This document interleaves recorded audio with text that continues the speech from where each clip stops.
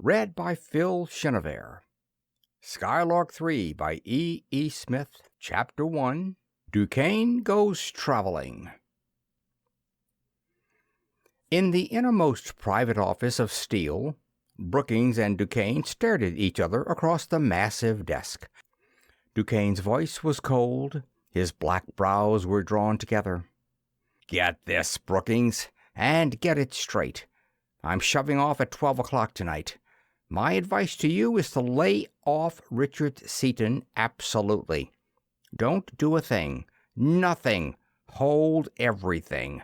Keep on holding it until I get back, no matter how long that may be." DuQuesne shot out in an icy tone. "I am very much surprised at your change of front, Doctor. You are the last man I would have expected to be scared off after one engagement." "Don't be any more of a fool than you have to, Brookings. There's a lot of difference between scared and knowing when you are simply wasting effort. As you remember, I tried to abduct Mrs. Seaton by picking her off with an attractor from a spaceship. I would have bet that nothing could have stopped me. Well, when they located me, probably with an automatic Osnomian ray detector, and heated me red hot while I was still better than 200 miles up, I knew then and there that they had us stopped. That there was nothing we could do except go back to my plan, abandon the abduction idea, and eventually kill them all. Since my plan would take time, you objected to it and sent an airplane to drop a 500-pound bomb on them. Airplane, bomb, and all simply vanished. It didn't explode, you remember, just flashed into light and disappeared with scarcely any noise. Then you pulled several more of your fool ideas, such as long-range bombardment and so on. None of them worked. Still, you've got the nerve to think that you can get them with ordinary gunmen? I've drawn you diagrams and shown you figures. I've told you in great detail and in one-syllable words exactly what we're up against. Now I tell you again that they've got something. If you had the brains of a pinhead, you would know that anything I can't do with a spaceship can't be done by a mob of ordinary gangsters. I'm telling you, Brookings, that you can't do it. My way is absolutely the only way that will work." "But 5 years, Doctor?" "I may be back in 6 months, but on a trip of this kind, anything can happen. So I am planning on being gone 5 years. Even that may not be enough. I am carrying supplies for 10 years, and that box of mine in the vault is not to be opened until 10 years from today." "But surely we shall be able to remove the obstructions ourselves in a few weeks. We always have."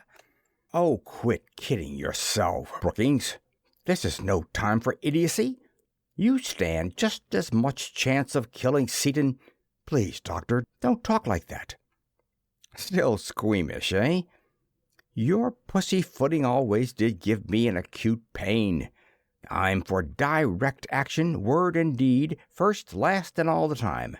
I repeat, you have exactly as much chance of killing Richard Seaton as a blind kitten has." "How do you arrive at that conclusion, Doctor? You seem very fond of belittling our abilities. Personally, I think that we shall be able to attain our objectives within a few weeks, certainly long before you can possibly return from such an extended trip as you have in mind. And since you are so fond of frankness, I will say that I think that Seaton has you buffaloed, as you call it. 9/10 of these wonderful Osnomian things, I am assured by competent authorities, are scientifically impossible. And I think that the other 1/10 exists only in your imagination. Seaton was lucky in that the airplane bomb was defective and exploded prematurely, and your spaceship got hot because of your injudicious speed through the atmosphere. We shall have everything settled by the time you get back. If you have, I'll make you a present of the controlling interest in steel and buy myself a chair in some home for feeble-minded old women. Your ignorance and unwillingness to believe any new idea do not change the facts in any particular. Even before they went to Osnome, Seaton was hard to get, as you found out. On that trip he learned so much new stuff that it is now impossible to kill him by any ordinary means. You should realize that fact when he kills every gangster you send against him. At all events, be very, very careful not to kill his wife in any of your attacks, even by accident, until after you have killed him. Such an event would be regrettable, certainly, in that it would remove all possibility of the abduction. It would remove more than that. Remember the explosion in our laboratory that blew an entire mountain into impalpable dust? Draw in your mind a nice vivid picture of one 10 times the size in each of our plants and in this building. I know that you are fool enough to go ahead with your own ideas in spite of everything I've said. And since I do not yet actually control steel, I can't forbid you to officially. But you should know that I know what I'm talking about. And I say again that you're going to make an utter fool of yourself just because you won't believe anything possible that hasn't been done every day for 100 years. I wish that I could make you understand that Seaton and Crane have got something that we haven't. But for the good of our plants, and incidentally for your own, please remember one thing anyway. If you forget it, we won't have a plant left, and you personally will be blown into a fine red mist. Whatever you start, kill Seaton first, and be absolutely certain that he is definitely, completely, finally, and totally dead before you touch one of Dorothy Seaton's red hairs. As long as you only attack him personally, he won't do anything but kill every man you send against him. If you kill her while he's still alive, though, Bluey. And the saturnine scientists waved both hands in an expressive pantomime of wholesale destruction. Perhaps you are right at that. Brookings paled slightly. Yes, Seaton would do just that. We shall be very careful until after we succeed in removing him. Don't worry, you won't succeed. I shall attend to that detail myself as soon as I get back. Seaton and Crane and their families, the directors and employees of their plants, the banks that by any possibility may harbor their notes or solutions, in short, every person and everything standing between me and a monopoly of X, all shall disappear. That is a terrible program, Doctor. Wouldn't the late Perkins's plan of abduction, such as I have in mind, be better, safer, and quicker? Yes, except for the fact that it will not work. I've talked until I'm blue in the face. I've proved to you over and over that you can't abduct her now without first killing him, and that you can't even touch him. My plan is the only one that will work. Seaton isn't the only one who learned anything. I learned a lot myself. I learned one thing in particular. Only 4 other inhabitants of either Earth or Osnome ever had even an inkling of it, and they died with their brains disintegrated beyond reading. That thing is my ace in the hole. I'm going after it. When I get it, and not until then, will I be ready to take the offensive. You intend starting open war upon your return? The war started when I tried to pick off the women with my attractor. That is why I am leaving at midnight. He always goes to bed at 11:30, and I will be out of range of his object compass before he wakes up. Seaton and I understand each other perfectly. We both know that the next time we meet, one of us is going to be resolved into his component atoms, perhaps even electrons. He doesn't know that he's going to be the one, but I do. My final word to you is to lay off. If you don't, you and your competent authorities are going to learn a lot. You do not care to inform me more fully as to your destination or your plans? I do not. Goodbye. Chapter 2. Dunark Visits Earth. Martin Crane reclined in a massive chair, the fingers of his right hand lightly touching those of his left, listening attentively. Richard Seaton strode up and down the room before his friend, his unruly brown hair on end, speaking savagely between teeth clenched upon the stem of his reeking, battered briar, brandishing a sheaf of papers. "Mort, we're stuck. Stop dead. If my head wasn't made of solid blue mush, I'd have had a way figured out of this thing before now, but I can't. With that zone of force, the Skylark would have everything imaginable. Without it, we're exactly where we were before.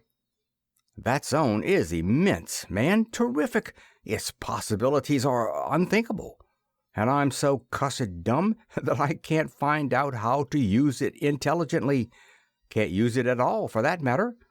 By its very nature, it is impenetrable to any form of matter, however applied. And this calc here," slapping viciously the sheaf of papers containing his calculations, "shows that it must also be opaque to any wave whatever, propagated through air or through ether, clear down to cosmic rays. Behind it, we would be blind and helpless. So we can't use it at all. It drives me frantic.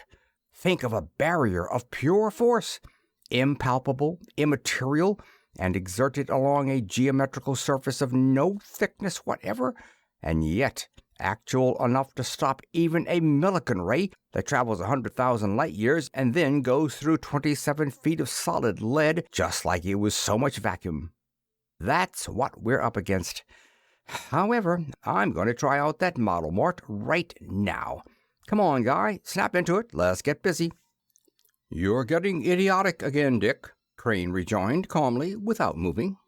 "You know, even better than I do, that you are playing with the most concentrated essence of energy that the world has ever seen.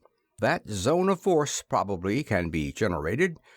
"Probably nothing," barked Seaton. "It's just as evident a fact as that stool," kicking the unoffending bit of furniture halfway across the room as he spoke. "If you'd have let me, I'd have shown it to you yesterday." "Undoubtedly, then. Grant that it is impenetrable to all matter and to all known waves.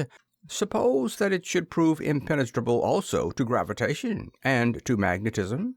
Those phenomena probably depend upon the ether, but we know nothing fundamental of their nature, nor of that of the ether. Therefore, your calculations, comprehensive though they are, cannot predict the effect upon them of your zone of force.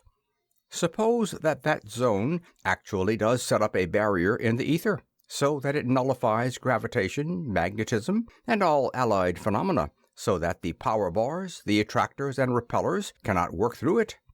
Then what? As well as showing me the zone of force, you might well have shown me yourself flying off into space, unable to use your power and helpless if you released the zone. No, we must know more of the fundamentals before you try even a small-scale experiment." "Oh, bugs! You're carrying caution to extremes, Mort. What can happen? Even if gravitation should be nullified, I would rise only slowly, heading south at the angle of our latitude, that's 39 degrees, away from the perpendicular. I couldn't shoot off on a tangent, as some of these hotheads have been claiming.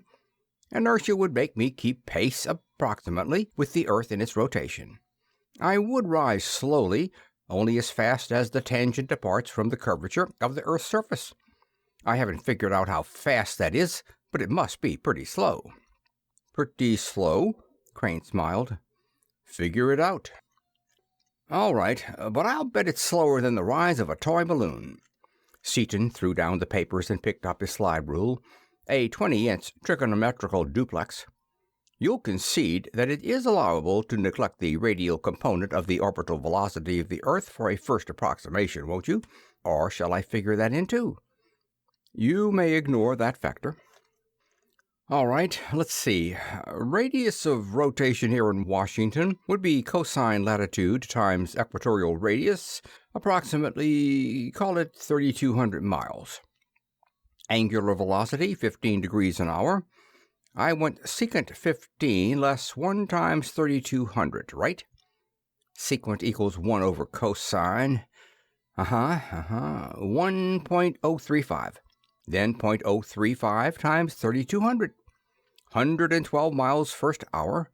Velocity constant with respect to sun. Accelerated respecting point of departure. Ouch. You win, Mort. I'd kinda step out. Well, how about this then? I'll put on a vacuum suit and carry rations. Harness outside with the same equipment I used in the test flights before we built Skylark 1, plus the new stuff and a coil. Then throw on the zone and see what happens. There can't be any jar in taking off, and with that outfit I can get back okay if I go clear to Jupiter. Crane sat in silence, his keen mind considering every aspect of the motions possible, of velocity, of acceleration, of inertia. He already knew well Seaton's resourcefulness in crises and his physical and mental strength. As far as I can see, that might be safe, he admitted finally, and we really should know something about it besides the theory. Fine, Mort, let's get busy. I'll be ready in 5 minutes. Yell for the girls, will you? They'd break us off at the ankles if we pull anything new without letting them in on it. A few minutes later, the girls strolled out into Crane Field, arms around each other. Dorothy Seaton, her gorgeous auburn hair framing violet eyes and vivid coloring. Black-haired, dark-eyed Margaret Crane. Brr, it's cold, Dorothy shivered, wrapping her coat more closely about her. This must be the coldest day Washington has seen for years. It is cold, Margaret agreed. I wonder what they are going to do out here, this kind of weather. As she spoke, the two men stepped out of the testing shed, the huge structure that housed their Osnomian-built space cruiser, Skylark Two. Seaton waddled clumsily, wearing as he did a Crane vacuum suit, which, built of fur, canvas, metal, and transparent silica, braced by steel netting and equipped with air tanks and heaters, rendered its wearer independent of outside conditions of temperature and pressure. Outside this suit, he wore a heavy harness of leather, buckled about his body, shoulders, and legs, attached to which were numerous knobs, switches, dials, bakelite cases, and other pieces of apparatus. Carried by a strong aluminum framework, in turn supported by the harness, the universal bearing of a small power bar rose directly above his grotesque-looking helmet. "What do you think you're going to do in that thing, Dickie?" Dorothy called. Then, knowing that he could not hear her voice, she turned to Crane. "What are you letting that precious husband of mine do now, Martin? He looks as though he were up to something." While she was speaking, Seaton had snapped the release of his faceplate. "Nothing much, Dottie. Just going to show you all the zone of force. Mart wouldn't let me turn it on unless I got all cocked up and primed for a year's journey into space." "Dot, what is that zone of force anyway?" asked Margaret. "Oh, it's something Dick got into his head during that awful fight they had on Osnome. He hasn't thought of anything else since we got back. You know how the attractors and repellers work? Well, he found out something funny about the way everything acted while the Mordinalians were bombarding them with a certain kind of a wavelength. He finally figured out the exact ray that did it, and found out that if it is made strongly enough, it acts as if a repeller and attractor were working together, only so much stronger that nothing can get through the boundary either way. In fact, it's so strong that it cuts anything in two that's in the way. And the funny thing is that there's nothing there at all, really, but Dick says that the forces meeting there, or something makes it act as though something really important were there. See?" "Uh-huh," assented Margaret doubtfully, just as Crane finished the final adjustments and moved toward them. A safe distance away from Seaton, he turned and waved his hand. Instantly, Seaton disappeared from view, and around the place where he had stood there appeared a shimmering globe some 20 feet in diameter. A globe apparently a perfect spherical mirror, which darted upward and toward the south. After a moment the globe disappeared, and Seaton was again seen. He was now standing upon a hemispherical mass of earth. He darted back toward the group upon the ground, while the mass of earth fell with a crash a quarter of a mile away. High above their heads, the mirror again encompassed Seaton, and again shot upward and southward. 5 times this maneuver was repeated before Seaton came down, landing easily in front of them and opening his helmet. "It's just what we thought it was, only worse," he reported tersely. "Can't do a thing with it. Gravitation won't work through it, bars won't, nothing will. And dark? Dark. Folks, you ain't never seen no darkness nor heard no silence. It scared me stiff." "Poor little boy, afraid of the dark," exclaimed Dorothy. "We saw absolute blackness in space." "Not like this, you didn't. I just saw absolute darkness and heard absolute silence for the first time in my life. I never imagined anything like it. Come on up with me, and I'll show it to you." "No, you won't," his wife shrieked as she retreated toward Crane. "Some other time, perhaps." Seaton removed the harness and glanced at the spot from which he had taken off, where now appeared a hemispherical hole in the ground. "Let's see what kind of tracks I left, Mort." And the 2 men bent over the depression. They saw with astonishment that the cut surface was perfectly smooth, with not even the slightest roughness or irregularity visible. Even the smallest loose grains of sand had been sheared in two along a mathematically exact hemispherical surface by the inconceivable force of the disintegrating copper bar. "Well, that sure wins the—" An alarm bell sounded.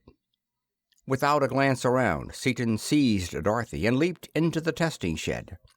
Dropping her unceremoniously to the floor, he stared through the telescope sight of an enormous ray generator, which had automatically aligned itself upon the distant point of liberation of interatomic energy which had caused the alarm to sound. One hand upon the switch, his face was hard and merciless as he waited to make sure of the identity of the approaching spaceship before he released the frightful power of his generator upon it. "I've been expecting DuQuesne to try it again," he gritted, striving to make out the visitor, yet more than 200 miles distant. "He's out to get you, Dot, and this time I'm not just going to warm him up and scare him away as I did last time. This time that misguided mutt's going to get frizzled right. I can't locate him with this small telescope, Mort. Line him up in the big one and give me the word, will you?" "I see him, Dick, but it is not DuQuesne's ship. It is built of transparent aeronach, like the Condal. Even though it seems impossible, I believe it is the Condal." "Maybe so, and again, maybe DuQuesne built it, or stole it. On second thought, though, I don't believe that DuQuesne would be fool enough to tackle us again in the same way, but I'm taking no chances. Okay, it is the Condal. I can see Dunark and Seator myself now." The transparent vessel soon neared the field, and the 4 terrestrials walked out to greet their Ozonomian friends. Through the aeronach walls, they recognized Dunark, Kofedix of Condal, at the controls, and saw Seator, his beautiful young queen, lying in one of the seats near the wall. She attempted a friendly greeting, but her face was strained as though she were laboring under a burden too great for her to bear.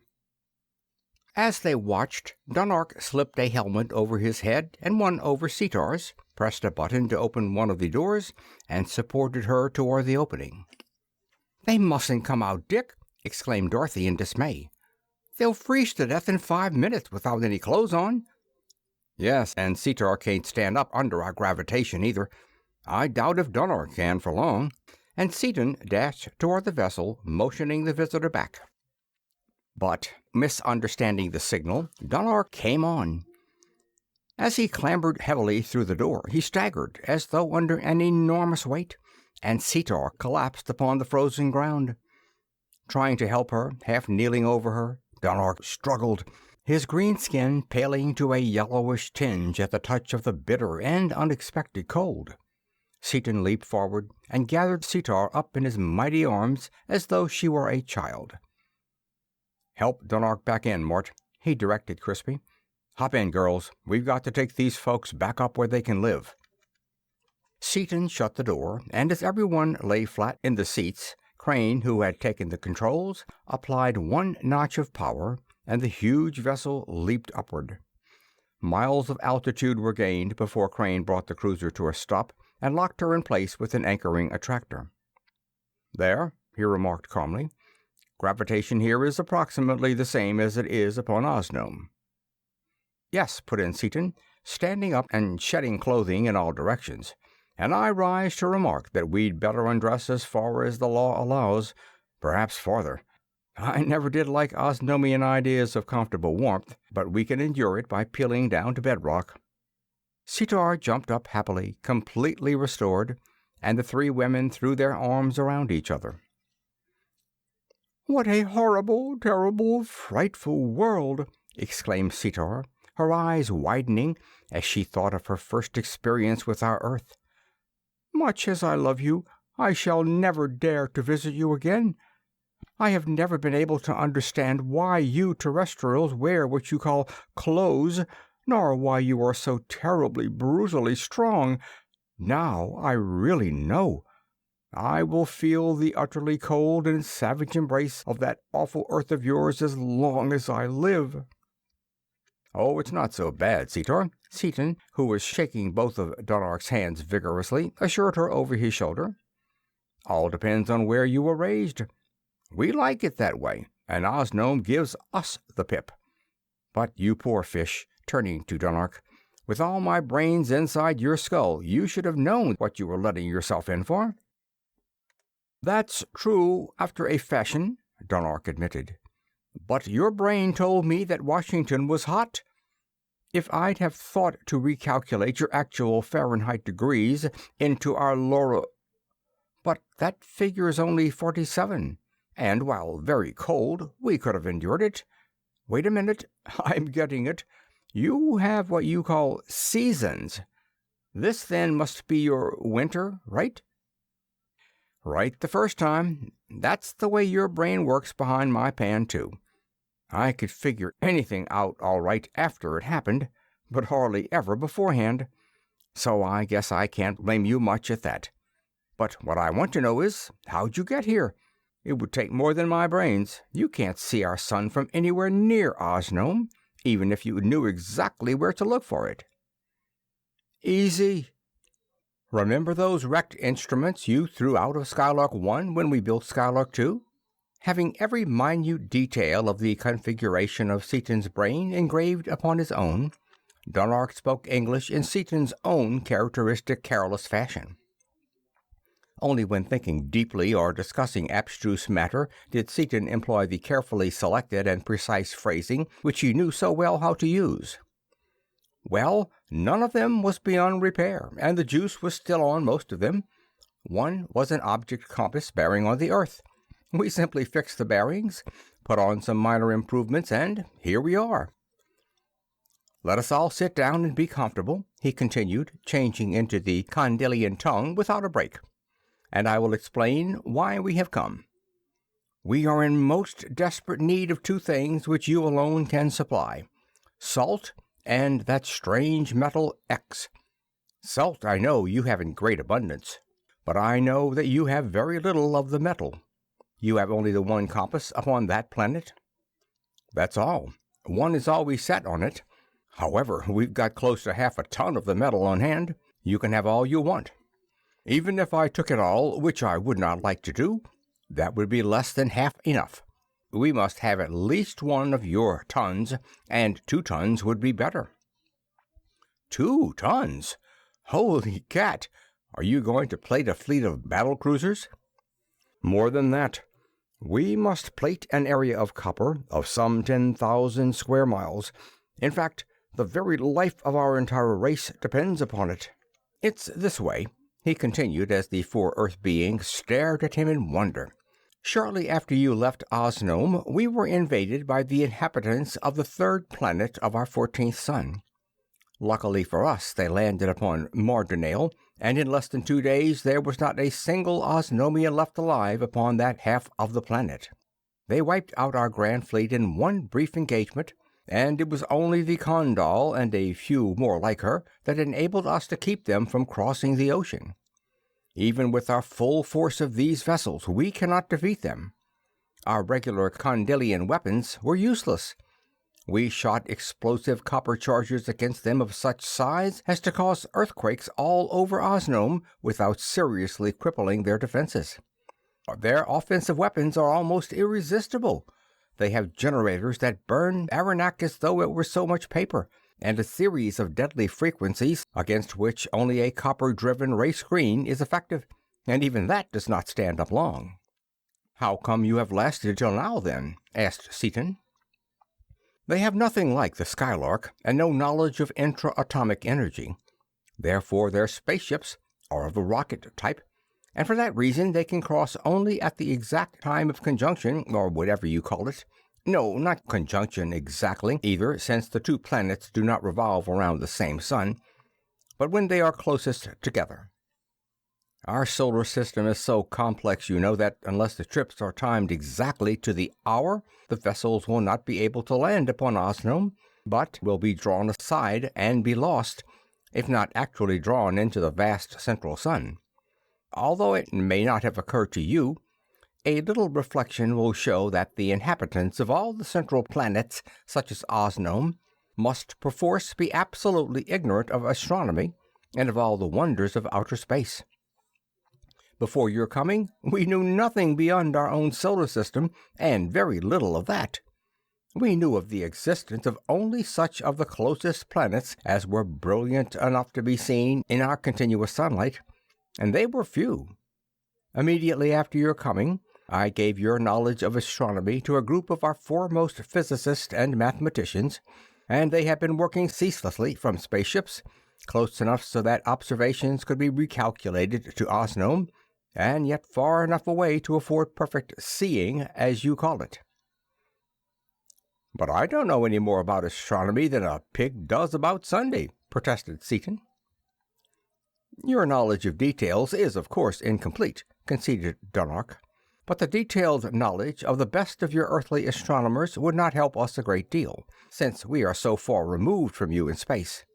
You, however, have a very clear and solid knowledge of the fundamentals of the science, and that is what we need above all things." "Well, maybe you're right at that. I do know the general theory of the motions, and I studied some celestial mechanics. I'm awfully weak on advanced theory, though, as you'll find out when you get that far." "Perhaps. But since our enemies have no knowledge of astronomy whatever, it is not surprising that their rocket ships can be launched only at one particularly favorable time, for there are many planets and satellites of which they can know nothing to throw their vessels off the course. Some material essential to the operation of their war machinery apparently must come from their own planet, for they have ceased attacking, have dug in, and are simply holding their ground. It may be that they had not anticipated as much resistance as we could offer with spaceships and intra-atomic energy. At any rate, they have apparently saved enough of that material to enable them to hold out until the next conjunction, I cannot think of a better word for it, shall occur. Our forces are attacking constantly with all the armament at our command, but it is certain that if the next conjunction is allowed to occur, it means the end of the entire Condilian nation." "What do you mean, if the next conjunction is allowed to occur?" interjected Seaton. "Nobody can stop it." "I am stopping it," Dunark stated quietly, grim purpose in every lineament. "That conjunction shall never occur. That is why I must have the vast quantities of salt and X. We are building abutments of Aranak upon the first satellite of our 7th planet, and upon our 6th planet itself. We shall cover them with plated active copper, and install chronometers to throw the switches at precisely the right moment. We have calculated the exact times, places, and magnitudes of the forces to be used. We shall throw the 6th planet some distance out of its orbit, and force the first satellite of the 7th planet clear out of that planet's influence. The two bodies, whose motions we have thus changed, will collide in such a way that the resultant body will meet the planet of our enemies in head-on collision long before the next conjunction. The two bodies will be of almost equal masses, and will have opposite and approximately equal velocities. Hence, the resultant fused or gaseous mass will be practically without velocity and will fall directly into the 14th sun.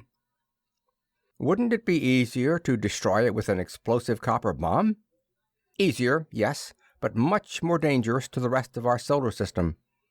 We cannot calculate exactly the effect of the collisions we are planning, but it is almost certain that an explosion of sufficient violence to destroy all life upon the planet would disturb its motion sufficiently to endanger the entire system.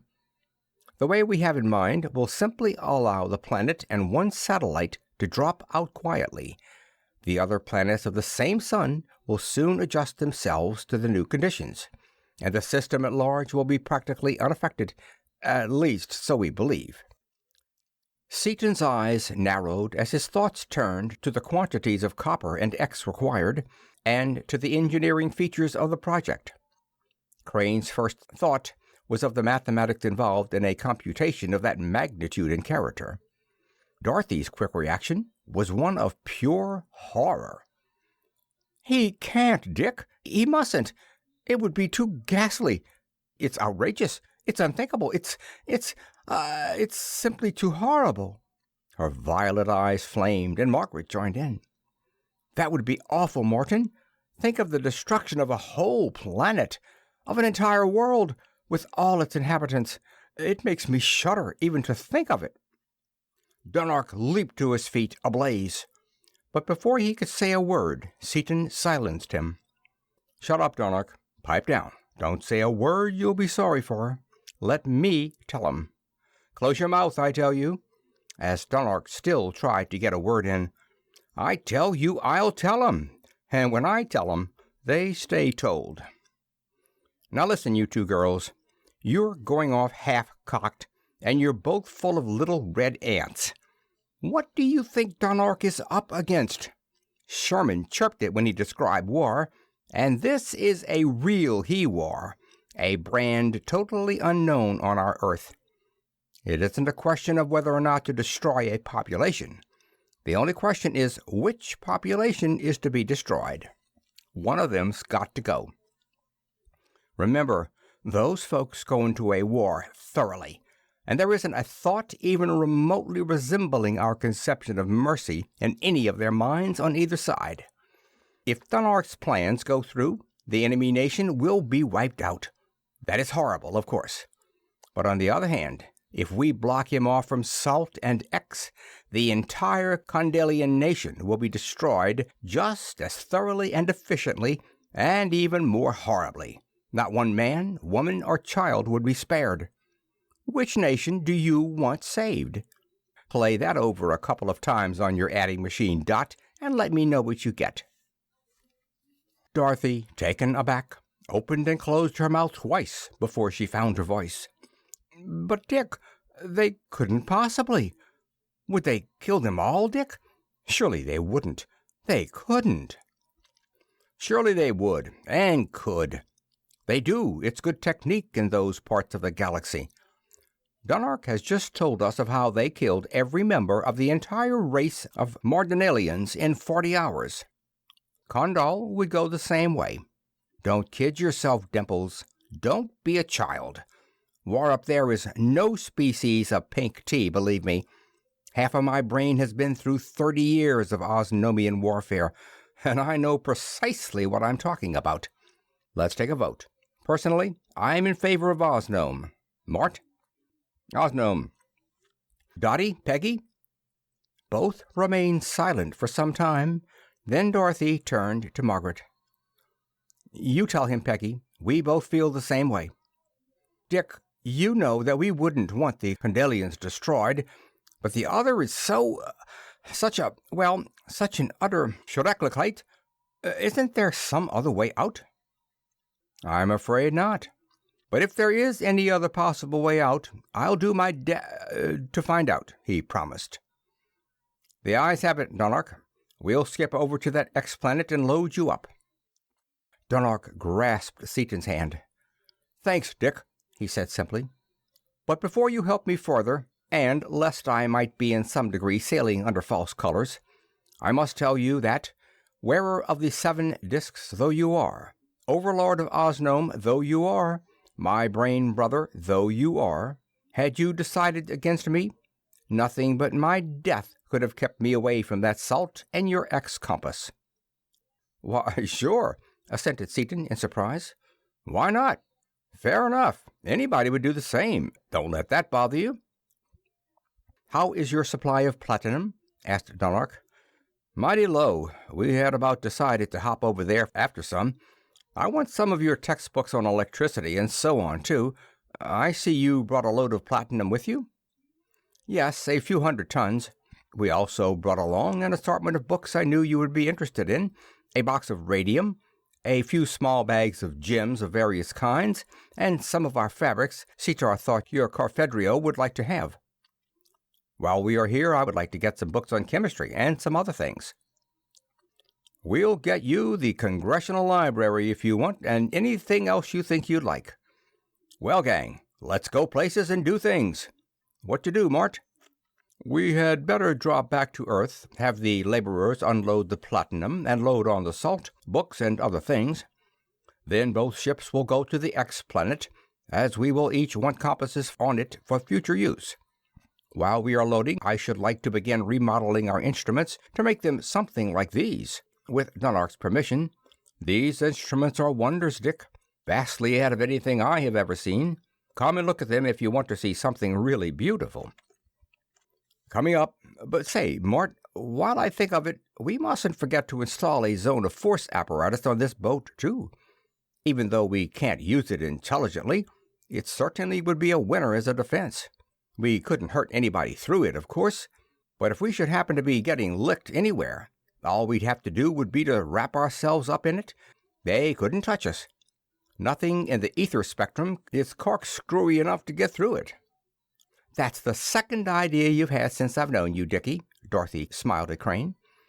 Do you think he should be allowed to run at large, Martin? That is a real idea. We may need it. You never can tell. Even if we never find any other use for the zone of force, that one is amply sufficient to justify its installation. Yes, it would be, for you, and I'm getting to be a regular safety-first Simon myself, since they opened up on us. What about those instruments? The 3 men gathered around the instrument board, and Dunark explained the changes he had made. And to such men as Seaton and Crane, it was soon evident that they were examining an installation embodying sheer perfection of instrumental control, a system which only those wonder instrument makers, the Osnomians, could have devised. The new object compasses were housed in arenak cases after setting, and the housings were then exhausted to the highest attainable vacuum.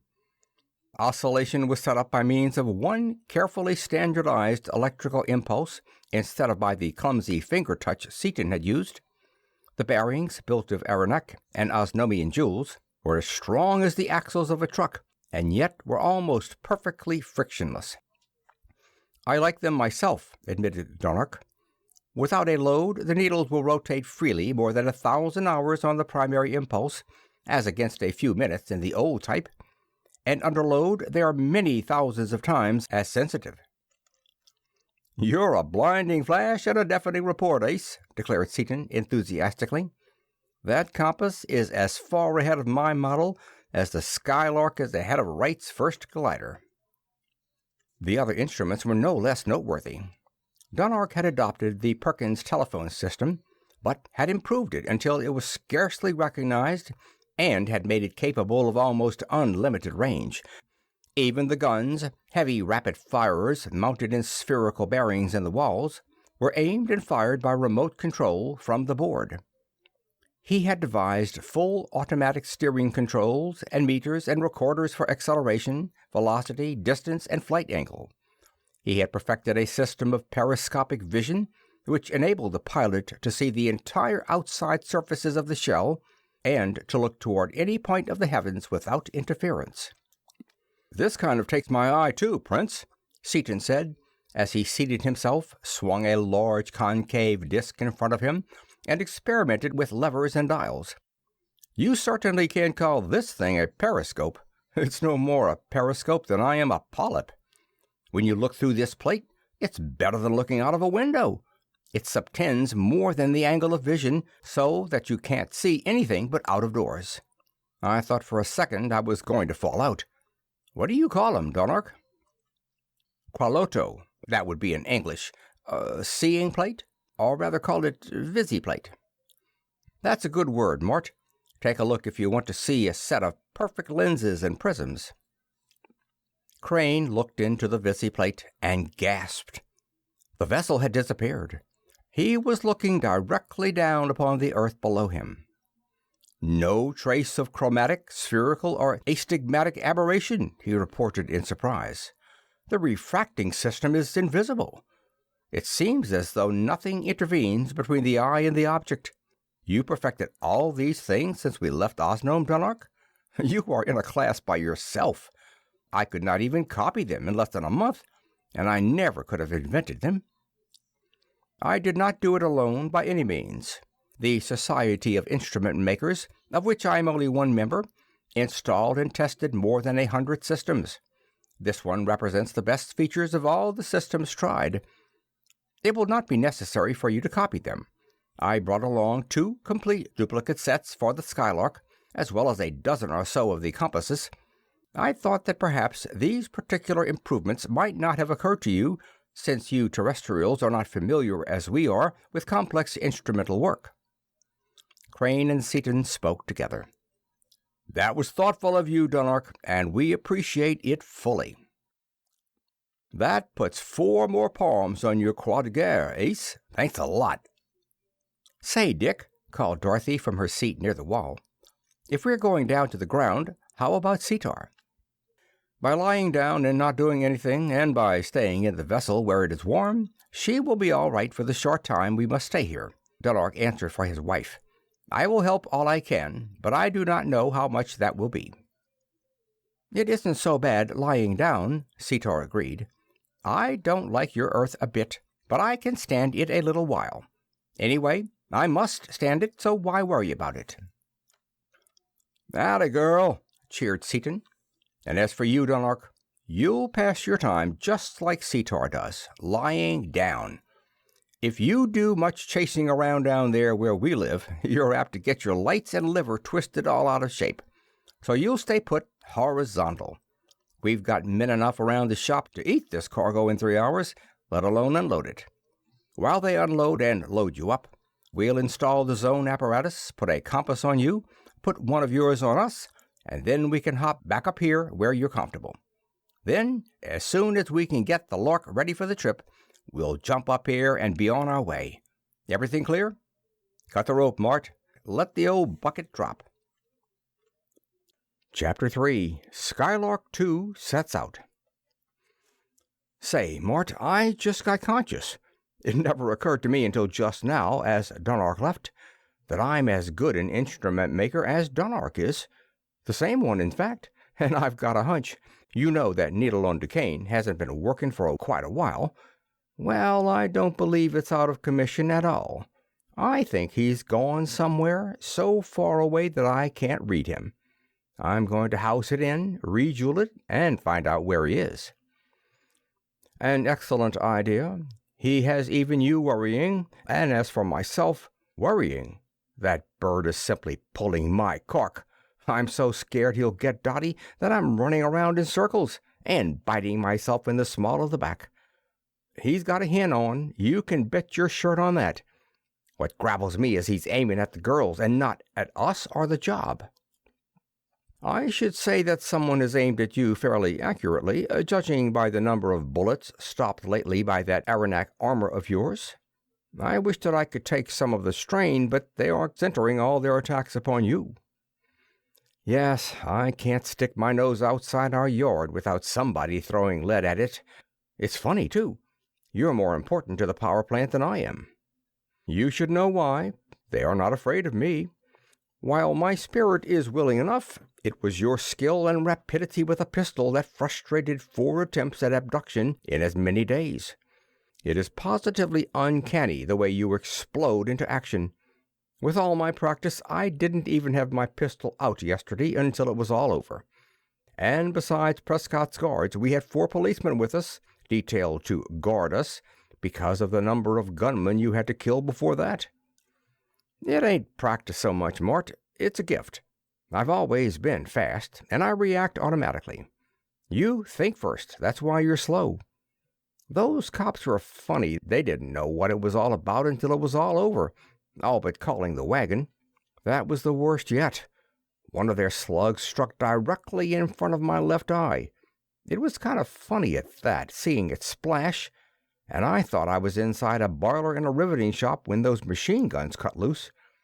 It was hectic, all right, while it lasted.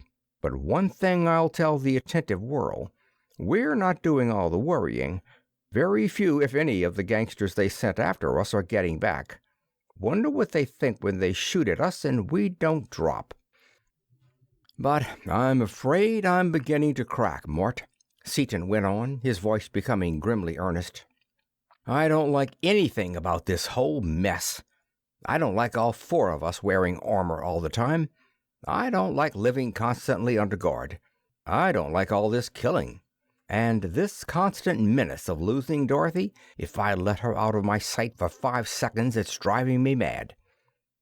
To tell you the real truth, I'm devilishly afraid that they'll figure out something that'll work.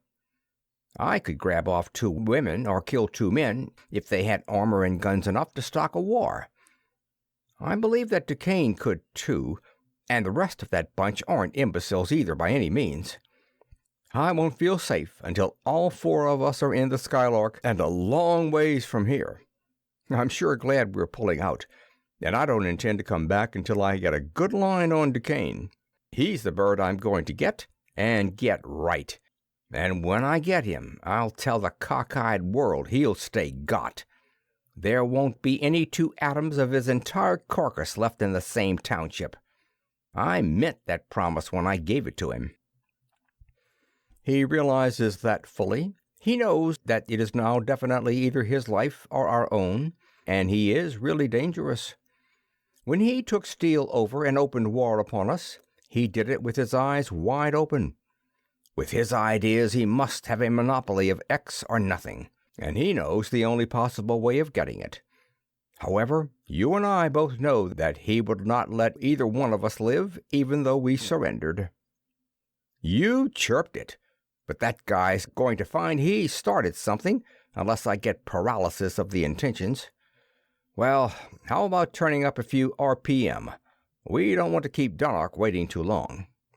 There's very little to do beyond installing the new instruments, and that is nearly done. We can finish pumping out the compass en route.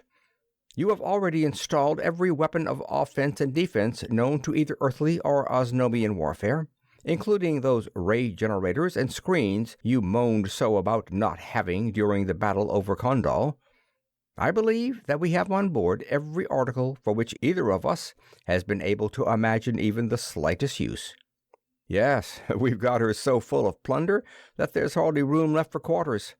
You ain't figuring on taking anybody but Shiro along, are you? No, I suppose there is no real necessity for taking even him, but he wants very much to go and may prove himself useful. I'll say he'll be useful. None of us really enjoys polishing brass or washing dishes, and besides, he's 1-star cook and A1 housekeeper. The installation of the new instruments was soon completed, and while Dorothy and Margaret made last-minute preparations for departure, the men called a meeting of the managing directors and department heads of the Seaton Crane Company engineers. The chiefs gave brief reports in turn. Units number 1 and number 2 of the immense new central superpower plant were in continuous operation. Number 3 was almost ready to cut in. Number 4 was being rushed to completion. Number 5 was well underway. The research laboratory was keeping well up on its problems. Troubles were less than had been anticipated. Financially, it was a gold mine. With no expense for boilers or fuel, and thus with a relatively small investment in plant and a very small operating cost, they were selling power at 1/6 of the prevailing rates, and still profits were almost paying for all new construction.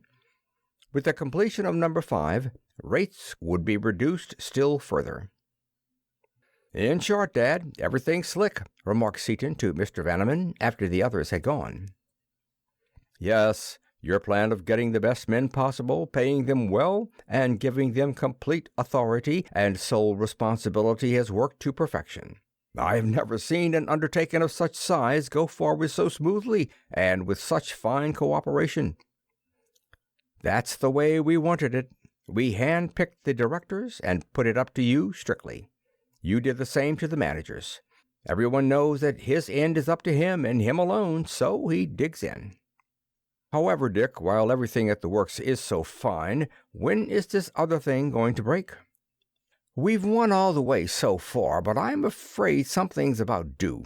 That's the big reason I want to get Dot away for a while. You know what they're up to?"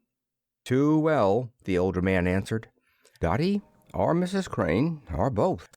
Her mother, she is telling her goodbye now, and I agree that the danger here is greater than out there." "Danger out there? With the old can fixed the way she is now, Dot's a lot safer there than you are in bed. Your house might fall down, you know." "You're probably right, son. I know you and I know Martin Crane. Together and in the Skylark, I believe you are invincible." "All set, Dick?" asked Dorothy, appearing in the doorway. "All set. You've got the dope for Prescott and everybody, Dad. We may be back in 6 months, or we may see something to investigate and be gone a year or so. Don't begin to lose any sleep until after we've been out, say 3 years. We'll make it a point to be back by then." Farewells were said, the party embraced, and Skylark Two shot upward. Seaton flipped a phone set over his head and spoke. "Dunark, coming out, heading directly for X. No, better stay quite a ways off to one side when we get going good. Yes, I'm accelerating 26.000.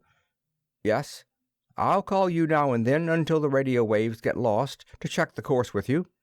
After that, keep on the last course, reversed at the calculated distance, and by the time we're pretty well slowed down, we'll feel around for each other with the compasses and go in together." "Right. Uh-huh. Fine. So long." In order that the two vessels should keep reasonably close together, it had been agreed that each should be held at an acceleration of exactly 26 feet per second, positive and negative. This figure represented a compromise between the gravitational forces of the two worlds upon which the different parties lived. While considerably less than the acceleration of gravitation at the surface of the Earth, the terrestrials could readily accustom themselves to it, and it was not enough greater than that of Osnome to hamper seriously the activities of the green people. Well clear of the Earth's influence, Seaton assured himself that everything was functioning properly, then stretched to his full height, wreathed his arms over his head, and heaved a deep sigh of relief. "Folks," he declared, "this is the first time I've felt right since we got out of this old bottle. Why, I feel so good a cat could walk up to me and scratch me right in the eye, and I wouldn't even scratch back. Yow! I'm a wild Siberian catamount, and this is my night to howl. Wee! Yow!" Dorothy laughed a gay, lilting carol. "Haven't I always told you he had cat blood in him, Peggy? Just like all tomcats, every once in a while he has to stretch his claws and yowl. But go ahead, Dickie. I like it. This is the first uproar you've made in weeks. I believe I'll join you." "It most certainly is a relief to get this load off our minds. I could do a little ladylike yowling myself," Margaret said, and Crane, lying completely at ease, a thin spiral of smoke curling upward from his cigarette, nodded agreement. "Dick's yowling is quite expressive at times. All of us feel the same way, but some of us are unable to express ourselves quite so vividly. However, it is past bedtime, and we should organize our crew. Shall we do it as we did before?" "No, it isn't necessary. Everything is automatic. The bar is held parallel to the guiding compass, and signal bells ring whenever any of the instruments show a trace of abnormal behavior. Don't forget that there is at least 1 meter registering and recording every factor of our flight. With this control system, we can't get into any such jam as we did last trip." Surely you are not suggesting that we run all night with no one at the controls? Exactly that.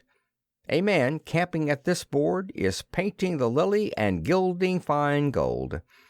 Awake or asleep, nobody need be closer to it than is necessary to hear a bell if one should ring, and you can hear them all over the ship. Furthermore, I'll bet a hat we won't hear a signal a week. Simply as added precaution, though, I've run lines so that any time one of these signals lets go, it sounds a buzzer on the head of our bed. So I'm automatically taking the night shift. Remember, Mort, these instruments are thousands of times as sensitive as the keenest human senses. They'll spot trouble long before we could, even if we were looking right at it. Of course, you understand these instruments much better than I do as yet. If you trust them, I am perfectly willing to do the same. Good night." Seaton sat down, and Dorothy nestled beside him, her head snuggled into the curve of his shoulder. "Sleepy, cuddle pup?" "Heavens, no! I couldn't sleep now, lover. Could you?" "Not any. What's the use?" His arm tightened around her. Apparently motionless to its passengers, the cruiser bored serenely on into space with ever-mounting velocity. There was not the faintest sound nor the slightest vibration.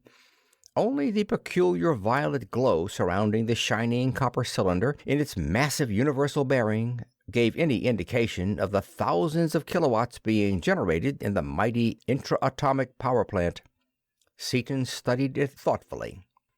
"You know, if that violet aura and copper bar were a little different in shade and tone of color, they'd be just like your eyes and hair," he remarked finally.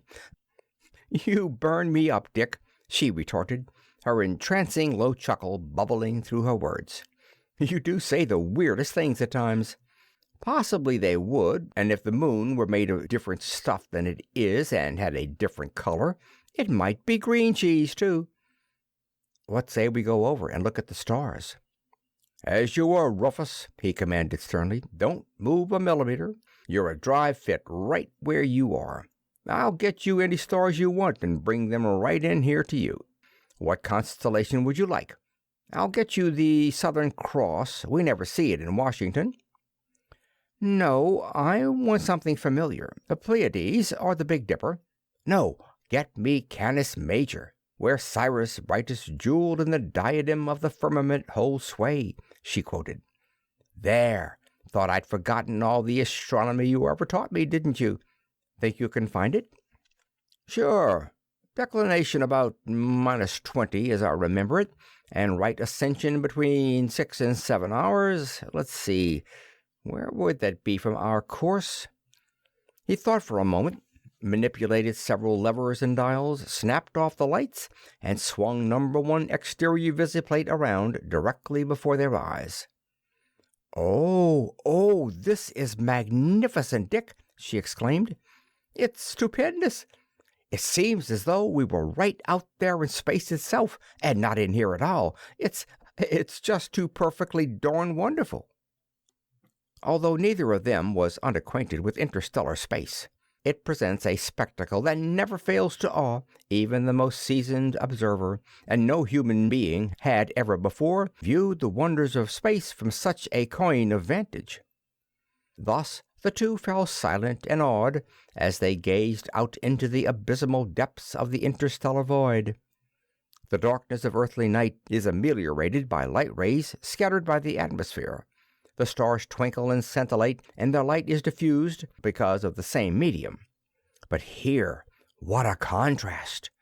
They saw the utter, absolute darkness of the complete absence of all light, and upon that indescribable blackness they beheld superimposed the almost unbearable brilliance of enormous suns concentrated into mathematical points, dimensionless. Sirius blazed in blue-white splendor, dominating the lesser members of his constellation, a minute but intensely brilliant diamond upon a field of black velvet, his refulgence unmarred by any trace of scintillation or distortion. As Seaton slowly shifted the field of vision, angling toward and across the celestial equator and the ecliptic, they beheld in turn mighty Rigel, the Belt, headed by dazzlingly brilliant white Delta Orionis, red Betelgeuse, storied Aldebaran, the friend of mariners, and the astronomically constant Pleiades. Seaton's arm contracted, swinging Dorothy into his embrace. Their lips met and held. "Isn't it wonderful, lover," she murmured, "to be out here in space this way, together, away from all our troubles and worries? I am so happy." "It's all of that, sweetheart mine. I almost died every time they shot at you. Suppose your armor cracked or something. I wouldn't want to go on living. I'd just naturally die. I'm glad it didn't. And I'm twice as glad that they didn't succeed in grabbing you away from me." His jaw set rigidly. His gray eyes became hard as tempered drills. Blackie DuQuesne has something coming to him. So far I have always paid my debts. I shall settle with him in full. "That was an awfully quick change of subject," he continued, his voice changing instantly into a lighter vein. "But that's one penalty of being human. We can't live in high altitudes all our lives. If we could, there would be no thrill in ascending them so often. Yes, we love each other just the same, more than anybody else I ever heard of." After a moment, she eyed him shrewdly and continued, "You've got something on your mind beside that tangled mop of hair, big boy. Tell it to Redtop." "Nothing much." "Come on, fess up. It's good for the soul. You can't fool your own wife, Guy. I know your little winning ways too well." "Let me finish, woman. I was about to bare my very soul. To resume, nothing much to go on but a hunch. But I think DuQuesne's somewhere out here in the great open spaces, where men are sometimes schemers as well as men. And if so, I'm after him, foot, horse, and marines." "That object compass?" "Yes. You see, I built that thing myself, and I know darn well that it isn't out of order. It's still on him, but doesn't indicate. Ergo, he is too far away to reach. And with his weight, I could find him anywhere up to about 1.5 light years. If he wants to go that far away from home, where is his logical destination? It can't be anywhere but Osnome, since that is the only place we stop for any length of time. The only place where he could have learned anything. He's learned something, or found something useful to him there, just as we did. That is certain, since he is not the type of man to do anything without a purpose. Uncle Dudley is on his trail, and we'll be able to locate him pretty soon." "When will you get that new compass case exhausted to a skillionth of a millimeter or something, whatever it is? I thought Dunark said it took 500 hours of pumping to get it where he wanted it." "It did him. But while the Osnomians are wonders at some things, they're not so hot at others. You see, I've got 3 pumps on that job in series. First, a Rodenbush Mechalak super pump, then, backing that, an ordinary mercury vapor pump, and last, backing both the others, a Senko High-Vac motor-driven oil pump. In less than 50 hours, that case will be as empty as a flapper's skull. Just to make sure of cleaning up the last infinitesimal traces, though, I'm going to flash a getter charge of tantalum in it. After that, the atmosphere in that case will be tenuous, take my word for it. I'll have to, most of that contribution to science being over my head like a circus tent. What say we let Skylark Two drift by herself for a while and catch us some of nature's sweet restorer? Chapter 4. The Zone of Force is Tested. Seaton strode into the control room with a small oblong box in his hand.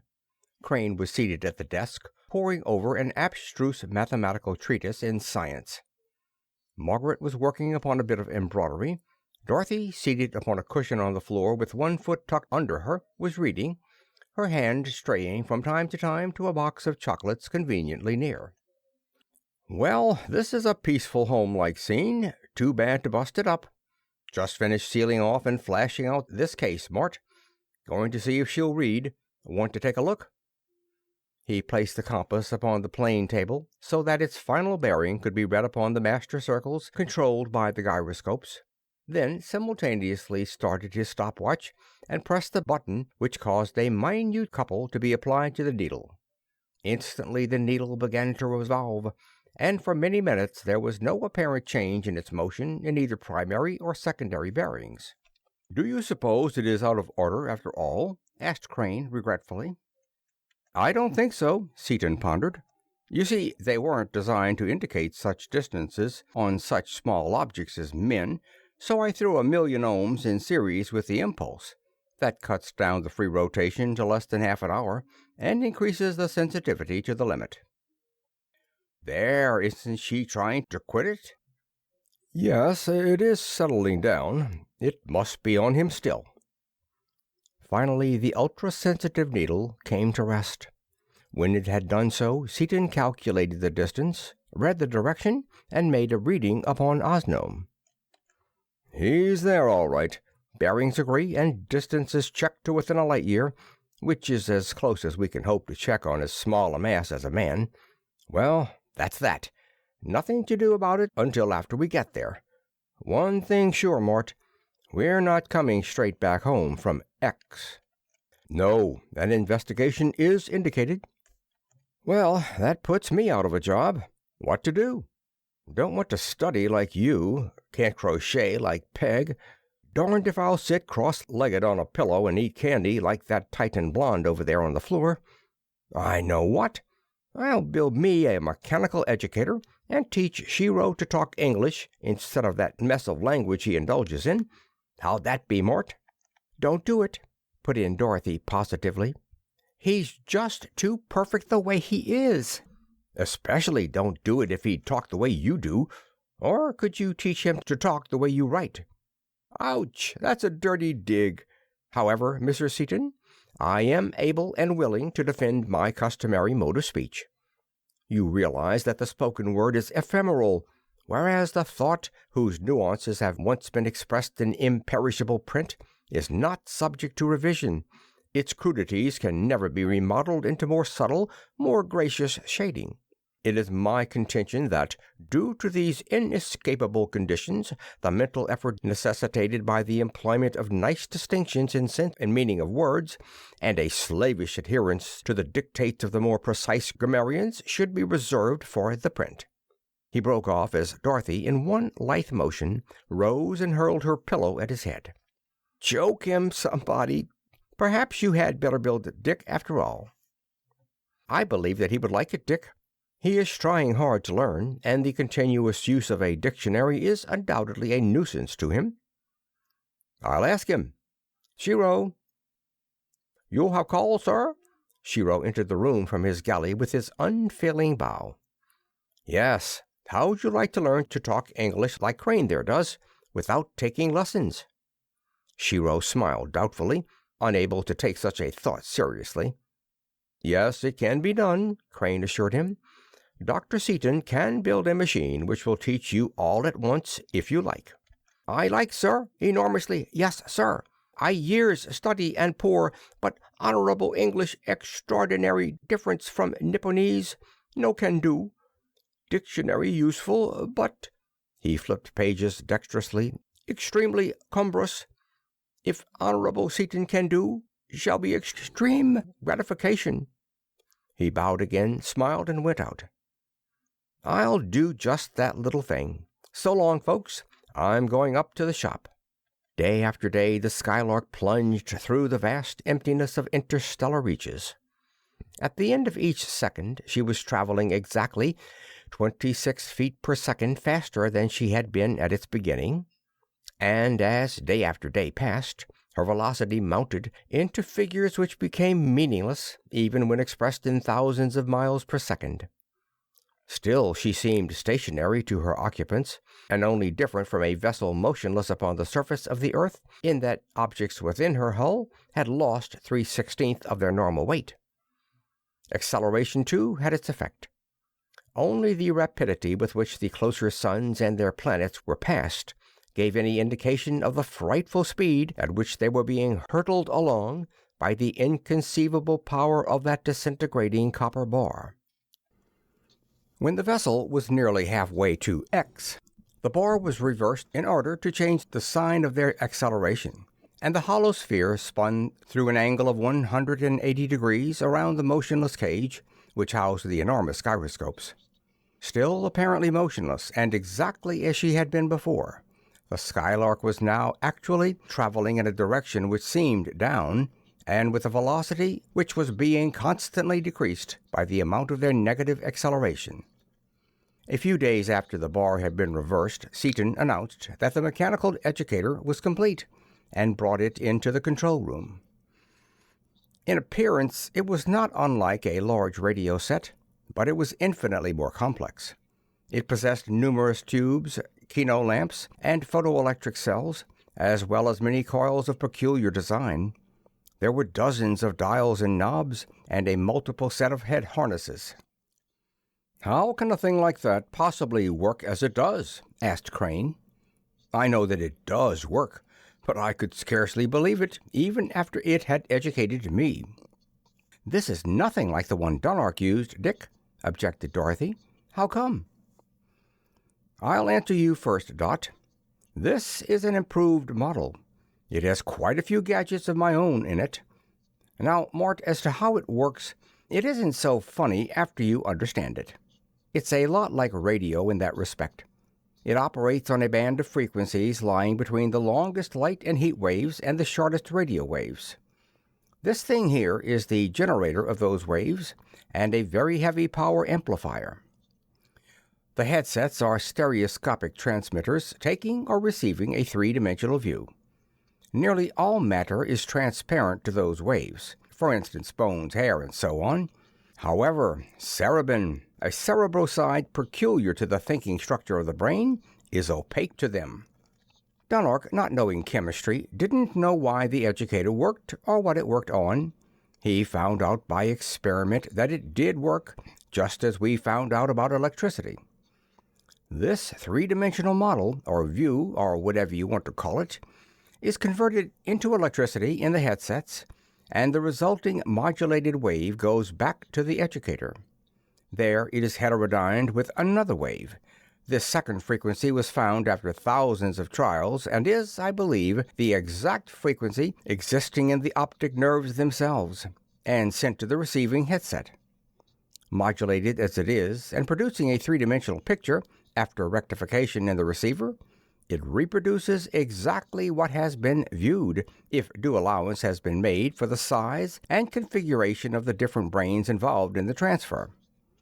You remember a sort of flash, a sensation of seeing something, when the educator worked on you? Well, you did see it, just as though it had been transmitted to the brain by the optic nerve, but everything came at once, so the impression of sight was confused. The result in the brain, however, was clear and permanent. The only drawback is that you haven't the visual memory of what you have learned, and that sometimes makes it hard to use your knowledge. You don't know whether you know anything about a certain subject or not until after you go digging around in your brain looking for it. "I see," said Crane, and Dorothy, the irrepressible, put in, "Just as clear as so much mud. What are the improvements you added to the original design?" "Well, you see, I had a big advantage in knowing that cerebrin was the substance involved, and with that knowledge I could carry matters considerably farther than Dunark could in his original model. I can transfer the thoughts of somebody else to a third party or to a record. Dunark's machine couldn't work against resistance. If the subject wasn't willing to give up his thoughts, he couldn't get them. This one can take them away by force. In fact, by increasing plate and grid voltages in the amplifier, I can pretty nearly burn out a man's brain. Yesterday I was playing with it, transferring a section of my own brain to a magnetized tape for a permanent record, you know, and found out that above certain rather low voltages, it becomes a form of torture that would make the best efforts of the old Inquisition seem like a petting party." "Did you succeed in the transfer?" Crane was intensely interested. "Sure. Push the button for Shiro, and we'll start something. Put your head against this screen," he directed when Shiro had come in, smiling and bowing as usual. "I've got to caliper your brains to do a good job." The calipering done, he adjusted various dials and clamped the electrodes over his own head and over the heads of Crane and Shiro. Want to learn Japanese while we're at it, Mort? I'm going to. Yes, please. I tried to learn it while I was in Japan, but it was altogether too difficult to be worthwhile. Seaton threw a switch, opened it, depressed two more, opened them, and threw off the power. All set, he reported crisply, and barked a series of explosive syllables at Shiro, ending upon a rising note. Yes, sir, answered the Japanese. You speak Nipponese as though you had never spoken any other tongue. I am very grateful to you, sir, that I may now discard my dictionary. How about you two girls? Anything you want to learn in a hurry? Not me, declared Dorothy emphatically. That machine is too darn weird to suit me. Besides, if I knew as much about science as you do, we'd probably fight about it. I do not believe I care to, began Margaret. She was interrupted by the penetrating sound of an alarm bell. That's a new note, exclaimed Seaton. I never heard that note before. He stood in surprise at the board, where a brilliant purple light was flashing slowly. Great cat! That's a purely Osnomian war gadget, kind of a battleship detector. Shows that there's a boatload of bad news around here somewhere. Grab the visiplates quick, folks, as he rang Shiro's bell. I'll take visiplate area 1, dead ahead. Mort, take number 2.3, peg 4, Shiro 5. Look sharp. Nothing in front. See anything, any of you? None of them could discover anything amiss, but the purple light continued to flash and the bell to ring. Seaton cut off the bell. We're almost to X, he thought aloud. Can't be more than 1,000,000 miles or so, and we're almost stopped. Wonder if somebody's there ahead of us. Maybe Dunark is doing this, though. I'll call him and see. He threw in a switch and said one word. Dunark, here, came the voice of the Kofedex from the speaker. Are you generating? No, just called to see if you were. What do you make of it? Nothing as yet. Better close up? Yes, edge over this way and I'll come over to meet you. Leave your negative as it is. We'll be stopped directly. Whatever it is, it's dead ahead. It's a long ways off yet, but we better get organized. Wouldn't talk too much either. They may intercept our wave, narrow as it is. Better yet, shut off your radio entirely. When we get close enough together, we'll use the hand language. You may not know that you know it, but you do. Turn your heaviest searchlight toward me. I'll do the same. There was a click as Dunark's power was shut off abruptly, and Seaton grinned as he cut his own. That's right, too, folks. In Osnomian battles, we always used a sign language when we couldn't hear anything, and that was most of the time. I know it as well as I know English, now that I'm reminded of the fact. He shifted his course to intercept that of the Osnomian vessel. After a time, the watchers picked out a minute point of light, moving comparatively rapidly against the stars, and knew it to be the searchlight of the Condal. Soon the two vessels were almost side by side, moving cautiously forward, and Seaton set up a 60-inch parabolic reflector focused upon a coil. As they went on, the purple light continued to flash more and more rapidly, but still nothing was to be seen. Take number 6 visiplate, will you, Mort? It's telescopic, equivalent to a 20-inch refractor. I'll tell you where to look in a minute. This reflector increases the power of the regular indicator. He studied meters and adjusted dials. Set on 19 hours 43 minutes and 271 degrees. He's too far away yet to read exactly, but that'll put him in the field of vision. Is this radiation harmful? Asked Margaret. Not yet. It's too weak. Pretty soon we may be able to feel it. Then I'll throw out a screen against it. When it's strong enough, it's pretty deadly stuff. See anything, Mort? I see something, but it's very indistinct. It is moving in sharper now. Yes, it is a spaceship, shaped like a dirigible airship. See it, Dunark? Seaton signaled. Just sighted it. Ready to attack? I am not. I'm going to run. Let's go, and go fast." Dunark signaled violently, and Seaton shook his head time after time, stubbornly. "A difficulty?" asked Crane. "Yes, he wants to go jump on it, but I'm not looking for trouble with any such craft as that. It must be 1,000 feet long, and is certainly neither terrestrial nor Osnomian. I say beat it while we are all in one piece. How about it?" "Absolutely," concurred Crane, and both women. The bar was reversed, and the Skylark leaped away. The Condor followed, although the observers could see that Dunark was raging. Seaton swung number 6 visiplate around, looked once, and switched on the radio. "Well, Dunark," he said grimly, "you get your wish. That bird is coming out with at least twice the acceleration we could get with both motors full on. He saw us all the time and was waiting for us. Go on, get away if you can. You can stand a higher acceleration than we can. We'll hold him as long as possible." "I would if it would do any good, but it won't.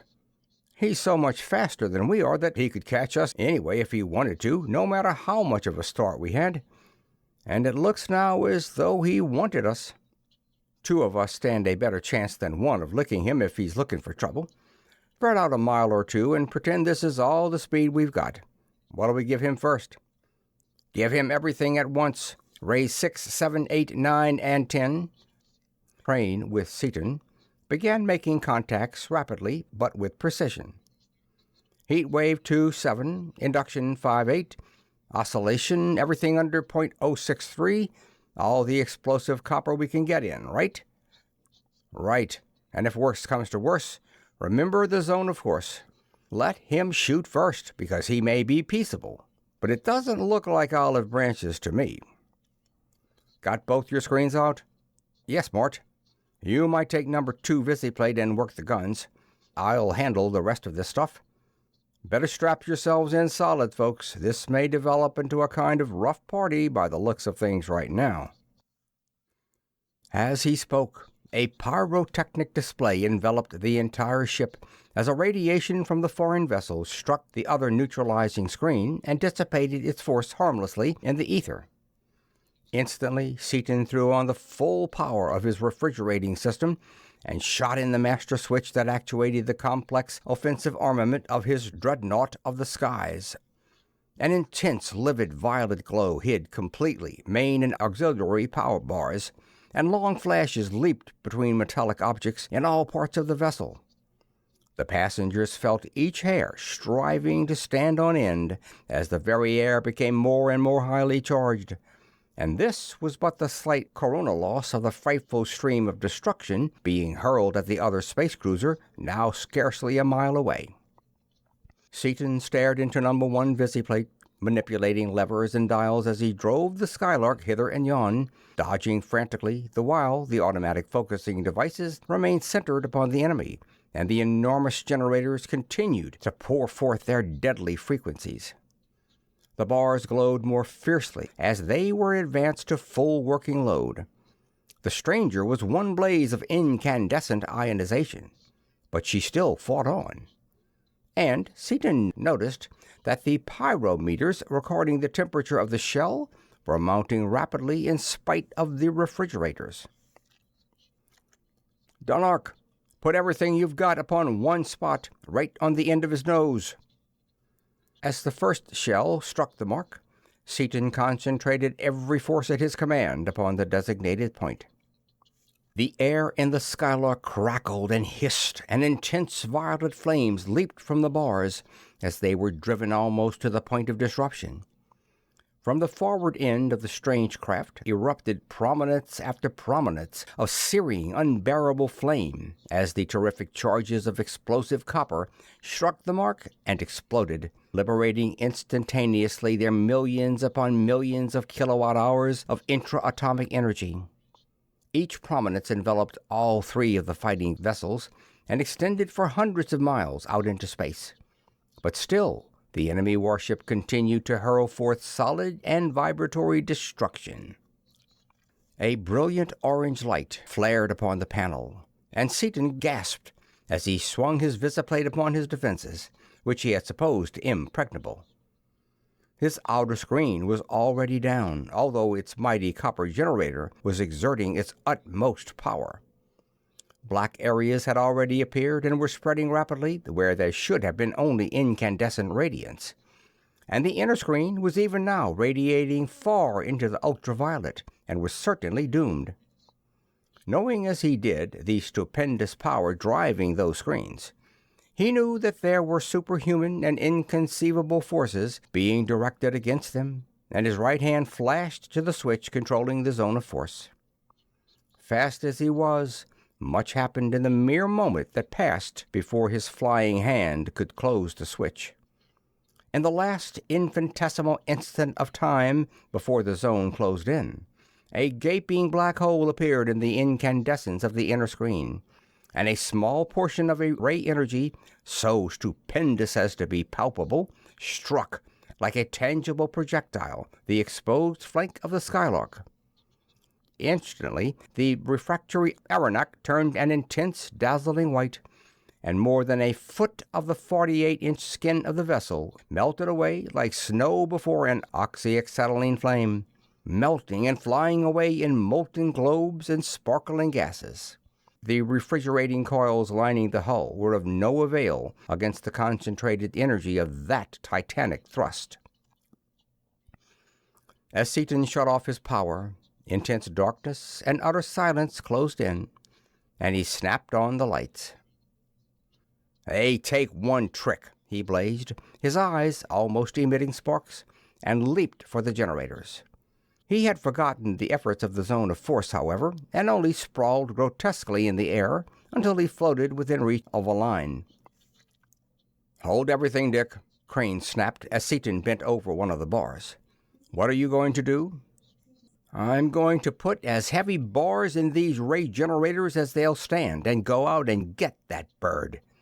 We can't lick him with Osnomian rays or with our explosive copper, but I can carve that sausage into slices with the zone of force, and I'm going to do it." "Steady, old man. Take it easy.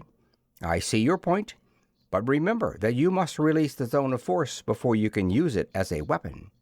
Furthermore, you must discover his exact location and must get close enough to him to use the zone as a weapon, all without its protection. Can those ray screens be made sufficiently powerful to withstand the beams they employed last, even for a second?" Never thought of that, Mort," Seaton replied, the fire dying out of his eyes. "Wonder how long the battle lasted." 8 2/10 seconds from first to last, but they had had that heavy ray in action only a fraction of 1 second when you cut in the zone of force. Either they underestimated our strength at first, or else it required about 8 seconds to tune in their heavy generators, probably the former. "But we've got to do something, man. We can't just sit here and twiddle our thumbs." "Why and why not? That course seems eminently wise and proper. In fact, at the present time, thumb twiddling is distinctly indicated." "Oh, you're full of little red ants. We can't do a thing with that zone on. And you say just sit here? Suppose they know all about that zone of force. Suppose they can crack it. Suppose they ram us." "I shall take up your objections in order." Crane had lighted a cigarette and was smoking meditatively. "First, they may or may not know about it. At present, that point is immaterial. Second, whether or not they know about it, it is almost a certainty that they cannot crack it. It has been up for more than 3 minutes, and they have undoubtedly concentrated everything possible upon us during that time. It is still standing. I really expected it to go down in the first few seconds, but now that it has held this long, it will, in all probability, continue to hold indefinitely. Third, they most certainly will not ram us for several reasons. They probably have encountered few, if any, foreign vessels able to stand against them for a minute, and will act accordingly. Then, too, it is probably safe to assume that their vessel is damaged to some slight extent at least, for I do not believe that any possible armament could withstand the forces you directed against them and escape entirely unscathed. Finally, if they did ram us, what would happen? Would we feel the shock? That barrier in the ether seems impervious, and if so, it could not transmit a blow. I do not see exactly how it would affect the ship dealing the blow. You are the one who works out the new problems in unexplored mathematics. Sometime you must take a few months off and work it out. Yes, it would take that long, too, I guess. But you're right, he can't hurt us. That's using the old bean, Mort. I was going off half-cocked again, darn it. I'll pipe down and we'll go into a huddle. Seaton noticed that Dorothy's face was white and that she was fighting for self-control. Drawing himself over to her, he picked her up in a tight embrace. Cheer up, Red Top. This man's war ain't started yet. Not started? What do you mean? Haven't you and Martin just been admitting to each other that you can't do anything? Doesn't that mean that we are beaten? Beaten? Us? How do you get that way? Not on your sweet young life, he ejaculated, and the surprise on his face was so manifest that she recovered instantly.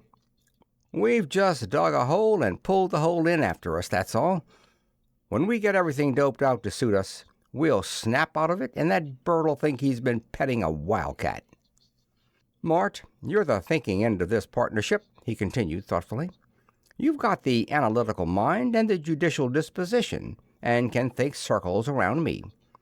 From what little you've seen of those folks, tell me who, what, and where they are. I'm getting the germ of an idea, and maybe we can make it work. I will try it. Crane paused. They are, of course, neither from the Earth nor from Osnome. It is also evident that they have solved the secret of intra-atomic energy. Their vessels are not propelled as ours are. They have so perfected that force that it acts upon every particle of the structure and its contents. How do you figure that? Blurted Seaton. Because of the acceleration they can stand. Nothing even semi-human, and probably nothing living, could endure it otherwise, right? Yes, I never thought of that. Furthermore, they are far from home, for if they were from anywhere nearby, the Osnomians would have known of them, particularly since it is evident from the size of the vessel that it is not a recent development with them as it is with us. Since the green system is close to the center of the galaxy, it seems reasonable, as a working hypothesis, to assume that they are from some system far from the center, perhaps close to the outer edge. They are very evidently of a high degree of intelligence. They are also highly treacherous and merciless. Why? Asked Dorothy, who was listening eagerly. I deduce those characteristics from their unprovoked attack upon peaceful ships, vastly smaller and supposedly of inferior armament, and also from the nature of that attack. This vessel is probably a scout or an exploring ship, since it seems to be alone. It is not altogether beyond the bounds of reason to imagine it upon a voyage of discovery in search of new planets to be subjugated and colonized.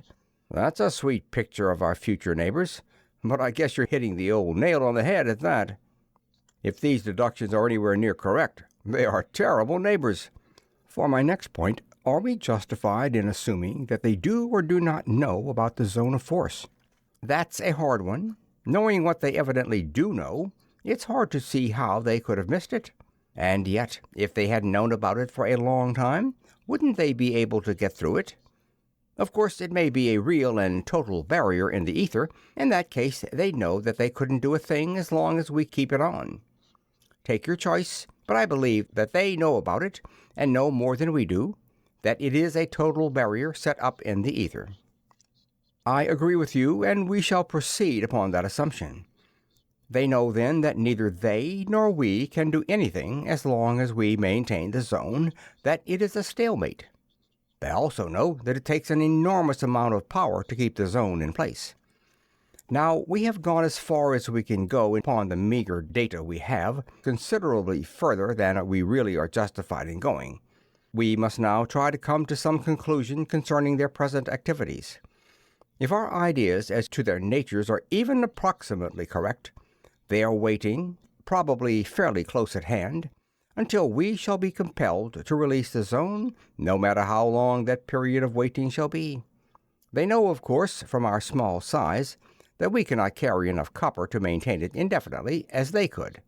Does that sound reasonable? I check you to 19 decimal places, Mort, and from your ideas I'm getting surer and surer that we can pull their corks. I can get into action in a hurry when I have to, and my idea now is to wait until they relax a trifle and then slip a fast one over on them. One more bubble out of the old think tank and I'll let you off for the day. At what time will their vigilance be at lowest ebb? That's a poser, I'll admit, but the answer to it may answer everything. The first shot will, of course, be the best chance we'll ever have. Yes, we should succeed in the first attempt. We have very little information to guide us in answering that question. He studied the problem for many minutes before he resumed. I should say that for a time they would keep all their rays and other weapons in action against the zone of force, expecting us to release it immediately. Then, knowing that they were wasting power uselessly, they would cease attacking, but would be very watchful, with every eye fastened upon us and with every weapon ready for instant use. After this period of vigilance, regular ship's routine would be resumed. Half the force probably would go off duty, for if they are even remotely like any organic beings with which we are familiar, they require sleep or its equivalent at intervals. The men on duty, the normal force that is, would be doubly careful for a time. Then habit will assert itself if we have done nothing to create suspicion, and their watchfulness will relax to the point of ordinary careful observation. Toward the end of their watch, because of the strain of the battle and because of the unusually long period of duty, they will become careless, and their vigilance will be considerably below normal. But the exact time of all these things depends entirely upon their conception of time, concerning which we have no information whatever. Though it is purely a speculation based upon earthly and Osnomian experience, I should say that after 12 or 13 hours would come the time for us to make the attack. That's good enough for me. Fine, Mort, and thanks. You've probably saved the lives of the party. We will now sleep for 11 or 12 hours. Sleep, Dick? How could you? Dorothy exclaimed. Chapter 5. First Blood. The next 12 hours dragged with terrible slowness. Sleep was impossible, and eating was difficult, even though all knew that they would have need of the full measure of their strength. Seaton set up various combinations of switching devices connected to electrical timers, and spent hours trying, with all his marvelous quickness of muscular control, to cut shorter and ever shorter the time between the opening and the closing of the switch. At last he arranged a powerful electromagnetic device so that one impulse would both open and close the switch with an open period of 1/1000th of a second. Only then was he satisfied. A thousandth is enough to give us a look around due to persistence of vision, and it is short enough so that they won't see it unless they have a recording observer on us. Even if they still have rays on us, they can't possibly neutralize our screens in that short an exposure. All right, gang, we'll take 5 visiplates and cover the sphere. If any of you get a glimpse of him, mark the exact spot and outline on the glass. All set? He pressed the button. The stars flashed in the black void for an instant, then were again shut out. "Here he is, Dick!" shrieked Margaret. "Right here! He covered almost half the visiplate." She outlined for him, as nearly as she could, the exact position of the object she had seen, and he calculated rapidly. "Fine business!" he exulted. "He's within half a mile of us, 3/4 on. Perfect! I thought he'd be so far away that I'd have to take photographs to locate him. He hasn't a single ray on us, either. That bird's goose is cooked right now, folks, unless every man on watch has his hand right on the controls of a generator and can get into action in less than 1/10 of a second. Hang on, gang. I'm going to step on the gas." After making sure that everyone was fastened immovably in their seats, he strapped himself in the pilot's seat, then set the bar toward the strange vessel and applied fully 1/3 of its full power. The Skylark, of course, did not move. Then, with bewildering rapidity, he went into action, face glued to the visiplate, hands moving faster than the eye could follow. The left closing and opening the switch controlling the zone of force, the right swinging the steering controls to all points of the sphere. The mighty vessel staggered this way and that, jerking and straining terribly as the zone was thrown on and off, lurching sickeningly about the central bearing as the gigantic power of the driving bar was exerted, now in one direction, now in another. After a second or two of this mad gyration, Seaton shut off the power. He then released the zone after assuring himself that both inner and outer screens were operating at the highest possible rating. There, that'll hold him for a while, I guess. This battle was even shorter than the other one, and a lot more decisive. Let's turn on the floodlights and see what the pieces look like. The lights revealed that the zone of force had indeed sliced the enemy vessel into pieces. No fragment was large enough to be navigable or dangerous, and each was sharply cut as though sheared from its neighbor by some gigantic curved blade. Dorothy sobbed with relief in Seaton's arms as Crane, with one arm around his wife, grasped his hand. That was flawless, Dick. As an exhibition of perfect coordination and instantaneous timing under extreme physical difficulties, I have never seen its equal. You certainly saved all our lives, Margaret added. Only 50-50, Peg, Seaton protested and blushed vividly. Mark did most of it, you know. I'd have gummed up everything back there if he had let me. Let's see what we can find out about them. He touched the lever, and the Skylark moved slowly toward the wreckage, the scattered fragments of which were beginning to move toward and around each other because of their mutual gravitational forces. Snapping on a searchlight, he swung its beam around, and as it settled upon one of the larger sections, he saw a group of hooded figures, some of them upon the metal, others floating slowly toward it through space. Poor devils, they didn't have a chance, he remarked regretfully. However, it was either they or we. Look out, sweet spirits of niter! He leaped back to the controls, and the others were hurled bodily to the floor as he applied the power.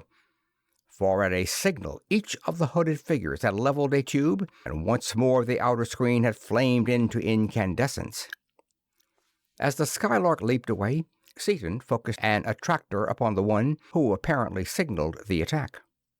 Rolling the vessel over in a short loop so that the captive was hurled off into space upon the other side, he snatched the tube from the figure's grasp with one auxiliary attractor and anchored head and limbs with others, so that the prisoner could scarcely move a muscle.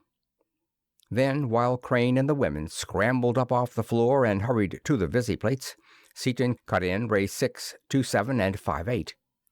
Ray 6, the softener, was a band of frequencies extending from violet far up into the ultraviolet. When driven with sufficient power, this ray destroyed eyesight and nervous tissue, and, its power increased still further, actually loosened the molecular structure of matter. Ray 27 was operated in a range of frequencies far below the visible red. It was pure heat. Under its action, matter became hotter and hotter as long as it was applied, the upper limits being only the theoretical maximum of temperature. Ray 58 was high-tension, high-frequency alternating current. Any conductor in its path behaved precisely as it would in the Ajax Northrop induction furnace, which can boil platinum in 10 seconds. These three rays composed the beam which Seaton directed upon the mass of metal from which the enemy had elected to continue the battle, and behind each ray, instead of the small energy at the command of its Osnomian inventor, were the untold millions of kilowatts developed by a 100-pound bar of disintegrating copper.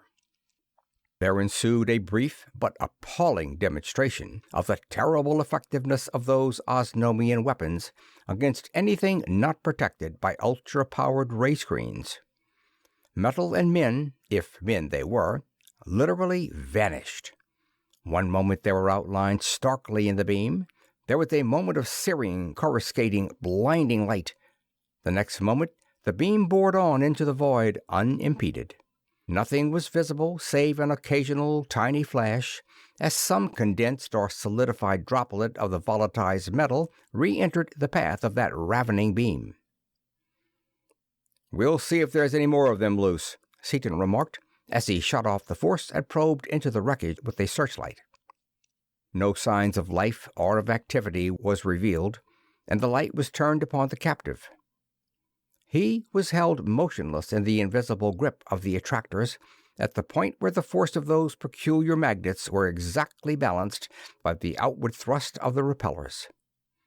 By manipulating the attractor holding it, Seaton brought the strange tubular weapon into the control room through a small airlock in the wall and examined it curiously, but did not touch it.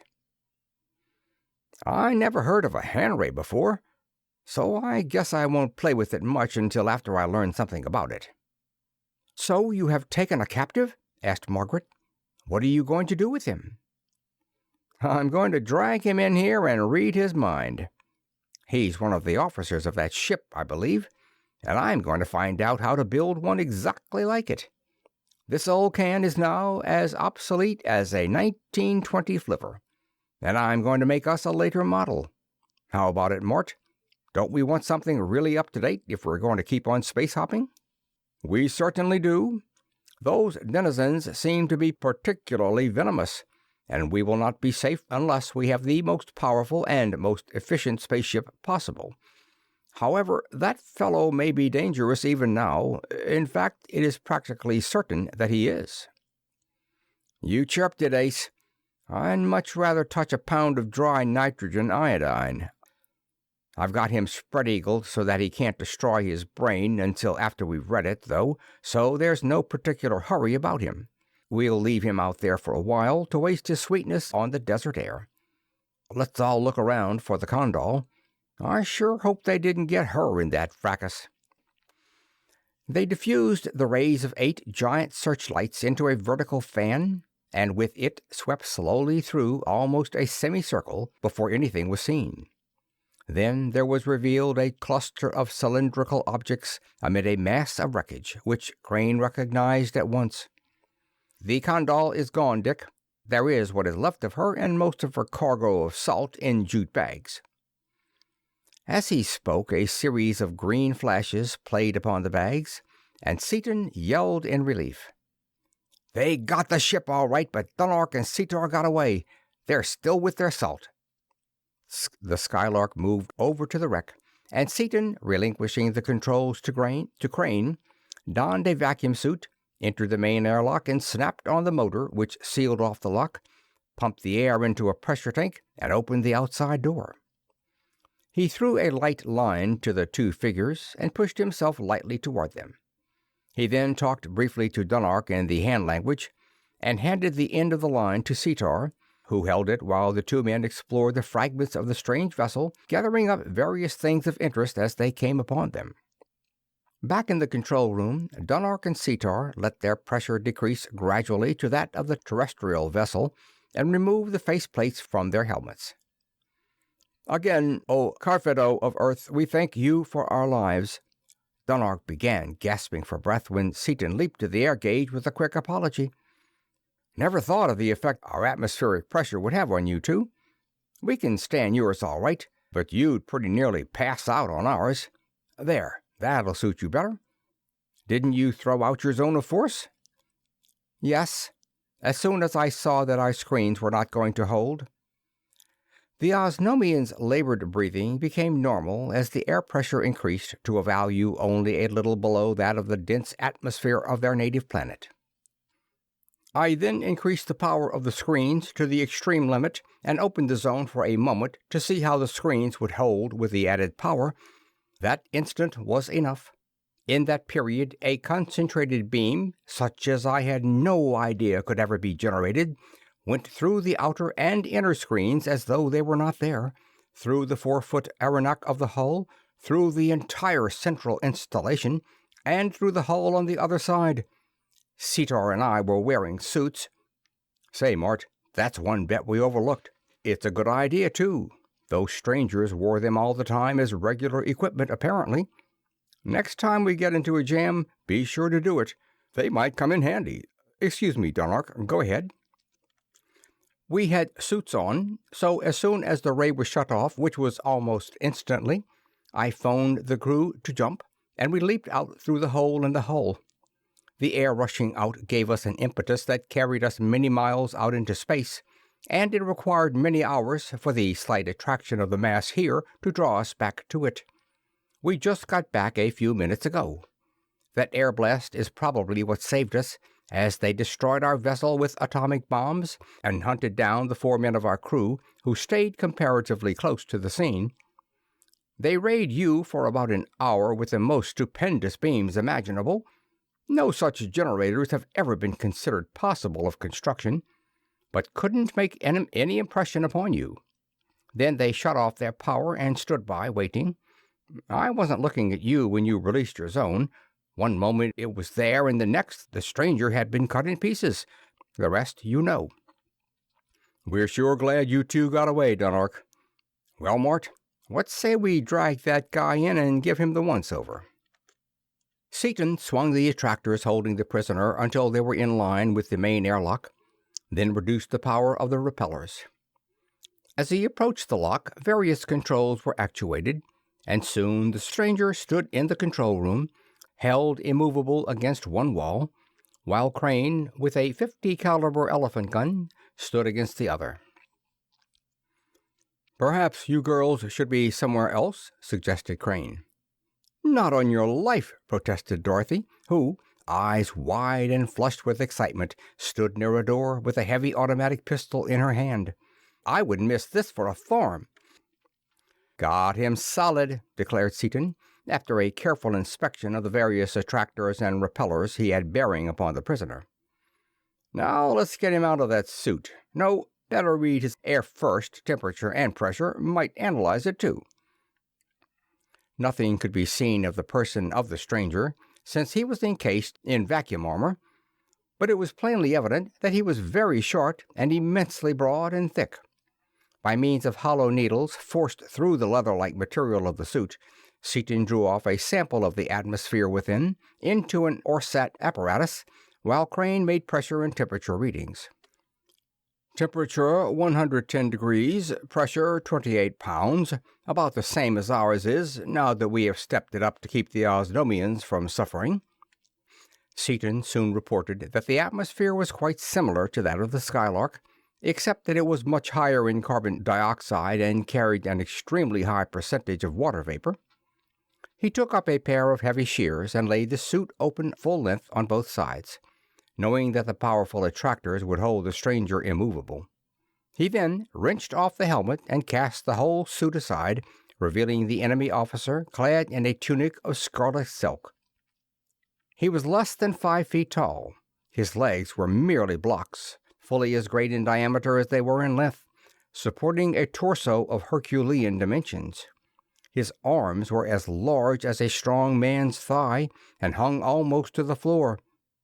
His astounding shoulders, fully a yard across, merged into and supported an enormous head.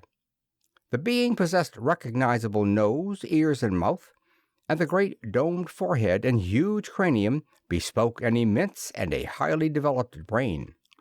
But it was the eyes of this strange creature that fixed and held the attention. Large they were, and black, the dull, opaque, lusterless black of platinum sponge. The pupils were a brighter black, and in them flamed ruby lights, pitiless, mocking, cold. Plainly to be read in those sinister depths were the untold wisdom of unthinkable age, sheer ruthlessness, mighty power, and ferocity unrelieved. His baleful gaze swept from one member of the party to another, and to meet the glare of those eyes was to receive a tangible physical blow. It was actually ponderable force, that of embodied hardness and of ruthlessness incarnate, generated in that merciless brain and hurled forth through those flame-shot Stygian orbs. "If you don't need us for anything, Dick, I think Peggy and I will go upstairs." Dorothy broke the long silence. "Good idea, Dot. This isn't going to be pretty to watch, or to do either, for that matter.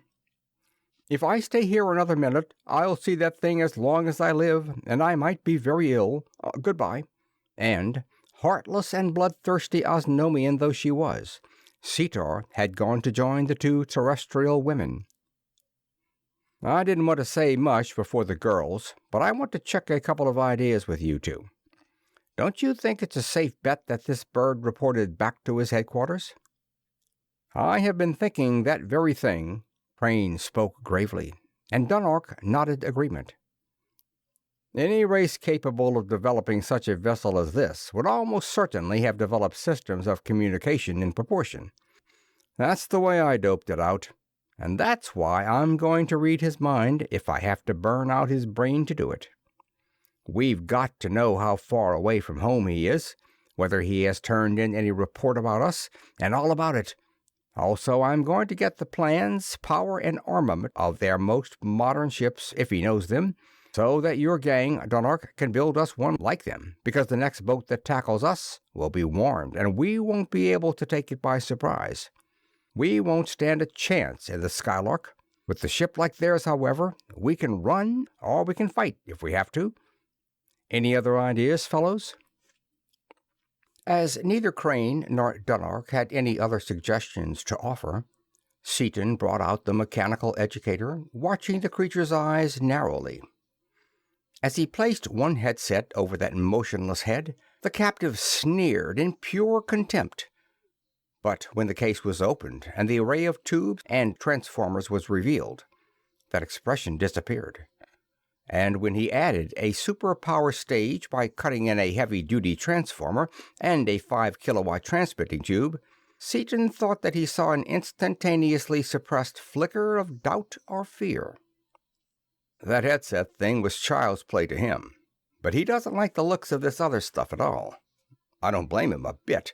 I wouldn't like to be on the receiving end of this hookup myself.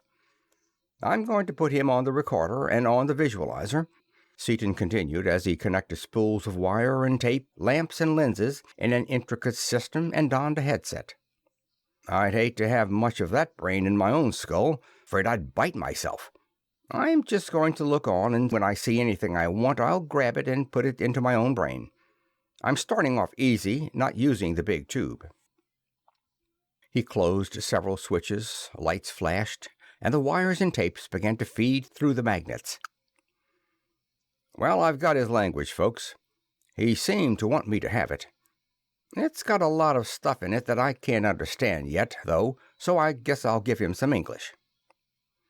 He changed several connections, and the captive spoke in a profoundly deep bass voice.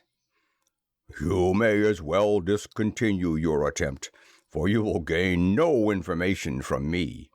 That machine of yours was out of date with us thousands of years ago.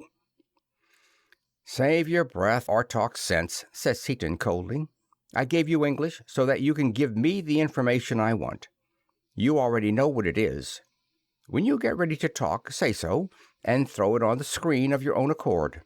If you don't, I'll put on enough voltage to burn your brain out. Remember, I can read your dead brain as well as though it were alive. But I want your thoughts as well as your knowledge, and I'm going to have them. If you give them voluntarily, I will tinker up a lifeboat that you can navigate back to your own world and let you go. If you resist, I intend getting them anyway, and you shall not leave this vessel alive. You may take your choice.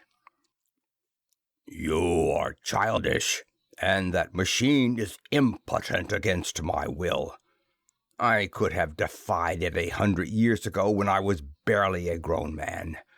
Know you, American, that we supermen of the Fenachrone are as far above any of the other and lesser breeds of beings who spawn in their millions, in their countless myriads of races upon the numberless planets of the universe, as you are above the inert metal from which this your ship was built. The universe is ours, and in due course we shall take it, just as in due course I shall take this vessel. Do your worst. I shall not speak. The creature's eyes flamed, hurling a wave of hypnotic command through Seaton's eyes and deep into his brain. Seaton's very senses reeled for an instant under the impact of that awful mental force, but After a short, intensely bitter struggle, he threw off the spell. "That was close, fellow, but you didn't quite ring the bell," he said grimly, staring directly into those unholy eyes. "I may rate pretty low mentally, but I can't be hypnotized into turning you loose. Also, I can give you cards and spades in certain other lines, which I'm about to demonstrate. Being Superman didn't keep the rest of your men from going out in my ray, and being a Superman isn't going to save your brain. I am not depending upon my intellectual or mental force. I've got an ace in the hole in the shape of 5,000 volts to apply to the most delicate centers of your brain. Start giving me what I want, and start quick, or I'll tear it out of you." The giant did not answer, merely glared defiance and bitter hate. "Take it, then," Seaton snapped, and cut in the superpower stage and began turning dials and knobs, exploring that strange mind for the particular area in which he was most interested. He soon found it and cut in the visualizer, the stereographic device, in parallel with Solon's own brain recorder, which projected a three-dimensional picture into the viewing area or dark space of the cabinet. Crane and Dunark, tense and silent, looked on in strained suspense as, minute after minute, the silent battle of wills raged. Upon one side was a horrible and gigantic brain of undreamed-of power.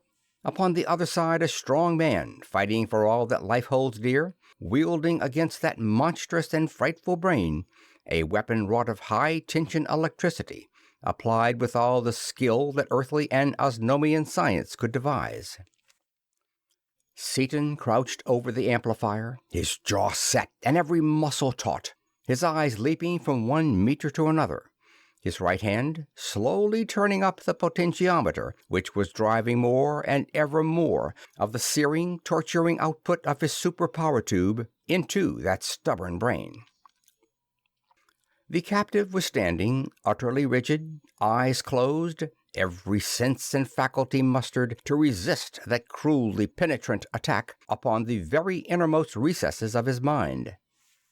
Crane and Dunark scarcely breathed as the three-dimensional picture in the visualizer varied from a blank to the hazy outlines of a giant space cruiser. It faded out as the unknown exerted himself to withstand that poignant inquisition, only to come back in, clearer than before, as Seaton advanced the potentiometer still farther. Finally, flesh and blood could no longer resist that lethal probe, and the picture became sharp and clear. It showed the captain, for he was no less an officer than the commander of the vessel, at a great council table, seated together with many other officers upon very low, enormously strong metal stools. They were receiving orders from their emperor, orders plainly understood by Crane and the Osnomian alike, for thought needs no translation. "Gentlemen of the Navy," the ruler spoke solemnly, "our preliminary expedition returned some time ago, achieved its every aim, and we are now ready to begin fulfilling our destiny, the conquest of the universe. This galaxy comes first. Our base of operations will be the largest planet of that group of brilliant green suns, for they can be seen from any point in the galaxy, and are almost in the exact center of it. Our astronomers—" Here the captain's thought shifted briefly to an observatory far out in space for perfect seeing, and portrayed a reflecting telescope with a mirror 5 miles in diameter, capable of penetrating unimaginable myriads of light years into space. "Have tabulated all the suns, planets, and satellites belonging to this galaxy, and each of you has been given a complete chart and assigned a certain area which he is to explore. Remember, gentlemen, that this first major expedition is to be purely one of exploration. The one of conquest will set out after you have returned with complete information. You will each report by torpedo every 10th of the year. We do not anticipate any serious difficulty, as we are, of course, the highest type of life in the universe. Nevertheless, in the unlikely event of trouble, report it. We shall do the rest. In conclusion, I warn you again, let no people know that we exist. Make no conquests, and destroy all who by any chance may see you. Gentlemen, go with power. The captain embarked in a small airboat and was shot to his vessel.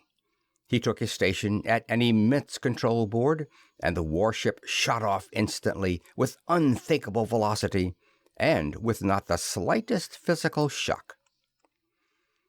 At this point, Seaton made the captain take them all over the ship. They noted its construction, its power plant, its controls. Every minute detail of structure, operation, and maintenance was taken from the captain's mind and was both recorded and visualized. The journey seemed to be a very long one, but finally the cluster of green suns became visible, and the Fenachrone began to explore the solar systems in the area assigned to that particular vessel. Hardly had the survey started, however, when the two globular space cruisers were detected and located.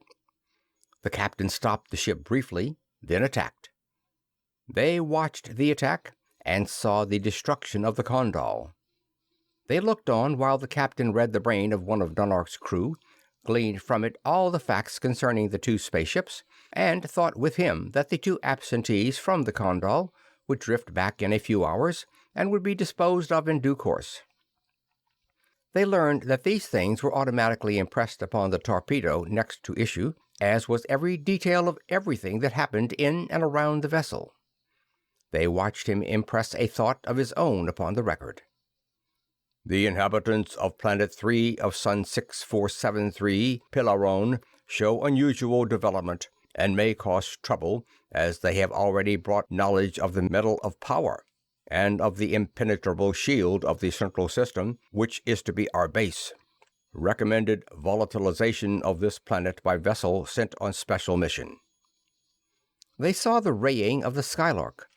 They sensed him issue commands. Ray it for a time. He will probably open the shield for a moment as the other one did. Then, after a time, skipped over by the mind under examination. Cease raying. No use wasting power. He must open eventually as he runs out of power. Stand by and destroy him when he opens. The scene shifted. The captain was asleep and was awakened by an alarm gong, only to find himself floating in a mass of wreckage. Making his way to the fragment of his vessel containing the torpedo port, he released the messenger, which flew with ever-increasing velocity back to the capital city of the Fenachrone, carrying with it a record of everything that had happened. That's what I want, thought Seaton. Those torpedoes went home fast. I want to know how far they have to go and how long it'll take them to get there. You know what distance a parsec is, since it is purely a mathematical concept, and you must have a watch or some similar instrument with which we can translate your years into hours. I don't want to have to kill you, fellow, and if you'll give up even now, I'll spare you. I'll get it anyway, you know, and you also know that a few hundred volts more will kill you. They saw the thought received and saw its answer. You shall learn no more. This is the most important of all, and I shall hold it to disintegration and beyond. Seaton advanced the potentiometer still farther, and the brain picture waxed and waned, strengthened and faded. Finally, however, it was revealed by flashes that the torpedo had about 155,000 parsecs to go, and that it would take 2/10 of a year to make the journey, that the warships which would come in answer to the message were as fast as the torpedo, that he did indeed have in his suit a watch, a device of 7 dials, each turning 10 times as fast as its successor, and that one turn of the slowest dial measured 1 year of his time. Seaton instantly threw off his headset and opened the power switch. "Grab a stopwatch, quick, Mart," he called, as he leaped to the discarded vacuum suit and searched out the peculiar timepiece. They noted the exact time consumed by one complete revolution of one of the dials and calculated rapidly. "Better than I thought," exclaimed Seaton. "That makes his year about 410 of our days. That gives us 82 days before the torpedo gets there. Longer than I dared hope. We've got to fight, too, not run. They figure on getting the Skylark, then volatilizing our world. Well, we can take time enough to grab off an absolutely complete record of this guy's brain. We'll need it for what's coming, and I'm going to get it if I have to kill him to do it." He resumed his place at the educator, turned on the power, and a shadow passed over his face. "Poor devil, he's conked out. Couldn't stand the gaff," he remarked half regretfully. "However, that makes it easy to get what we want, and we'd have had to kill him anyway, I guess. Bad as it is, I'd hate to bump him off in cold blood." He threaded new spools into the machine, and for 3 hours, mile after mile of tape sped between the magnets as Seaton explored every recess of that monstrous yet stupendous brain.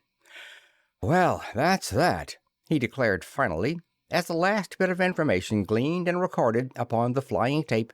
He removed the body of the Fenachrone captain into space and rayed it out of existence. "Now, what to do? How can we get this salt to Osnome?" asked Dunark, whose thoughts were never far from that store of the precious chemical. "You are already crowded, and Cetor and I will crowd you still more.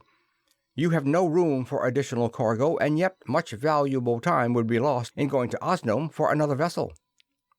"Yes, and we've got to get a lot of X, too. Guess we'll have to take time to get another vessel. I'd like to drag in the pieces of that ship, too. His instruments and a lot of the parts could be used." "Why not do it all at once?" suggested Crane. "We can start the whole mass toward Osnome by drawing it behind us until such a velocity has been attained that it will reach there at the desired time. We could then go to X and overtake this material near the green system." "Right you are, Ace. That's a sound idea. But say, Dunark, it wouldn't be good technique for you to eat our food for any length of time. While we're figuring this out, you'd better hop over there and bring over enough to last you two until we get you home. Give it to Shiro. After a couple of lessons, you'll find he'll be as good as any of your cooks."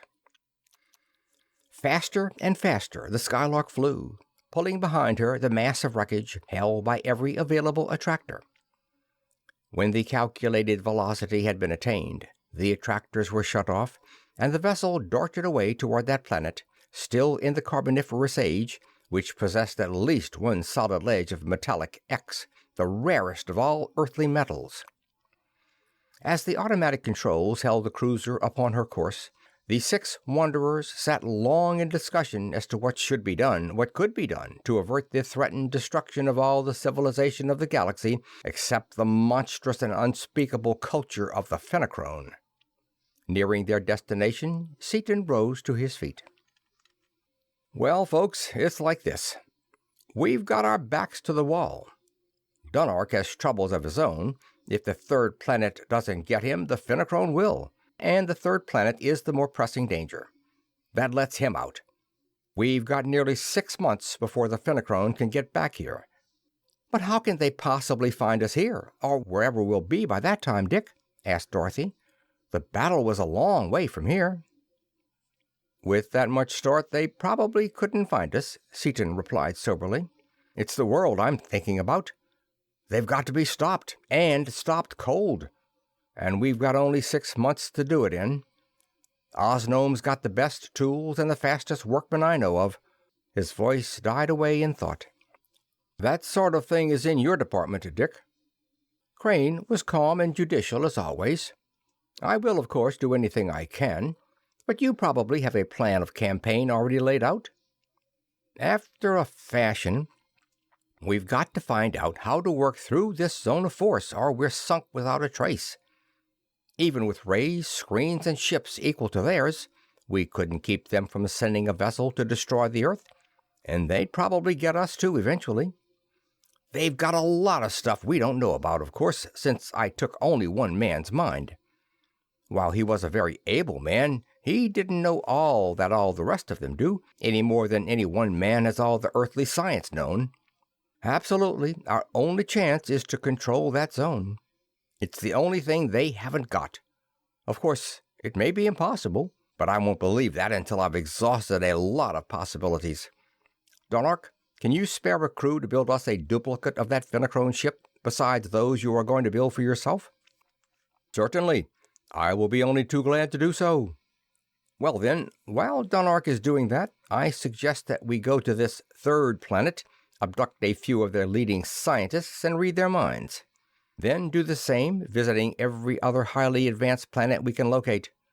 There is a good chance that, by combining the best points of the warfare of many worlds, we can evolve something that will enable us to turn back these invaders. Why not send a copper torpedo to destroy their entire planet? Suggested Dunark. Wouldn't work. Their detecting screens would locate it 1,000 million miles off in space, and they would ray it. With a zone of force that would get through their screens, that would be the first thing I'd do. You see, every thought comes back to that zone. We've got to get through it some way. The course alarm sounded, and they saw that a planet lay directly in their path. It was X, and enough negative acceleration was applied to make an easy landing possible. Isn't it going to be a long, slow job, chopping off 2 tons of that metal and fighting away those terrible animals besides? Asked Margaret. It'll take about 1/1,000,000th of a second, Peg. I'm going to bite it off with the zone, just as I took that bite out of our field.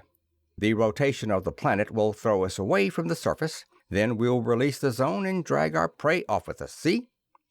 The Skylark descended rapidly toward that well-remembered ledge of metal to which the object compass had led them. This is exactly where we landed before, Margaret commented in surprise, and Dorothy added, Yes, and there's that horrible tree that ate the dinosaur, or whatever it was. I thought you blew it up for me, Dick. I did, Dottie. Blew it into atoms. Must be a good location for carnivorous trees, and they must grow awfully fast, too. As to its being in the same place, Peg, sure it is. That's what object compasses are for. Everything appeared as it had been at the time of their first visit. The rank carboniferous vegetation, intensely, vividly green, was motionless in the still, hot, heavy air. The living nightmares inhabiting that primitive world were lying in the cooler depths of the jungle, sheltered from the torrid rays of that strange and fervent sun. How about it, Dot? Want to see some of your little friends again? If you do, I'll give them a shot and bring them out. Heavens, no! I saw them once. If I never see them again, that will be 20 minutes too soon. All right, we'll grab us a piece of this ledge and beat it. Seaton lowered the vessel to the ledge, focused the main anchoring attractor upon it, and threw on the zone of force. Almost immediately he released the zone, pointed the bar parallel to the compass bearing upon Osnome, and slowly applied the power. How much did you take, anyway? Asked Dunark in amazement. It looks bigger than the Skylark. It is, considerably bigger. Thought we might as well take enough while we're here, so I set the zone for a 75-foot radius. It's probably in the order of magnitude of 500,000 tons, since the stuff weighs more than 1/2 a ton to the cubic foot. However, we can handle it as easily as we could a smaller bite, and that much mass will help us hold the other stuff together when we catch up with it. The voyage to Osnome was uneventful. They overtook the wreckage, true to schedule, as they were approaching the green system, and attached it to the mass of metal behind them by means of attractors. "Where'll we land this junk, Dunark?" asked Seaton, as Osnome grew large beneath them. "We'll hold this lump of metal and the fragment of the ship carrying the salt, and we'll be able to hold some of the most important of the other stuff, but a lot of it is bound to get away from us, and the Lord help anybody who's under it when it comes down. You might yell for help, and say, you might ask somebody to have that astronomical data ready for us as soon as we land. The parade ground will be empty now, so we will land there," Dunark replied. We should be able to land everything in a field of that size, I should think." He touched the sender at his belt, and in the general code notified the city of their arrival and warned everyone to keep away from the parade ground. He then sent several messages in the official code, concluding by asking that 1 or 2 spaceships come out and help lower the burden to the ground. As the peculiar pulsating chatter of the Osnomian telegraph died out, Seaton called for help. "Come here, you two, and grab some of these attractors. I need about 12 hands to keep this plunder in the straight and narrow path." The course had been carefully laid with allowance for the various velocities and forces involved to follow the easiest path to the Condalian parade ground. The hemisphere of X and the fragment of the Condal, which bore the salt, were held immovably in place by the main attractor and 1 auxiliary, and many other auxiliaries held sections of the Fenachrone vessel. However, the resistance of the air seriously affected the trajectory of many of the irregularly shaped smaller masses of metal, and all 3 men were kept busy flicking attractors right and left, capturing those strays which threatened to veer off into the streets or upon the buildings of the Condalian capital city, and shifting from one piece to another so that none should fall freely. 2 sister ships of the Condal appeared as if by magic in answer to Dunark's call, and their attractors aided greatly in handling the unruly collection of wreckage. A few of the smaller sections and a shower of debris fell clear, however, in spite of all efforts, and their approach was heralded by a meteoric display unprecedented in that world of continuous daylight.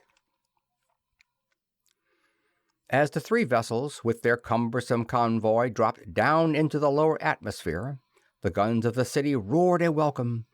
Banners and pennons waved. The air became riotous with color from hundreds of projectors and odorous with a bewildering variety of scents, while all around them played numberless aircraft of all descriptions and sizes.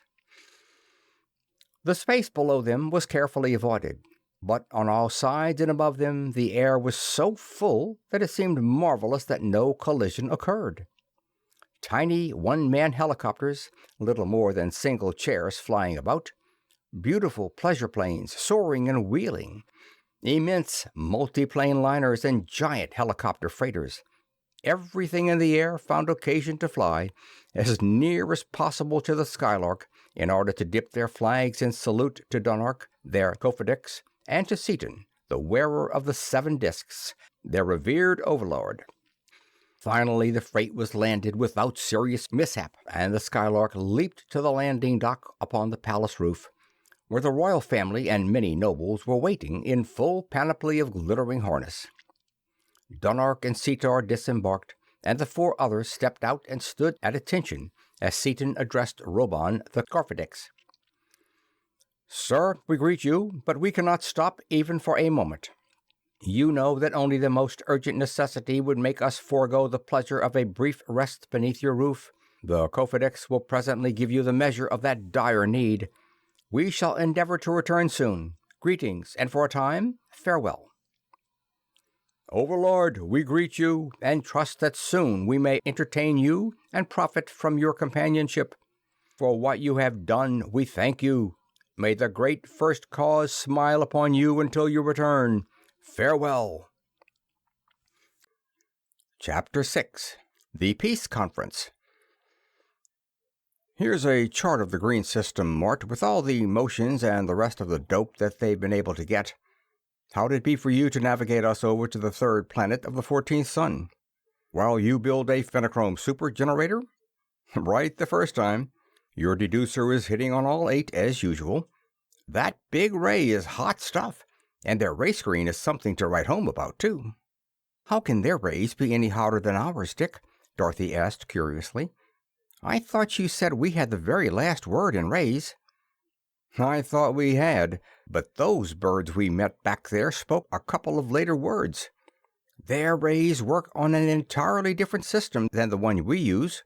They generate an extremely short carrier wave, like the Millikan cosmic ray, by recombining some of the electrons and protons of their disintegrating metal, and upon this wave they impose a pure heat frequency of terrific power. The Millikan rays will penetrate anything except a special ray screen or a zone of force, and carry with them, somewhat as radio frequencies carry sound frequencies, the heat rays, which volatilize anything they touch. Their ray screens are a lot better than ours, too. They generate the entire spectrum. It's a sweet system, and when we revamp ours so as to be just like it, we'll be able to talk turkey to those folks on the third planet. "How long will it take you to build it?" asked Crane, who, dexterously turning the pages of Vega's handbunch, was calculating their course. "A day or so, maybe less. I've got all the stuff, and with my Osnomian tools it won't take long.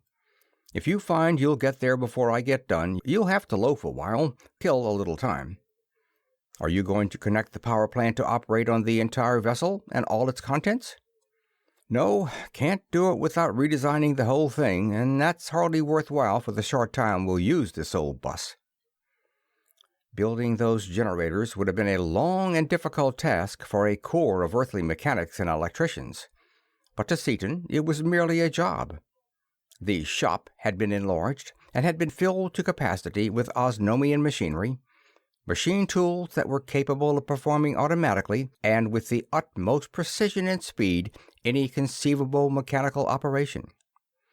He put a dozen of them to work, and before the vessel reached its destination, the new offensive and defensive weapons had been installed and thoroughly tested. He had added a third screen generator, so that now, in addition to the 4-foot hull of Aranak and the repellers warding off any material projectile, the Skylark was also protected by an outer, an intermediate, and an inner ray screen, each driven by the superpower of a 400-pound bar, and each covering the entire spectrum, capable of neutralizing any dangerous frequency known to those master scientists, the Fenachrone. As the Skylark approached the planet, Seaton swung number 6 visiplate upon it and directed their flight toward a great army base. Darting down upon it, he snatched an officer into the airlock, closed the door, and leaped back into space. He brought the captive into the control room, pinioned by auxiliary attractors, and relieved him of his weapons. He then rapidly read his mind, encountering no noticeable resistance, released the attractors, and addressed him in his own language. "Please be seated, Lieutenant," Seaton said courteously, motioning him to one of the seats. "We come in peace. Please pardon my discourtesy in handling you, but it was necessary in order to learn your language and thus to get in touch with your commanding officer." The officer, overcome with astonishment that he had not been killed instantly, sank into the seat indicated without a reply, and Seaton went on. "Please be kind enough to signal your commanding officer that we are coming down at once for a peace conference. By the way, I can read your signals, and will send them myself if necessary." The stranger worked an instrument attached to his harness briefly, and the Skylark descended slowly toward the fortress. "I know, of course, that your vessels will attack," Seaton remarked as he noted a crafty gleam in the eyes of the officer. "I intend to let them use all their power for a time to prove to them the impotence of their weapons. After that, I shall tell you what to say to them." "Do you think this is altogether safe, Dick?" asked Crane as they saw a fleet of gigantic airships soaring upward to meet them. "Nothing sure but death and taxes," returned Seaton cheerfully. "But don't forget that we've got Fenachrone armament now instead of Osnomian. I'm betting that they can't begin to drive their rays through even our outer screen. And even if the outer screen should begin to go into the violet, I don't think it will even go cherry red. Out goes our zone of force, and we automatically go up where no possible airship can reach. Since they're only spaceships or rocket-driven and of practically no maneuverability, they stand a big chance of getting to us. Anyway, we must get in touch with them to find out if they know anything we don't, and this is the only way I know of to do it. Besides, I want to head Dunark off from wrecking this world. They're exactly the same kind of folks he is, you notice, and I don't like civil war. Any suggestions? Keep an eye on that bird then, Mort, and we'll go down." The Skylark dropped down into the midst of the fleet, which instantly turned against her the full force of their giant guns and their immense ray batteries. Seaton held the Skylark motionless, staring into his visiplate, his right hand grasping the zone switch. "The outer screen isn't even getting warm," he exulted after a moment. The repellers were hurling the shells back long before they reached even the outer screen, and they were exploding harmlessly in the air. The full power of the ray generators, too, which had been so destructive to the Osnomian defenses, were only sufficient to bring the outer screen to a dull red glow. After 15 minutes of passive acceptance of all the airships could do, Seaton spoke to the captive. "Sir, please signal the commanding officer of vessel 724 that I am going to cut it in two in the middle. Have him remove all men in that part of the ship to the ends, and have parachutes in readiness, as I do not wish to cause any loss of life." The signal was sent, and as the officer was already daunted by the fact that their utmost efforts could not even make the stranger's screens radiate, it was obeyed. Seaton then threw on the frightful power of the Fenachrone super generators. The defensive screens of the doomed warship flashed once, a sparkling, coruscating display of incandescent brilliance, and in the same instant went down. Simultaneously, the entire midsection of the vessel exploded into light and disappeared, completely volatilized. "Sir, please signal the entire fleet to cease action and to follow me down. If they do not, I will destroy the rest of them." The Skylark dropped to the ground, followed by the fleet of warships, who settled in a ring about her, inactive but ready. "Will you please loan me your sending instruments, sir?" Seaton asked. "From this point on, I can carry on negotiations better direct than through you." The lieutenant found his voice as he surrendered the instrument. "Sir, are you the overlord of Osnome of whom we have heard? We had supposed that one was a mythical character, but you must be he. No one else would spare lives that he could take, and the overlord is the only being reputed to have a skin the color of yours." "Yes, Lieutenant, I am the overlord, and I have decided to become the overlord of the entire green system as well as of Osnome."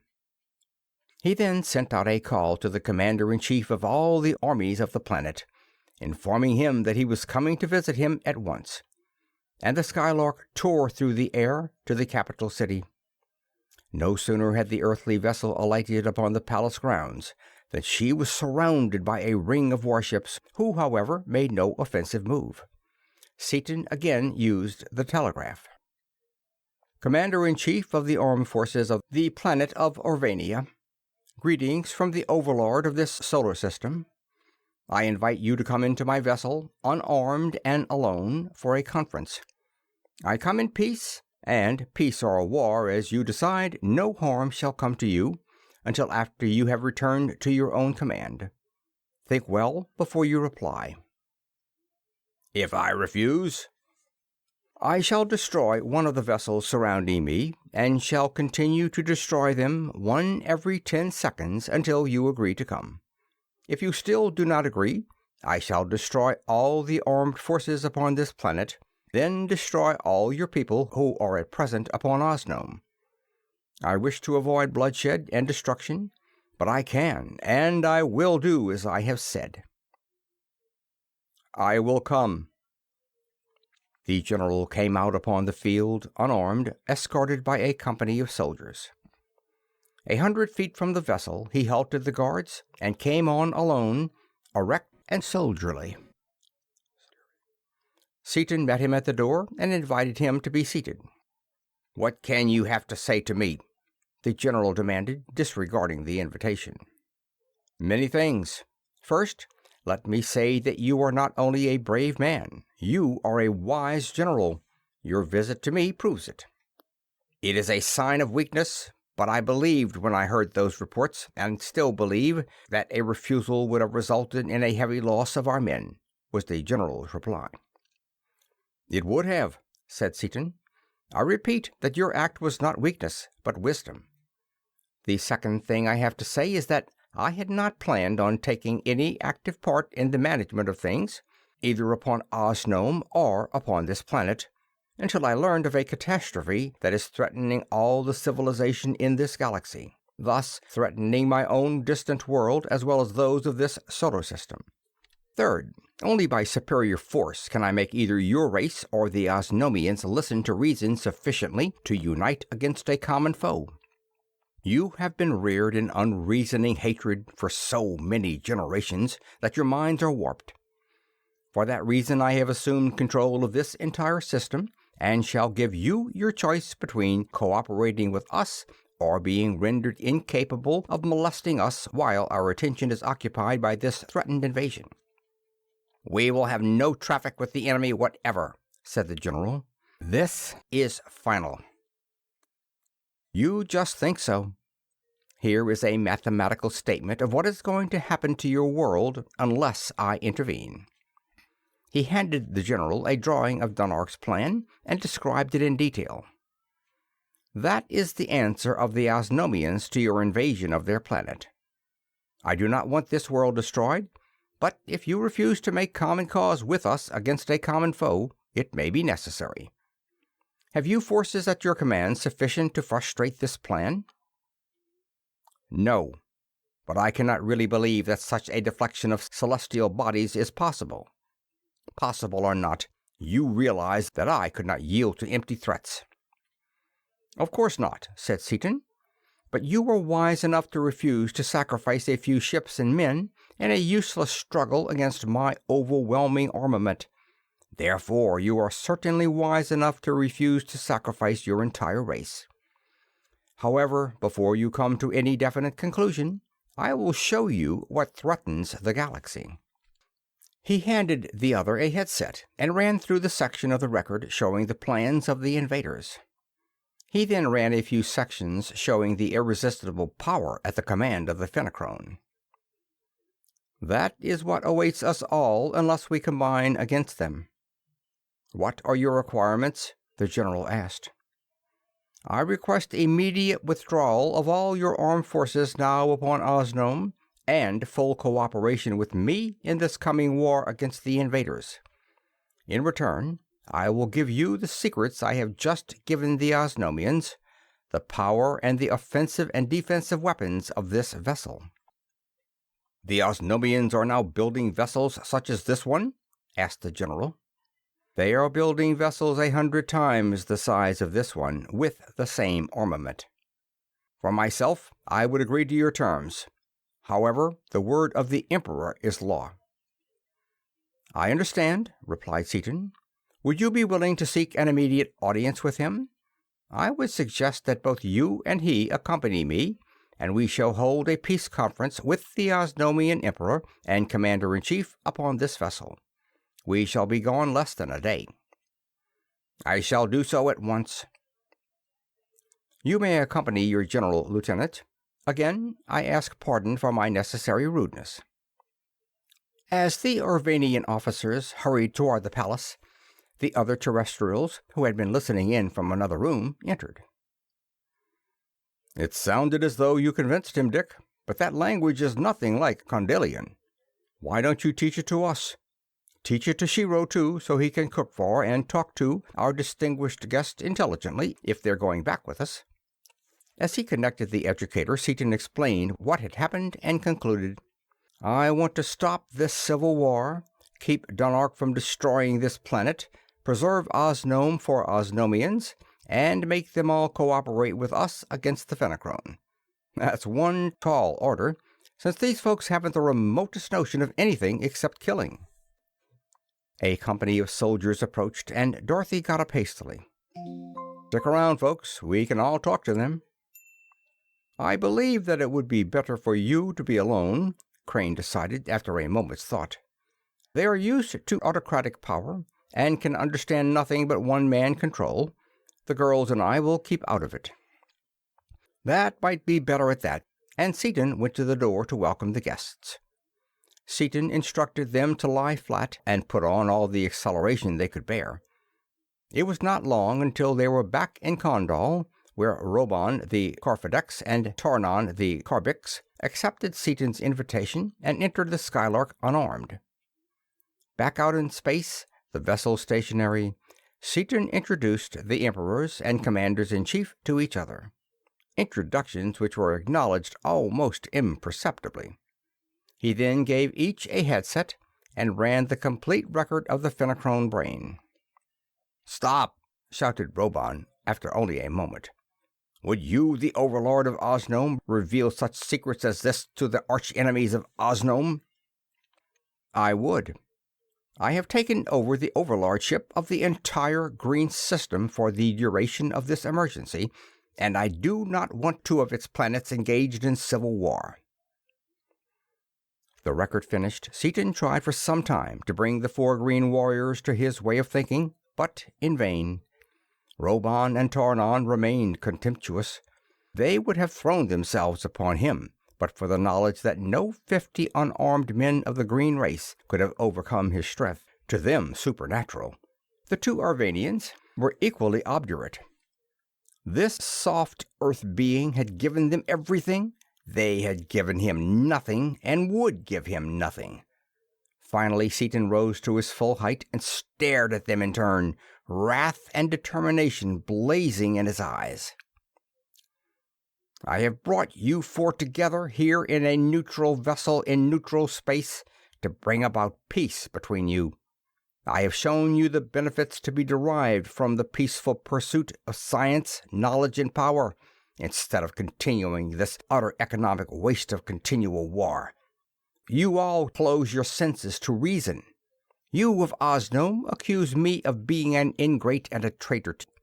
You of Urbania consider me a soft-headed, sentimental weakling who may safely be disregarded, all because I think the welfare of the numberless peoples of the universe more important than your narrow-minded, stubborn, selfish vanity. Think what you please. If brute force is your only logic, know now that I can and will use brute force. Here are the 7 discs." And he placed the bracelet upon Roban's knee. "If you 4 leaders are short-sighted enough to place your petty enmity before the good of all civilization, I am done with you forever. I have deliberately given Urbanians precisely the same information that I have given the Osnomians, no more and no less. I have given neither of you all that I know, and I shall know much more than I do now, before the time of the conquest shall have arrived. Unless you 4 men here and now renounce this war and agree to a perpetual peace between your worlds, I shall leave you to your mutual destruction. You do not yet realize the power of the weapons I have given you. When you do realize it, you will know that mutual destruction is inevitable if you continue this internecine war. I shall continue upon other worlds my search for the one secret standing between me and a complete mastery of power. That I shall find that secret I am confident, and having found it, I shall, without your aid, destroy the Fenachrone. You have several times remarked with sneers that you are not to be swayed by empty threats. What I am about to say is no empty threat. It is a most solemn promise given by one who has both the will and the power to fulfill his every given word. Now listen carefully to this, my final utterance. If you continue this warfare, and if the victor should not be utterly destroyed in its course, I swear, as I stand here by the great first cause, that I shall myself wipe out every trace of the surviving nation as soon as the Fenachrone shall have been obliterated. Work with each other and me, and we all may live. Fight on, and both your nations, to the last person, will most certainly die. Decide now which it is to be. I have spoken." Roban took up the bracelet and clasped it again about Seaton's arm, saying, "You are more than ever our overlord. You are wiser than are we, and stronger. Issue your commands, and they shall be obeyed." "Why did you not say those things first, overlord? asked the Orvanian Emperor, as he saluted and smiled. "We could not in honor submit to a weakling, no matter what the fate in store. Having convinced us of your strength, there can be no disgrace in fighting beneath your screens. An armlet of 7 symbols shall be cast and ready for you when you next visit us. Roban of Osnome, you are my brother." The two emperors saluted each other and stared eye to eye for a long moment, and Seaton knew that the perpetual peace had been signed. Then all four spoke in unison. "Overlord, we await your commands." Dunark of Osnome is already informed as to what Osnome is to do. Say to him that it will not be necessary for him to build the vessel for me. The Orvanians will do that. Urvan of Orvania, you will accompany Roban to Osnome, where you two will order instant cessation of hostilities. Osnome has many ships of this type, and upon some of them you will return your every soldier and engine of war to your planet. As soon as possible, you will build for me a vessel like that of the Fenachrone, except that it shall be 10 times as large in every dimension, and except that every instrument, control, and weapon is to be left out. "Left out? It shall be so built, but of what use will it be?" "The empty spaces shall be filled after I have returned from my quest. You will build this vessel of Dagal. You will also instruct the Osnomian commander in the manufacture of that metal, which is so much more resistant than their Aranak." "But, Overlord, we have—" "I have just brought immense stores of the precious chemical and of the metal of power to Osnome. They will share it with you. I also advise you to build for yourselves many ships like those of the Fenachrone, with which to do battle with the invaders, in case I should fail in my quest. You will, of course, see to it that there will be a corps of your most efficient mechanics and artisans within call at all times, in case I should return and have sudden need for them." "All these things shall be done." The conference ended, the four nobles were quickly landed upon Osnome, and once more the Skylark traveled out into her element, the total vacuum and absolute zero of the outer void, with Crane at the controls. "You certainly sounded savage, Dick. I almost thought you really meant it," Dorothy chuckled. "I did mean it, Dot. Those fellows are mighty keen on detecting bluffs. If I hadn't meant it, and if they hadn't known that I meant it, I'd never have got away with it." "But you couldn't have meant it, Dick. You wouldn't have destroyed the Osnomians, surely. You know you wouldn't." "No, but I would have destroyed what was left of the Orvanians, and all 5 of us knew exactly how it would have turned out and exactly what I would have done about it. That's why they all pulled in their horns." "I don't know what would have happened," interjected Margaret. "What would have?" "With this new stuff, the Orvanians would have wiped the Osnomians out. They are an older race and so much better in science and mechanics that the Osnomians wouldn't have stood much chance, and knew it. Incidentally, that's why I'm having them build our new ship. They'll put a lot of stuff into it that Dunark's men would miss. Maybe some stuff that even the Fenachrone haven't got. However, though it might seem that the Orvanians had all the best of it, Urvan knew that I had something up my sleeve besides my bare arm, and he knew that I'd clean up what there was left of his race if they polished off the Osnomians." "What a frightful chance you were taking, Dick," gasped Dorothy. "You have to be hard to handle those folks, and believe me, I was a 40-minute egg right then. They have such a peculiar mental and moral slant that we can hardly understand them at all. The idea of cooperation is so new to them that it actually dazed all 4 of them even to consider it." "Do you suppose they will fight anyway?" asked Crane. "Absolutely not. Both nations have an inflexible code of honor, such as it is, and lying is against both codes. That's one thing I like about them. I'm sort of honest myself, and with either of these races you need nothing signed or guaranteed." "What next, Dick?" "Now the real trouble begins, Mort. Oil up the massive old intellect. Have you found the answer to the problem?" "What problem?" asked Dorothy. You didn't tell us anything about a problem." "No, I told Mort. I want the best physicist in this entire solar system, and since there are only 125 planets around these 17 suns, it should be simple to yon phenomenal brain. In fact, I expect to hear him say, 'Elementary, my dear Watson, elementary.'" "Hardly that, Dick. But I have found out a few things. There are some 80 planets which are probably habitable for beings like us. Other things being equal, it seems reasonable to assume that the older the sun, the longer its planets have been habitable, and therefore the older and more intelligent the life." "Ha ha! It was elementary," says Sherlock. Seaton interrupted. "You're heading directly at that largest, oldest, and most intelligent planet, then, I take it, where I can catch me my physicist?" "Not directly at it, no. I am heading for the place where it will be when we reach it. That is elementary." "Ouch! That got me, Mort, right where I live. I'll be good." "But you are getting ahead of me, Dick. It is not as simple as you have assumed from what I have said so far. The Osnomian astronomers have done wonders in the short time they have had, but their data, particularly on the planets of the outer suns, is as yet necessarily very incomplete. Since the furthermost outer sun is probably the oldest, it is the one in which we are most interested. It has 7 planets, 4 of which are probably habitable, as far as temperature and atmosphere are concerned. However, nothing exact is yet known of their masses, motions, or places.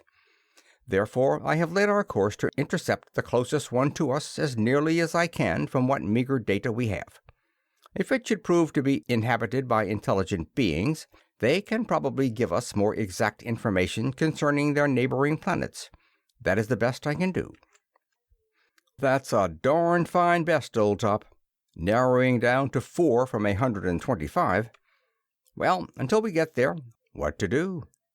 Let's sing us a song to keep our fearless quartet in good voice." "Before you do anything," said Margaret seriously, "I would like to know if you really think there is a chance of defeating those monsters." "In all seriousness, I do. In fact, I am quite confident of it. If we had 2 years, I know that we could lick them cold. And by stepping on the gas, I believe we can get the dope in less than the 6 months we have to work in." "I know that you are serious, Dick. Now, you know that I do not want to discourage anyone, but I can see small basis for optimism." Crane spoke slowly and thoughtfully. "I hope that you will be able to control the zone of force, but you are not studying it yourself. You seem to be certain that somewhere in this system there is a race who already knows all about it. I would like to know your reasons for thinking that such a race exists." "They may not be upon this system. They may have been outsiders, as we are, but I have reasons for believing them to be natives of this system, since they were green. You are as familiar with Osnomian mythology as I am. You girls in particular have read Osnomian legends to Osnomian children for hours. Also, identically, the same legends prevail upon Orvania. I read them in that lieutenant's brain. In fact, I looked for them. You also know that every folk legend has some basis, however tenuous, in fact. Now, Dottie, tell about the Battle of the Gods when Osnome was a pup." "The gods came down from the sky," Dorothy recited. "They were green, as were men. They wore invisible armor of polished metal, which appeared and disappeared. They stayed inside the armor and fought outside it with swords and lances of fire. Men who fought against them cut them through and through with swords, and they struck the men with lances of flame so that they were stunned. So the gods fought in days long gone and vanished in their invisible armor, and—" "That's enough," interrupted Seaton. "The little red-haired girl has her lesson perfectly. Get it, Mort?" "No, I cannot say that I do." "Why, it doesn't even make sense!" exclaimed Margaret. "All right, I'll elucidate. Listen." And Seaton's voice grew tense with earnestness. "Visitors came down out of space. They were green. They wore zones of force, which they flashed on and off. They stayed inside the zones and projected their images outside and used rays through the zones. Men who fought against the images cut them through and through with swords, but could not harm them, since they were not actual substance. And the images directed rays against the men so that they were stunned. So the visitors fought in days long gone and vanished in their zones of force. How does that sound? You have the most stupendous imagination the world has ever seen. But there may be some slight basis of fact there after all, said Crane slowly. I'm convinced of it for one reason in particular. Notice that it says specifically that the visitors stunned the natives. Now that thought is absolutely foreign to all Osnomian nature. When they strike, they kill, and always have. Now, if that myth has come down through so many generations without having that stunned changed to killed, I'm willing to bet a few weeks of time that the rest of it came down fairly straight too. Of course, what they had may not have been the zone of force as we know it, but it must have been a ray of some kind, and believe me, that was one educated ray. Somebody sure had something, even way back in those days, and if they had anything at all back there, they must know a lot by now. That's why I want to look 'em up. But suppose they want to kill us off at sight, objected Dorothy. They might be able to do it, mightn't they? Sure, but they probably wouldn't want to, any more than you would step on an ant who asked you to help him move a twig. That's how much ahead of us they probably are. Of course, we struck a pure mentality once who came darn near dematerializing us entirely, but I'm betting that these folks haven't got that far along yet. By the way, I've got a hunch about those pure intellectuals. Oh, tell us about it, laughed Margaret. Your hunches are the world's greatest brainstorms. Well, I pumped out and rejeweled the compass we put on that funny planet. As a last resort, I thought we might maybe visit them and ask that bozo we had the argument with to help us out. I think he, or it, would show us everything about the zone of force we want to know.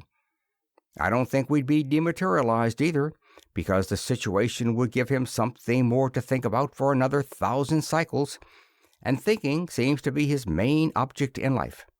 However, to get back to the subject, I found that even with the new power of the compass, the entire planet was still out of reach. Unless they've dematerialized it, that means about 10 billion light years as an absolute minimum.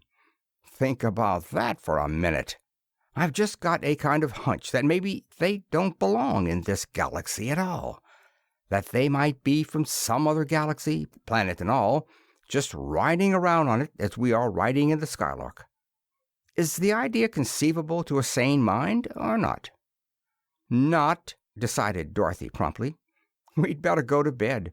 One more such idea, in progression with the last two you've had, would certainly give you a compound fracture of the skull. Night, Cranes. Chapter 7, DuQuesne's Voyage. Far from our solar system, a cigar-shaped space car slackened its terrific acceleration to a point at which human beings could walk, and two men got up, exercised vigorously to restore the circulation to their numbed bodies, and went into the galley to prepare their meal, the first since leaving the Earth some 8 hours or more before.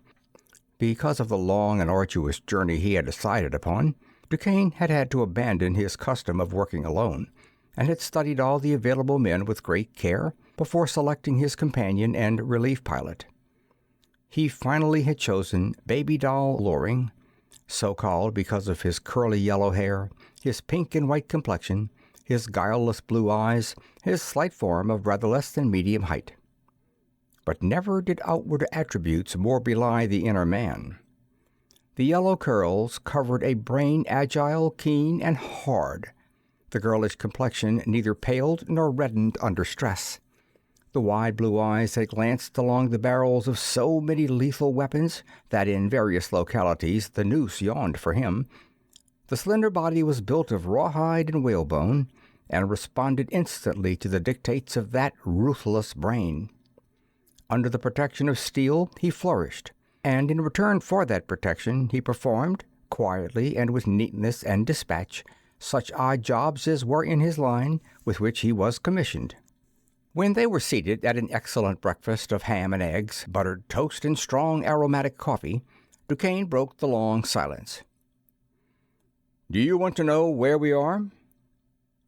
"I'd say we were a long way from home, by the way this elevator of yours has been climbing all night."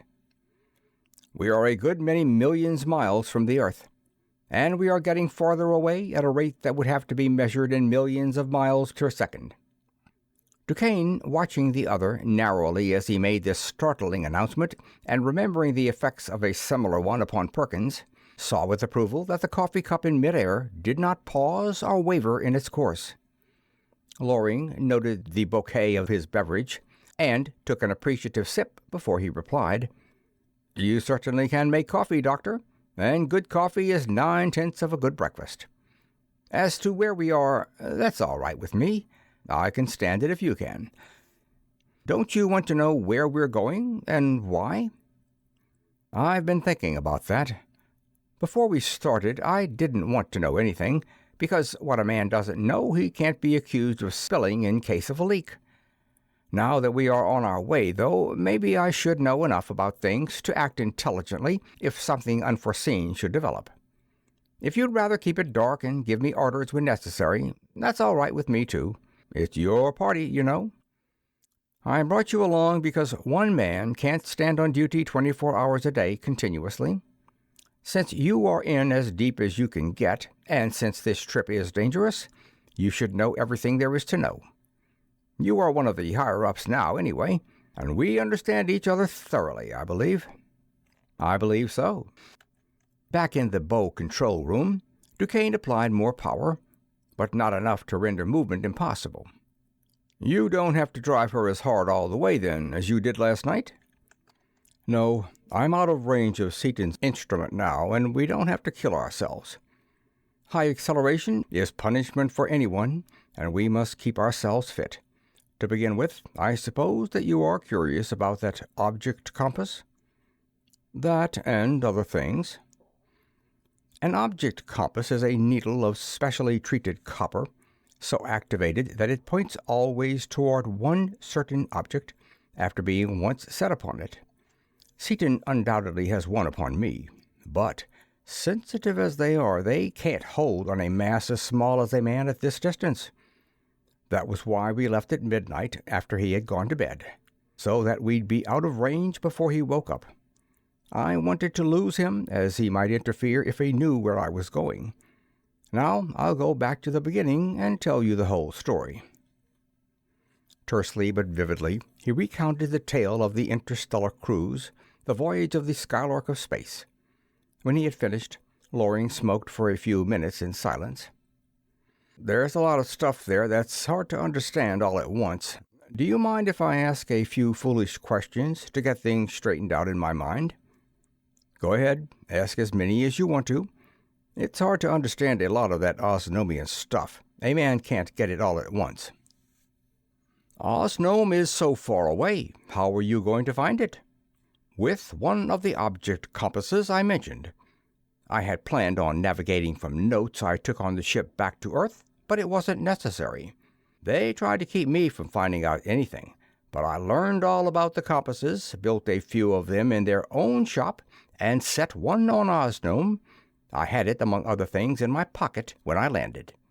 In fact, the control of that explosive copper bullet is the only thing they had that I wasn't able to get, and I'll get that on this trip." "What is that Aranak armor they're wearing?" "Aranak is a synthetic metal, almost perfectly transparent. It has practically the same refractive index as air. Therefore it is, to all intents and purposes, invisible. It's about 500 times as strong as chrome vanadium steel, and even when you've got it to the yield point, it doesn't break, but stretches out and snaps back like rubber with the strength unimpaired. It's the most wonderful thing I saw on the whole trip. They make complete suits of it. Of course, they aren't very comfortable, but since they are only 1/10 of an inch, they can be worn."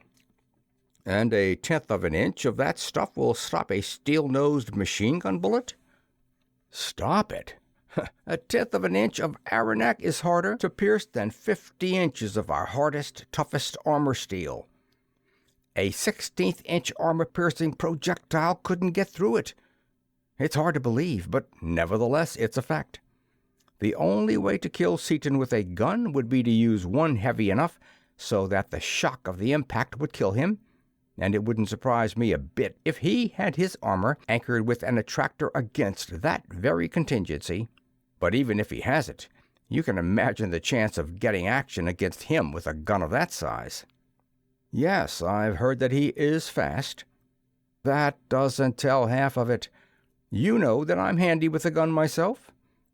You're faster than I am, and that's saying something. You're chain lightning. Well, Seaton is at least that much faster than I am. You've never seen him work. I have. On that Osnomian dock, he shot twice before I started, and shot twice to my once from then on. I must have been shooting a quarter of a second after he had his side all cleaned up. To make it worse, I missed once with my left hand. He didn't. There's absolutely no use tackling Richard Seaton without an Osnomian ray generator or something better, but, as you know, Brookings has always been and always will be a fool. He won't believe anything new until after he has actually been shown. Well, I imagine he will be shown plenty by this evening. Well, I'll never tackle him with heat. How does he get that way? He's naturally fast, and has practiced sleight-of-hand work ever since he was a kid. He's one of the best amateur magicians in the country, and I will say that his ability along that line has come in handy for him more than once. I see where you're right in wanting to get something, since we have only ordinary weapons and they have all that stuff. This trip is to get a little something for ourselves, I take it? Exactly. And you know enough now to understand what we are out here to get for ourselves. You have guessed that we are headed for Osnome? I suspected it. However, if you were going only to Osnome, you would have gone alone, so I also suspect that that's only half of it. I have no idea what it is, but you've got something else on your mind. You're right. I knew you were keen.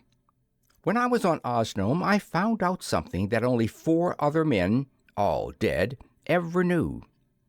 There is a race of men far ahead of the Osnomian in science, particularly in warfare. They live a long way beyond Osnome.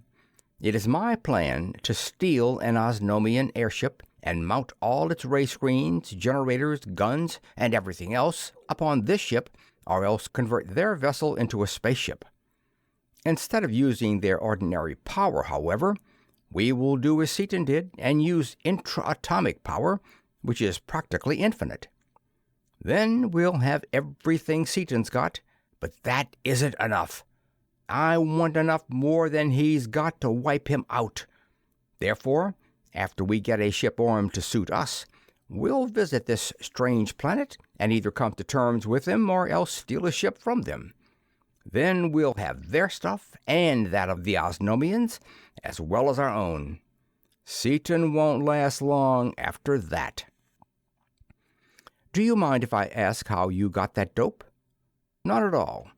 Except when right with Seaton, I could do pretty much as I pleased, and I used to take long walks for exercise.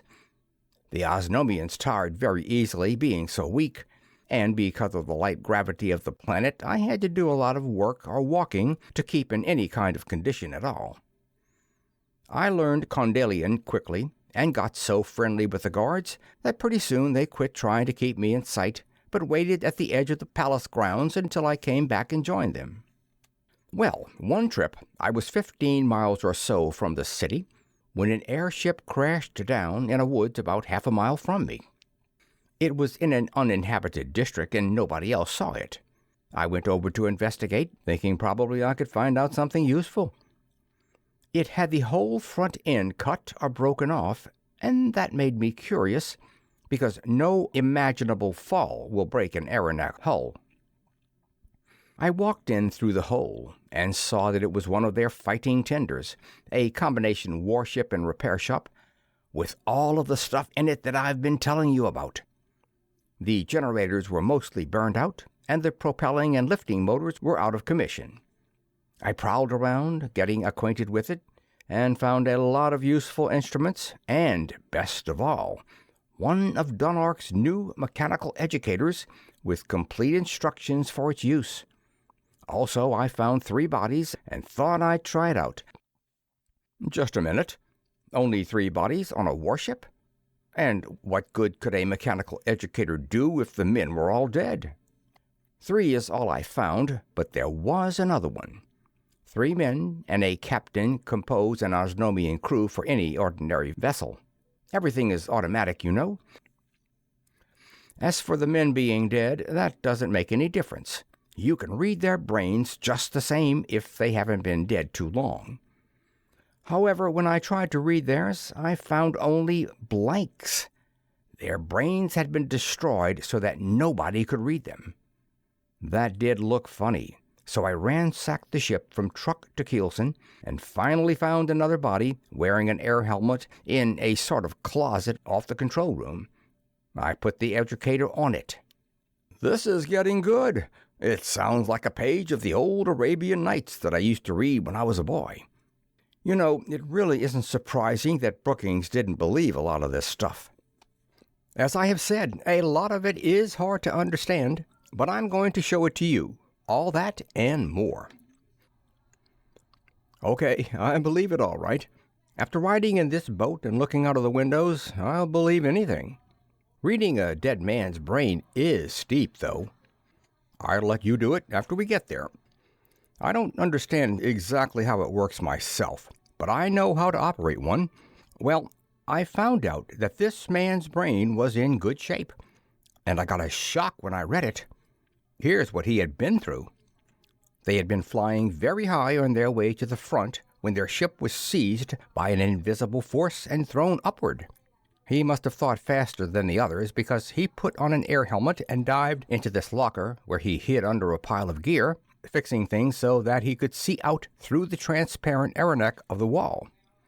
No sooner was he hidden that the front end of the ship went up in a blaze of light in spite of their ray screens going full blast. They were up so high by that time that when the bow was burned off, the other 3 fainted from lack of air. Then their generators went out, and pretty soon 2 peculiar-looking strangers entered.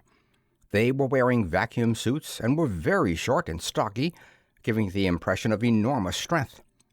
They brought an educator of their own with them and read the brains of the 3 men. Then they dropped the ship a few thousand feet and revived the 3 with a drink of something out of a flask. Must have been different from the kind handled by most booties I know, then. The stuff we've been getting lately would make a man more unconscious than ever. Some powerful drug, probably, but the Osnomian didn't know anything about it. After the men were revived, the strangers, apparently from sheer cruelty and love of torturing their victims, informed them in the Osnomian language that they were from another world on the far edge of the galaxy. They even told them, knowing that the Osnomians knew nothing of astronomy, exactly where they were from. Then they went on to say that they wanted the entire green system for themselves, and that in something like 2 years of our time, they were going to wipe out all the present inhabitants of the system and take it over as a base for future operations. After that, they amused themselves by describing exactly the kinds of death and destruction they were going to use. They described most of it in great detail. It's too involved to tell you about now, but they've got rays, generators, and screens that even the Osnomians never heard of. And of course, they've got intra-atomic energy the same as we have. After telling them all this and watching them suffer, they put a machine on their heads and they dropped dead. That's probably what disintegrated their brains. Then they looked the ship over rather casually, as though they didn't see anything they were interested in, crippled the motors, and went away. The vessel was then released and crashed. The man, of course, was killed by the fall. I buried the men. I didn't want anyone else reading that brain, hid some of the stuff I wanted most, and camouflaged the ship so that I'm fairly sure that it's there yet. I decided then to make this trip." "I see." Loring's mind was grappling with these new and strange facts. "That news is staggering, Doctor. Think of it. Everybody thinks our own world is everything there is. Our world is simply a grain of dust in the universe. Most people know it academically, but very few ever give the fact any actual consideration. But now that you've had a little time to get used to the idea of there being other worlds, and some of them as far ahead of us in science as we are ahead of the monkeys, what do you think of it?" "I agree with you that we've got their stuff," said Loring. "However, it occurs to me as a possibility that they may have so much stuff that we won't be able to make the approach. However, if the Osnomian fittings we are going to get are as good as you say they are, I think that 2 such men as you and I can get at least a lunch, while any other crew, no matter who they are getting a square meal." "I like your style, Loring. You and I will have the world eating out of our hands shortly after we get back.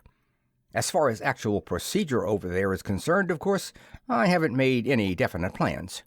We'll have to size up the situation after we get there before we can know exactly what we'll have to do. However, we are not coming back empty-handed." "You said something, Chief." And the 2 men, so startlingly unlike physically, but so alike inwardly, shook hands in token of their mutual dedication to a single purpose. Loring was then instructed in the simple navigation of the ship of space, and thereafter the 2 men took their regular shifts at the controls. In due time they approached Osnome, and DuQuesne studied the planet carefully through a telescope before he ventured down into the atmosphere. "This half of it used to be Mardonale. I suppose it's all Condal now." "No, there's a war on down there yet. At least there's a disturbance of some kind, and on this planet that means war." "What are you looking for exactly?" asked Loring, who was also examining the terrain with a telescope. "They've got some spherical spaceships like Seaton's. I know they had one, and they've probably built more of them since that time. Their airships couldn't touch us, but those ball-shaped cruisers would be pure poison for us the way we're fixed now. Can you see any of them?" "Not yet. Too far away to make out details. They're certainly having a hot time down there, though, in that one spot." They dropped lower toward the stronghold which was being so stubbornly defended by the inhabitants of the 3rd planet of the 14th sun, and so savagely attacked by the Condalian forces. "There, we can see what they're doing now," and DuQuesne anchored the vessel with an attractor.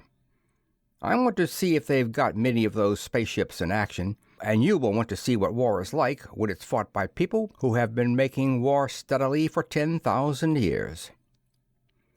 Poised at the limit of clear visibility, the 2 men studied the incessant battle being waged beneath them. They saw not one, but fully 1,000 of the globular craft high in the air and grouped in a great circle around an immense fortification upon the ground below. They saw no airships in the line of battle, but noticed that many such vessels were flying to and from the front, apparently carrying supplies. The fortress was an immense dome of some glassy, transparent material, partially covered with slag, through which they saw that the central space was occupied by orderly groups of barracks, and that round the circumference were arranged gigantic generators, projectors, and other machinery at whose purposes they could not even guess. From the base of the dome, a 20-mile-wide apron of the same glassy substance spread over the ground, and above this apron and all around the dome were thrown the mighty defensive ray screens, visible now and then in scintillating violet splendor as one of the copper-driven Condalian projectors sought in vain for an opening. But the Earthmen saw with surprise that the main attack was not being directed at the dome, that only an occasional ray was thrown against it in order to make the defenders keep their screens up continuously. The edge of that apron was bearing the brunt of that vicious and never-ceasing attack, and most concerned the desperate defense. For miles beyond that edge, and as deep under it as frightful rays and enormous charges of explosive copper could penetrate, The ground was one seething, flaming volcano of molten and incandescent lava. Lava constantly being volatilized by the unimaginable heat of those rays, and being hurled for miles in all directions by the inconceivable power of those explosive copper projectiles. The heaviest projectiles that could be used without endangering the planet itself, being directed under the exposed edge of that unbreakable apron, which was in actuality anchored to the solid core of the planet itself. Lava flowing into and filling up the vast craters caused by the explosions. The attack seemed fiercest at certain points, perhaps a quarter of a mile apart around the circle, and after a time the watchers perceived that at those points, under the edge of the apron, in that indescribable inferno of boiling lava, destructive rays, and disintegrating copper, there were enemy machines at work. These machines were strengthening the projecting apron and extending it very slowly, but ever wider and ever deeper, as the ground under it and before it was volatilized or hurled away by the awful forces of the Condalian attack. So much destruction had already been wrought that the edge of the apron and its molten moat were already fully a mile below the normal level of that cratered, torn, and tortured plain. Even as they watched, one of the spheres, unable for some reason to maintain its screens or overcome by the awful forces playing upon it, flared from white into and through the violet and was hurled upward as though shot from the mouth of some Brobdingnagian howitzer. A door opened, and from its flaming interior 4 figures leaped out into the air, followed by a puff of orange-colored smoke. At the first sign of trouble, the ship next it in line leaped in front of it, and the 4 figures floated gently to the ground, supported by friendly attractors and protected from enemy rays by the bulk and by the screens of the rescuing vessel. 2 great airships soared upward from back of the lines and hauled the disabled vessel to the ground by means of their powerful attractors. The 2 observers saw with amazement that, after brief attention from an ant-like ground crew, the original 4 men climbed back into their warship, and she again shot into the fray, apparently as good as ever. "What do you know about that?" exclaimed DuQuesne. "That gives me an idea, Loring. They must get to them that way fairly often, to judge by the teamwork they use when it does happen. How about waiting until they disable another one like that, and then grabbing it while it's in the air, deserted and unable to fight back? One of those ships is worth 1,000 of this one, even if we had everything known to the Osnomians." "That's a real idea. Those boats certainly are brutes for punishment," agreed Loring, and as both men again settled down to watch the battle, he went on. "So this is war out this way? You're right. Seaton, with half this stuff, could whip the combined armies and navies of the world. I don't blame Brookings much, though, at that. Nobody could believe half of this unless they could actually see it, as we are doing." "I can't understand it." DuQuesne frowned as he considered the situation. "The attackers are Condalians, all right. Those ships are developments of the Skylark. But I don't get that fort at all. Wonder if it can be the strangers already? Don't think so. They aren't due for a couple of years yet, and I don't think the Condalians could stand against them a minute. It must be what is left of Mardinale, although I never heard of anything like that. Probably it is some new invention they dug up at the last minute. That's it, I guess." And his brow cleared. It couldn't be anything else. They waited long for the incident to be repeated, and finally their patience was rewarded.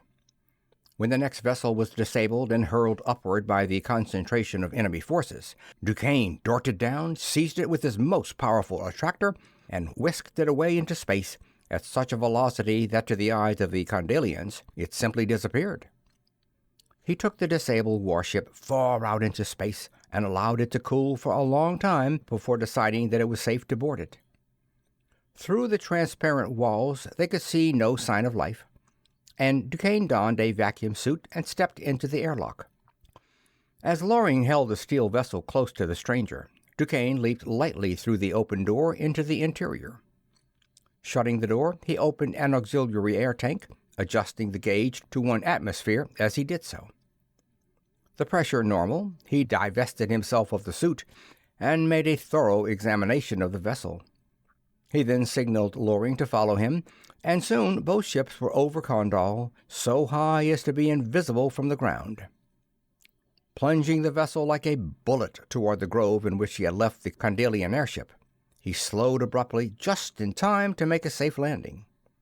As he stepped out upon Osnomian soil, Loring landed the earthly ship hardly less skillfully. "This saves us a lot of trouble, Loring. This is undoubtedly one of the finest spaceships of the universe, and just about ready for anything." "How did they get to it?" "One of the screen generators apparently weakened a trifle, probably from weeks of continuous use. That let some of the rays come through, everything got hot, and the crew had to jump or roast. Nothing is hurt, though, as the ship was thrown up and out of range before the aeronac melted at all. The copper repellers are gone, of course, and most of the bars that were in use are melted down, but there was enough of the main bar left to drive the ship, and we can replace the melted stuff easily enough. Nothing else was hurt, as there's absolutely nothing in the structure of these vessels that can be burned. Even the insulation in the coils and generators has a melting point higher than that of porcelain. And not all the copper was melted either. Some of these storerooms are lined with 2 feet of insulation and are piled full of bars and explosive ammunition. What was that smoke we saw then?" "That was their food supply. It cooked to ash, and their water was all boiled away through the safety valves. Those rays certainly can put out a lot of heat in a second or two." "Can the two of us put on those copper repeller bands? This ship must be 75 feet in diameter." "Yes, it's a lot bigger than the Skylark was. It's one of their latest models, or it wouldn't have been on the front line. As to banding on the repellers, that's easy. That airship is half full of metalworking machinery that can do everything but talk.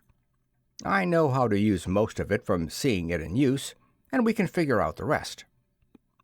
In that unfrequented spot there was little danger of detection from the air, and none whatsoever of detection from the ground. Of ground travel upon Osnome there is none.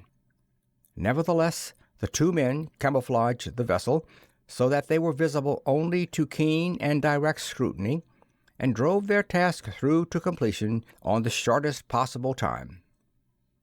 The copper repellers were banded on, and much additional machinery was installed in the already well-equipped shop. This done, they transferred to their warship food, water, bedding, instruments, and everything else they needed or wanted from their own ship and from the disabled Condalian airship. They made a last tour of inspection to be sure they had overlooked nothing useful, then embarked. "Think anybody will find those ships? They could get a good line on what we've done." "Probably eventually, Loring, so we'd better destroy them. We'd better take a short hop first, though, to test everything out. Since you're not familiar with the controls of a ship of this type, you need practice. Shoot us up around that moon over there and bring us back to this spot." "She's a sweet handling boat, easy like a bicycle," declared Loring, as he brought the vessel lightly to a landing upon their return. "We can burn the old one up now. We'll never need her again, any more than a snake needs his last year's skin." "She's good, all right. Those two hulks must be put out of existence, but we shouldn't do it here. The rays would set the woods afire, and the metal would condense all around. We don't want to leave any tracks, so we'd better pull them out into space to destroy them. We could turn them loose, and as you've never worked a ray, it'll be good practice for you. Also, I want you to see for yourself just what our best armor plate amounts to compared with aeronac." When they towed the two vessels far out into space, Loring put into practice the instruction he had received from DuQuesne concerning the complex armament of their vessel. He swung the beam projector upon the Condalian airship, pressed the connectors of the softener ray, the heat ray, and the induction ray, and threw the master switch. Almost instantly, the entire hull became blinding white, but it was several seconds before the extremely refractory material began to volatilize. Though the metal was less than an inch thick, it retained its shape and strength stubbornly, and only slowly did it disappear in flaming, flaring gusts of incandescent gas. "There, you've seen what an inch of arenak is like," said DuQuesne when the destruction was complete. "Now, shine it on that 60-inch chrome vanadium armor hull of our old bus and see what happens." Loring did so. As the beam touched it, the steel disappeared in one flare of radiance. As he swung the projector in one flashing arc from the stem to the stern, there was nothing left. Loring, swinging the beam, whistled in amazement. "Wow! What a difference! And this ship of ours has a skin of arenak 6 feet thick? Yes. Now you understand why I didn't want to argue with anybody out here as long as we were in our steel ship. I understand all right, but I can't understand the power of these rays. Suppose I had all 20 of them on instead of only 3. In that case, I think we could have whipped even the short, thick strangers. You and me both. But say, every ship's got to have a name. This new one of ours is such a sweet, harmless, inoffensive little thing. We'd better name her the Violet, hadn't we?" DuQuesne started the Violet off in the direction of the solar system occupied by the warlike strangers, but he did not hurry. He and Loring practiced incessantly for days at the controls, darting here and there, putting on terrific acceleration until the indicators showed a velocity of hundreds of thousands of miles per second, then reversing the acceleration until the velocity was 0. They studied the controls and alarm system until each knew perfectly every instrument, every tiny light, and the tone of each bell. They practiced with the rays, singly and in combination, with the visiplates, and with the many levers and dials, until each was so familiar with the complex installation that his handling of every control had become automatic. Not until then did DuQuesne give the word to start out in earnest toward their goal at an unthinkable distance. They had not been underway long when an alarm bell sounded its warning and a brilliant green light began flashing upon the board. DuQuesne frowned as he reversed the bar. "Outside intra-atomic energy detector. Somebody's using power out here. Direction about dead ahead, straight down. Let's see if we can see anything." He swung number 6, the telescopic visiplate, into connection. After what seemed to them a long time, they saw a sudden sharp flash, apparently an immense distance ahead, and simultaneously 3 more alarm bells rang and 3 colored lights flashed briefly. "Somebody got quite a jolt then. 3 rays in action at once for 3 or 4 seconds, reported DuQuesne, as he applied still more negative acceleration.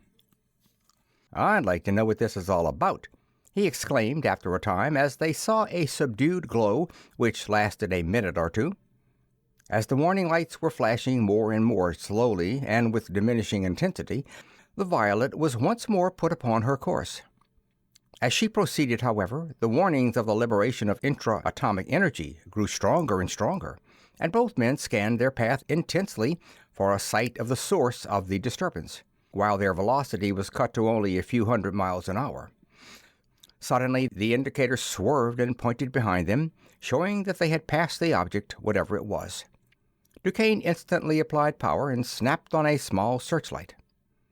"If it's so small that we couldn't see it when we passed it, it's nothing to be afraid of. We'll be able to find it with light." After a search, they saw an object floating in space, apparently a vacuum suit. "Shall one of us get in the airlock, or shall we bring it in with an attractor?" asked Loring. "An attractor, by all means. 2 or 3 of them, in fact, to spread eagle whatever it is. Never take any chances. It's probably an Osnomian, but you never can tell. It may be one of those other people. We know they were around here a few weeks ago, and they're the only ones I know of that have intra-atomic power besides us and the Osnomians." "That's no Osnomian," he continued, as the stranger was drawn into the airlock. "He's big enough around for 4 Osnomians, and very short. We'll take no chances at all with that fellow." The captive was brought into the control room, pinioned head, hand and foot, with attractors and repellers. Before DuQuesne approached him, he then read the temperature and pressure of the stranger's air supply, and allowed the surplus air to escape slowly before removing the stranger's suit and revealing one of the Fenachrone, eyes closed, unconscious or dead. DuQuesne leaped for the educator and handed Loring a headset. "Put this on, quick. He may be only unconscious, and we might not be able to get a thing from him if he were awake." Loring donned the headset, still staring at the monstrous form with amazement, not unmixed with awe, while DuQuesne, paying no attention to anything except the knowledge he was seeking, manipulated the controls of the instrument. His first quest was for the weapons and armament of the vessel. In this he was disappointed, as he learned that the stranger was one of the navigating engineers, and as such had no detailed knowledge of the matters of prime importance to the Inquisitor. He did have a complete knowledge of the marvelous Fenachrone propulsion system, however, and this DuQuesne carefully transferred to his own brain. He then rapidly explored other regions of that fearsome organ of thought. As the gigantic and inhuman brain was spread before them, DuQuesne and Loring read not only the language, customs, and culture of the Fenachrone, but all their plans for the future, as well as the events of the past. Plainly in his mind they perceived how he had been cast adrift in the emptiness of the void. They saw the Fenachrone cruiser lying in wait for the two globular vessels. Looking through an extraordinarily powerful telescope with the eyes of their prisoner, they saw them approach, all unsuspecting. DuQuesne recognized all 5 persons in the Skylark, and Dunark and Cetar in the Condal. Such was that unearthly optical instrument, and so clear was the impression upon the mind before him. They saw the attack and the battle. They saw the Skylark throw off her zone of force and attack. Saw this one survivor standing directly in line with a huge projector spring, and saw the spring severed by the zone. The free end, under its thousands of pounds of tension, had struck the being upon the side of the head, and the force of the blow, only partially blocked by the heavy helmet, had hurled him out through the yawning gap in the wall and hundreds of miles out into space. Suddenly the clear view of the brain of the Fenachrone became blurred and meaningless, and the flow of knowledge ceased. The prisoner had regained consciousness and was trying with all his gigantic strength to break from those intangible bonds that held him. So powerful were the forces upon him, however, that only a few twitching muscles gave evidence that he was struggling at all. Glancing about him, he recognized the attractors and repellers bearing upon him, ceased his efforts to escape, and hurled the full power of his baleful gaze into the black eyes so close to his own. But DuQuesne's mind, always under perfect control, and now amply reinforced by a considerable proportion of the stranger's own knowledge and power, did not waver under the force of even that hypnotic glare. "It is useless, as you observe," he said coldly in the stranger's own tongue, and sneered. "You are perfectly helpless. Unlike you of the Fenachrone, however, men of my race do not always kill strangers at sight merely because they are strangers. I will spare your life if you can give me anything of enough value to me to make extra time and trouble worthwhile." "You read my mind while I could not resist your childish efforts. I will have no traffic whatever with you who have destroyed my vessel. If you have mentality enough to understand any portion of my mind, which I doubt, you already know the fate in store for you. Do with me what you will." This from the stranger. DuQuesne pondered long before he replied, considering whether it was to his advantage to inform this stranger of the facts. Finally, he decided. "Sir, neither I nor this vessel had anything to do with the destruction of your warship. Our detectors discovered you floating in empty space. We stopped and rescued you from death. We have seen nothing else save what we saw pictured in your own brain. I know that, in common with all of your race, you possess neither conscience nor honor as we understand the terms. An automatic liar by instinct and training, whenever you think lies will best serve your purpose, you may yet have intelligence enough to recognize simple truth when you hear it. You already have observed that we are of the same race as those who destroyed your vessel, and have assumed that we are with them. In that, you are wrong. It is true that I am acquainted with those others, but they are my enemies. I am here to kill them, not to aid them. You have already helped me in one way. I know as much as does my enemy concerning the impenetrable shield of force. If I will return you unharmed to your own planet, will you assist me in stealing one of your ships of space so that I may destroy that Earth vessel?" The Fenachrone, paying no attention to DuQuesne's barbed comments concerning his honor and veracity, did not hesitate an instant in his reply. "I will not. We supermen of the Fenachrone will allow no vessel of ours, with its secrets unknown to any others of the universe, to fall into the hands of any of the lesser breeds of men."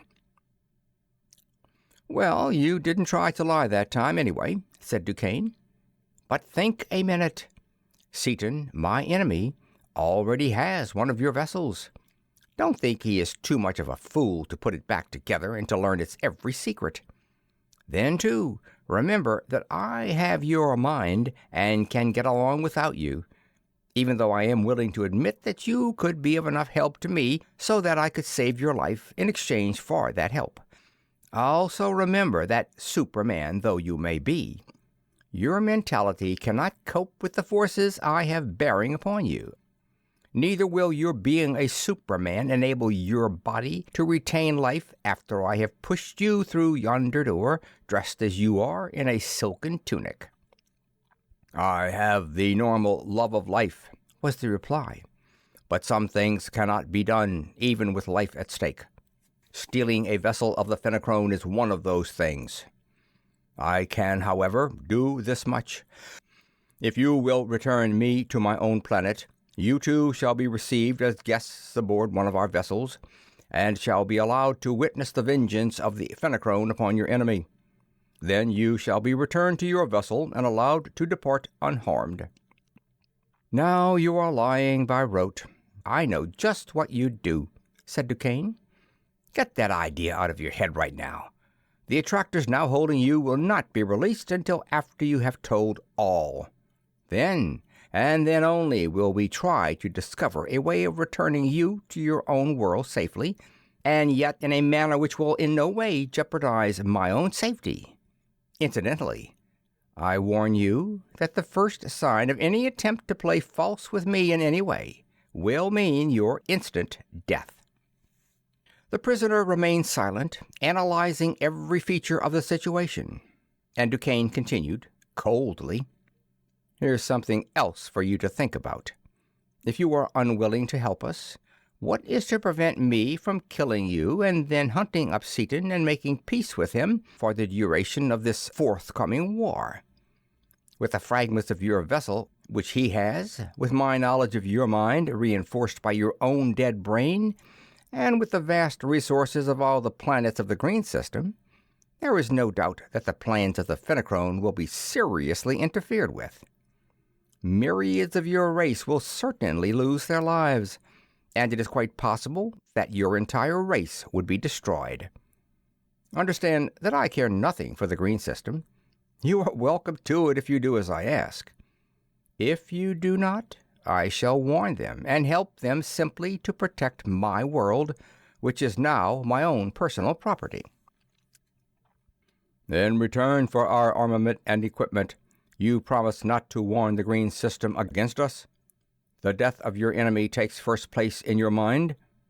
The stranger spoke thoughtfully. "In that I understand your viewpoint thoroughly. But after I have remodeled your power plant into ours, and have piloted you to our planet, what assurance have I that you will liberate me, as you have said?" "None whatever. I have made and am asking no promises, since I cannot expect you to trust me any more than I can trust you. Enough of this argument.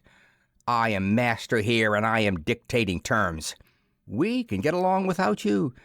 Therefore, you must decide quickly whether you would rather die suddenly and surely here in space and right now, or help us, as I demand, and live until you get back home, enjoying meanwhile your life and whatever chance you think you may have of being liberated within the atmosphere of your own planet.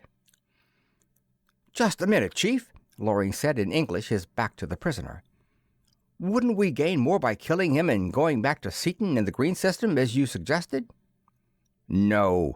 DuQuesne also turned away to shield his features from the mind-reading gaze of the Fenachrone. "That was pure bluff.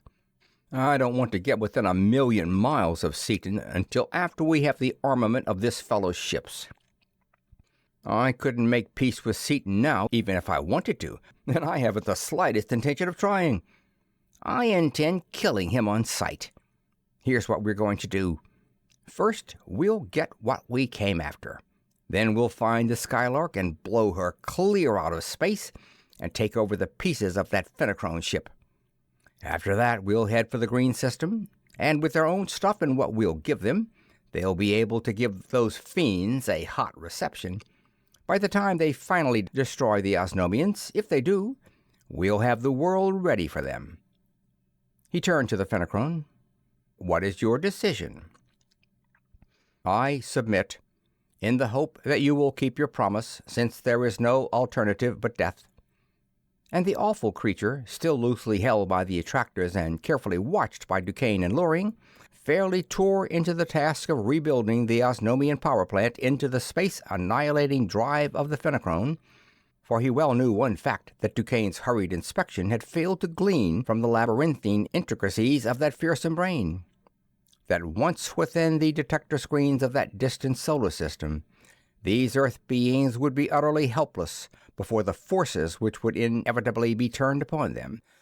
Also, he realized that time was precious, and resolved to drive the Violet so unmercifully that she would overtake that fleeing torpedo, now many hours upon its way. The torpedo bearing news, for the first time in Fenachrone history, of the overwhelming defeat and capture of one of its mighty engines of interstellar war. In a very short time, considering the complexity of the undertaking, the conversion of the power plant was done, and the repellers, already supposed the ultimate in protection, were reinforced by a 10,000-pound mass of activated copper, effective for untold millions of miles.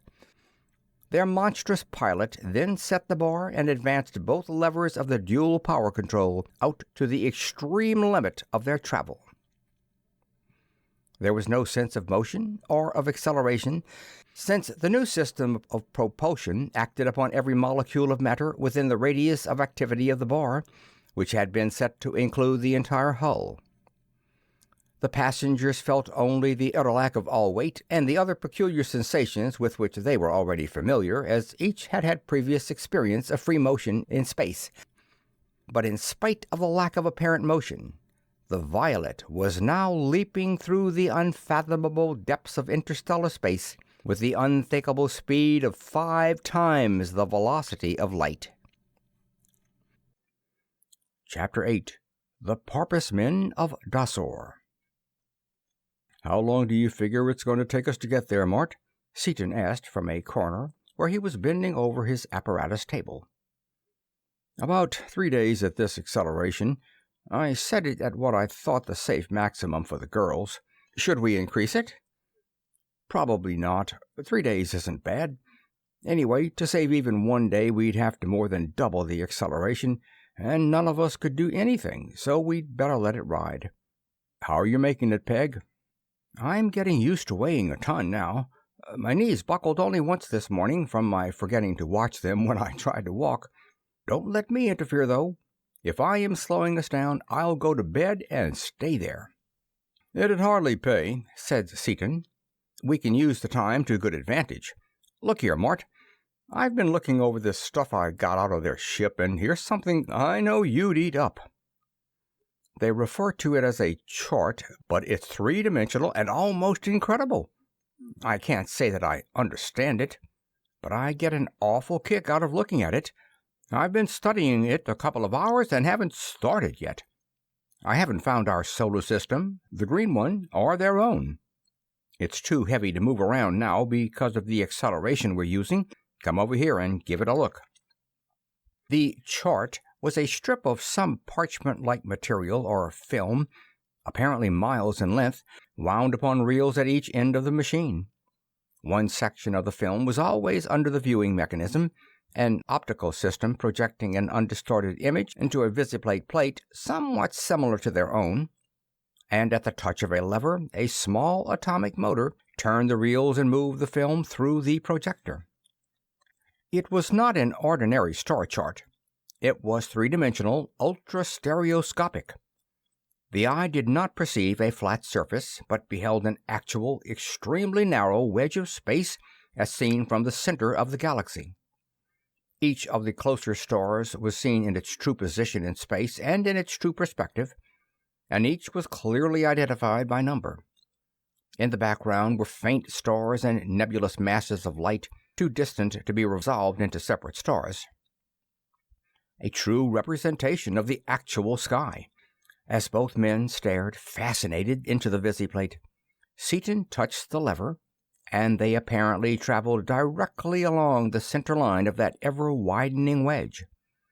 As they proceeded, the nearer stars grew brighter and larger, soon becoming suns, with their planets, and then the satellites of the planets plainly visible, and finally passing out of the picture behind the observers. The fainter stars became bright, grew into suns and solar systems, and were passed in turn. The chart unrolled, and the nebulous masses of light were approached, became composed of faint stars, which developed as had the others, and were passed. Finally, when the picture filled the entire visiplate, they arrived at the outermost edge of the galaxy. No more stars were visible. They saw empty space stretching for inconceivably vast distances before them. But beyond that indescribable and incomprehensible vacuum, they saw faint lenticular bodies of light, which were also named, and which each man knew to be other galaxies, charted and named by the almost unlimited power of the Fenachrone astronomers, but not as yet explored. As the magic scroll unrolled still farther, they found themselves back in the center of the galaxy, starting outward in the wedge adjacent to the one which they had just traversed. Seaton cut off the motor and wiped his forehead. "Wouldn't that break you off at the ankles, Mort? Did you ever conceive the possibility of such a thing?" "It would, and I did not. There are literally miles and miles of film in each of those reels. And I see that there is a magazine full of reels in the cabinet. There must be an index or a master chart." "Yeah, there's a book in this slot here," said Seaton. "But we don't know any of their names or numbers. Wait a minute. How did he report our Earth on that torpedo? Planet number 3 of Sun 6-4-something, Piloroni, wasn't it? I'll get the record." 6473 Piloroni, it was. Piloroni, let's see. Seaton studied the index volume. Reel 20, scene 51, I'd translate it. They found the reel, and scene 51 did indeed show that section of space in which our solar system is. Seaton stopped the chart when star 6473 was at its closest range, and there was our sun, with its 9 planets and their many satellites, accurately shown and correctly described. They know their stuff all right. You've got to hand it to 'em. I've been straightening out that brain record, cutting out the hazy stretches and getting his knowledge straightened out so we can use it, and there's a lot of this kind of stuff in the record you can get. Suppose that you can figure out exactly where he comes from with this dope and with his brain record? Certainly. I may be able to get more complete information upon the green system than the Osnomians have, which will be very useful indeed. You are right. I am intensely interested in this material, and if you do not care particularly about studying it any more at this time, I believe that I should begin to study it now. Hop to it. I'm going to study that record some more. No human brain can take it all, I'm afraid, especially all at once, but I'm going to kind of peck around the edges and get me some dope that I want pretty badly. We got a lot of stuff from that wampus. About 60 hours out, Dorothy, who had been observing the planet through number 6 visiplate, called Seaton away from the Fenachrone brain record, upon which he was still concentrating. "Come here a minute, Dickie. Haven't you got that knowledge all packed away in your skull yet?" I'll say I haven't. That bird's brain would make a dozen of mine, and it was loaded until the scuppers were awash. I'm just nibbling around the edges yet. I've always heard that the capacity of even the human brain was almost infinite. Isn't that true? Asked Margaret. Maybe it is, if the knowledge were built up gradually over generations. I think maybe I can get most of this stuff into my peanut brain so I can use it, but it's going to be an awful job. Is their brain really as far ahead of ours as I gathered from what I saw of it? Asked Crane. It sure is, replied Seaton, as far as knowledge and intelligence are concerned, but they have nothing else in common with us. They don't belong to the genus Homo at all, really. Instead of having a common ancestor with the anthropoids, as they say we had, they evolved from a genus which combined the worst traits of the cat tribe and the carnivorous lizards, the most savage and bloodthirsty branches of the animal kingdom. And instead of getting better as they went along, they got worse, in that respect at least. But they sure do know something. When you get a month or so to spare, you want to put on this harness and grab his knowledge, being very careful to steer clear of his mental traits and so on. Then, when we get back to Earth, we'll simply tear it apart and rebuild it. You'll know what I mean when you get this stuff transplanted into your own skull. But to cut out the lecture, what's on your mind, Dottie Dimple? This planet Martin picked out is all wet, literally. The visibility is fine, very few clouds. But this whole half of it is solid ocean. If there are any islands even, they're mighty small. All four looked into the receiver. With the great magnification employed, the planet almost filled the visiplate. There were a few fleecy wisps of cloud, but the entire surface upon which they gazed was one sheet of the now familiar deep and glorious blue peculiar to the waters of that cuprous solar system, with no markings whatever. What do you make of it, Mort? That's water, all right. Copper sulfate solution, just like the Osnomian and Uvanian oceans, and nothing else visible. How big would an island have to be for us to see it from here? So much depends upon the contour and nature of the island that it is hard to say. If it were low and heavily covered with their green-blue vegetation, we might not be able to see even a rather large one, whereas if it were hilly and bare, we could probably see one only a few miles in diameter. Well, one good thing anyway, we're approaching it from the central sun, and almost in line with our own sun, so it's daylight all over it. As it turns and as we get closer, we'll see what we can see. Better take turns watching it, hadn't we? Asked Seaton. It was decided, and while the Skylark was still some distance away, several small islands became visible, and the period of rotation of the planet was determined to be in the neighborhood of 50 hours. Margaret, then at the controls, picked out the largest island visible and directed the bar toward it. As they dropped down close to their objective, they found that the air was of the same composition as that of Osnome, but had a pressure of 78 centimeters of mercury, and that the surface gravity of the planet was 95/100ths that of the Earth. Fine business, exulted Seaton. Just about like home, but I don't see much of any place to land without getting wet, do you? Those reflectors are probably solar generators, and they cover the whole island except for that lagoon right under us. The island, perhaps 10 miles long and half that in width, was entirely covered with great parabolic reflectors, arranged so closely together that little could be seen between them. Each reflector apparently focused upon an object in the center, a helix which seemed to writhe luridly in that flaming focus, glowing with a nacreous opalescent green light. "Well, nothing much to see there. Let's go down," remarked Seaton, as he shot the Skylark over to the edge of the island and down to the surface of the water. But here again nothing was to be seen of the land itself. The wall was one vertical plate of seamless metal, supporting huge metal guides, between which floated metal pontoons. From these gigantic floats, metal girders and trusses went through the slots in the wall into the darkness of the interior. Close scrutiny revealed that the large floats were rising steadily, although very slowly, while smaller floats bobbed up and down upon each passing wave. "Solar generators, tide motors, and wave motors, all at once," ejaculated Seaton. "Some power plant. Folks, I'm going to take a look at that if I have to drill in with a ray." They circumnavigated the island without revealing any door or other opening. The entire 30 miles was one stupendous battery of the generators.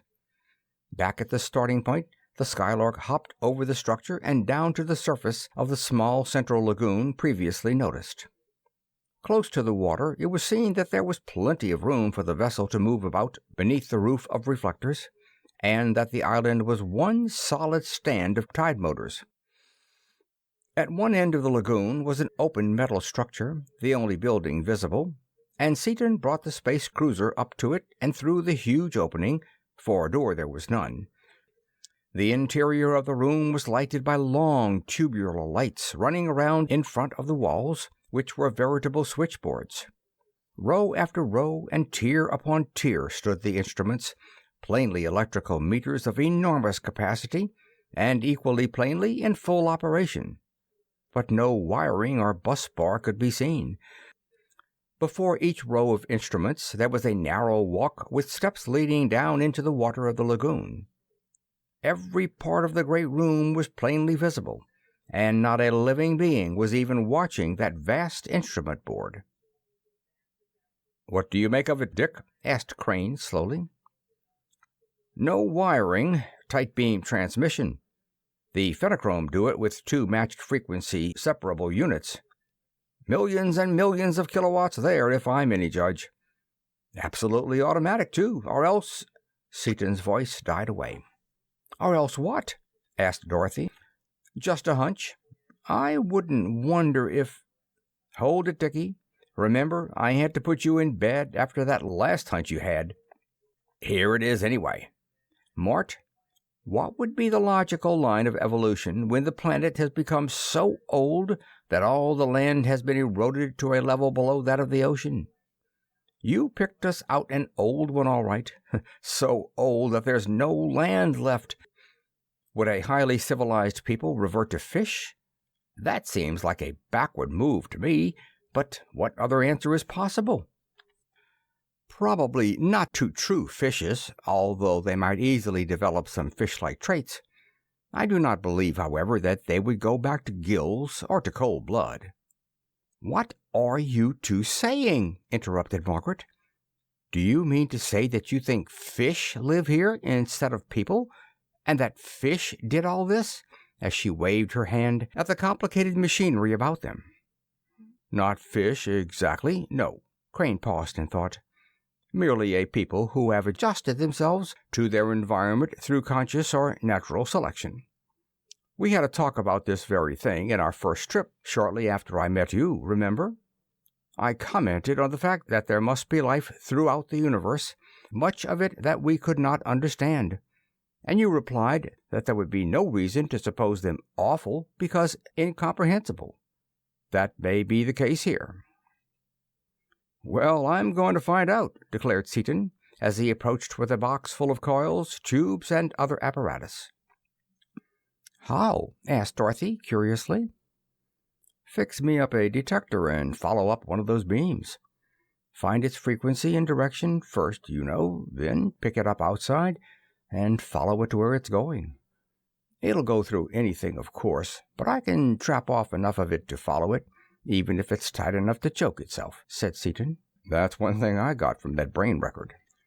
He worked deftly and rapidly, and soon was rewarded by a flaring crimson color in his detector when it was located in one certain position in front of one of the meters. Noting the bearing on the great circles, he then moved the Skylark along that exact line over the reflectors and out beyond the island, where he allowed the vessel to settle directly downwards. "Now, folks, if I've done this just right, we'll get a red flash directly." As he spoke, the detector again burst into crimson light, and he set the bar into the line and applied a little power, keeping the light at its reddest, while the other 3 looked on in fascinated interest. This beam is on something that's moving, Mort. Can't take my eyes off it for a second or I'll lose it entirely. See where we're going, will you?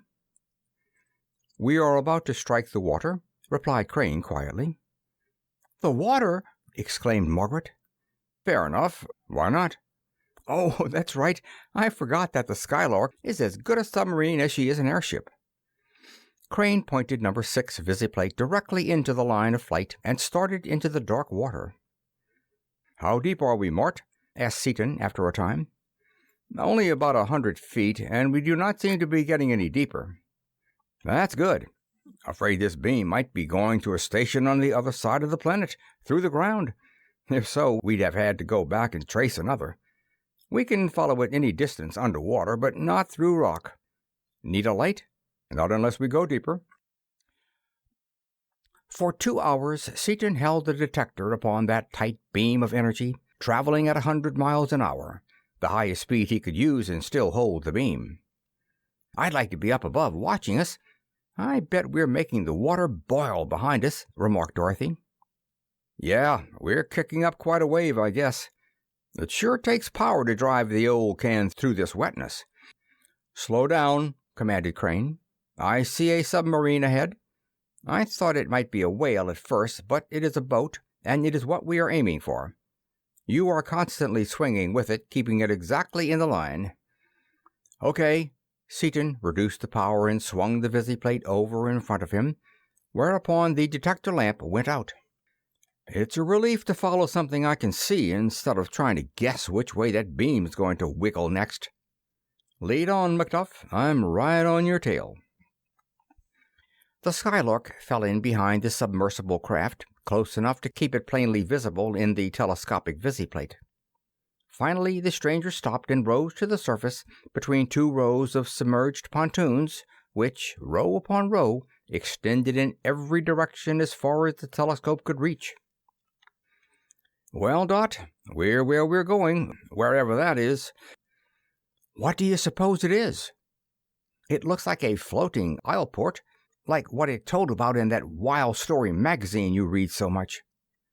Maybe, but if so, they can't be fish, answered Seaton. Let's go. I want to look it over. And water flew in all directions as the Skylark burst out of the ocean and leaped into the air far above what was in truth a floating city. Rectangular in shape, it appeared to be about 6 miles long and 4 wide. It was roofed with solar generators like those covering the island just visited, but the machines were not spaced quite so closely together, and there were numerous open lagoons. The water around the entire city was covered with wave motors. From their great height, the visitors could see an occasional submarine moving slowly under the city, and frequently small surface craft dashed across the lagoons. As they watched, a seaplane with short, thick wings, curved like those of a gull, rose from one of the lagoons and shot away over the water. Quite a place, remarked Seaton as he swung a visiplate upon one of the lagoons. Submarines, speedboats, and fast seaplanes. Fish or not, they're not so slow. I'm going to grab off one of those folks and see how much they know. Wonder if they are peaceable or warlike. They look peaceable, but you know the proverb, Crane cautioned his impetuous friend.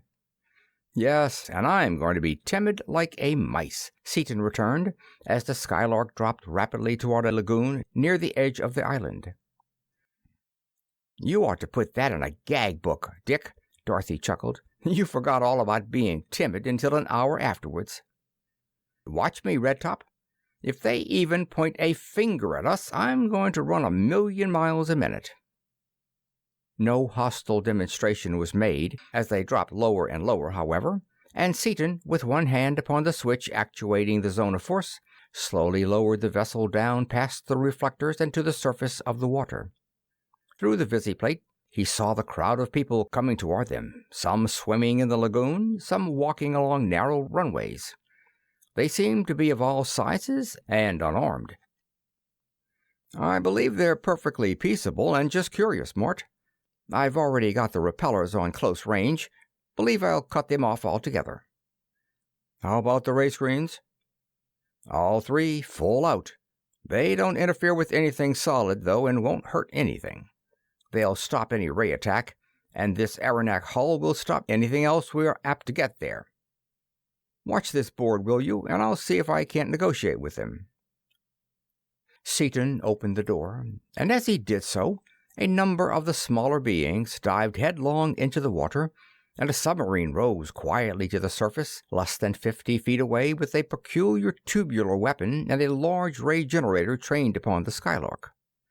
Seaton stood motionless, his right hand raised in the universal sign of peace, his left holding at his hip an automatic pistol charged with explosive shells, while Crane, at the controls, had the phenochrome super generator in line, and his hand lay upon the switch, whose closing would volatilize the submarine and cut an incandescent path of destruction through the city lengthwise. After a moment of inaction, a hatch opened, a man stepped out upon the deck of the submarine, and the two tried to converse, but with no success. Seaton then brought out the mechanical educator, held it up for the other's inspection, and waved an invitation to come aboard. Instantly the other dived and came to the surface immediately below Seaton, who assisted him into the Skylark. Tall and heavy as Seaton was, the stranger was half a head taller and almost twice as heavy. His thick skin was of the characteristic Osnomian green, and his eyes were the usual black, but he had no hair whatever. His shoulders, though broad and enormously strong, were very sloping, and his powerful arms were little more than half as long as would have been expected had they belonged to a human being of his size. The hands and feet were very large and very broad, and the fingers and toes were heavily webbed. His high-domed forehead appeared even higher because of the total lack of hair. Otherwise his features were regular and well proportioned.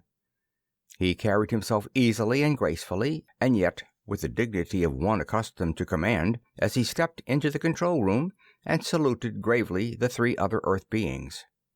He glanced quickly around the room and showed unmistakable pleasure as he saw the power plant of the cruiser of space. Languages were soon exchanged, and the stranger spoke in a bass voice vastly deeper than Seaton's own. "In the name of our city and planet, I may say in the name of our solar system, for you are very evidently from other than our green system, I greet you. I would offer you refreshment as is our custom, but I fear that your chemistry is but ill adapted to our customary fare. If there be aught in which we can be of assistance to you, our resources are at your disposal, but before you leave us, I shall wish to ask from you a great gift." "Sir, we thank you. We are in search of knowledge concerning forces which we cannot as yet control. From the power systems you employ, and from what I have learned of the composition of your suns and planets, I assume you have none of the metal of power, and is it a quantity of that element that is your greatest need?" "Yes, power is our only lack. We generate all we can with the materials and knowledge at our disposal, but we never have enough. Our development is hindered. Our birth rate must be held down to a minimum. Many new cities which we need cannot be built, and many new projects cannot be started, all for lack of power. For 1 gram of that metal I see plated upon that copper cylinder, of whose very existence no scientist upon Dasor has had even an inkling, we would do almost anything. In fact, if all else failed, I would be tempted to attack you, did I not know that our utmost power could not penetrate even your outer screen, and you could volatilize the entire planet if you so desired." "Great cat!" In his surprise, Seaton lapsed from the formal language he had been employing. "Have you figured us all out already, from a standing start?" "We know electricity, chemistry, physics, and mathematics fairly well. You see, our race is many millions of years older than is yours." "You're the man I've been looking for, I guess," said Seaton. "We have enough of this metal with us so that we can spare you some as well as not. But before you get it, I'll introduce you. Folks, this is Sokner Carfon, chief of the council of the planet Dasor. They saw us all the time, and when we headed for the sixth city, he came over from the capital, or first city, in the flagship of his police fleet to welcome us or to fight us as we pleased. Carfon, this is Martin Crane. Or say, better than introductions, put on the headsets, everybody, and get acquainted right." Acquaintance made and the apparatus put away, Seaton went to one of the storerooms and brought out a lump of X, weighing about 100 pounds. "There's enough to build power plants from now on. It would save time if you were to dismiss your submarine. With you to pilot us, we can take you back to the first city a lot faster than your vessel can travel." Carfon took a miniature transmitter from his pouch under his arm and spoke briefly, then gave Seaton the course. In a few minutes the first city was reached, and the Skylark descended rapidly to the surface of a lagoon at one end of the city. Short as had been the time consumed by their journey from the city, they found a curious and excited crowd awaiting them.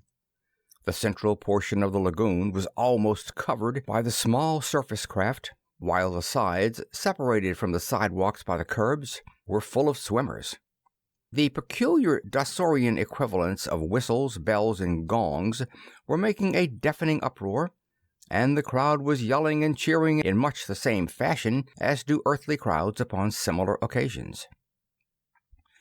Seaton stopped the Skylark and took his wife by the shoulder, swinging her around in front of the visiplate. "Look at that, Dot! Talk about rapid transit! They could give the New York subway a flying start and beat them hands down." Dorothy looked into the visiplate and gasped. 6 metal pipes, one above the other, ran above and parallel to each sidewalk lane of water. The pipes were full of ocean water racing along at fully 50 miles an hour and discharging, each stream, a small waterfall, into the lagoon. Each pipe was lighted in the interior, and each was full of people, heads almost touching feet, unconcernedly being borne along, completely immersed in that mad current. As the passenger saw daylight and felt the stream begin to drop, he righted himself, apparently selecting an objective point, and rode the current down into the ocean.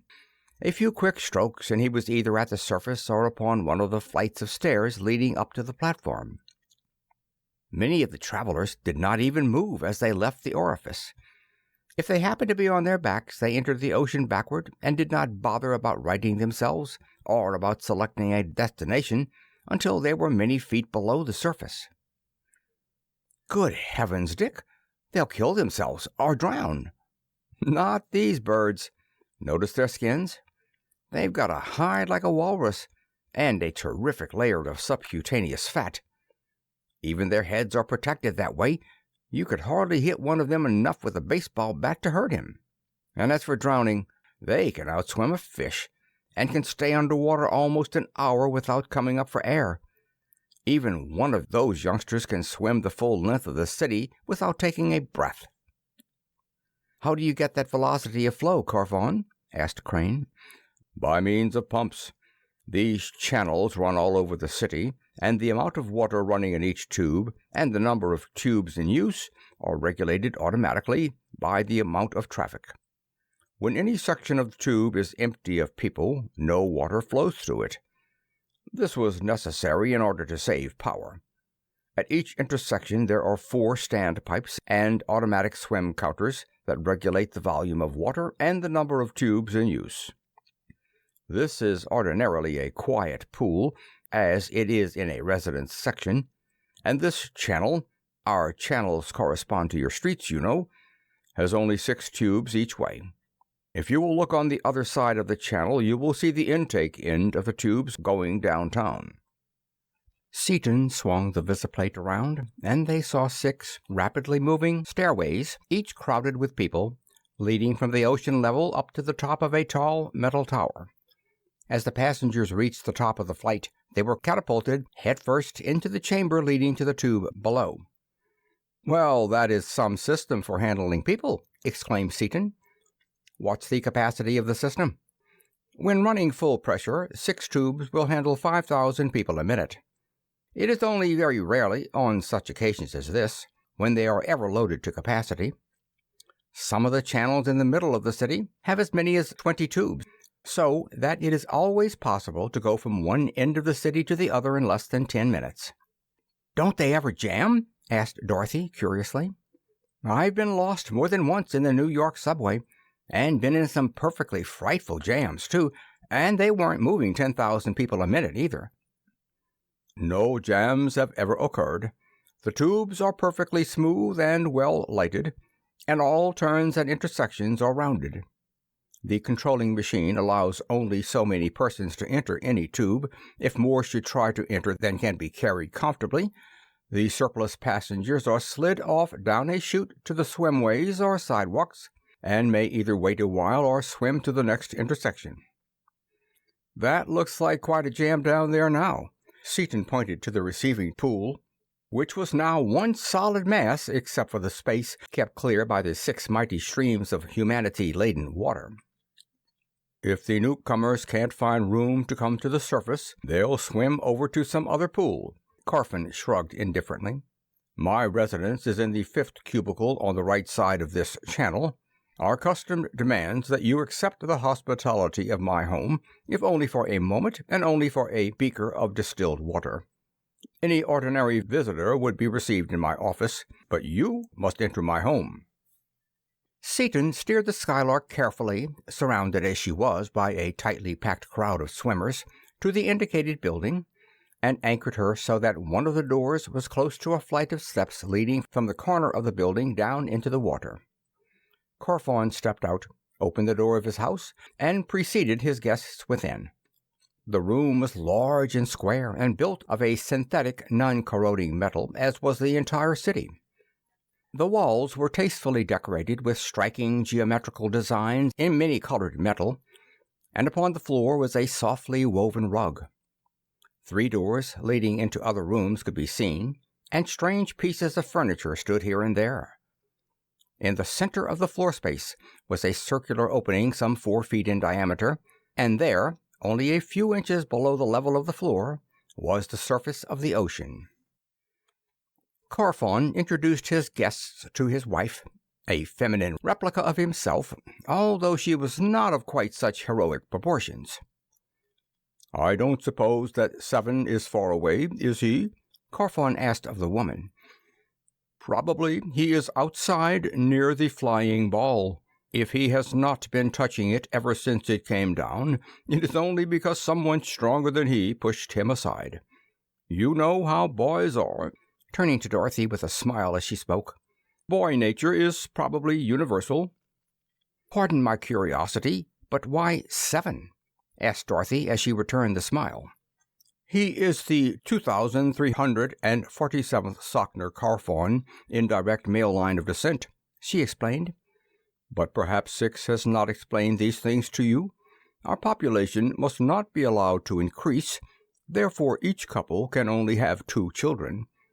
It is customary for the boy to be born first, and is given the name of his father. The girl is younger and is given her mother's name." "That will now be changed," said Carfon feelingly. "These visitors have given us the secret of power, and we shall be able to build new cities and populate Dasor as she should be populated." "Really?" She checked herself, but a flame leaped to her eyes, and her voice was none too steady as she addressed the visitors. "For that, we Dasorians thank you more than words can express. Perhaps you strangers do not know what it means to want a dozen children with every fiber of your being, and to be allowed to have only 2. We do, all too well. I will call 7. She pressed the button, and up out of the opening in the middle of the floor there shot a half-grown boy, swimming so rapidly that he scarcely touched the combing as he came to his feet. He glanced at the 4 visitors, then ran up to Seaton and Crane. "Please, sirs, may I ride, just a little short ride, in your vessel before you go away?" This was said in their language. "7!" boomed Carfon sternly, and the exuberant youth subsided. "Pardon me, sirs, but I was so excited." "All right, son, no harm done at all. You bet you'll have a ride in the Skylark if your parents will let you. He turned to Carfon. "I'm not so far beyond that stage myself that I'm not in sympathy with him. Neither are you, unless I'm badly mistaken." "I am very glad that you feel as you do. He would be delighted to accompany us down to the office, and it will be something to remember all the rest of his life."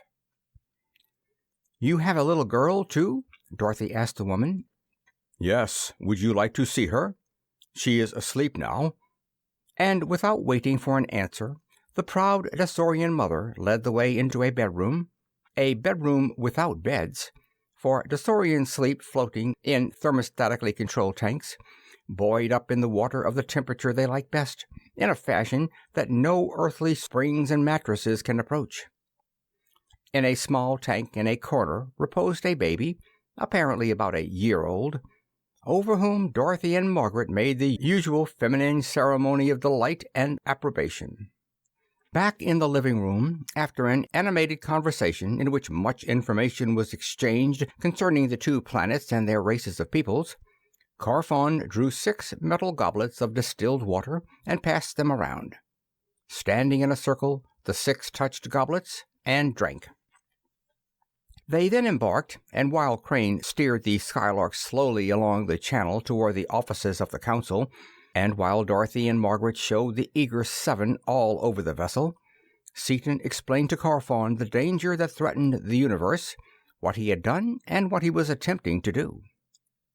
"Dr. Seaton, I wish to apologize to you," the Dasorian said when Seaton had done. "Since you are evidently still land animals, I had supposed you of inferior intelligence. It is true that your younger civilization is deficient in certain respects, but you have shown a depth of vision, a sheer power of imagination and grasp that no member of our older civilization could approach. I believe that you are right in your conclusions. We have no such rays or forces upon this planet, and never have had. But the 6th planet of our own sun has. Less than 50 of your years ago, when I was but a small boy, such a projection visited my father.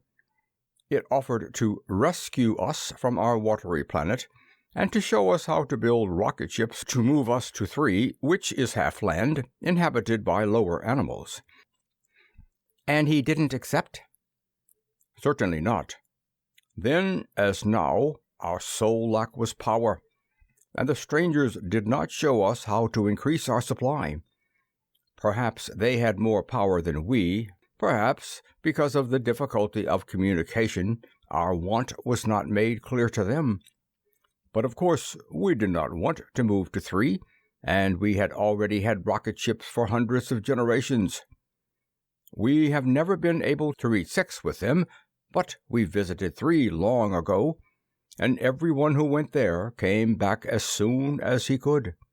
We detest land. It is hard, barren, unfriendly. We have everything here upon Dasor. Food is plentiful, synthetic or natural, as we prefer. Our watery planet supplies our every need and wish, with one exception. And now that we are assured of power, even that one exception vanishes, and Dasor becomes a very paradise. We can now lead our natural lives, work and play to our fullest capacity. We would not trade our world for all the rest of the universe." "I never thought of it in that way, but you're right at that," Seaton conceded. "You are ideally suited to your environment. But how do I get to Planet 6? Its distance is terrific, even as cosmic distances go. You won't have any night until Dasor swings outside the orbit of your sun, and until then 6 will be invisible, even to our most powerful telescope." "I do not know myself," answered Carfon, "but I will send out a call for the chief astronomer. He will meet us and give you a chart and the exact course." At the office, the earthly visitors were welcomed formally by the Council, the 9 men in control of the entire planet.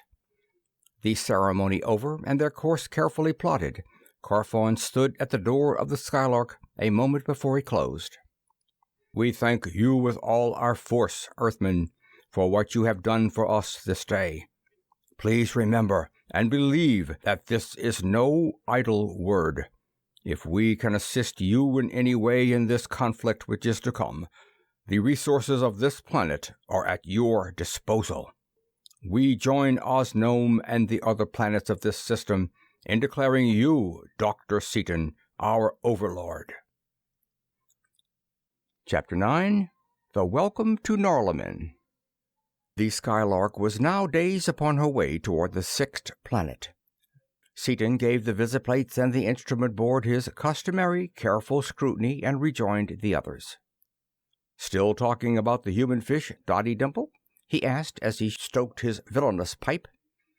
"Peculiar tribe of porpoises, but I'm strong for 'em. They're the most like our own kind of folks, as far as ideas go, of anybody we've seen yet. In fact, they're more like us than a lot of human beings we all know. I like them immensely." "You couldn't like 'em any other way. Their size—" "Terrible, Dick, terrible.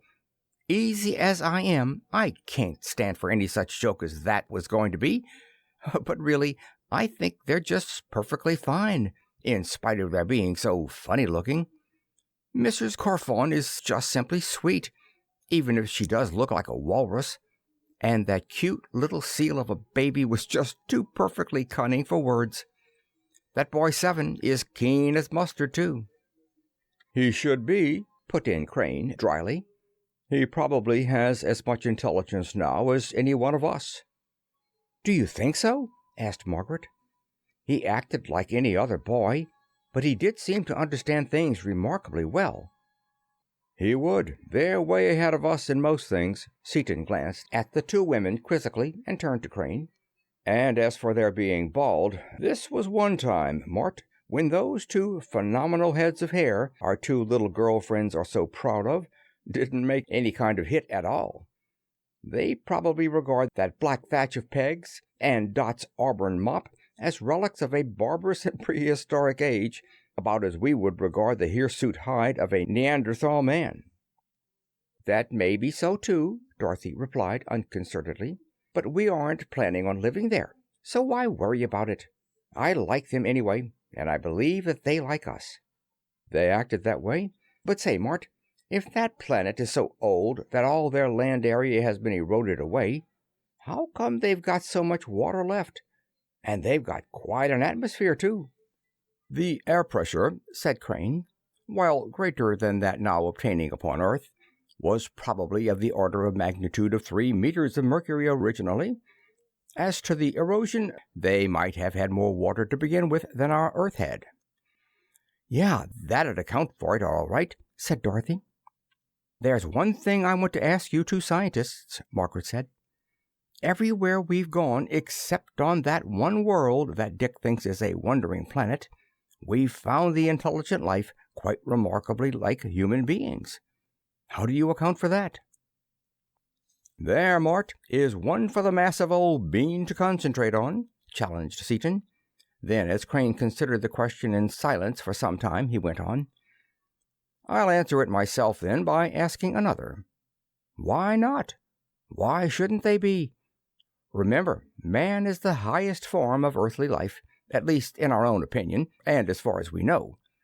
In our wanderings, we have picked out planets quite similar to our own in point of atmosphere and temperature, and within narrow limits of mass as well. It stands to reason that under such similarity of conditions, there would be a certain similarity of results. How about it, Mort? Reasonable?" "It seems plausible in a way," conceded Crane, "but it probably is not universally true."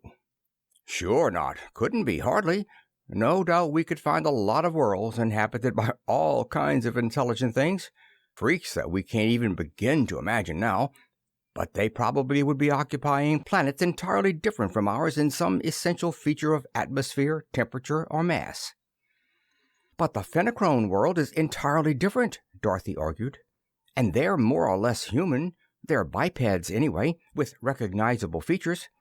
I've been studying that record with you, you know, and their world has so much more mass than ours that their gravitation is simply frightful." "That much difference is comparatively slight, not a real fundamental difference. I mean hundreds or so times either way, greater or less. And even their gravitation has modified their structure a lot. Suppose it had been 50 times as great as it is. What would they have been like? Also, their atmosphere is very similar to ours in composition, and their temperature is bearable. It is my opinion that atmosphere and temperature have more to do with evolution than anything else, and that the mass of the planet runs a poor third. You may be right, admitted Crane, but it seems to me that you are arguing from insufficient premises. Sure I am. Almost no premises at all. I would be just about as well justified in deducing the structure of a range of mountains from a superficial study of 3 pebbles picked up in a creek near them. However, we can get an idea sometime when we have a lot of time. How? Remember that planet we struck on the first trip that had an atmosphere composed mostly of gaseous chlorine? In our ignorance, we assumed that life there was impossible and didn't stop. Well, it may be just as well that we didn't. If we go back there, protected as we are with our rays and stuff, it wouldn't surprise me a bit to find life there, and lots of it. And I've got a hunch that it'll be a form of life that'll make your grandfather's whiskers curl right up into a ball. You do get the weirdest ideas, Dick, protested Dorothy. I hope you aren't planning on exploring it just to prove your point. Never thought of it before. Can't do it now, anyway. Got our hands full already. However, after we get this phenochrome mess cleaned up, we'll have to do just that little thing, won't we, Mart? As that intellectual guy said while he was insisting upon dematerializing us, science demands it. By all means, we should be in a position to make contributions to science in fields as yet untouched. Most assuredly, we shall investigate those points. Then they'll go alone, won't they, Peggy? Absolutely. We've seen some pretty middling horrible things already. And if these 2 men of ours call the frightful things we have seen normal, and are planning on deliberately hunting up things that even they will consider monstrous, you and I most certainly shall stay at home. Yeah? You say it easy. Bounce back, Peg. You struck a rubber fence. Rufus, you red-headed little fraud, you know you wouldn't let me go to the corner store after a can of tobacco without insisting on tagging along. You're a... began Dorothy hotly, but broke off in amazement and gasped, For heaven's sake, what was that? What was what? It missed me. It went right through you. It was a kind of funny little cloud, like smoke or something. It came right through the ceiling like a flash, went right through you and on down through the floor. There it comes back again. Before their staring eyes, a vague, nebulous something moved rapidly upward through the floor and passed upward through the ceiling. Dorothy leaped to Seaton's side, and he put his arm around her reassuringly. It's all right, folks. I know what that thing is. Well, shoot it quick, Dorothy implored. It's one of those projections from where we're headed for, trying to get our range. And it's the most welcome sight these weary old eyes have rested upon for full many a long and dreary moon. They've probably located us from our power plant rays. We're an awful long ways off yet, though, and going like a streak of greased lightning, so they're having trouble in holding us. They're friendly, we already know that. They probably want to talk to us. It'd make it easier for them if we shut off our power and drift at constant velocity, but we'd use up valuable time and throw our calculations all out of whack. We'll let them try to match our acceleration. If they can do that, they're good. The apparition reappeared, oscillating back and forth irregularly, passing through the arenak walls, through the furniture and the instrument boards, and even through the mighty power plant itself, as though nothing were there. Eventually, however, it remained stationary a foot or so above the floor of the control room. Then it began to increase in density until apparently a man stood before them. His skin, like that of all the inhabitants of the planets of the Green Suns, was green. He was tall and well proportioned when judged by earthly standards, except for his head, which was overly large, and which was particularly massive above the eyes and backward from the ears. He was evidently of great age, for what little of his face was visible was seamed and wrinkled, and his long, thick mane of hair and his square-cut, yard-long beard were a dazzling white, only faintly tinged with green. While not in any sense transparent or even translucent, it was evident that the apparition before them was not composed of flesh and blood. He looked at each of the 4 earth beings intensely for a moment, then pointed toward the table upon which stood the mechanical educator, and Seaton placed it in front of the peculiar visitor. As Seaton donned a headset and handed one to the stranger, the latter stared at him, impressing upon his consciousness that he was to be given a knowledge of English. Seaton pressed the lever, receiving as he did so a sensation of an unbroken calm, a serenity profound and untroubled, and the projection spoke. "Dr. Seaton, Mr. Crane, and ladies, welcome to Norlamin, the planet toward which you are now flying. We have been awaiting you for more than 5,000 years of your time. It has been a mathematical certainty, it has been graven upon the very sphere itself, that in time someone would come to us from without this system, bringing a portion, however small, of Rovolon, of the metal of power, of which there is not even the most minute trace in our entire solar system. For more than 5,000 years our instruments have been set to detect the vibrations which would herald the advent of the user of that metal.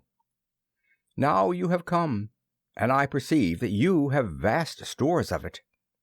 Being yourselves seekers after truth, you will share it with us gladly, as we will instruct you in many things you wish to know. Allow me to operate the educator. I would gaze into your minds and reveal my own to your sight. But first I must tell you that your machine is too rudimentary to work at all well, and with your permission I shall make certain minor alterations." Seaton nodded permission, and from the eyes and from the hands of the figure there leaped visible streams of force, which seized the transformers, coils, and tubes, and reformed and reconnected them, under Seaton's bulging eyes, into an entirely different mechanism. "Oh, I see," he gasped. "Say, what are you, anyway?" "Pardon me. In my eagerness I became forgetful. I am Orlon, the first of astronomy of Norlamin, in my observatory upon the surface of the planet. This that you see is simply my projection, composed of forces for which you have no name in your language. You can cut it off if you wish with your ray screens, which even I can see are of a surprisingly high order of efficiency. There, this educator will now work very well. Please put on the remodeled headsets, all 4 of you."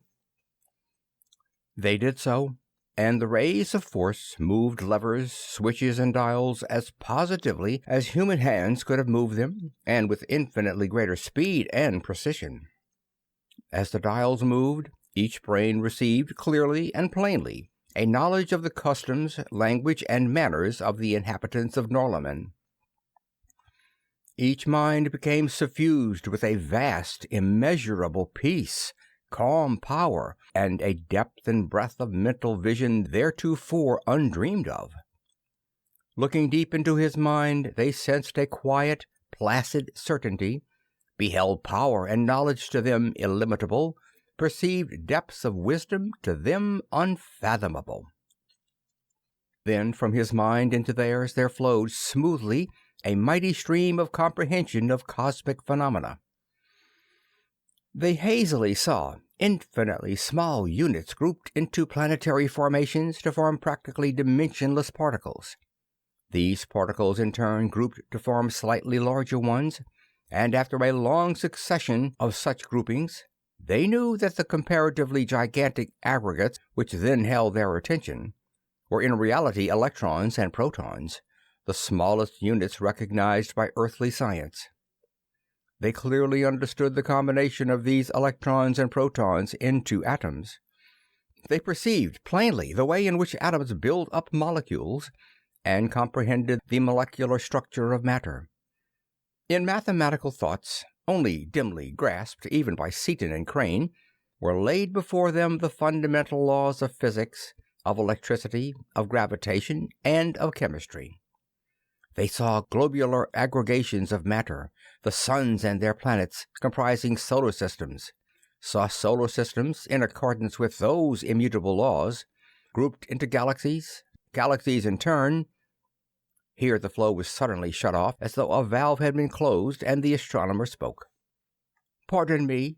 Your brains should be stored only with the material you desire most and can use to the best advantage, for your mental capacity is even more limited than my own. Please understand that I speak in no derogatory sense. It is only that your race has many thousands of generations to go before your minds should be stored with knowledge indiscriminately. We ourselves have not yet reached that stage, and we are perhaps millions of years older than you. And yet," he continued musingly, "I envy you. Knowledge is of course relative, and I can know so little. Time and space have yielded not an iota of their mystery to our most penetrant minds, and whether we delve baffled into the unknown smallness of the small, or whether we peer blind and helpless into the unknown largeness of the large, it is the same. Infinity is comprehensible only to the Infinite One, the all-shaping force directing and controlling the universe and the unknowable sphere. The more we know, the vaster the virgin fields of investigation open to us, and the more infinitesimal becomes our knowledge. But I am perhaps keeping you from more important activities. As you approach Norlamin more nearly, I shall guide you to my observatory. I am glad indeed that it is in my lifetime that you have come to us, and I await anxiously the opportunity of greeting you in the flesh. The years remaining to me of this cycle of existence are few, and I had almost ceased hoping to witness your coming."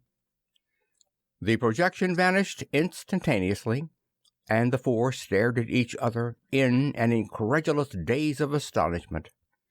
Seaton finally broke the stunned silence.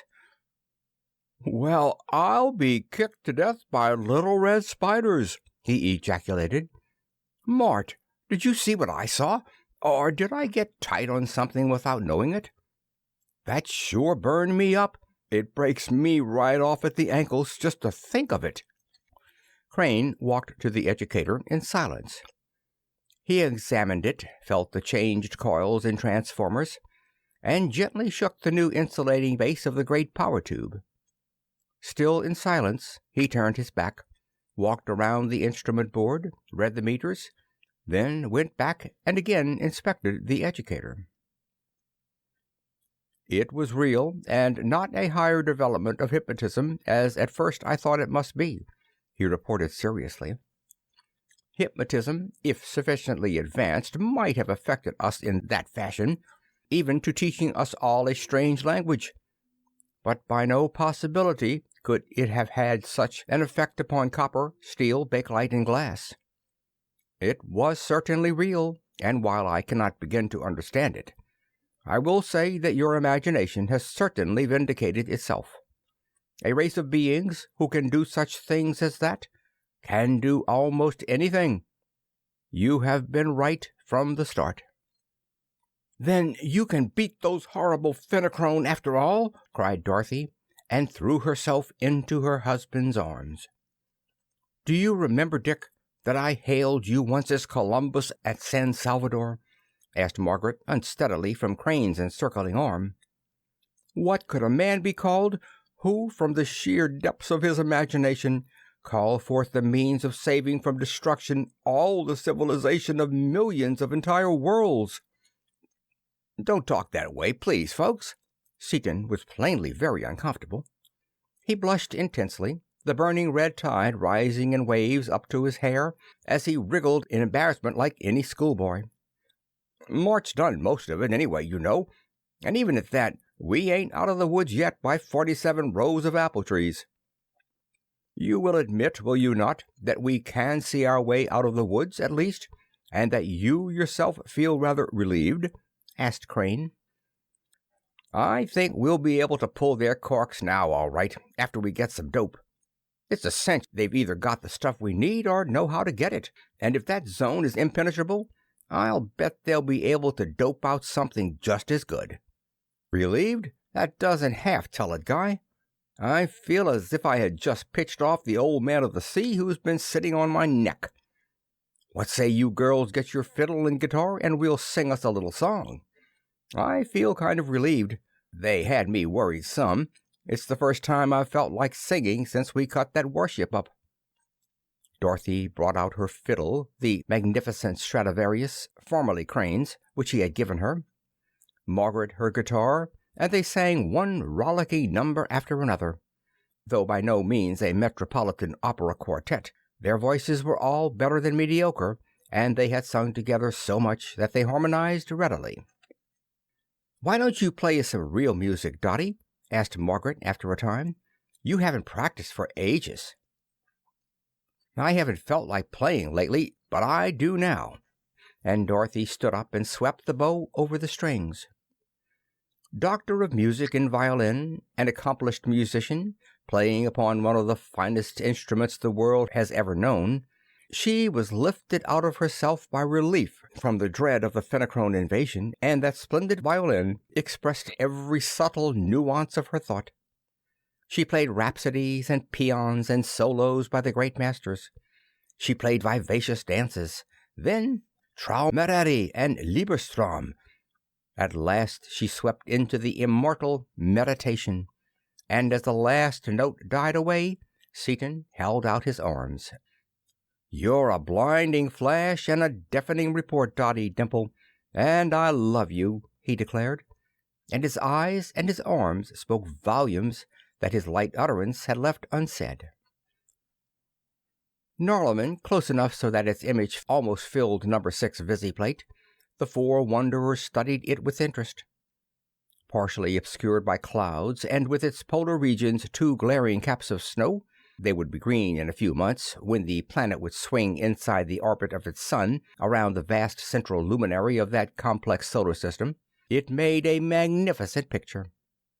They saw sparkling blue oceans and huge green continents of unfamiliar outlines.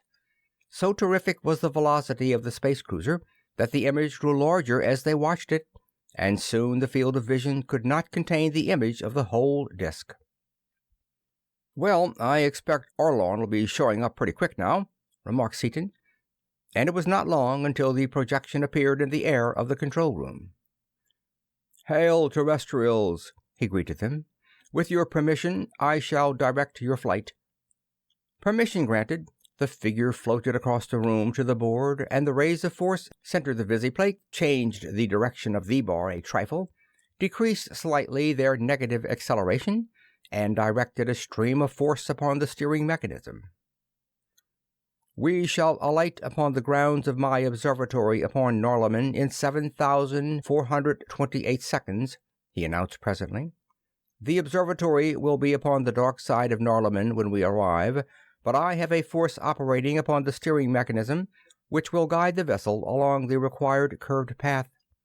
I shall remain with you until we land, and we may converse upon any topic of most interest to you." "We've got a topic of interest, all right. That's what we came out here for. But it would take too long to tell you about it. I'll show you." He brought out the magnetic brain record, threaded it into the machine, and handed the astronomer a headset. Orlon put it on, touched the lever, and for an hour there was unbroken silence as the monstrous brain of the menace was studied by the equally capable intellect of the Norlaminian scientist. There was no pause in the motion of the magnetic tape, no repetition. Orlon's brain absorbed the information as fast as it could be sent, and understood that frightful mind in every particular. As the end of the tape was reached, and the awful record ended, a shadow passed over Orlon's face. Truly a depraved evolution. It is sad to contemplate such a perversion of a really excellent brain. They have power, even as you have, and they have the will to destroy, which is a thing that I cannot understand. However, if it is graven upon the sphere that we are to pass, It means only that upon the next plane we shall continue our searches, let us hope with better tools and with greater understanding than we now possess." "'Smatter?" snapped Seaton gravely. "Going to take it lying down without putting up any fight at all? What can we do? Violence is contrary to our very natures. No man of Norlamin could offer any but passive resistance." "You can do a lot if you will. Put on that headset again and get my plan, offering any suggestions your far abler brain may suggest." As the human scientist poured his plan of battle into the brain of the astronomer, Orlon's face cleared. "It is graven upon the sphere that the Fenachrone shall pass," he said finally. "What you ask of us, we can do. I have only a general knowledge of rays, as they are not in the province of the Orlon family, but the student Roval of the family Roval of rays has all present knowledge of such phenomena. Tomorrow I will bring you together, and I have little doubt that he will be able, with the help of your metal of power, to solve your problem." "I don't quite understand what you said about a whole family studying one subject, and yet having only one student in it," said Dorothy in perplexity. "A little explanation is perhaps necessary," replied Orlon. "First, you must know that every man of Norlamin is a student, and most of us are students of science. With us, labor means mental effort, that is, study. We perform no physical or manual labor save for exercise, as all our mechanical work is done by forces. This state of things having endured for many thousands of years, it long ago became evident that specialization was necessary in order to avoid duplication of effort and to ensure complete coverage of the field. Soon afterward, it was discovered that very little progress was being made in any branch, because so much was known that it took practically a lifetime to review that which had already been accomplished, even in a narrow and highly specialized field. Many points were studied for years before it was discovered that the identical work had been done before, and either forgotten or overlooked. To remedy this condition, the mechanical educator had to be developed. Once it was perfected, a new system was begun. One man was assigned to each small subdivision of scientific endeavor to study it intensively. When he became old, each man chose a successor, usually a son, and transferred his own knowledge to the younger student. He also made a complete record of his own brain, in much the same way as you have recorded the brain of the Fenachrone upon your metallic tape. These records are all stored in a great central library as permanent references. All these things being true, now a young person may need only finish an elementary education, just enough to learn to think, which takes only about 25 or 30 years, and then he is ready to begin actual work. When that time comes, he receives in one day all the knowledge of his specialty which has been accumulated by his predecessors during many thousands of years of intensive study. "Whew!" Seaton whistled. "No wonder you folks know something. With that start, I believe I might know something myself. As an astronomer, you may be interested in this star chart and stuff, or do you know all about that already?" "No. The Fenachrone are far ahead of us in that subject, because of their observatories out in open space, and because of their gigantic reflectors, which cannot be used through any atmosphere. We are further hampered in having darkness for only a few hours at a time, and only in the winter, when our planet is outside the orbit of our sun around the great central sun of our entire system. However, with the Rovolon you have brought us, we shall have real observatories far out in space, and for that I personally will be indebted to you more than I can ever express. As for the chart, I hope to have the pleasure of examining it while you are conferring with Roval of rays." "How many families are working on rays? Just one?" "One upon each kind of ray. That is, each of the ray families knows a great deal about all kinds of vibrations of the ether, but is specialized upon one narrow field. Take, for instance, the rays you are most interested in, those able to penetrate a zone of force. From my own very slight and general knowledge, I know that it would be necessary to be a ray of the fifth order. These rays are very new. They have been under investigation only a few hundred years, and the Rovol is the only student who would be at all well informed upon them.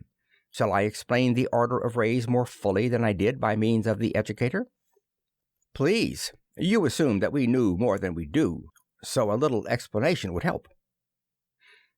All ordinary vibrations, that is, all molecular and material ones, such as light, heat, electricity, radio, and the like, were arbitrarily called waves of the first order, in order to distinguish them from waves of the second order, which are given off by particles of the second order, which you know as protons and electrons, in their combination to form atoms.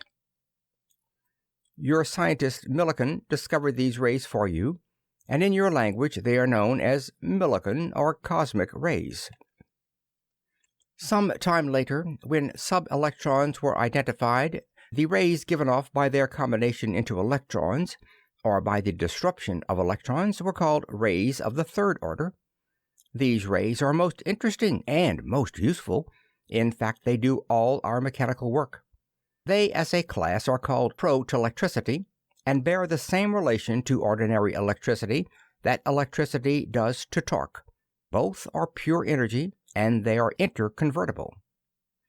Unlike electricity, however, it may be converted into many different forms by fields of force, in a way comparable to that in which white light is resolved into colors by a prism, or rather more like the way alternating current is changed to direct current by a motor generator set with attendant changes in properties.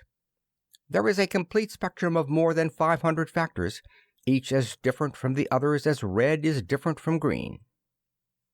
Continuing farther, particles of the fourth order give rays of the fourth order, those of the fifth, rays of the fifth order.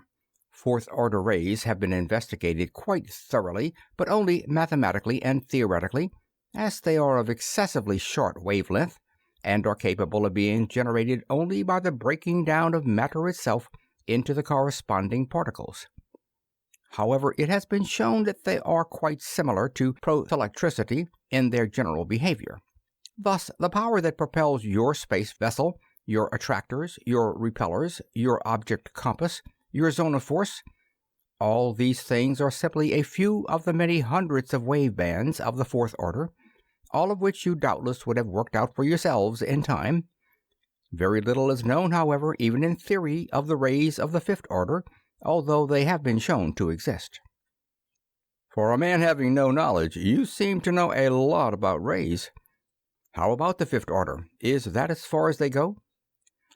My knowledge is slight and very general, only such as I must have in order to understand my own subject. The fifth order certainly is not the end. It is probably scarcely a beginning. We know now that the orders extend to infinite smallness, just as the galaxies are grouped into larger aggregations, which are probably in their turn only tiny units in a scheme infinitely large. Over 6,000 years ago, the last third-order rays were worked out, and certain peculiarities in their behavior led the then Rovol to suspect the existence of the fourth order. Successive generations of the Rovol proved their existence, determined the conditions of their liberation, and found that this metal of power was the only catalyst able to decompose matter and thus liberate the rays. This metal, which was called Rovolon after the Rovol, was first described upon theoretical grounds, and later was found by spectroscopy in certain stars, notably in one star only 8 light-years away, but not even the most infinitesimal trace of it exists in our entire solar system. Since these discoveries, the many Rovol have been perfecting the theory of the fourth order, beginning that of the fifth, and waiting for your coming. The present Rovol, like myself and many others, whose work is almost at a standstill, is waiting with all-consuming interest to greet you as soon as the Skylark can be landed upon our planet. Neither your rocket ships nor your projections could get you any Rovolon? No. Every 100 years or so, someone develops a new type of rocket that he thinks may stand a slight chance of making the journey. but not one of these venturesome youths has as yet returned. Either that sun has no planets, or else the rocket ships have failed. Our projections are useless, as they can be driven only a very short distance upon our present carrier wave. With a carrier wave of the fifth order, we could drive a projection to any point in the galaxy, since its velocity would be millions of times that of light, and the power necessary reduced accordingly. But, as I have said before, such waves cannot be generated without metal rovolon. I hate to break this up. I'd like to listen to you talk for a week, but we're going to land pretty quick, and it looks as though we're going to land pretty hard. We will land soon, but not hard, replied Orlon confidently. And the landing was as he had foretold. The Skylark was falling with an ever-decreasing velocity, but so fast was the descent that it seemed to the watchers as though they must crash through the roof of the huge, brilliantly lighted building upon which they were dropping, and bury themselves many feet in the ground beneath it. But they did not strike the observatory. So incredibly accurate were the calculations of the Norlaminian astronomer, and so inhumanly precise were the controls he had set upon their bar, that, as they touched the ground, after barely clearing the domed roof, and he shut off their power, the passengers felt only a sudden decrease in acceleration, like that following the coming to rest of a rapidly moving elevator after it has completed a downward journey. "I shall join you in person very shortly," Orlon said, and the projection vanished. "Well, we're here, folks, on another new world. Not quite as thrilling as the first one, was it?" And Seaton stepped toward the door. "How about the air composition, density, gravity, temperature, and so on?" asked Crane. "Perhaps we should make a few tests." "Didn't you get that on the educator? Thought you did. Gravity a little less than 7/10. Air composition same as Osnome and Dasor. Pressure halfway between Earth and Osnome. Temperature like Osnome most of the time, but fairly comfortable in the winter. Snow now at the poles, but this observatory is only 10 degrees from the equator. They don't wear clothes enough to flag a handcar with here either, except when they have to. Let's go." He opened the door, and the four travelers stepped out upon a close-cropped lawn, a turf whose blue-green softness would shame an oriental rug. The landscape was illuminated by a soft and mellow, yet intense green light, which emanated from no visible source. As they paused and glanced about them, they saw that the Skylark had alighted in the exact center of a circular enclosure 100 yards in diameter, walled by row upon row of shrubbery, statuary, and fountains, all bathed in ever-changing billows of light. At only one point was the circle broken. There the walls did not come together, but continued on to border a lane leading up to the massive structure of cream and green marble, topped by its enormous glassy dome, the Observatory of Orlon. "Welcome to Norlamin, terrestrials," the deep, calm voice of the astronomer greeted them, and Orlon, in the flesh, shook hands cordially in the American fashion with each of them in turn, and placed around each neck a crystal chain from which depended a small Norlaminian chronometer radiophone. Behind him there stood 4 other old men. "These men are already acquainted with each of you, but you do not as yet know them. I present Phodon, chief of the 5 of Norlamin, Roval, about whom you know, Astron, the first of energy, Satrazon, the first of chemistry." Orlon fell in beside Seaton, and the party turned toward the observatory. As they walked along, the Earth people stared, held by the unearthly beauty of the grounds. The hedge of shrubbery from 10 to 20 feet high, and which shut out all sight of everything outside it, was one mass of vivid green and flaring crimson leaves, each leaf and twig groomed meticulously into its precise place in a fantastic geometrical scheme. Just inside this boundary there stood a ring of statues of heroic size. Some of them were single figures of men and women, some were busts, some were groups in natural or allegorical poses. All were done with consummate skill and feeling.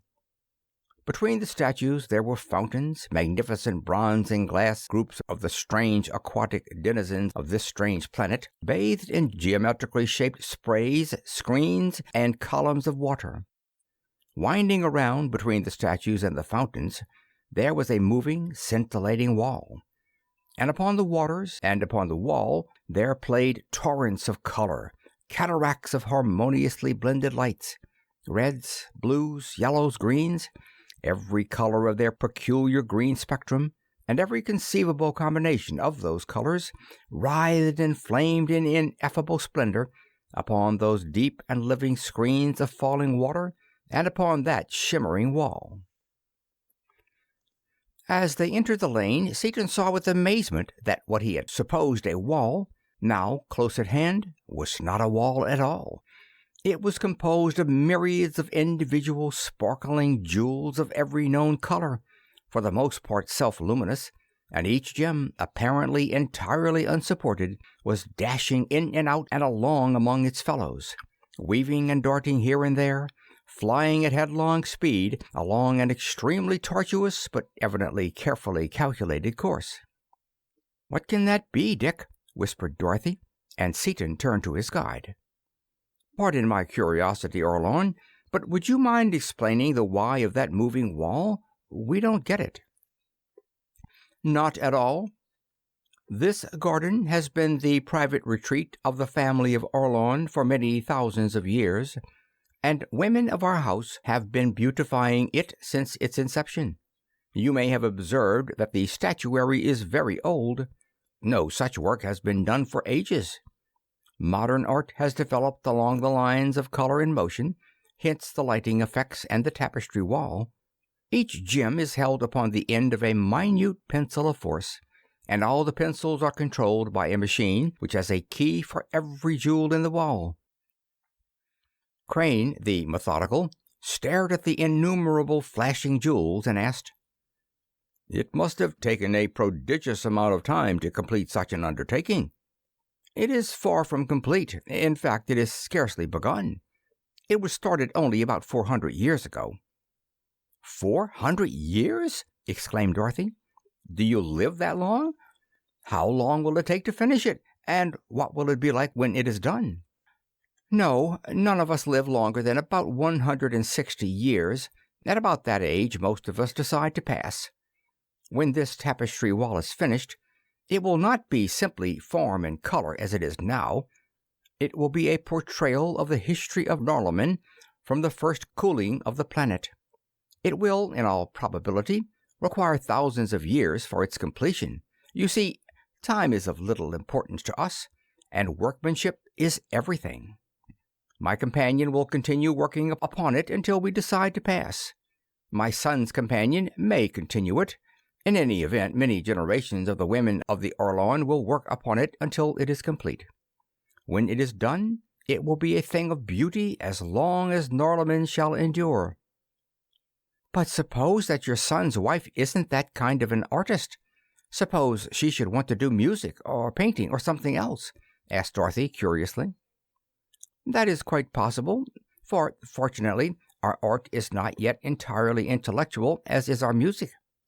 There are many unfinished artistic projects in the House of Orlon, and if the companion of my son should not find one to her liking, she will be at liberty to continue anything else she may have begun, or start an entirely new project of her own." "You have a family, then?" asked Margaret.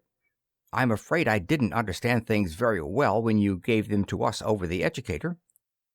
"I sent things too fast for you, not knowing that your educator was new to you, a thing with which you are not thoroughly familiar.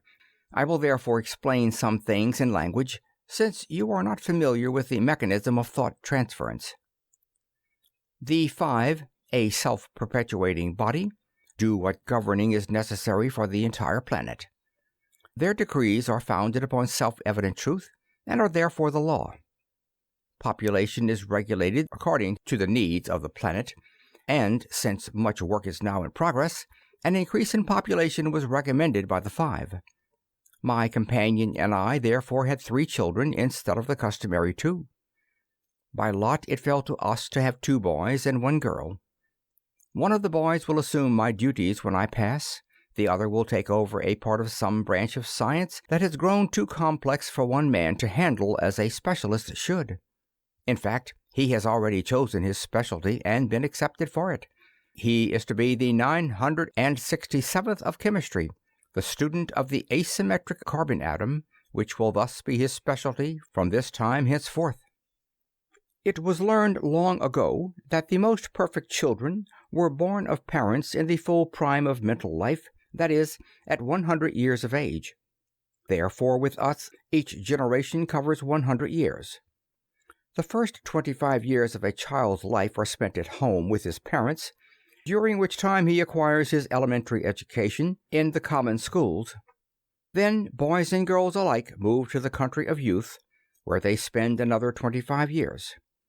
There they develop their brains and initiative by conducting any researches they choose. Most of us at that age solve all the riddles of the universe, only to discover later that our solutions have been fallacious. However, much really excellent work is done in the country of youth, primarily because of the new and unprejudiced viewpoints of the virgin minds there at work. In that country also, each finds his life's companion, the one necessary to round out mere existence into a perfection of living that no person, man or woman, can ever know alone. I need not speak to you of the wonders of love, or of the completion and fullness of life that it brings, for all four of you, children though you are, know love in full measure. At 50 years of age, the man, now mentally mature, is recalled to his family home, as his father's brain is now losing some of its vigor and keenness. The father then turns over his work to the son by means of the educator, and when the weight of the accumulated knowledge of 100,000 generations of research is impressed upon the son's brain, his play is over. What does the father do then? Having made his brain record, about which I have told you, he and his companion, for she has in similar fashion turned over her work to her successor, retire to the country of age, where they rest and relax after their century of effort. They do whatever they care to do, for as long as they please to do it. Finally, after assuring themselves that all is well with the children, they decide that they are ready for the change. Then, side by side, as they have labored, they pass. Now at the door of the observatory, Dorothy paused and shrank back against Seaton, her eyes widening as she stared at Orlon. "No, daughter. Why should we fear the change?" he answered her unspoken question, calm serenity in every inflection of his quiet voice. "The life principle is unknowable to the finite mind, as is the all-controlling force. But even though we know nothing of the sublime goal toward which it is tending, any person ripe for the change can, and of course does, liberate the life principle so that its progress may be unimpeded." In a spacious room of the observatory, in which the terrestrials and their Norlaminian hosts had been long engaged in study and discussion, Seaton finally rose and extended a hand toward his wife. "Well, that's that then, Orlon, I guess. We've been 30 hours without sleep, and for us that's a long time. I'm getting so dopey I can't think a lick. We'd better go back to the Skylark and turn in, and after we've slept 9 hours or so, I'll go over to Rovol's laboratory and Crane'll come back here to you." "You need not return to your vessel," said Orlon. "I know that its somewhat cramped quarters have become irksome.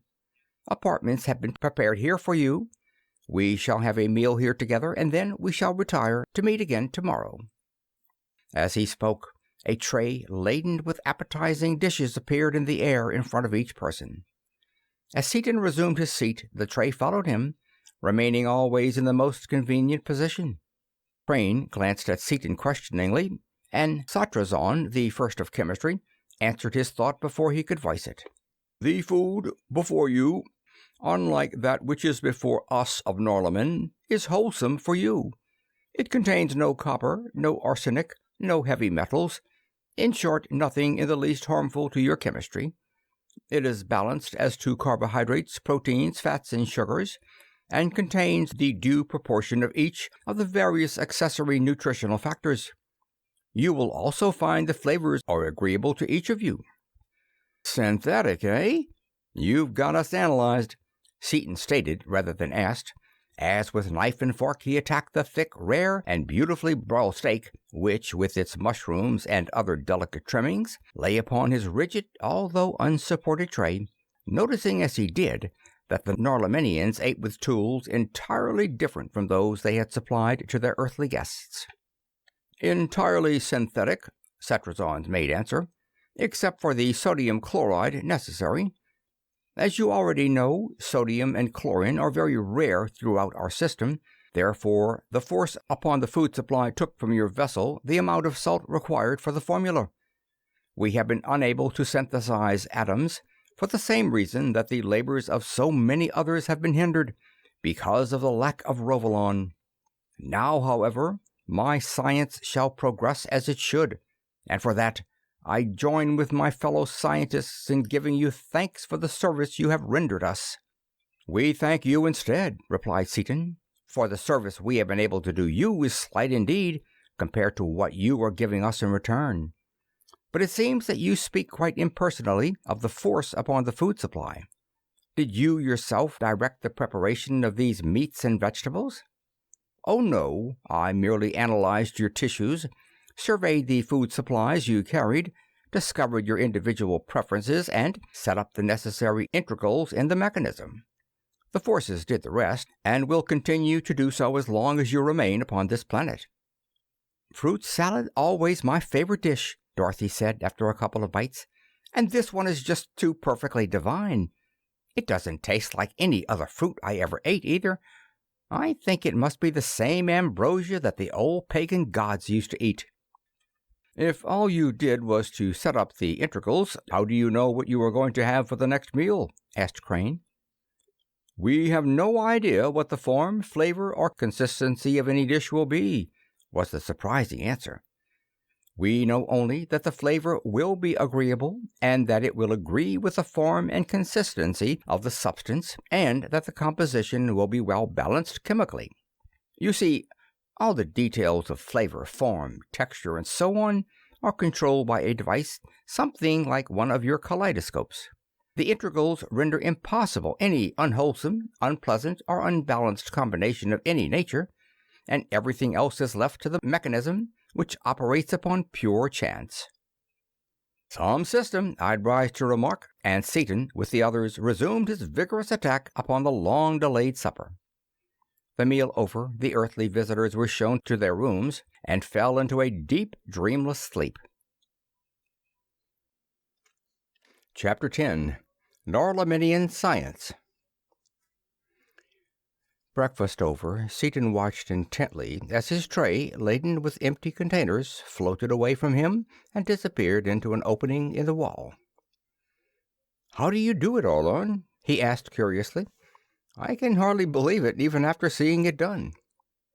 "Each tray is carried upon the end of a beam or rod of force and supported rigidly by it. Since the beam is tuned to the individual wave of the instrument you wear upon your chest, your tray is of course placed in front of you at a predetermined distance as soon as the sending force is actuated. When you have finished your meal, the beam is shortened, thus the tray is drawn back to the food laboratory, where other forces cleanse and sterilize the various utensils and place them in readiness for the next meal. It would be an easy matter to have this same mechanism place your meals before you wherever you may go upon this planet, provided only that a clear path can be plotted from the laboratory to your person." "Thanks, but it wouldn't pay. No telling where we'd be. Besides, we'd better eat in the Skylark most of the time to keep our cook good-natured. Well, I see Rovol's got his boat here for me, so guess I'd better turn up a few RPM. Coming along, Dot, or have you got something else on your mind?" "I'm going to leave you for a while. I can't really understand even a radio, and just thinking about those funny, complicated raisin things you are going after makes me dizzy in the head. Mrs. Orlon is going to take us over to the country of the youth. She says Margaret and I can play around with her daughter and her bunch and have a good time while you scientists are doing your stuff." "All right. Bye till tonight." and Seaton stepped out into the grounds where the first of rays was waiting. The flyer was a torpedo-shaped craft of some transparent glassy material, completely enclosed except for one circular opening or doorway. From the midsection, which was about 5 feet in diameter and provided with heavily cushioned seats capable of carrying 4 passengers in comfort, the hull tapered down smoothly to a needle point at each end. As Seaton entered and settled himself into the cushions, Rovol touched a lever. Instantly a transparent door slid across the opening, locking itself into position flush with the surface of the hull, and the flyer darted into the air and away. For a few minutes there was silence as Seaton studied the terrain beneath them. Fields or cities there were none. The land was covered with dense forests and vast meadows, with here and there great buildings surrounded by gracious park-like areas. Rovol finally broke the silence. "I understand your problem, I believe, since Orlon has transferred to me all the thought he had from you. With the aid of the Rovolon you have brought us, I am confident that we shall be able to work out a satisfactory solution of the various problems involved. It will take us some few minutes to traverse the distance to my laboratory, and if there are any matters upon which your mind is not quite clear, I shall try to clarify them." "That's letting me down easy," Seaton grinned. "But you don't need to be afraid of hurting my feelings. I know exactly how ignorant and dumb I am compared to you. There's a lot of things I don't get at all. First and nearest, this airboat. It has no power plant at all. I assume that it, like so many other things hereabouts, is riding on the end of a rod of force?" "Exactly. The beam is generated and maintained in my laboratory. All that is here in the flyer is a small sender for remote control." "How do you obtain your power?" asked Seaton. "Solar generators and tide motors? I know that all your work is done by proto-electricity, but Orlon did not inform us as to the sources." "We have not used such inefficient generators for many thousands of years. Long ago it was shown by research that these rays were constantly being generated in abundance in outer space, and that they could be collected upon spherical condensers and transmitted without loss to the surface of the planet by means of matched and synchronized crystals. Several millions of these condensers have been built and thrown out to become tiny satellites of Norlamin." "How do you get them far enough out?"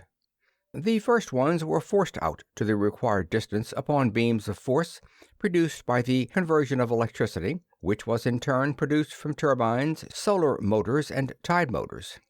With a few of them out, however, it was easy to obtain sufficient power to send out more, and now, whenever one of us requires more power than he has at his disposal, he merely sends out such additional collectors as he needs." "Now, about those fifth-order rays, which will penetrate a zone of force, I am told that they are not ether waves at all." "They are not ether waves. The fourth-order rays, of which the theory has been completely worked out, are the shortest vibrations that can be propagated through the ether, for the ether itself is not a continuous medium. We do not know its nature exactly, but it is an actual substance, and is composed of discrete particles of the fourth order. Now the zone of force, which is itself a fourth-order phenomenon, sets up a condition of stasis in the particles composing the ether. These particles are relatively so coarse that rays and particles of the fifth order will pass through the fixed zone without retardation. Therefore, if there is anything between the particles of the ether, this matter is being debated hotly among us at the present time, it must be a sub-ether, if I may use that term. We have never been able to investigate any of these things experimentally, not even such a coarse aggregation as in the ether, but now, having Rovolon, it will not be many thousands of years until we shall have extended our knowledge many orders farther in both directions." "Just how will Rovolon help you?" "It will enable us to generate a force of the 9th magnitude. That much power is necessary to set up what you have so aptly named a zone of force, and will give us a source of fourth, fifth, and probably higher orders of rays, which, if they are generated in space at all, or beyond our present reach. The zone of force is necessary to shield certain items of equipment from ether vibrations, as any such vibration inside the controlling fields of force renders observation or control of the higher orders of rays impossible. I see. I'm learning something, Seaton replied cordially. Just as the higher powered a radio set is, the more perfect must be its shielding. Yes. Just as a trace of any gas will destroy the usefulness of your most sensitive vacuum tubes, and just as imperfect shielding will allow interfering waves to enter sensitive electrical apparatus, in that same fashion will even the slightest ether vibration interfere with the operation of the extremely sensitive fields and lenses of force which must be used in controlling forces of the higher orders. You haven't tested the theory of the fourth order yet, have you? No, but that is unnecessary. The theory of the fourth order is not really theory at all. It is a mathematical fact. Although we have never been able to generate them, we know exactly the forces you use in your ship of space, and we can tell you of some thousands of others more or less similar, and also highly useful forces, which you have not yet discovered, but are allowing to go to waste. We know exactly what they are, how to liberate and control them, and how to use them. In fact, in the work which we are to begin today, we shall use but little ordinary power. Almost all our work will be done by fourth-order forces, liberated from copper by means of the Rovolon you have given me. But here we are at my laboratory. You already know that the best way to learn is by doing, and we shall begin at once. The flyer alighted upon a lawn quite similar to the one before the observatory of Orlon, and the scientist led his earthly guest through the main entrance of the imposing structure of vari-colored marble and gleaming metal, and into the vast glass-lined room that was his laboratory. Great benches lined the walls, and there were hundreds of dials, meters, tubes, transformers, and other instruments whose uses Seaton could not even guess.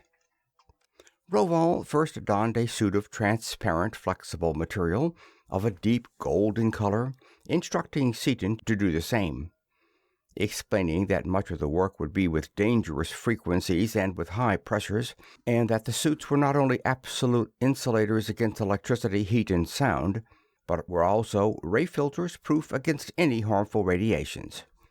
As each helmet was equipped with radiophones, conversation was not interfered with in the least. Rovol took up a tiny flash pencil, and with it deftly cut off a bit of Rovolon almost microscopic in size. This he placed upon a great block of burnished copper, and upon it placed a force. As he manipulated two levers, two more beams of force flattened out the particle of metal, spread it out over the copper, and forced it into the surface of the block until the thin coating was at every point in molecular contact with the copper beneath it, a perfect job of plating, and one done in the twinkling of an eye. He then cut off a piece of the treated copper the size of a pea, and other forces rapidly built around it a structure of coils and metallic tubes.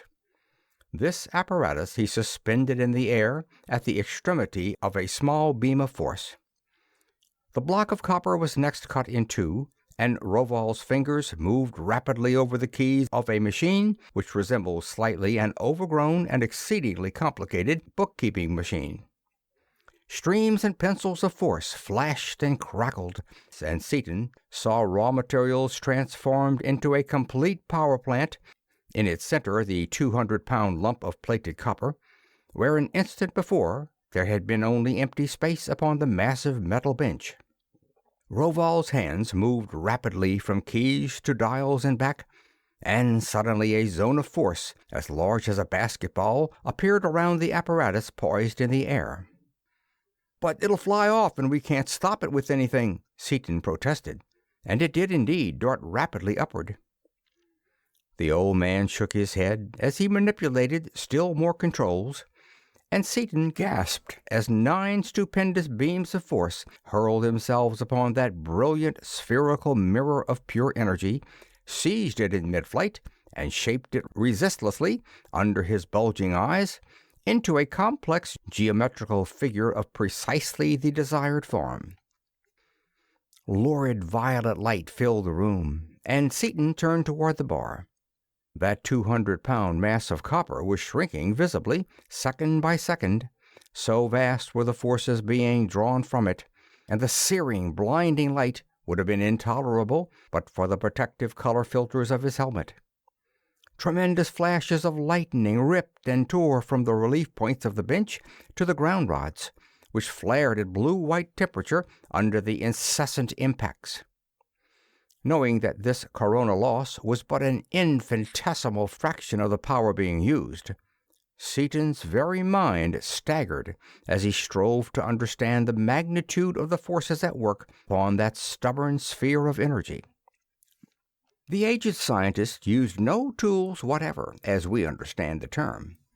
His laboratory was a powerhouse. At his command were the stupendous forces of a battery of planetoid accumulators, and added to these were the fourth-order, ninth-magnitude forces of the disintegrating copper bar.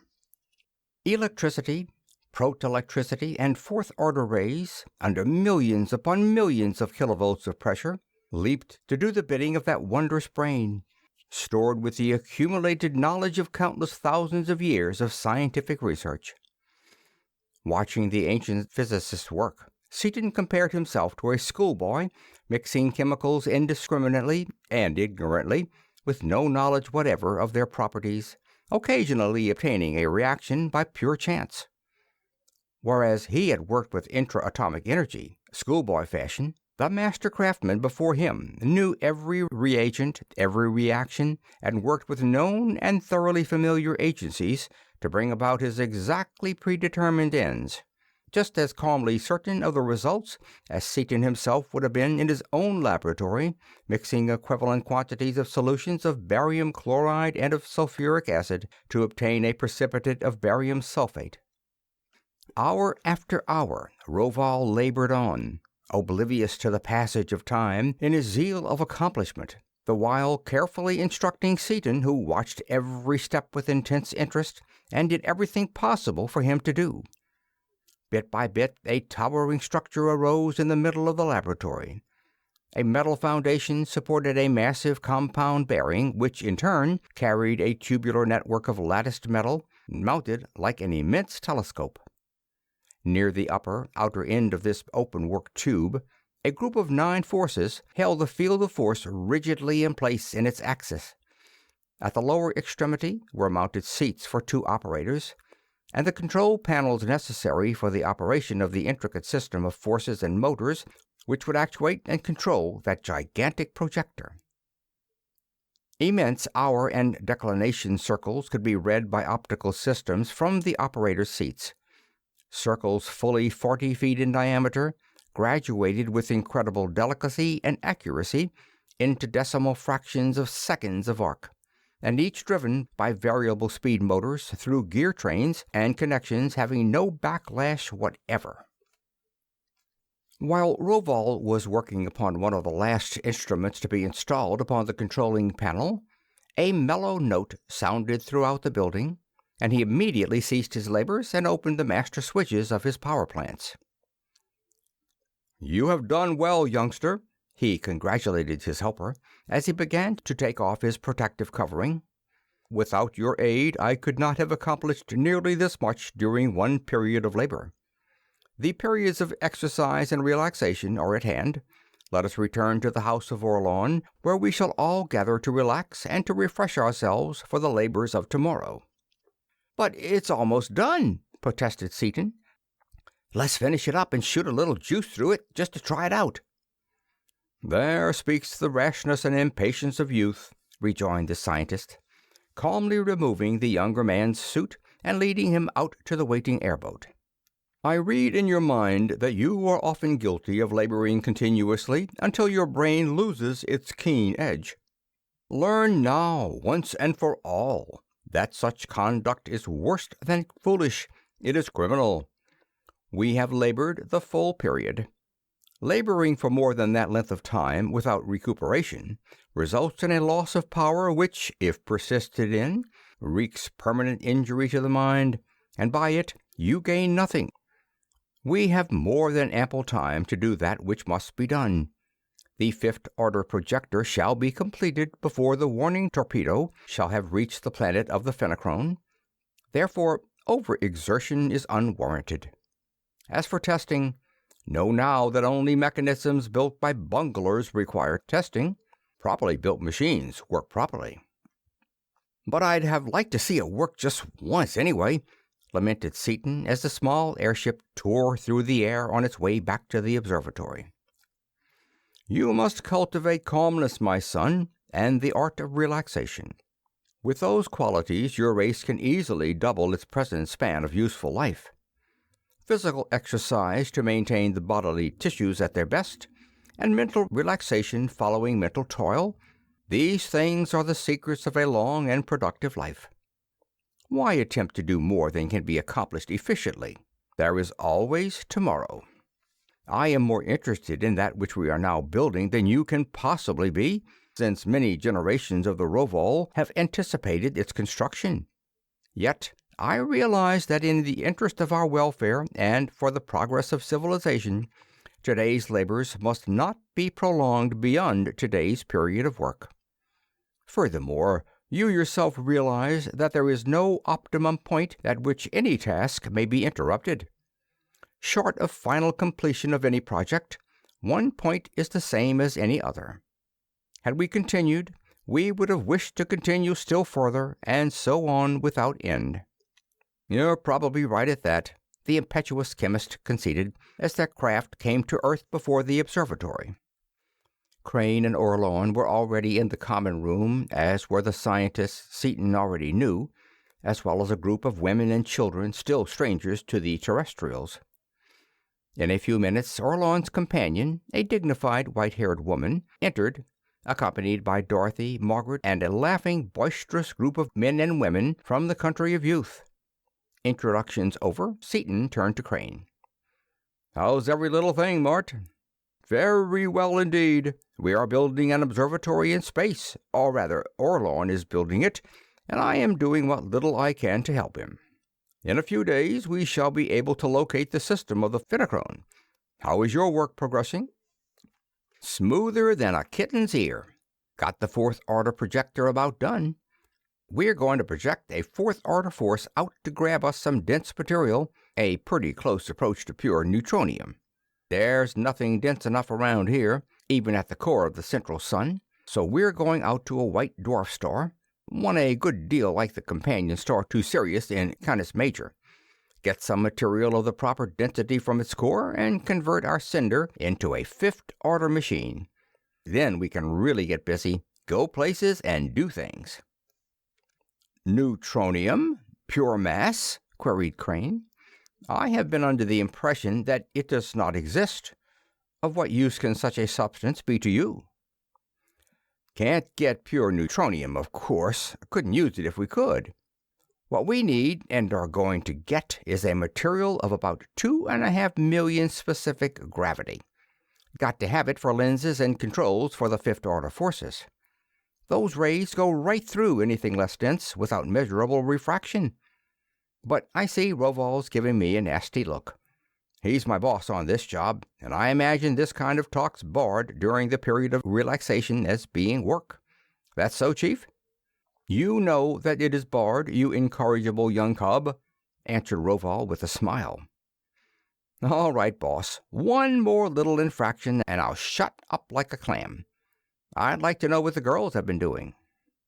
"We've been having a wonderful time," Dorothy declared. "We've been designing fabrics and ornaments and jewels and things. Wait till you see 'em." "Fine. All right, Orlon, it's your party. What to do?" "This is the time of exercise. We have many forms, most of which are unfamiliar to you. You all swim, however, and as that is one of the best exercises, I suggest that we all swim." "Lead us to it," Seaton exclaimed. Then his voice changed abruptly. "Wait a minute. I don't know about our swimming in copper sulfate solution." "We swim in fresh water as often as in salt, and the pool is now filled with distilled water." The terrestrials quickly donned their bathing suits and all went through the observatory and down a winding path bordered with the peculiarly beautiful scarlet and green shrubbery to the pool, an artificial lake covering 100 acres, its polished metal bottom and sides strikingly decorated with jewels and glittering tiles in tasteful yet contrasting inlaid designs. Any desired depth of water was available and plainly marked, from the fenced-off shallows where the smallest children splashed to the 40 feet of liquid crystal which received the diver who cared to try his skill from one of the many springboards, flying rings, and catapults which rose high into the air a short distance away from the entrance. Orlon and the others of the older generation plunged into the water without ado and struck out for the other shore, using a fast double overarm stroke. Swimming in a wide circle, they came out upon the apparatus and went through a series of methodical dives and gymnastic performances. It was evident that they swam, as Orlon had intimated, for exercise. To them, exercise was a necessary form of labor which they performed thoroughly and well, but nothing to call forth the whole-souled enthusiasm they displayed in their chosen fields of mental effort. The visitors from the country of youth, however, locked arms and sprang to surround the 4 terrestrials, crying, "Let's do a group dive!" "I don't believe that I can swim well enough to enjoy what's coming," whispered Margaret to Crane, and they slipped into the pool and turned around to watch. Seaton and Dorothy, both strong swimmers, locked arms and laughed as they were encircled by the green phalanx and swept out to the end of a dock-like structure and upon a catapult. "Hold tight, everybody!" someone yelled, and interlaced straining arms and legs held the green and white bodies in one motionless group as a gigantic force hurled them 50 feet into the air and out over the deepest part of the pool.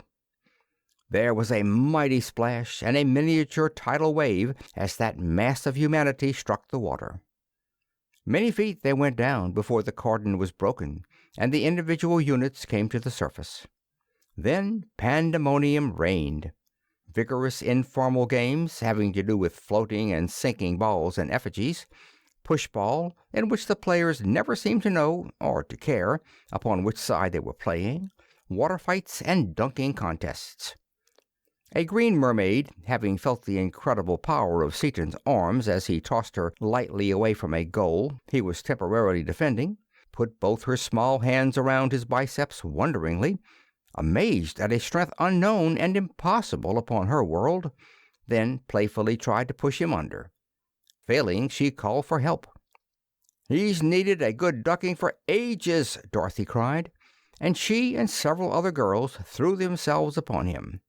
Over and around him the lithe forms flashed, while the rest of the young people splashed water impartially over all the combatants and cheered them on.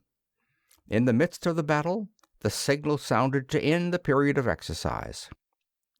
"Saved by the bell," Seaton laughed, as, thoroughly ducked and almost half drowned, he was allowed to swim ashore.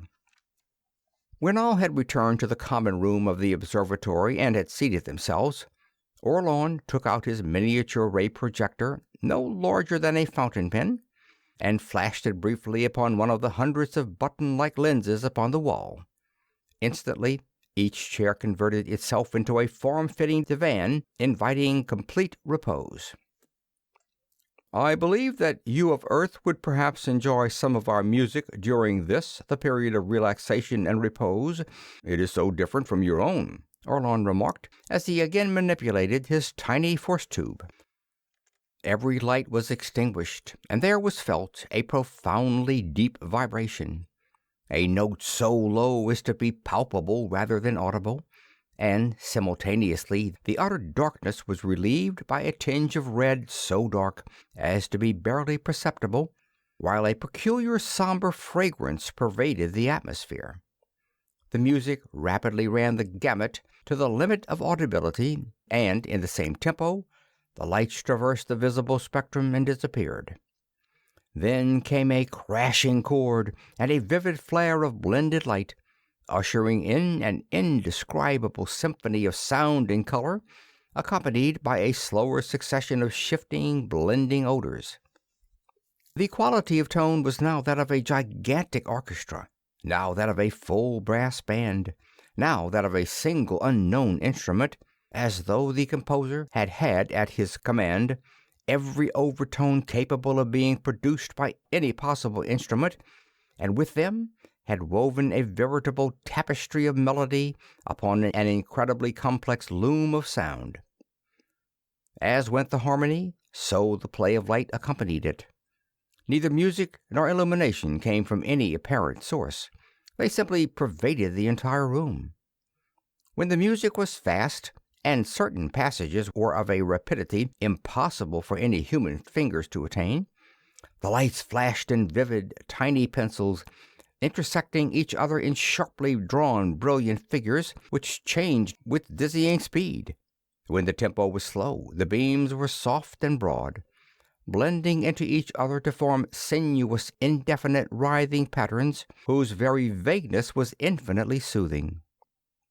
"What do you think of it, Mr. Seaton?" Orlon asked.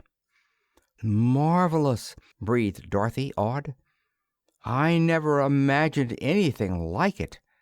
I can't begin to tell you how much I like it. I never dreamed of such absolute perfection of execution, and the way the lighting accompanies the theme is just too perfectly wonderful for words. It was incredibly brilliant." "Brilliant, yes. Perfectly executed, yes. But I notice that you say nothing of depth of feeling or of emotional appeal." Dorothy blushed uncomfortably and started to say something, but Orlon silenced her and continued. "You need not apologize. I had a reason for speaking as I did. For in you I recognize a real musician, and our music is indeed entirely soulless. That is the result of our ancient civilization. We are so old that our music is purely intellectual, entirely mechanical instead of emotional. It is perfect, but like most of our other arts, it is almost completely without feeling." "But your statues are wonderful." "As I told you, those statues were made myriads of years ago. At that time we also had real music, but unlike statuary, music at that time could not be preserved for posterity. That is another thing you have given us. Attend." At the end of the room, as upon a three-dimensional screen, the four terrestrials saw themselves seated in the control room of the Skylark. They saw and heard Margaret take up her guitar and strike 4 sonorous chords in A. Then, as if they had been there in person, they heard themselves sing The Bullfrog and all the other songs they had sung far off in space. They heard Margaret suggest that Dorothy play some real music, and heard Seaton's comments upon the quartet. "In that, youngster, you were entirely wrong," said Orlon, stopping the reproduction for a moment. "The entire planet was listening to you very attentively. We were enjoying it as no music has been enjoyed for thousands of years." "The whole planet?" gasped Margaret. "Were you broadcasting it? How could you?" "Easy," grinned Seaton. "They can do most anything with these rays of theirs. When you have time, in some period of labor, we would appreciate it very much if you four would sing for us again and give us more of your vast store of youthful music, for we can now preserve it exactly as it is sung. But much as we enjoyed the quartet, Mr. Seaton, it was your work upon the violin that took us by storm. Beginning with tomorrow, my companion intends to have you spend as many periods as you will playing for our records. We shall now have your music." "If you like it so well, wouldn't you rather I play you something I hadn't before?" "That is labor. We could not—" "Piffle!" Dorothy interrupted. "Don't you see that I could really play right now with somebody to listen who really enjoys music? Whereas if I tried to play in front of a record, I'd be perfectly mechanical." "Atta girl, Dot. I'll get your fiddle." "Keep your seat, son," instructed Orlon, as the case containing the Stradivarius appeared before Dorothy, borne by a pencil of force. While that temperament is incomprehensible to every one of us, it is undoubtedly true that the artistic mind does work in that manner. We listen. Dorothy swept into the melody in F, and as the poignantly beautiful strains poured forth from that wonderful violin, she knew that she had her audience with her. Though so intellectual that they themselves were incapable of producing music of real depth of feeling, they could understand and could enjoy such music with an appreciation impossible to a people of lesser mental attainments, and their profound enjoyment of her playing, burned into her mind by the telepathic, almost hypnotic power of the Norlaminian mentality, raised her to heights of power she had never before attained. Playing as one inspired, she went through one tremendous solo after another, holding her listeners spellbound, urged on by their intense feeling to carry them further and even further into the realm of pure emotional harmony. The bell, which ordinarily signaled the end of the period of relaxation, did not sound. For the first time in thousands of years, the planet of Norlamin deserted its rigid schedule of life to listen to one Earthwoman pouring out her very soul upon her incomparable violin. The final note of memories died away in a diminuendo wail, and the musician almost collapsed into Seaton's arms. The profound silence, more impressive far than any possible applause, was soon broken by Dorothy. "There, I'm all right now, Dick. I was about out of control for a minute. I wish they could have had that on a recorder. I'll never be able to play like that again if I live to be 1,000 years old." "It is on record, daughter. Every note and every inflection is preserved precisely as you played it," Orlan assured her. "That is our only excuse for allowing you to continue as you did, almost to the point of exhaustion. While we cannot really understand an artistic mind of the peculiar type to which yours belongs, yet we realize that each time you play, you are doing something that no one, not even yourself, can ever do again in precisely the same subtle fashion. Therefore we allowed, in fact encouraged, you to go on as long as that creative impulse should endure, not merely for our pleasure in hearing it, great though that pleasure was, but in the hope that our workers in music could, by a careful analysis of your product, determine quantitatively the exact vibrations or overtones which make the difference between emotional and intellectual music." Chapter 11. Into a Sun. As Rovol and Seaton approached the physics laboratory at the beginning of the period of labor, another small airboat occupied by one man drew up beside them and followed them to the ground. The stranger, another white-bearded ancient, greeted Rovol cordially and was introduced to Seaton as Skylark the First of Mechanism. "Truly, this is a high point in the course of Norlaminian Science, my young friend." Skylark acknowledged the introduction smilingly. "You have enabled us to put into practice many things which our ancestors studied in theory for many a wearisome cycle of time." Turning to Rovol, he went on, "I understand that you require a particularly precise directional mechanism. I know well that it must indeed be one of exceeding precision and delicacy, for the controls you yourself have built are able to hold upon any point, however moving, within the limits of our immediate solar system.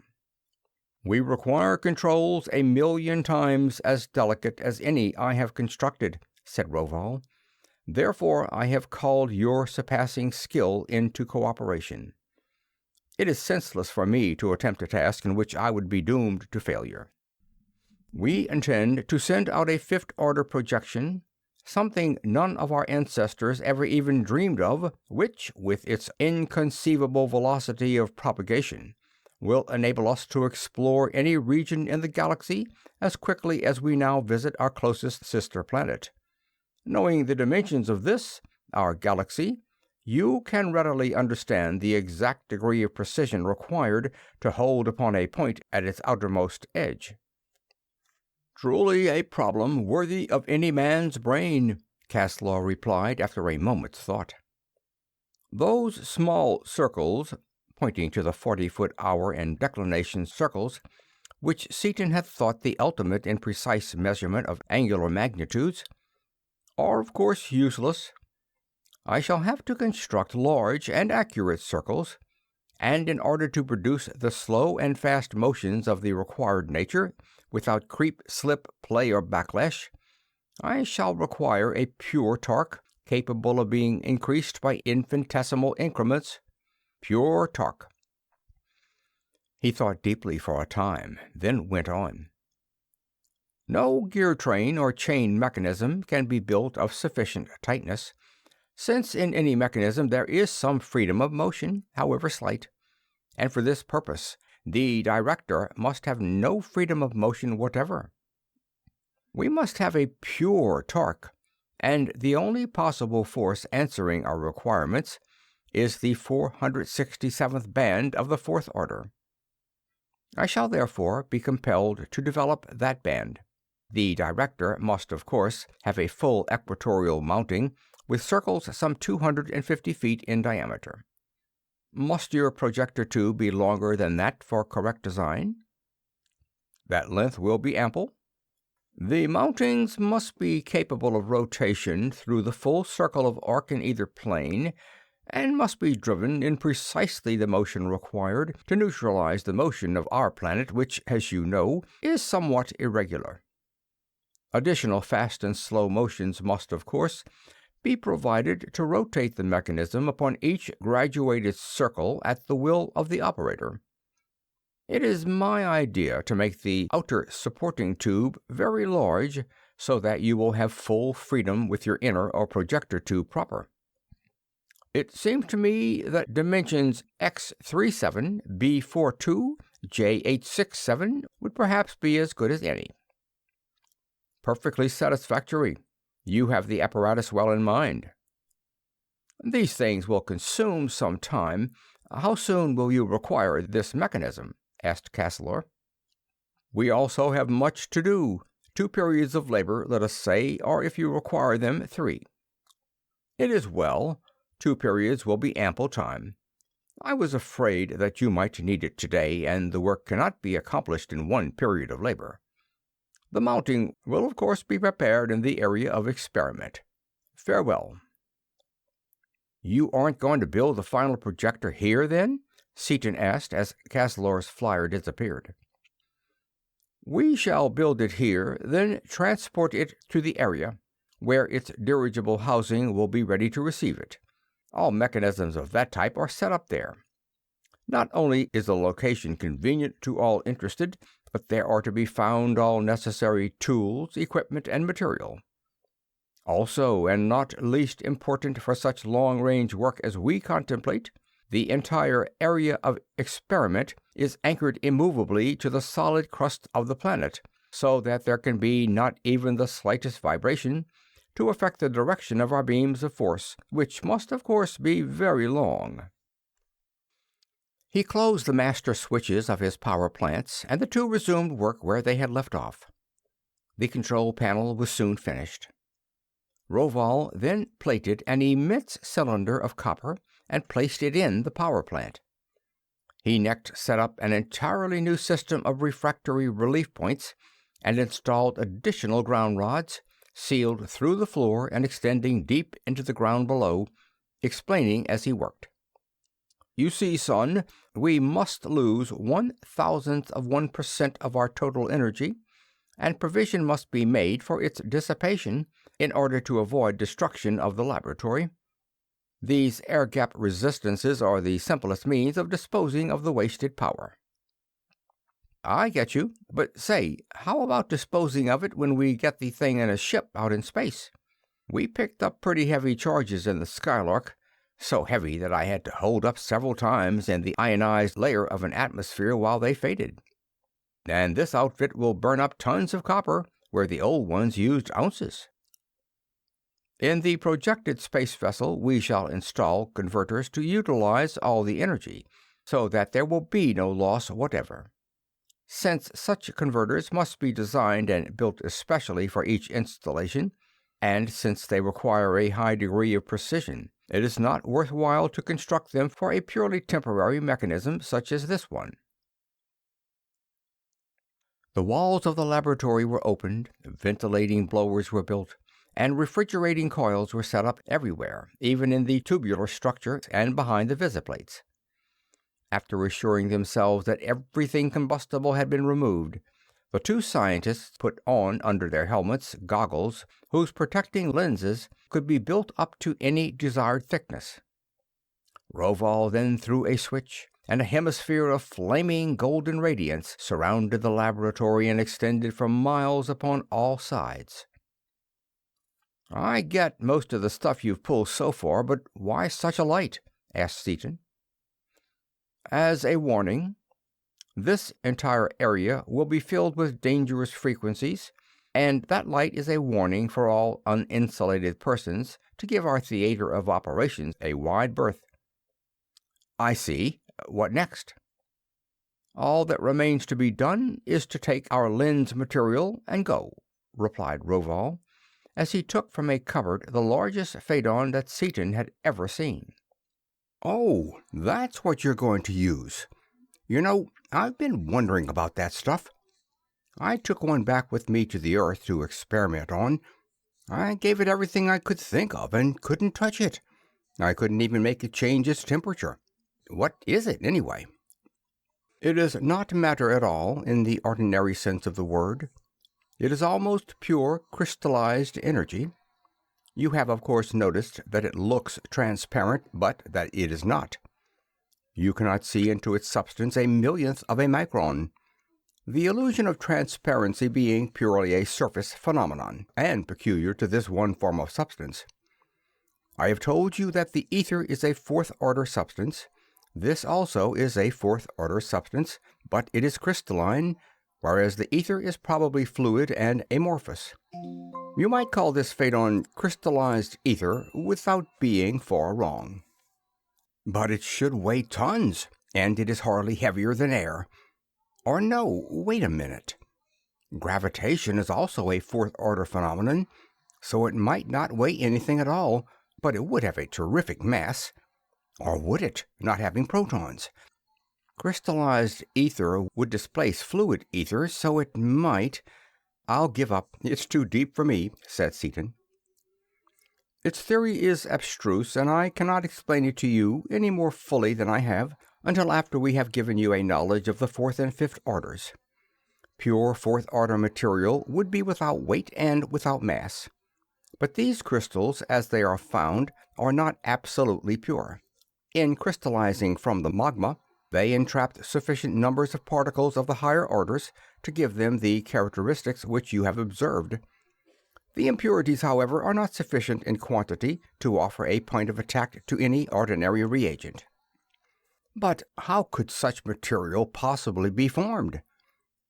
"It could be formed only in some such gigantic cosmic body as this, our green system, formed incalculable ages ago, when all the mass comprising it existed as one colossal sun. Picture for yourself the condition in the center of that sun. It has attained the theoretical maximum of temperature, some 70 million of your centigrade degrees.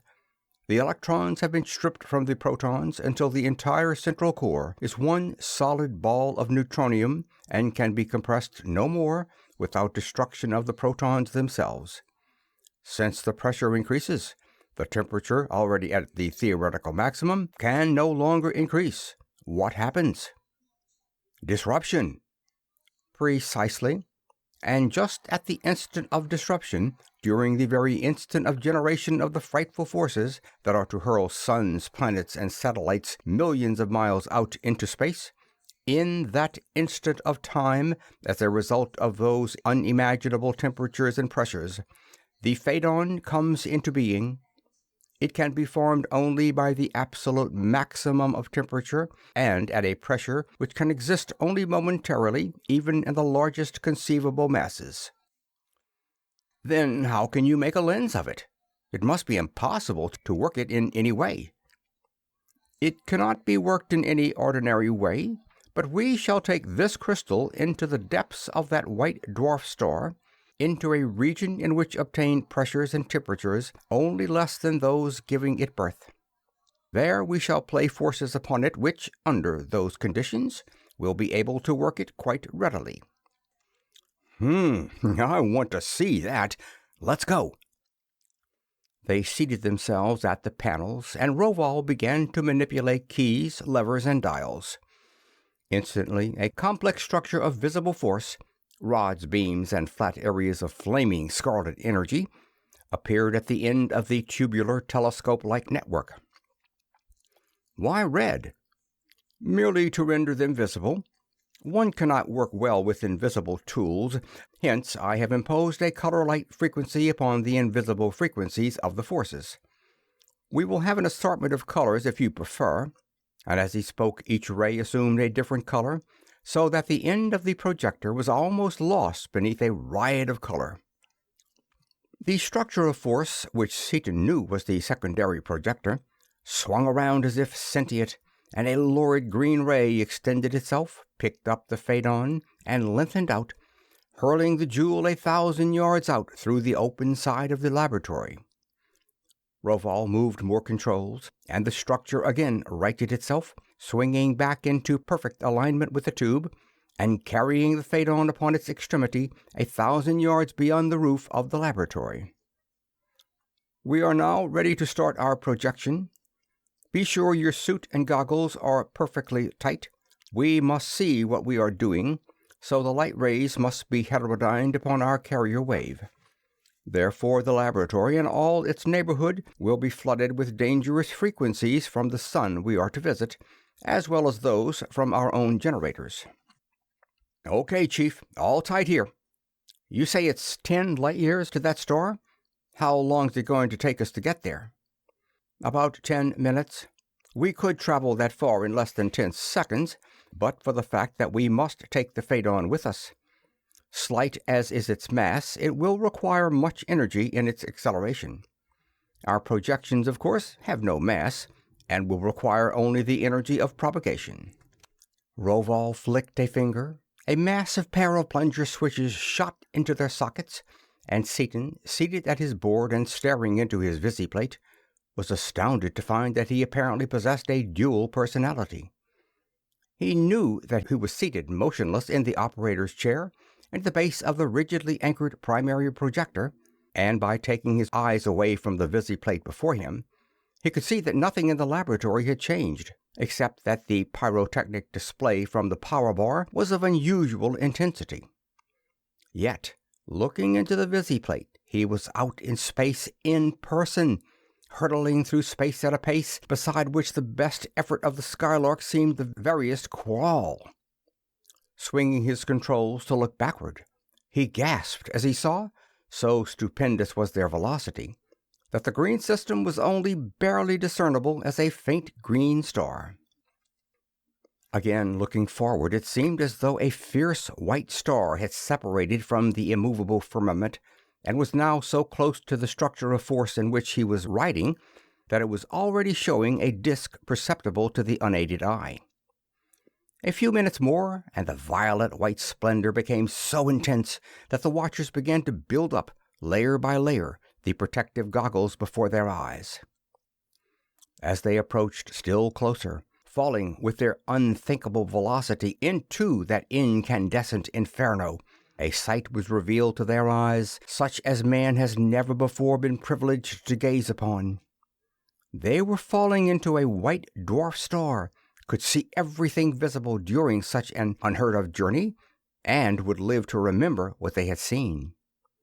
They saw the magnificent spectacle of solar prominences shooting hundreds of thousands of miles into space, and directly in their path they saw an immense sunspot, a combined volcanic eruption and cyclonic storm, in a gaseous liquid medium of blinding incandescence. "Better dodge that spot, hadn't we, Ace? Mightn't it be generating interfering fourth-order frequencies?" cried Seaton. "It is undoubtedly generating fourth-order rays, but nothing can interfere with us since we are controlling every component of our beam from Norlamin." Seaton gripped his handrail violently and involuntarily drew himself together into the smallest possible compass as, with their awful speed unchecked, they plunged through that flaming incandescent photosphere and on, straight down into the unexplored, unimaginable interior of that frightful and searing orb. Through the protecting goggles, now a full 4 inches of that peculiar golden shielding metal, Seaton could see the structure of force in which he was, and could also see the Phaedon in outline as transparent diamonds are visible in equally transparent water. Their apparent motion slowed rapidly, and the material about them thickened and became more and more opaque. The Phaedon drew back toward them until it was actually touching the projector, and eddy currents and striae became visible in the mass about them as their progress grew slower and slower. "'Smatter, something gone screwy?" demanded Seaton. "Not at all. Everything is working perfectly. The substance is now so dense that it is becoming opaque to rays of the fourth order, so that we are now partially displacing the medium instead of moving through it without friction. At the point where we can barely see to work, that is, when the fourth-order rays will be so retarded that they can no longer carry the heterodyne light waves without complete distortion, we shall stop automatically, as the material at that depth will have the required density to refract the fifth-order rays to the correct degree." "How can our foundation stand it?" asked Seaton. "This stuff must be 100 times as dense as platinum already, and we must be pushing a horrible load in going through it." "We are exerting no force whatever upon our foundations, nor upon Norlamin. The force is transmitted without loss from the power plant in our laboratory to this secondary projector here inside the star, where it is liberated in the correct band to pull us through the mass, using all the mass ahead of us as anchorage. When we wish to return, we shall simply change the pull into a push. Ah, we are now at a standstill. Now comes the most important moment of the entire project." All apparent motion had ceased, and Seaton could see only dimly the outlines of the Phaedon now directly before his eyes. The structure of force slowly warped around until its front portion held the Phaedon as in a vice. Rovol pressed a lever, and behind them, in the laboratory, 4 enormous plunger switches drove home. A plane of pure energy, flaming radiantly even in the indescribable incandescence of the core of that seething star, bisected the Phaedon neatly, and 10 gigantic beams, 5 upon each half of the jewel, rapidly molded 2 sections of a geometrically perfect hollow lens. The 2 sections were then brought together by the closing of the jaws of the mighty vise, their edges in exact alignment. Instantly, the plane and the beams of energy became transformed into 2 terrific opposing tubes of force, vibrant, glowing tubes, whose edges in contact coincided with the almost invisible seam between the 2 halves of the lens. Like a welding arc raised to the nth power, these 2 immeasurable and irresistible forces met exactly in opposition. A meeting of such incredible violence that seismic disturbances occurred throughout the entire mass of that dense violet white star. Sunspots of unprecedented size appeared, prominences erupted to hundreds of times their normal distance, and, although the 2 scientists deep in the core of the tormented star were unaware of what was happening upon its surface, convolution after titanic convolution racked the mighty globe, and enormous masses of molten and gaseous material were riven from it and hurled far out into space, masses which would in time become planets of that youthful and turbulent luminary. Seaton felt his air supply grow hot. Suddenly it became icy cold, and knowing that Rovol had energized the refrigeration system, Seaton turned away from the fascinating welding operation for a quick look around the laboratory. As he did so, he realized Rovol's vast knowledge and understood the reason for the new system of relief points and ground rods, as well as the necessity for the all-embracing scheme of refrigeration. Even through the practically opaque goggles, He could see that the laboratory was one mass of genuine lightning. Not only from the relief points, but from every metallic corner and protuberance the pent-up losses from the disintegrating bar were hurling themselves upon the flaring blue-white, rapidly volatilizing ground rods, and the very air of the room, renewed second by second though it was by the powerful blowers, was beginning to take on the pearly luster of the highly ionized corona. The bar was plainly visible, a scintillating demon of pure violet radiance, and a momentary spasm of fear seized him as he saw how rapidly that great mass of copper was shrinking. Fear that their power would be exhausted with their task still uncompleted. But the calculations of the aged physicist had been accurate. The lens was complete with some hundreds of pounds of copper to spare, and that geometrical form, with its precious content of semi-neutronium, was following the secondary projector back toward the green system. Rovol left his seat, discarded his armor, and signaled Seaton to do the same. "I've got to hand it to you, Ace. You sure are a blinding flash and a deafening report," Seaton exclaimed, writhing out of his insulating suit. "I feel as though I've been pulled halfway through a knothole and riveted over on both ends. How big a lens did you make, anyway? Looked as though it would hold a couple of liters, maybe 3.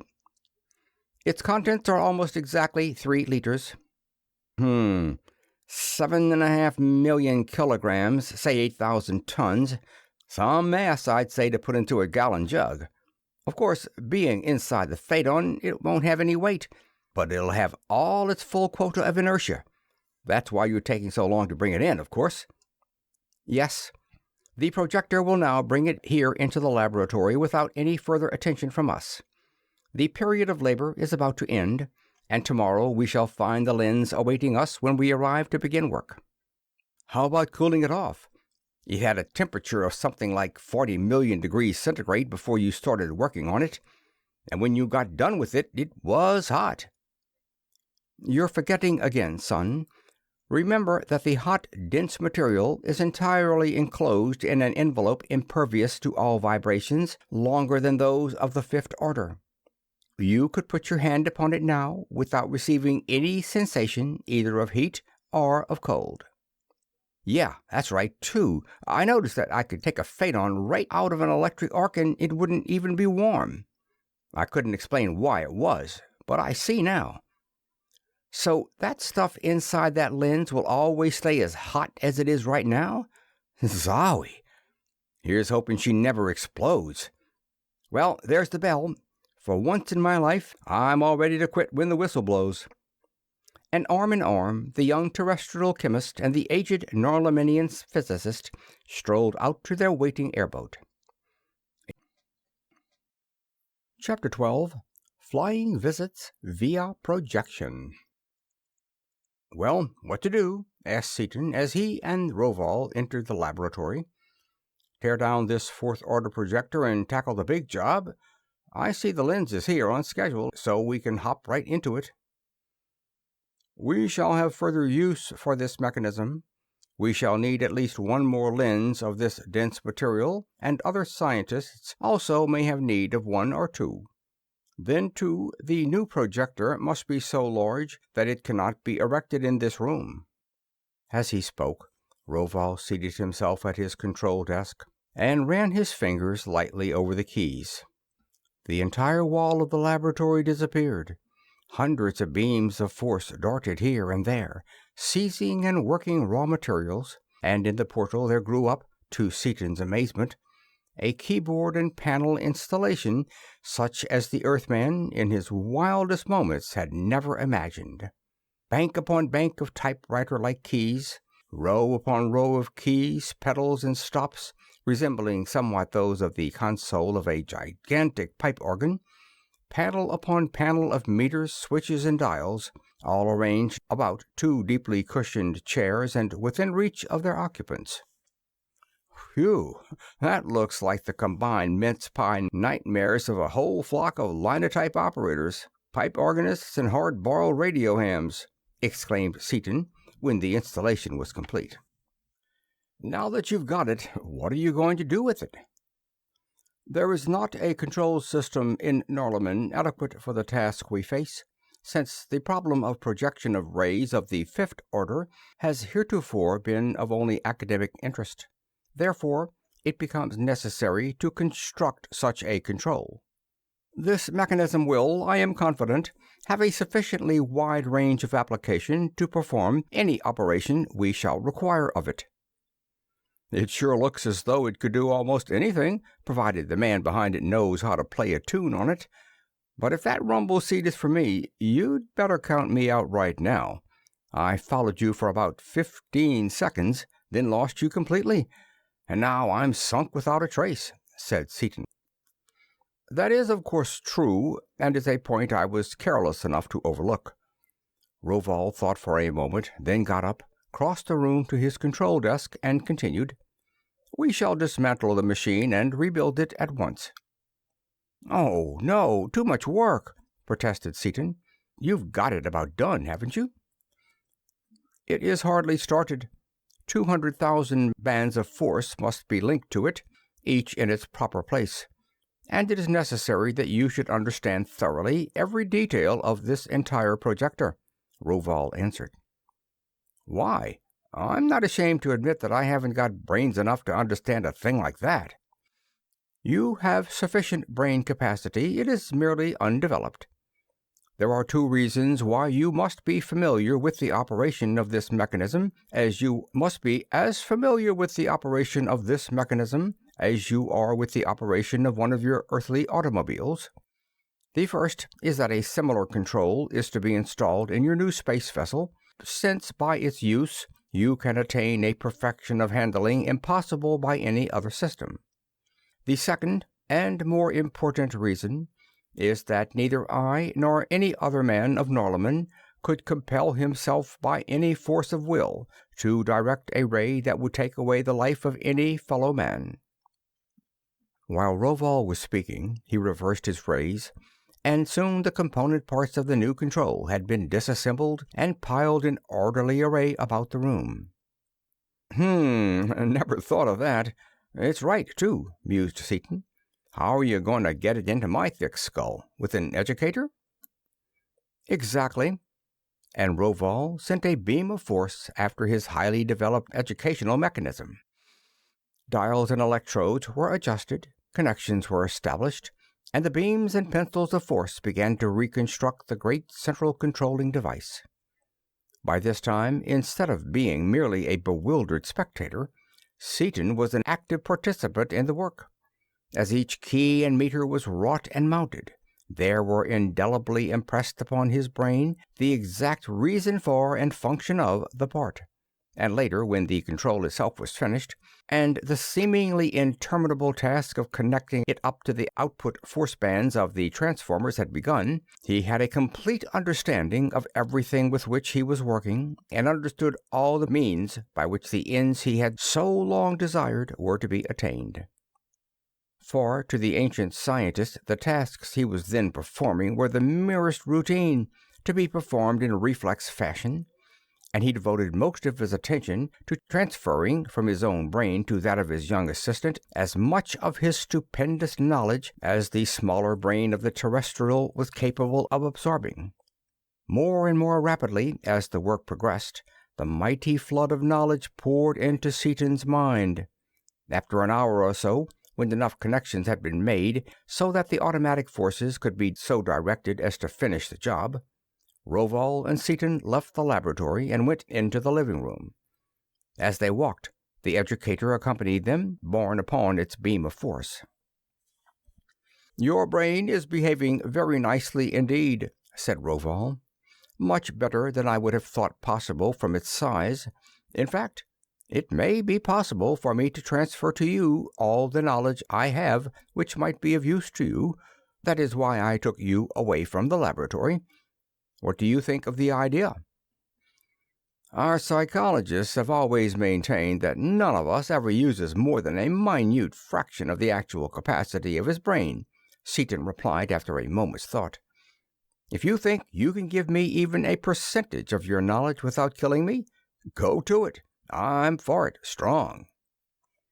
Knowing that you would be, I have already requested Drosnik, the First of Psychology, to come here, and he has just arrived," answered Rovol. And as he spoke, that personage entered the room. When the facts had been set before him, the psychologist nodded his head. "That is quite possible," he said with enthusiasm, "and I will be only too glad to assist in such an operation." "But listen," protested Seaton. "You probably changed my whole personality. Rovol's brain is 3 times the size of mine." "Tut, nothing of the kind," Drasnik reproved him. "As you have said, you are using only a minute portion of the active mass of your brain. The same thing is true with us. Many millions of cycles would have to pass before we would be able to fill the brains we now have." "Then why are your brains so large?" "Merely a provision of nature, that no possible accession of knowledge shall find her storehouse too small," replied Drasnik positively. "Ready?" All 3 donned the headsets, and a wave of mental force swept into Seaton's mind, a wave of such power that the terrestrial's every sense wilted under the impact. He did not faint. He did not lose consciousness.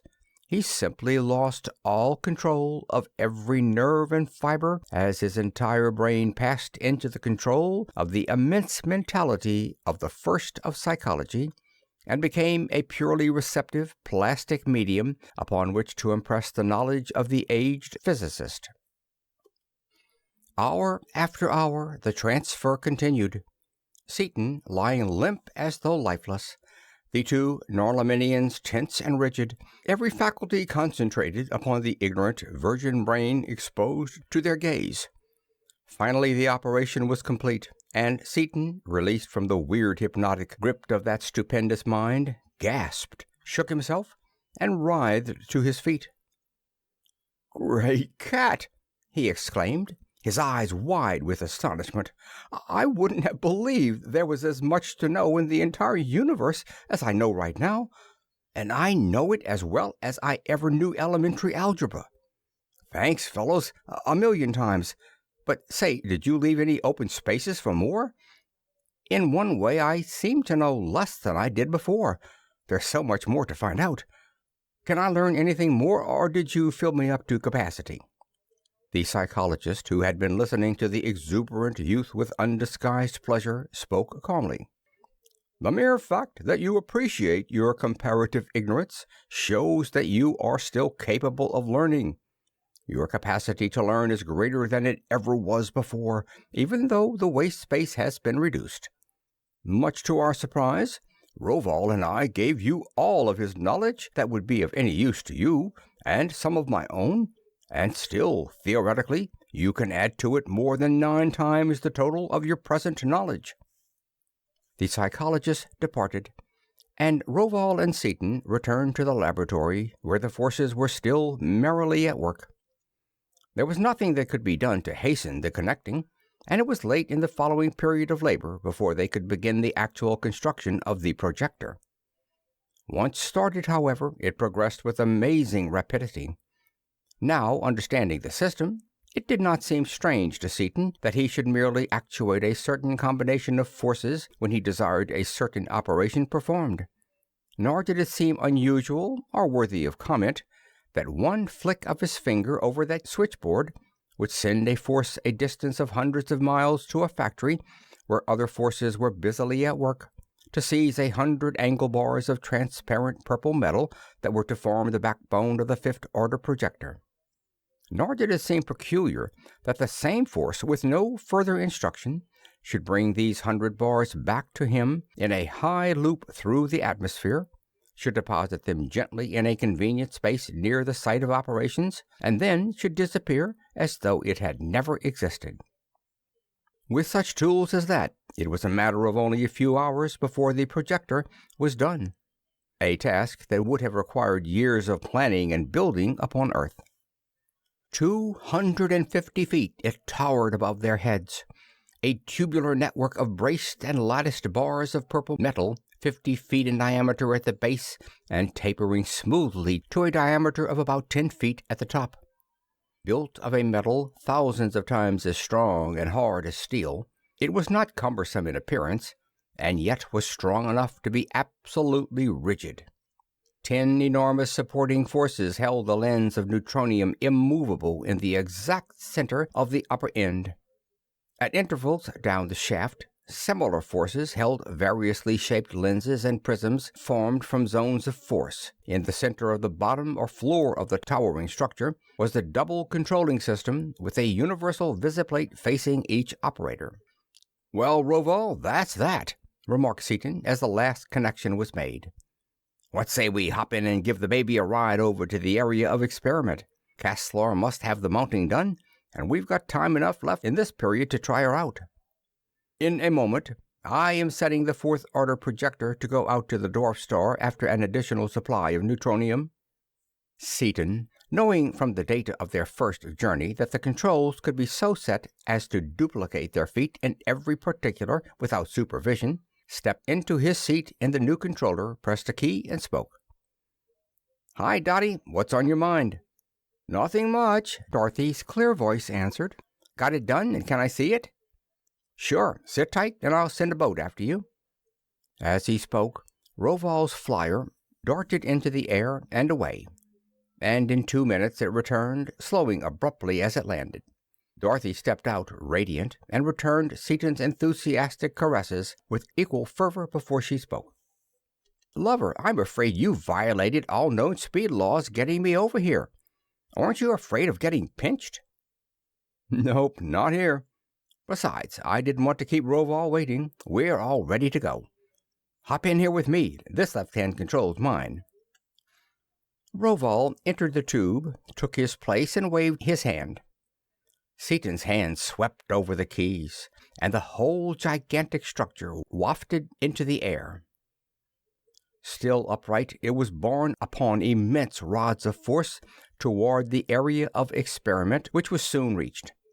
Covered as the area was with fantastic equipment, there was no doubt as to their destination, for in plain sight, dominating all the lesser instruments, there rose a stupendous telescopic mounting, with an enormous hollow tube of metallic latticework which could be intended for nothing else than their projector.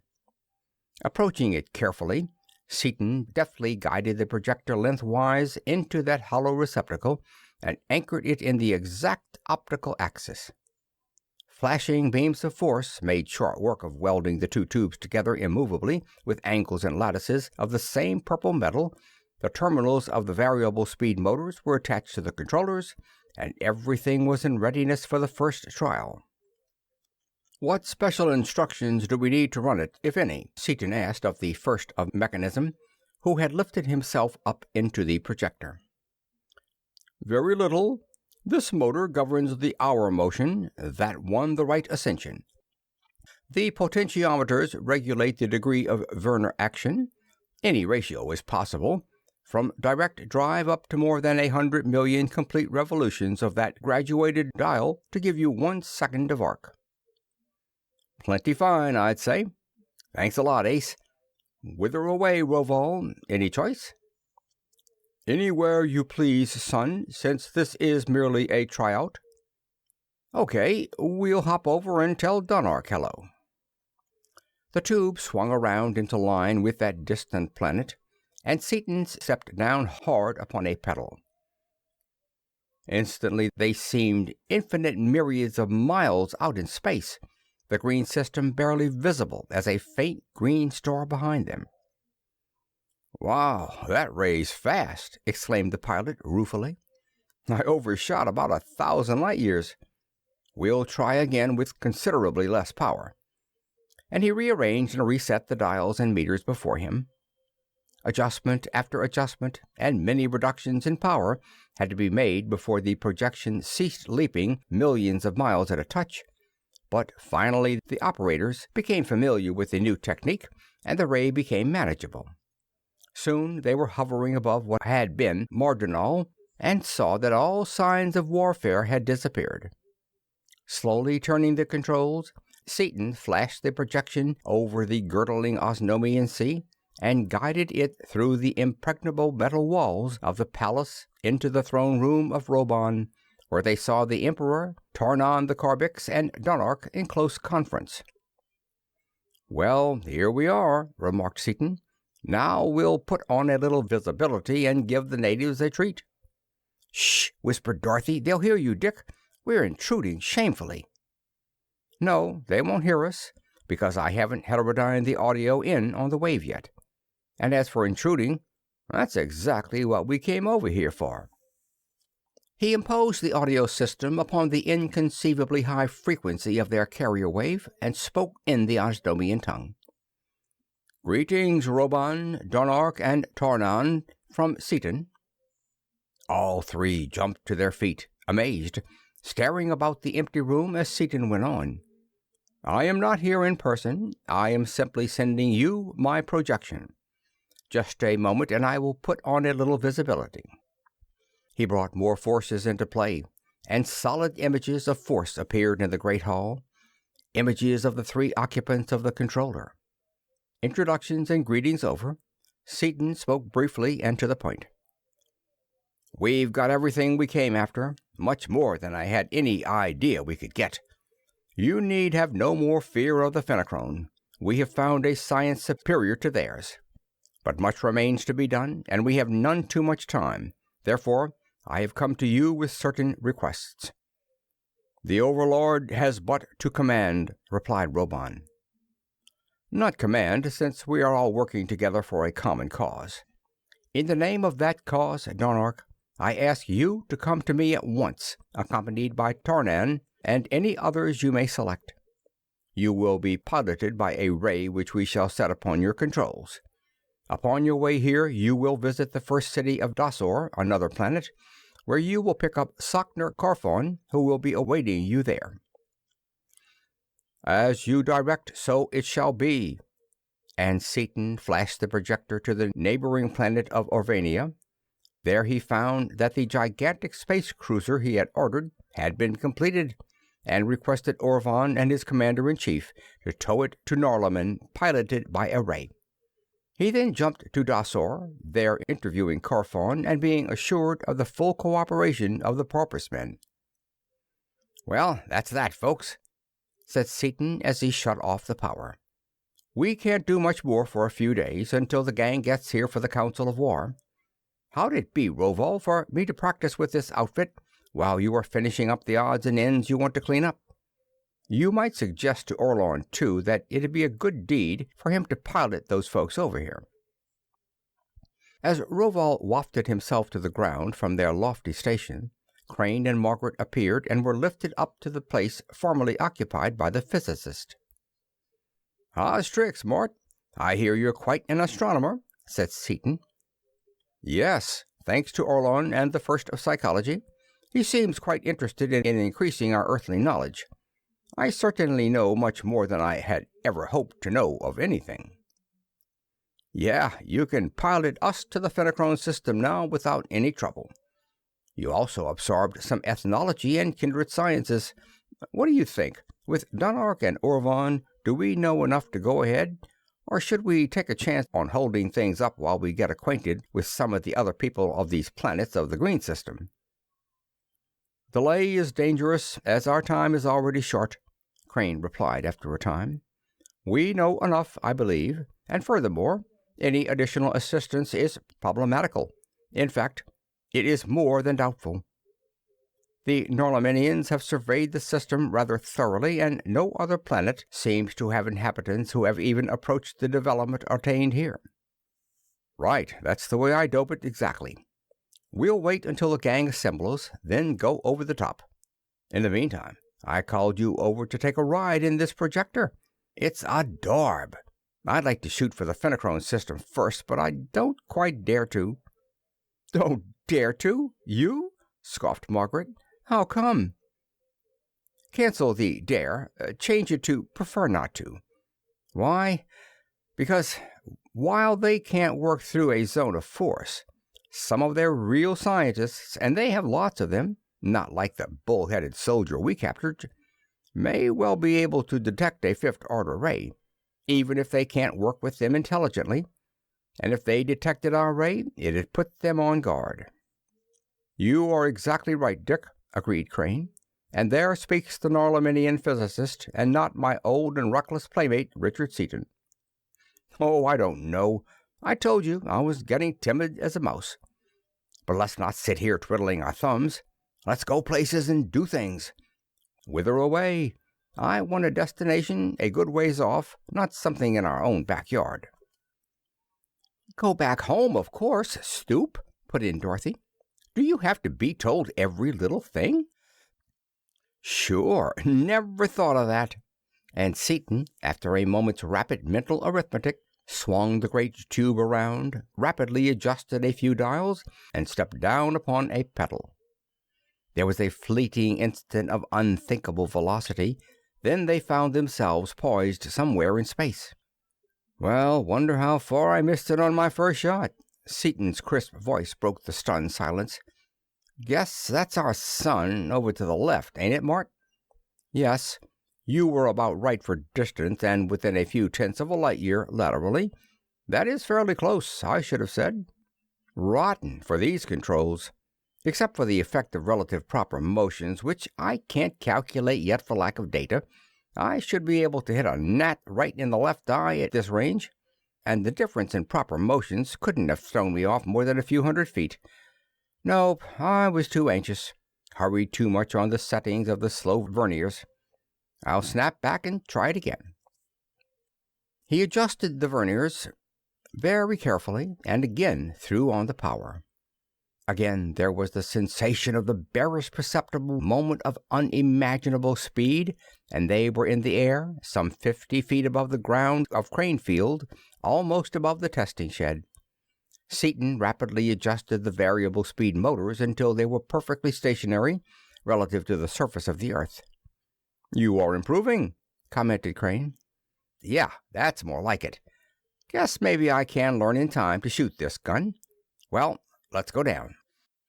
They dropped through the roof into the laboratory, where Maxwell, now in charge of the place, was watching a reaction and occasionally taking notes. "Hi, Max." Seaton, speaking on a television. "Got your range?" "Exactly, Chief, apparently. I can hear you perfectly, but can't see anything." Maxwell stared about the empty laboratory. "You will in a minute. I knew I had you, but didn't want to scare you out of a year's growth." And Seaton thickened the image until they were plainly visible. "Please call Mr. Veneman on the phone and tell him you're in touch with us," directed Seaton as soon as greetings had been exchanged. "Better yet, after you've broken it to them gently, Dot can talk to them, then we'll go over and see him." The connection established, Dorothy's image floated up to the telephone and apparently spoke. "Mother, this is the weirdest thing you ever imagined. We're not really here at all, you know. We're actually here in Norlamin. No, I mean, Dick's just sending a kind of a talking picture of us to see you on Earth here." "Oh, no, I don't know anything about it. It's like a talkie sent by radio, only worse, because I am saying this myself right now, without any rehearsal or anything. We didn't want to burst in on you without warning, because you'd be sure to think you were seeing actual ghosts, and we're not dead the least bit. We're having the most perfectly gorgeous time you ever imagined.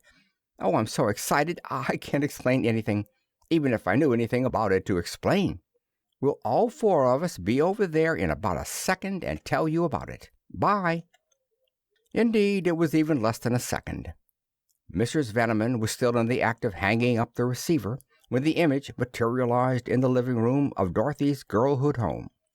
"Hello, Mother and Dad." Seaton's voice was cheerful but matter-of-fact. "I'll thicken this up so you can see us better in a minute. But don't think that we are flesh and blood. You'll see simply three-dimensional talking pictures of ourselves transmitted by radio." For a long time, Mr. and Mrs. Veneman chatted with the four visitors from so far away in space, while Seaton gloried in the working of that marvelous projector. "Well, our time's about up." Seaton finally ended the visit. "The quitting whistle's about to blow in 5 minutes, and they don't like overtime work here where we are. We'll drop in and see you again, maybe, sometime before we come back." "Do you know yet when you are coming back?" asked Mrs. Vanneman. "Not an idea in the world, Mother, any more than we had when we started. But we're getting along fine, having the time of our lives, and are learning a lot besides. So long." And Seaton clicked off the power. As they descended from the projector and walked toward the waiting airboat, Seaton fell in beside Rovol. "You know, they've got our new cruiser built of Dogal and are bringing it over here. Dogal's good stuff, but it isn't as good as your purple metal inoson, which is the theoretical ultimate in strength possible for any material possessing molecular structure. Why wouldn't it be a sound idea to flash it into inoson when it gets here?" "That would be an excellent idea, and we shall do so. It also has occurred to me that Caslor of mechanism, Ostron of energy, Satrazon of chemistry, myself, and one or two others could collaborate in installing a very complete fifth-order projector in the new Skylark, as well as any other equipment which may seem desirable. The security of the universe may depend upon the abilities and qualities of you terrestrials and your vessel, and therefore nothing should be left undone which it is possible for us to do."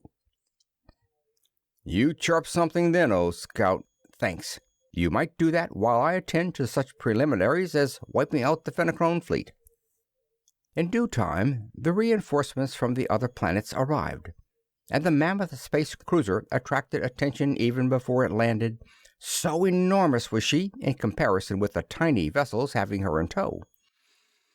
Resting upon the ground, it seemed absurd that such a structure could possibly move under her own power. For 2 miles that enormous mass of metal extended over the countryside, and while it was very narrow for its length, still its 1,500 feet of diameter dwarfed everything nearby. But Rovol and his aged co-workers smiled happily as they saw it, erected their keyboards, and set to work with a will. Meanwhile, a group had gathered about a conference table, a group such as had never before been seen together upon any world. There was Fodon, the ancient chief of the Five of Norlamin, huge-headed, with his leonine mane and flowing beard of white.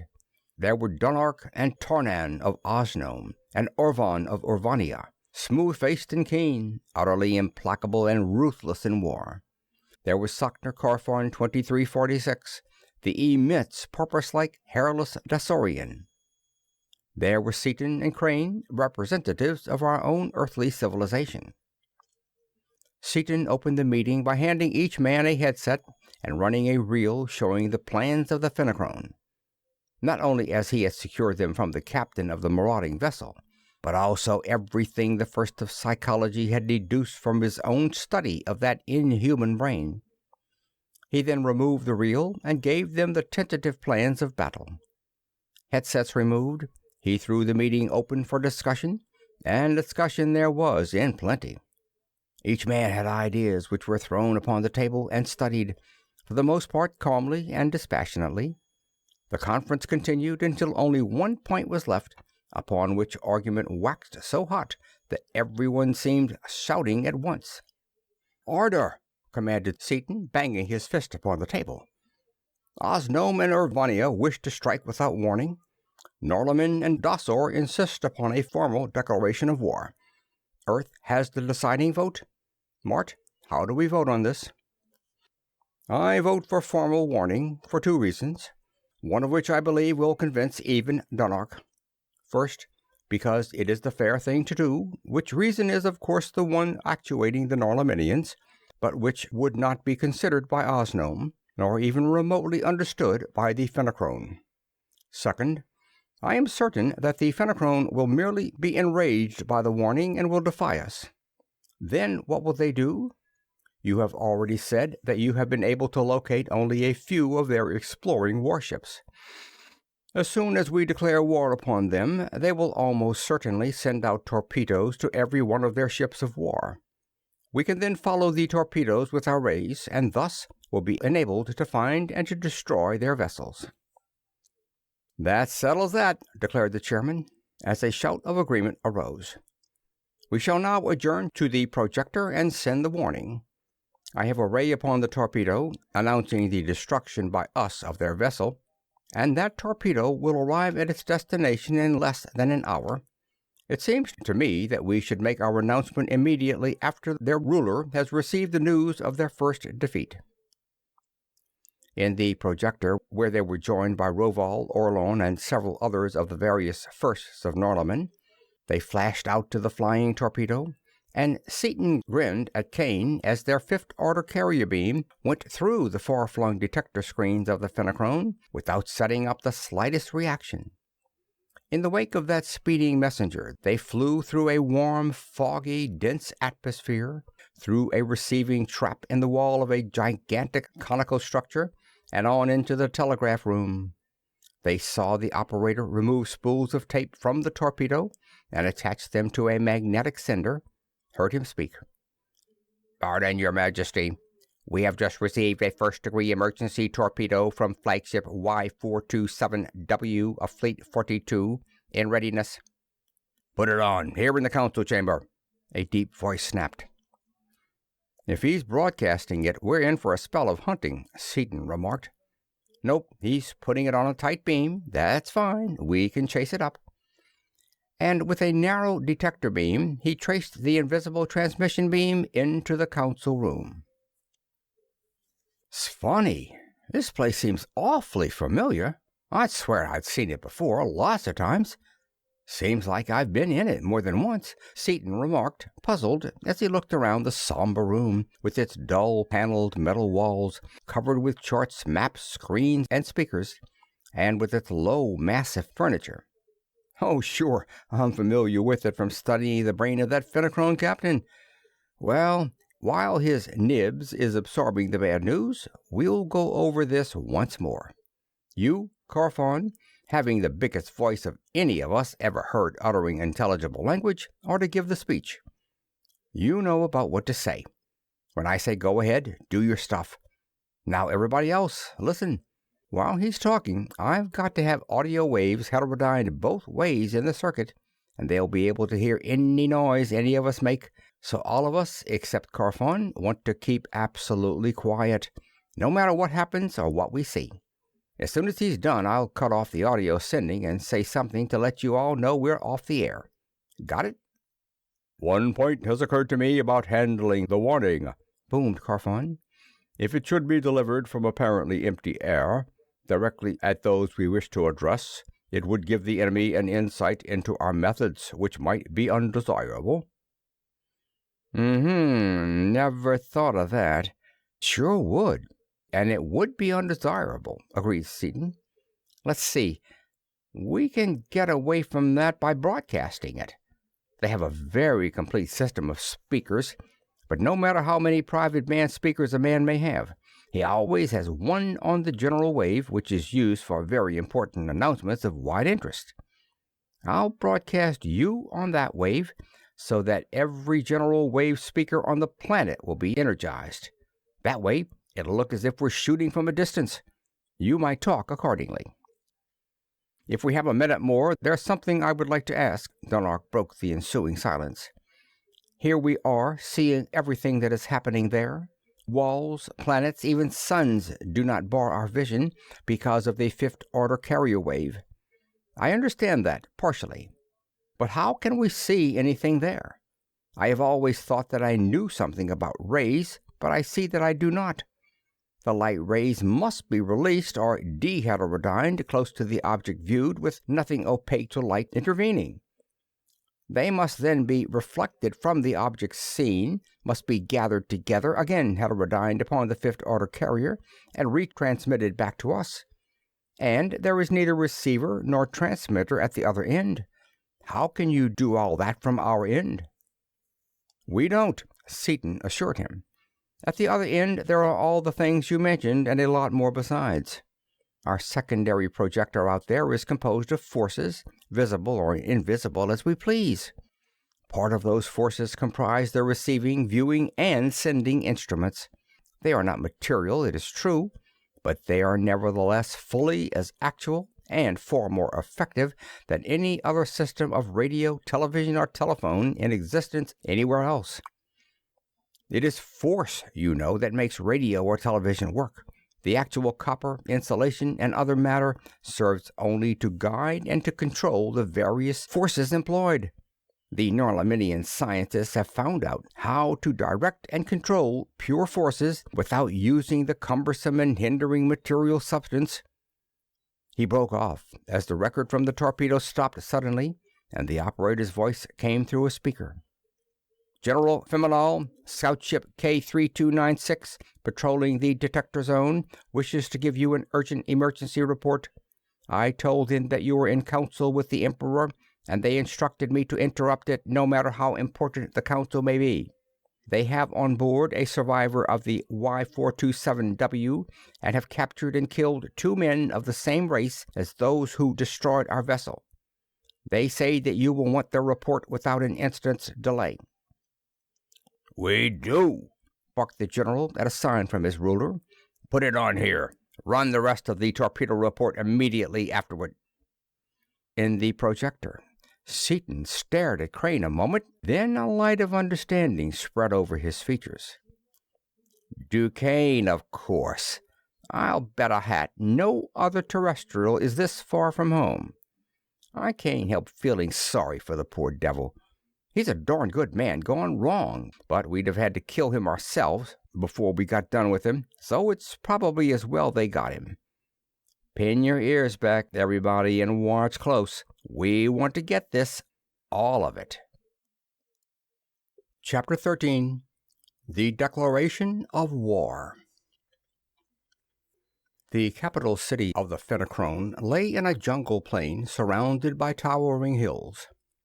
A perfect circle of immense diameter, its buildings of uniform height, of identical design, and constructed of the same dull gray translucent metal, were arranged in concentric circles, like the annular rings seen upon the stump of a tree. Between each ring of buildings and the one next inside it, there were lagoons, lawns, and groves.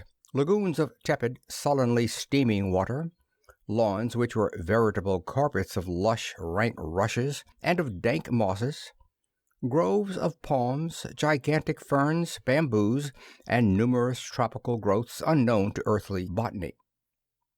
At the very edge of the city began jungle unrelieved and primeval, the impenetrable and unconquerable jungle, possible only to such meteorological conditions as obtained there. Wind there was none, nor sunshine. Only occasionally was the sun of that reeking world visible through the omnipresent fog, a pale, wan disk. Always the atmosphere was one of oppressive, hot, humid vapor.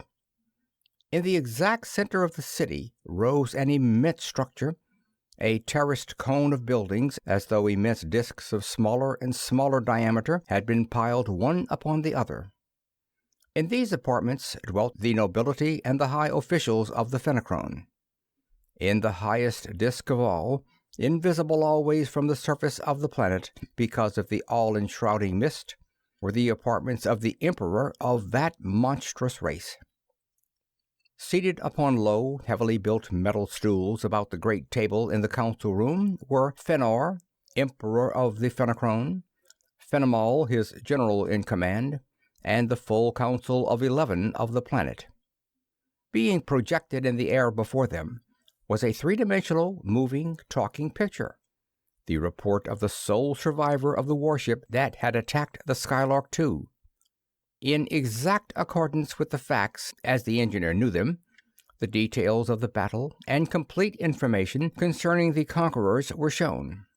As vividly as though the scene were being reenacted before their eyes, they saw the captive revive in the Violet, and heard the conversation between the engineer, DuQuesne, and Loring.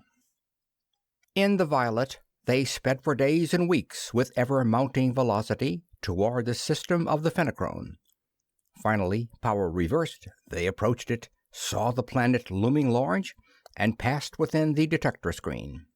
DuQuesne tightened the controls of the attractors, which had never been entirely released from their prisoner, thus again pinning the Fenachrone helplessly against the wall. "Just to be sure you don't try to start something," he explained coldly. You have done well so far, but I'll run things myself from now on, so that you can't steer us into a trap. Now tell me exactly how to go about getting one of your vessels. After we get it, I'll see about letting you go." "Fools! You are too late. You would have been too late even had you killed me out there in space and had fled at your utmost acceleration. Did you but know it, you are as dead even now. Our patrol is upon you." DuQuesne whirled, snarling, and his automatic and that of Loring were leaping out when an awful acceleration threw them flat upon the floor. A magnetic force snatched away their weapons, and a heat ray reduced them to two small piles of gray ash. Immediately thereafter, a beam of force from the patrolling cruiser neutralized the reactors bearing upon the captive, and he was transferred to the rescuing vessel.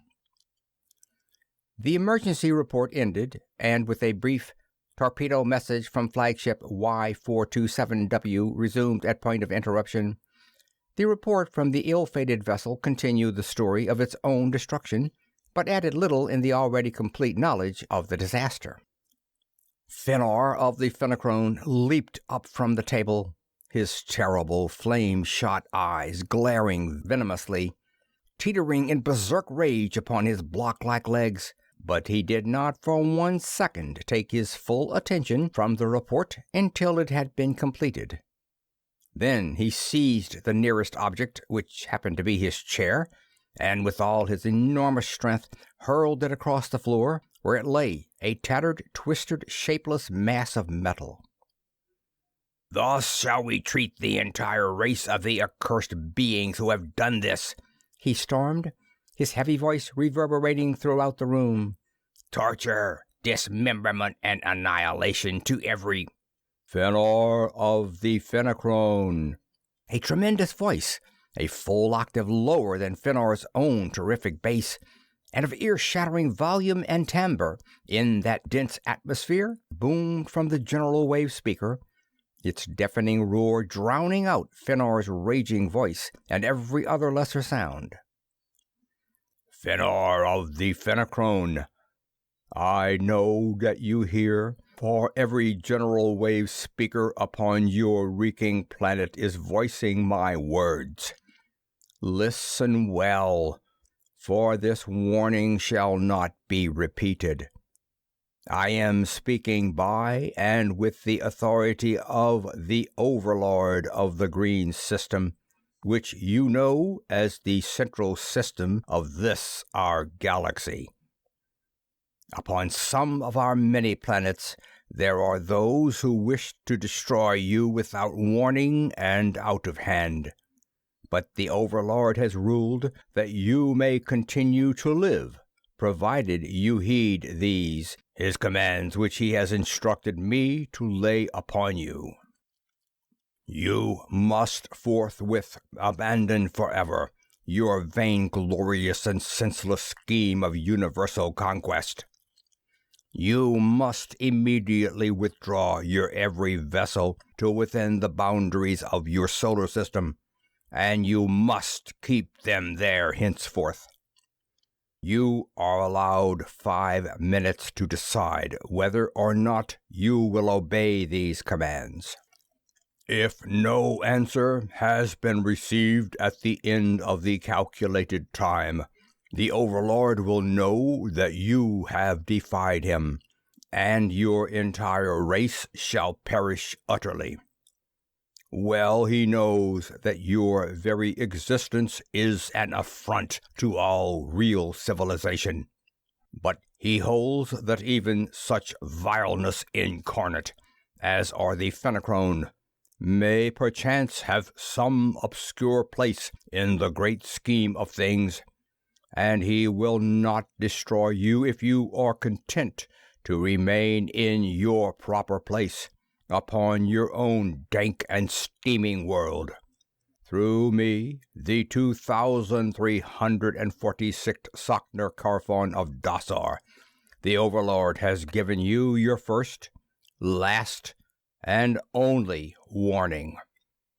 Heed its every word, or consider it the formal declaration of a war of utter and complete extinction."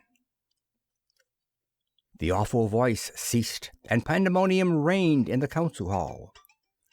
Obeying a common impulse, each Fenachrone leaped to his feet, raised his huge arms aloft, and roared out rage and defiance. Fëanor snapped a command, and the others fell silent as he began howling out orders. "Operator, send recall torpedoes instantly to every outlying vessel." He scuttled over to one of the private band speakers. "X794PW. Radio general call for all vessels above E to concentrate on battle stations. Throw out full power defensive screens and send the full series of detector screens out to the limit. Guards and patrols on invasion plan XB218. The immediate steps are taken, gentlemen." He turned to the council, his rage unabated. "Never before have we supermen of the Fenachrone been so insulted and so belittled. That upstart overlord will regret that warning to the instant of his death, which shall be exquisitely postponed. All you of the council know your duties in such a time as this. You are excused to perform them. General Fenimol, you will stay with me. We shall consider together such other details as require attention." After the others had left the room, Fëanor turned to the general. "Have you any immediate suggestions?" "I would suggest sending at once for Ravindal, the chief of the laboratories of science. He certainly heard the warning, and may be able to cast some light upon how it could have been sent, and from what point it came." The Emperor spoke into another sender, and soon the scientist entered, carrying in his hand a small instrument upon which a blue light blazed. "Do not talk here. There is grave danger of being overheard by that self-styled overlord," he directed tersely, and led the way into a rape-proof compartment of his private laboratory several floors below. "It may interest you to know that you have sealed the doom of our planet and of all the Fenachrone upon it." Ravindal spoke savagely. "Dare you speak thus to me, your sovereign?" roared Fëanor. "I dare so," replied the other coldly. "When all the civilization of a planet has been given to destruction by the unreasoning stupidity and insatiable rapacity of its royalty, allegiance to such royalty is at an end. Sit down!" he thundered as Fëanor sprang to his feet. "You are no longer in your throne room surrounded by servile guards and by automatic rays. You are in my laboratory, and by a movement of my finger I can hurl you into eternity." The general, aware now that the warning was of much more serious import than he had suspected, broke into an acrimonious debate. "Never mind questions of royalty," he snapped. "The safety of the race is paramount. Am I to understand that the situation is really grave?" "It is worse than grave. It is desperate. The only hope for even ultimate triumph is for as many of us as possible to flee instantly clear out of the galaxy, in the hope that we may escape the certain destruction to be dealt out to us by the overlord of the green system." "You speak folly, surely," returned Fenimol. "Our science must be, superior to any other in the universe." "So thought I, until this warning came in, and I had an opportunity to study it. Then I knew that we are opposed by a science immeasurably higher than our own." "Such vermin as those two whom one of our smallest scouts captured without a battle, vessel and all? In what respects is their science even comparable to ours?" "Not those vermin, no. The one who calls himself the Overlord, that one is our master. He can penetrate the impenetrable shield of force, and can operate mechanisms of pure force behind it. He can heterodyne, transmit, and use the infrarays, of whose very existence we were in doubt until recently.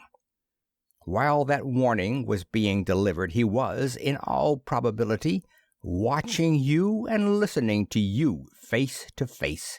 You, in your ignorance, supposed his warning borne by the ether, and thought therefore he must be close to this system. He is very probably at home in the central system, and is at this moment preparing the forces he intends to hurl against us. The Emperor fell back into his seat, all his pomposity gone, but the general stiffened eagerly and went straight to the point. How do you know these things? Largely by deduction. We of the School of Science have cautioned you repeatedly to postpone the day of conquest until we should have mastered the secrets of subrays and of infrarays. Unheeding, you of war have gone ahead with your plans, while we of science have continued to study. We know a little of the subrays, which we use every day, and practically nothing of the infrarays. Some time ago, I developed a detector for infrarays, which come to us from outer space in small quantities, and which are also liberated by our power plants. It has been regarded as a scientific curiosity only, but this day it proved of real value. This instrument in my hand is such a detector. At normal impacts of infrarays, its light is blue as you see it now. Some time before the warning sounded, it turned a brilliant red, indicating that an intense source of infrarays was operating in the neighborhood. By plotting lines of force, I located the source as being in the air of the council hall, almost directly above the table of state. Therefore, the carrier wave must have come through our whole system of screens without so much as giving an alarm.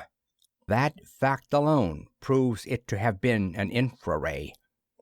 Furthermore, it carried through those screens and released in the council room a system of forces of great complexity, as is shown by their ability to broadcast from those pure forces, without material aid, a modulated wave in the exact frequency required to energize our general speakers.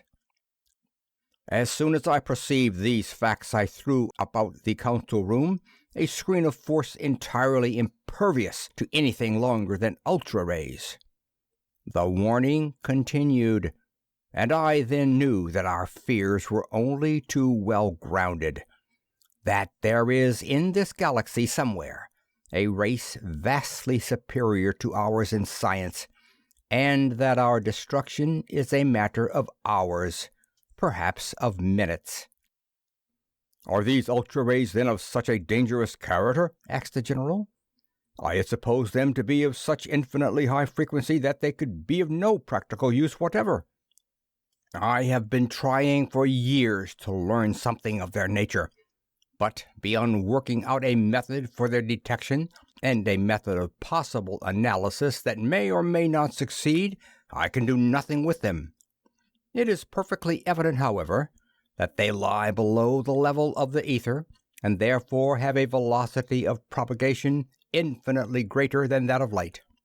You may see for yourself, then, that to a science able to guide and control them, to make them act as carrier waves for any other desired frequency, to do all of which the Overlord has this day shown himself capable, they should theoretically afford weapons before which our every defense would be precisely as efficacious as so much vacuum. Think a moment. You know that we know nothing fundamental concerning even our servants, the subrays. If we really knew them, we could utilize them in thousands of ways as yet unknown to us. We work with the merest handful of forces, empirically, while it is practically certain that the enemy has at his command the entire spectrum, visible and invisible, embracing untold thousands of bands of unknown but terrific potentiality. But he spoke of a calculated time necessary before our answer could be received. They must then be using vibrations in the ether. Not necessarily, not even probably. Would we ourselves reveal unnecessarily to an enemy the possession of such rays? Do not be childish. No, Fenimol, and you, Fenor of the Fenachrone, instant and headlong flight is our only hope of present salvation and of ultimate triumph. Flight to a far distant galaxy, since upon no point in this one shall we be safe from the infrabeams of that self-styled overlord. You sniveling coward! You pusillanimous bookworm! Fenor had regained his customary spirit as the scientist explained upon what grounds his fears were based. Upon such a tenuous fabric of evidence, would you have such a people as ours turn tail like beaten hounds? Because, forsooth, you detect a peculiar vibration in the air. Will you have it that we are to be invaded and destroyed forthwith by a race of supernatural ability? Bah! Your calamity-howling clan has delayed the day of conquest from year to year. I more than half believe that you yourself are some other treacherous poltroon of your ignominious breed, prepared and sent that warning in a weak and rat-brained attempt to frighten us into again postponing the day of conquest. Know now, spineless weakling, that the time is ripe, and that the Fenachrone in their might are about to strike. But you, foul traducer of your enemy, shall die the death of the cur you are. The hand within his tunic moved, and a vibrator burst into operation. Coward I may be, and pusillanimous, and other things as well, the scientist replied stonily, but, unlike you, I am not a fool. These walls, this very atmosphere, are fields of force that will transmit no rays directed by you. You weak-minded scion of a depraved and obscene house, arrogant, overbearing, rapacious, ignorant, your brain is too feeble to realize that you are clutching at the universe hundreds of years before the time has come. You, by your overweening pride and folly, have doomed our beloved planet, the most perfect planet in the galaxy in its grateful warmth and wonderful dampness and fogginess, and our entire race to certain destruction. Therefore you, fool and dolt that you are, shall die, for too long already have you ruled. He flicked a finger, and the body of the monarch shuddered as though an intolerable current of electricity had traversed it, collapsed, and lay still. It was necessary to destroy this that was our ruler, Ravindal explained to the general. I have long known that you are not in favor of such precipitate action in the conquest, hence all this talking upon my part. You know that I hold the honor of Fenachrone dear, and that all my plans are for the ultimate triumph of our race. Yes, and I begin to suspect that those plans have not been made since the warning was received. My plans have been made for many years, and ever since an immediate conquest was decided upon, I have been assembling and organizing the means to put them into effect. I would have left this planet in any event shortly after the departure of the Grand Fleet upon its final expedition. Fenor's senseless defiance of the Overlord has only made it necessary for me to expedite my leave-taking. I have a vessel twice as large as the largest warship Fenor boasted, completely provisioned, armed, and powered for a cruise of 100 years at high acceleration. It is hidden in a remote fastness of the jungle. I am placing in that vessel a group of the finest, brainiest, most highly advanced, and intelligent of our men and women, with their children. We shall journey at our highest speed to a certain distant galaxy, where we shall seek out a planet similar in atmosphere, temperature, and mass to the one upon which we now dwell. There we shall multiply and continue our studies, and from that planet, in that day when we shall have attained sufficient knowledge, there shall descend upon the central system of this galaxy the vengeance of the Fenachrone. That vengeance will be all the sweeter for the fact that it shall have been delayed. But how about libraries, apparatus, and equipment? Suppose that we do not live long enough to perfect that knowledge, and with only one vessel and a handful of men, we could not cope with that accursed overlord and his navies of the void. Libraries are aboard. So are much apparatus and equipment. What we cannot take with us, we can build. As for the knowledge I mentioned, it may not be attained in your lifetime, nor in mine. But the racial memory of the Fenachrone is long, as you know, and even if the necessary problems are not solved until our descendants are sufficiently numerous to populate an entire planet, yet will those descendants wreak the vengeance of the Fenachrone upon the races of that hated one, the Overlord, before they go on with the conquest of the universe. Many questions will arise, of course, but they shall be solved. Enough. Time passes rapidly. All too long have I talked. I am using this time upon you because in my organization there is no soldier, and the Fenachrone of the future will need your great knowledge of warfare. Are you going with us? Yes. Very well. Ravindal led the general through a door and into an airboat lying upon the terrace outside the laboratory. Drive us at speed to your home, where we shall pick up your family. Fenimol took the controls and laid a ray to his home, a ray serving a double purpose. It held the vessel upon its predetermined course through the thick and sticky fog, and also rendered collision impossible, since any two of these controller rays repelled each other to such a degree that no two vessels could take paths which would bring them together. Some such provision had been found necessary ages ago, for all Fenachrone craft were provided with the same space-annihilating drive to which any comprehensible distance was but a journey of a few moments, and at that frightful velocity collision meant annihilation. I understand that you could not take anyone of the military into your confidence until you were ready to put your plans into effect, the general conceded. How long will it take you to get ready to leave?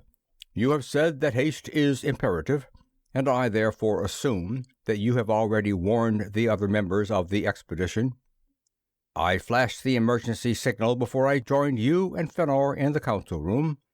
Each man of the organization has received that signal, wherever he may have been, and by this time most of them, with their families, are on the way to the hidden cruiser. We shall leave this planet in 15 minutes from now at most. I dare not stay an instant longer than is absolutely necessary. The members of the general's family were bundled, amazed, into the airboat, which immediately flew along a ray laid by Ravindal to the secret rendezvous. In a remote and desolate part of the planet, concealed in the depths of the towering jungle growth, a mammoth space cruiser was receiving her complement of passengers. Airboats, flying at their terrific velocity through the heavy, steaming fog, as closely spaced as their controller rays would permit, flashed signals along their guiding beams, dove into the apparently impenetrable jungle, and added their passengers to the throng pouring into the great vessel.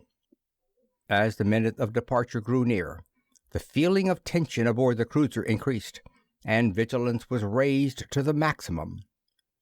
None of the passengers had been allowed cinders of any description, and now even the hairline beams guiding the airboats were cut off, and received only when the proper code signal was heard.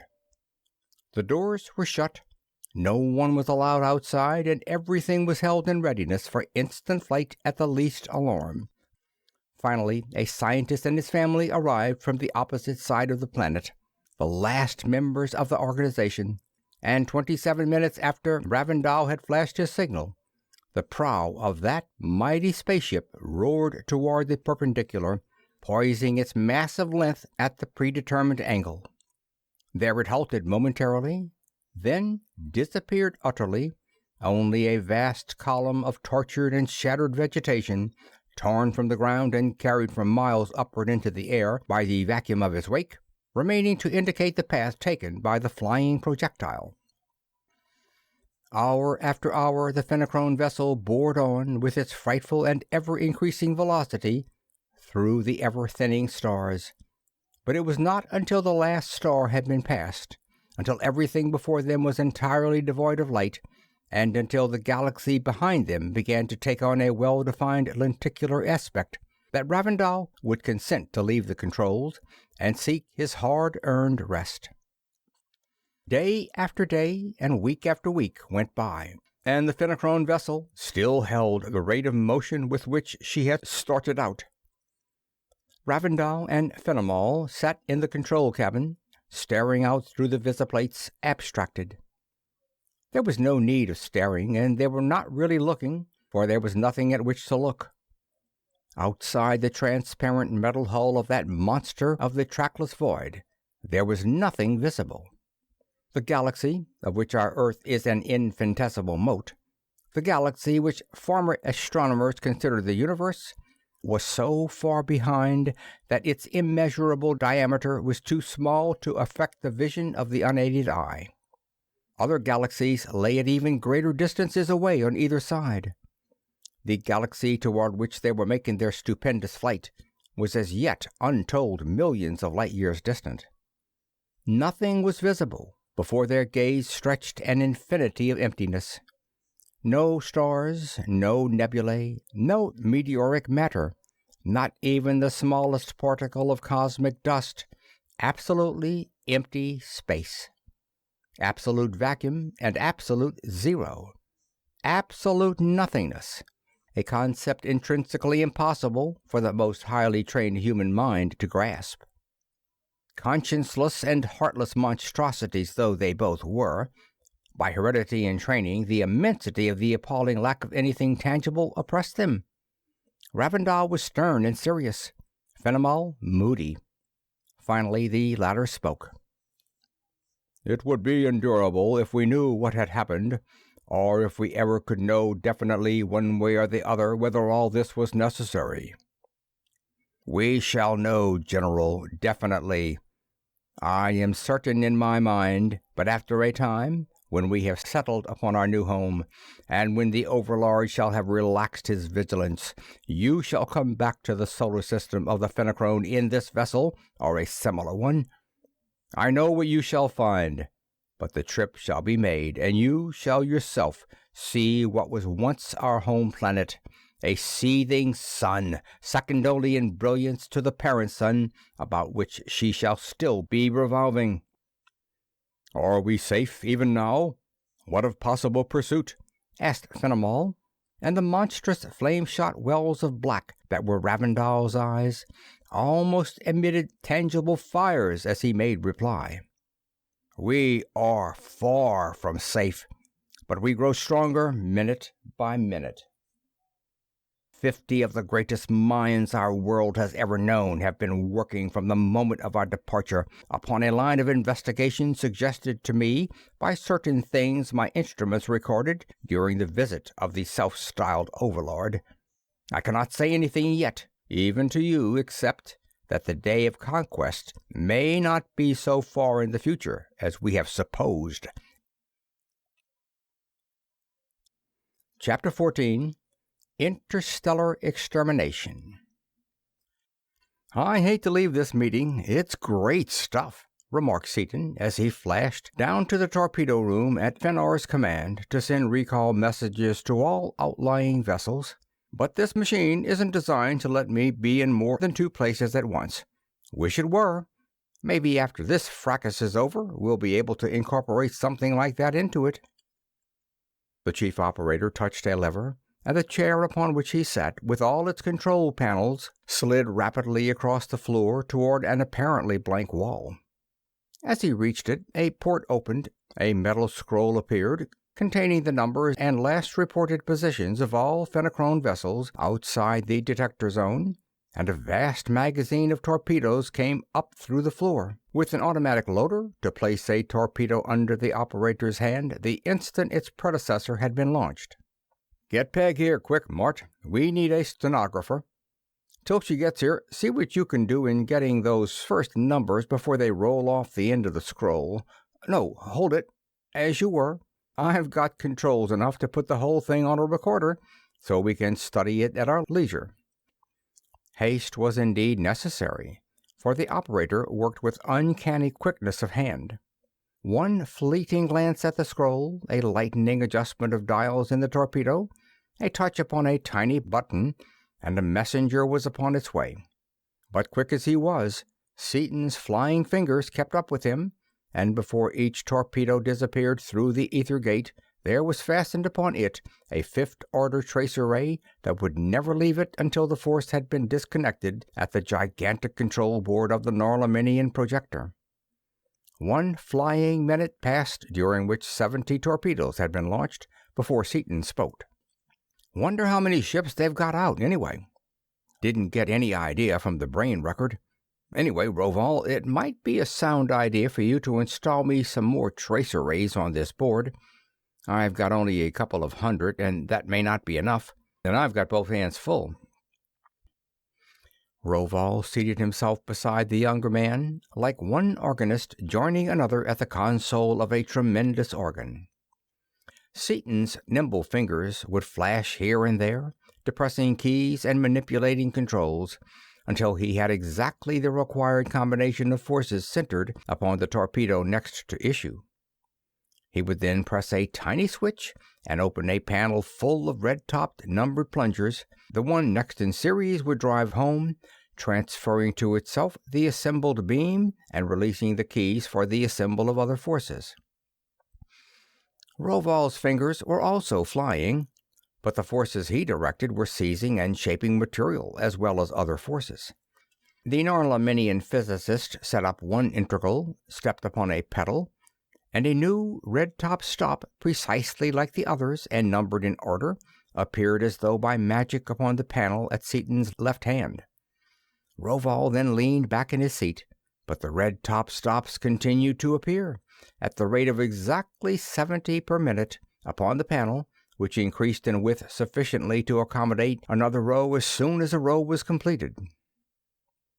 Rovol bent a quizzical glance upon the younger scientist, who blushed a fiery red, rapidly set up another integral, then also leaned back in his place, while his face burned deeper than before.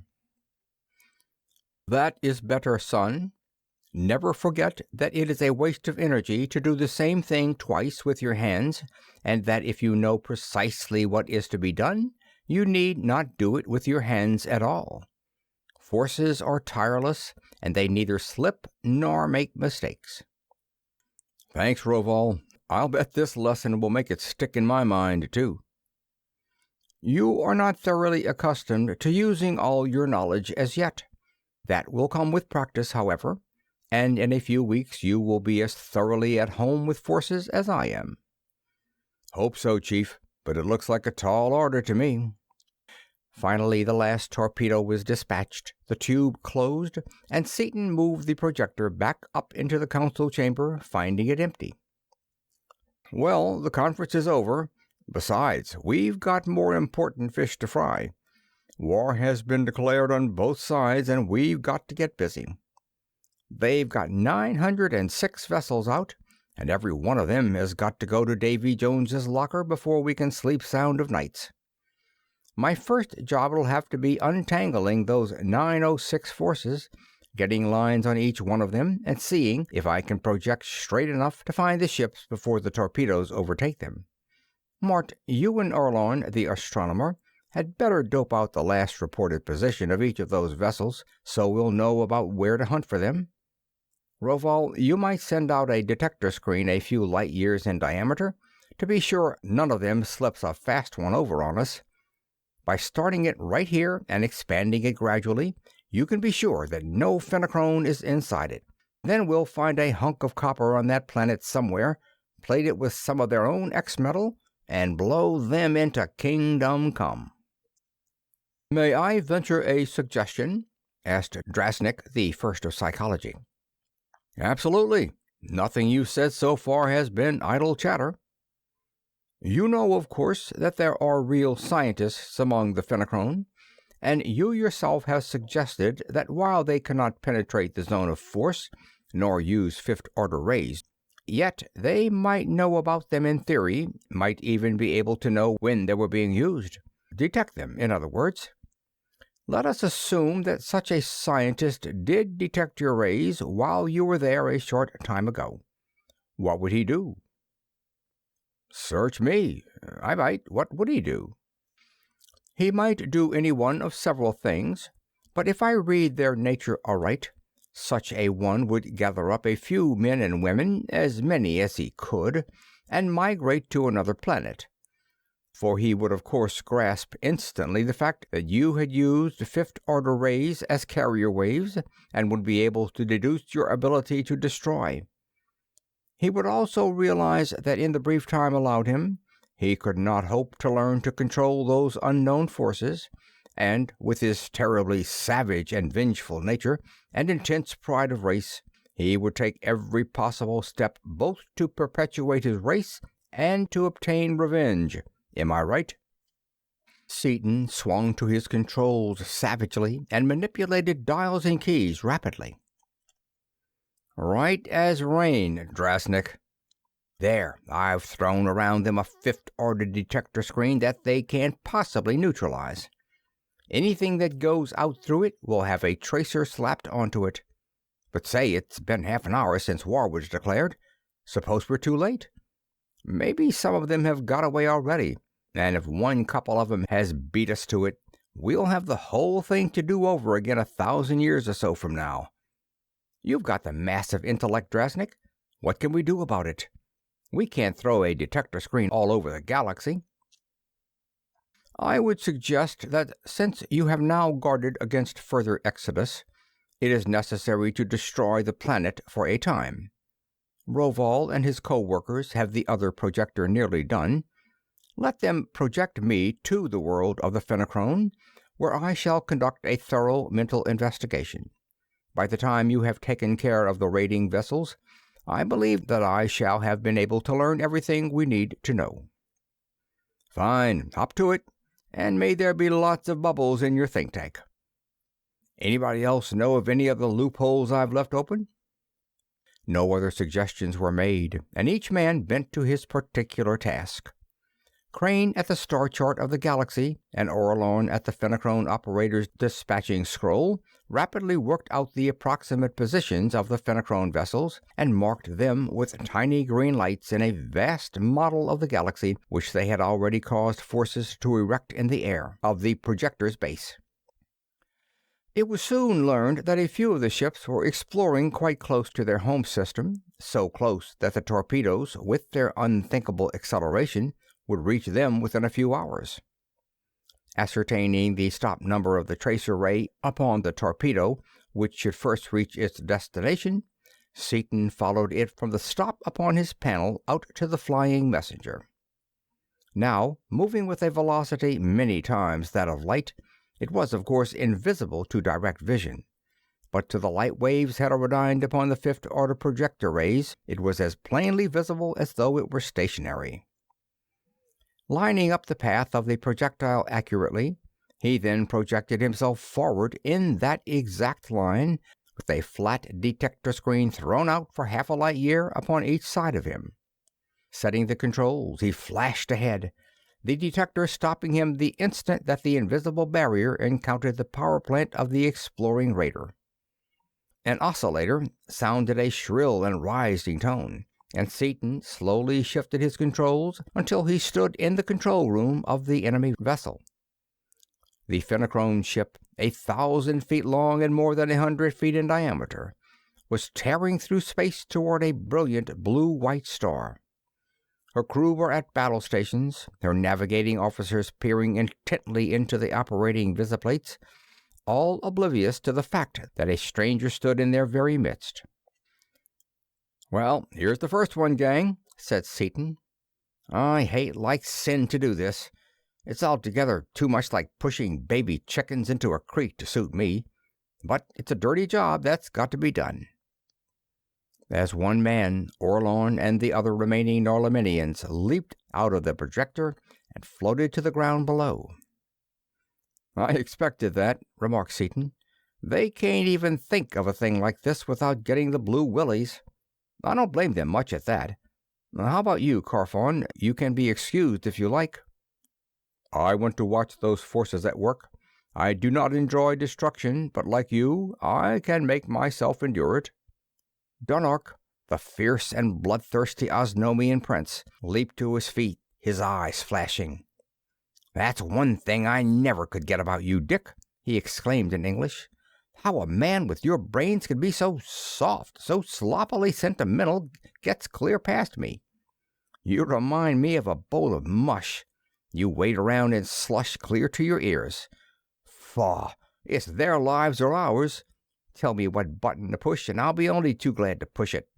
I wanted to blow up Urvania, and you wouldn't let me. I haven't killed an enemy for ages, and that's my trade. Cut out the sob-sister act, and for cat's sake, let's get busy." "Attaboy, Dunark, that's telling 'em.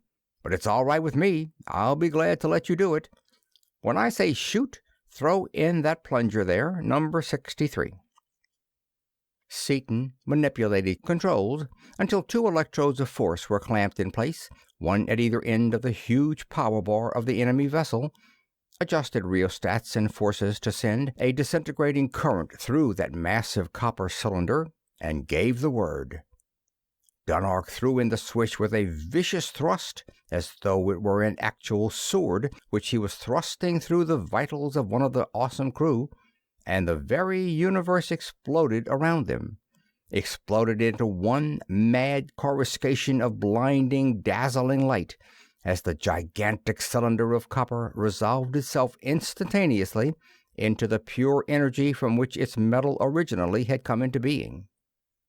Seaton and Dunark staggered back from the visiplates, blinded by the intolerable glare of light, and even Crane, working at his model of the galaxy, blinked at the intensity of the radiation. Many minutes passed before the 2 men could see through their tortured eyes. "Zowie! That was fierce!" exclaimed Seaton, when a slowly returning perception of things other than dizzy spirals and balls of flame assured him that his eyesight was not permanently gone. "It's nothing but my own fool carelessness, too. I should have known that with all the light frequencies in heterodyne for visibility, enough of that same stuff would leak through to make strong medicine on these visiplates, for I knew that that bar weighed 100 tons and would liberate energy enough to volatilize our Earth and blow the byproducts clear to Arcturus. How are you coming, Dunark? See anything yet?" "Coming along okay now, I guess, but I thought for a few minutes I'd been bloody well jobbed." "I'll do better next time. I'll cut out the visible spectrum before the flash and convert and reconvert the infrared. That'll let us see what happens without the direct effect of the glare. Won't burn our eyes out. What's my force number on the next nearest one, Mort?" 29. Seaton fastened a detector ray upon stop 29 of the tracer ray panel and followed its beam of force out to the torpedo, hastening upon its way toward the next doomed cruiser. Flashing ahead in its line as he had done before, he located the vessel and clamped the electrodes of force upon the prodigious driving bar. Again, as Dunark drove home the detonating switch, there was a frightful explosion and a wild glare of frenzied incandescence far out in that desolate region of interstellar space. But this time the eyes behind the visiplates were not torn by the high frequencies. Everything that happened was plainly visible. One instant there was an immense space cruiser boring on through the void upon its horrid mission, with its full complement of the hellish Fenachrone performing their routine tasks. The next instant there was a flash of light extending for thousands upon untold thousands of miles in every direction. That flare of light vanished as rapidly as it had appeared, instantaneously, and throughout the entire neighborhood of the place where the Fenachrone cruiser had been, there was nothing. Not a plate, not a girder, not a fragment, not the most minute particle nor droplet of disrupted metal nor of condensed vapor. So terrific, So incredibly and incomprehensibly vast were the forces liberated by that mass of copper in its instantaneous decomposition, that every atom of substance in that great vessel had gone with the power bar, had been resolved into radiations which would at some distant time and in some far-off solitude unite with other radiations again to form matter, and thus obey nature's immutable cyclic law.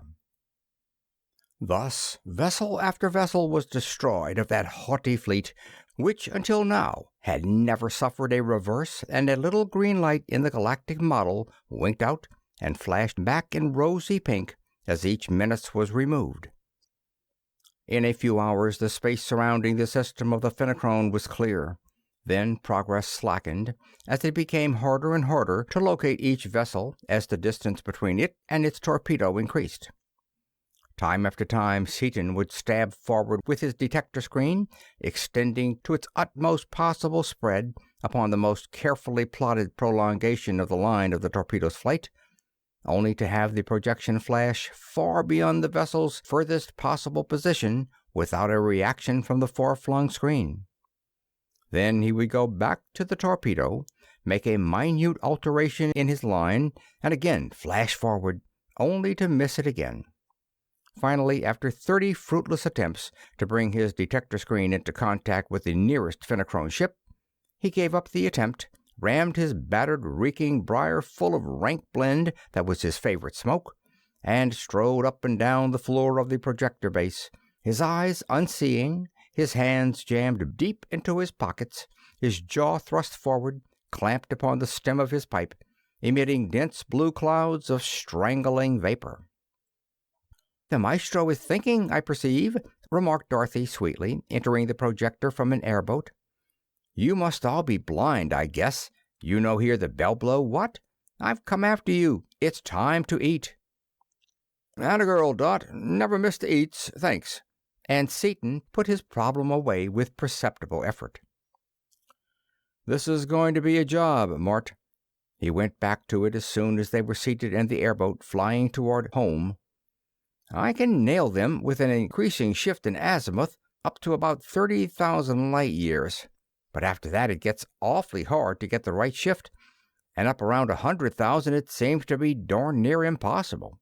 Gets to be pure guesswork. It can't be the controls, because they can hold a point rigidly at 500,000. Of course, we've got a pretty short backline to sight on, but the shift is more than 100 times as great as the possible error in backsight could account for, and there's apparently nothing either regular or systematic about it that I can figure out. But I don't know. Space is curved in the fourth dimension, of course. I wonder if...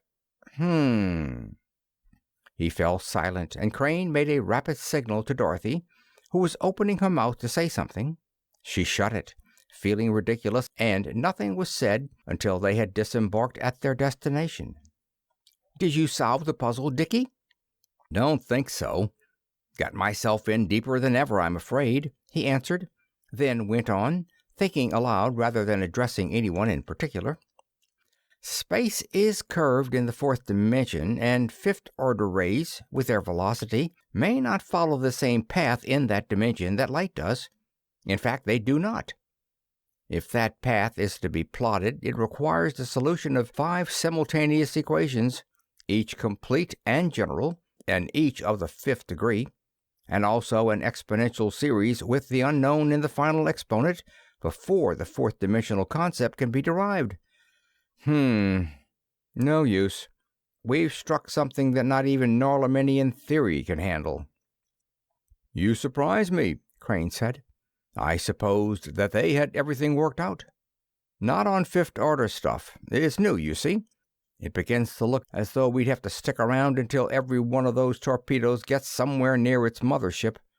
Hate to do it, too. It'll take 6 months at least to reach the vessels clear across the galaxy. I'll put it up to the gang at dinner.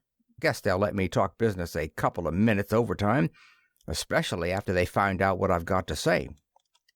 He explained the phenomenon to an interested group of white-bearded scientists as they ate. Rovol, to Seaton's surprise, was elated and enthusiastic. "Wonderful, my boy," he breathed. "Marvelous. A perfect subject for year after year of deepest study and the most profound thought.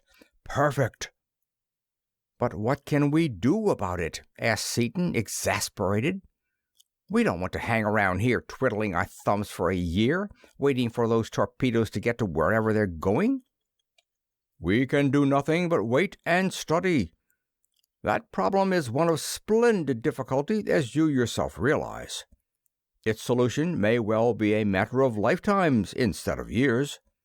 But what is a year, more or less? You can destroy this phenochrone eventually, so be content." "But content is just exactly what I'm not," declared Seaton emphatically. "I want to do it, and do it now." "Perhaps I might volunteer a suggestion," said Castleor diffidently, and as both Rovall and Seaton looked at him in surprise, he went on. "Do not misunderstand me. I do not mean concerning the mathematical problem in discussion, about which I am entirely ignorant. But has it occurred to you that those torpedoes are not intelligent entities, acting upon their own volition and steering themselves as a result of their own ordered mental processes? No, they are mechanisms in my own province, and I venture to say with the utmost confidence that they are guided to their destination by streamers of force of some nature, emanating from the vessels upon whose tracks they are." "Nobody home is right!" exclaimed Seaton, tapping his temple with an admonitory forefinger. "'S right, Ace. I thought maybe I'd quit using my head for nothing but a hat rack now, but I guess that's all it's good for yet. Thanks a lot for the idea. That gives me something I can get my teeth into.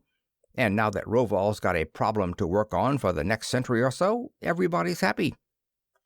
"How does that help matters?" asked Crane in wonder. "Of course, it is not surprising that no lines of force were visible, but I thought that your detector screens would have found them if any such guiding beams had been present." "The ordinary bands, if of sufficient power, yes.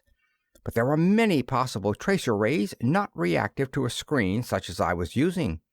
It was very light and weak, designed for terrific velocity and for instantaneous automatic arrest when in contact with the enormous forces of a power bar. It wouldn't react at all to the minute energy of the kind of beams they'd be most likely to use for that work. Castleor's certainly right. They're steering their torpedoes with tracer rays of almost infinitesimal power, amplified in the torpedoes themselves. That's the way I do it myself. It may take a little while to dig up the apparatus, but we'll get it, and then we'll run those birds ragged, so fast that their ankles will catch fire, and won't need the fourth-dimensional correction after all." When the bell announced the beginning of the following period of labor, Seaton and his co-workers were in the area of experiment waiting, and the work was soon under way. "How are you going about this, Dick?" asked Crane. "Going to examine the nose of one of those torpedoes first and see what it actually works on. Then build me a tracer detector that'll pick it up at high velocity. Beats the band, doesn't it, that neither Rovall nor I, who should have thought of it first, ever did see anything as plain as that those things are following a ray." "That is easily explained, and is no more than natural. Both of you were not only devoting all your thoughts to the curvature of space, but were also too close to the problem, like the man in the woods who cannot see the forest because of the trees." "Yeah, maybe something in that, too. Plain enough when Castleor showed it to us," said Seaton. While he was talking, Seaton had projected himself into the torpedo he had lined up so many times the previous day. With the automatic motions set to hold him stationary in the tiny instrument compartment of the craft, now traveling at a velocity many times that of light, he set to work. A glance located the detector mechanism, a set of shortwave coils and amplifiers, and a brief study made plain to him the principle underlying the directional loop finders and the controls which guided the flying shell along the path of the tracer ray. He then built a detector structure of pure force immediately in front of the torpedo and varied the frequency of his own apparatus until a meter upon one of the panels before his eyes informed him that his detector was in perfect resonance with the frequency of the tracer ray. He then moved ahead of the torpedo along the guiding ray. "Guiding it, eh?" Dunark congratulated him. "Kinda. My directors out there aren't quite so hot, though. I'm a trifle shy on control somewhere, so much so that if I put on anywhere near full velocity, I lose the ray. Think I can clear that up with a little experimenting, though." He fingered controls lightly, depressed a few more keys, and set one vernier, already at a ratio of 1,000,000 to 1, down to 10,000,000.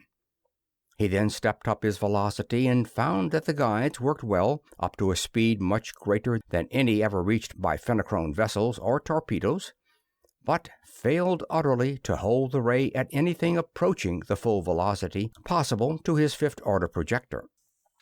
After hours and days of work and study, in the course of which hundreds of the Fenachrone vessels were destroyed, after employing all the resources of his mind, now stored with the knowledge of rays accumulated by hundreds of generations of highly trained research specialists in rays, he became convinced that it was an inherent impossibility to trace an ether wave with the velocity he desired.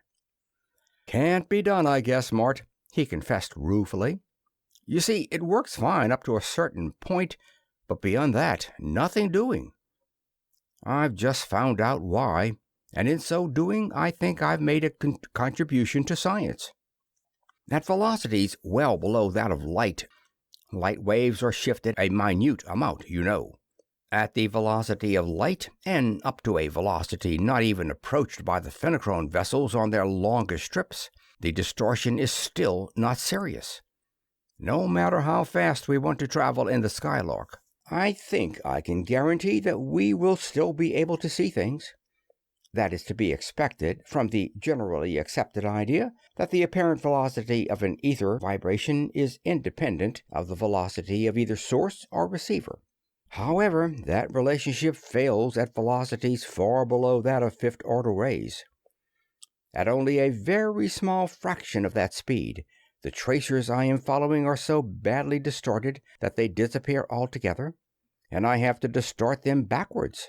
That wouldn't be too bad, but when I get up to about 1% of the velocity I want to use, I can't calculate a force that will operate to distort them back into recognizable waveforms. That's another problem for Rovol to chew on for another 100 years. That will, of course, slow up the work of clearing the galaxy of the Fenachrone, but at the same time I see nothing about which to be alarmed," Crane replied. "You are working very much faster than you could have done by waiting for the torpedoes to arrive. The present condition is very satisfactory, I should say," and he waved his hand at the galactic model, in nearly 3/4 of whose volume the green lights had been replaced by pink ones. "Yes, pretty fair as far as that goes. We'll clean up in 10 days or so. But I hate to be licked. Well, I might as well quit sobbing and get busy." In due time, the 906th Fenachrone vessel was checked off on the model, and the two terrestrials went in search of Drosnik, whom they found in his study, summing up and analyzing a mass of data, facts, and ideas which were being projected in the air around him. "Well, our first job's done," Seaton stated. "What do you know that you feel like passing around?" "My investigation is practically complete," replied the First of Psychology gravely. "I have explored many Fenachrone minds, and without exception I have found them chambers of horror of a kind unimaginable to one of us. However, you are not interested in their psychology, but in facts bearing upon your problem. While such facts were scarce, I did discover a few interesting items. I spied upon them in public and in their most private haunts. I analyzed them individually and collectively, and from the few known facts, and from the great deal of guesswork and conjecture there available to me, I have formulated a theory. I shall first give you the known facts. Their scientists cannot detect nor control any ray not propagated through ether, but they can detect one such frequency or band of frequencies, which they call infra-rays, and which are probably the fifth-order rays, since they lie in the first level below the ether.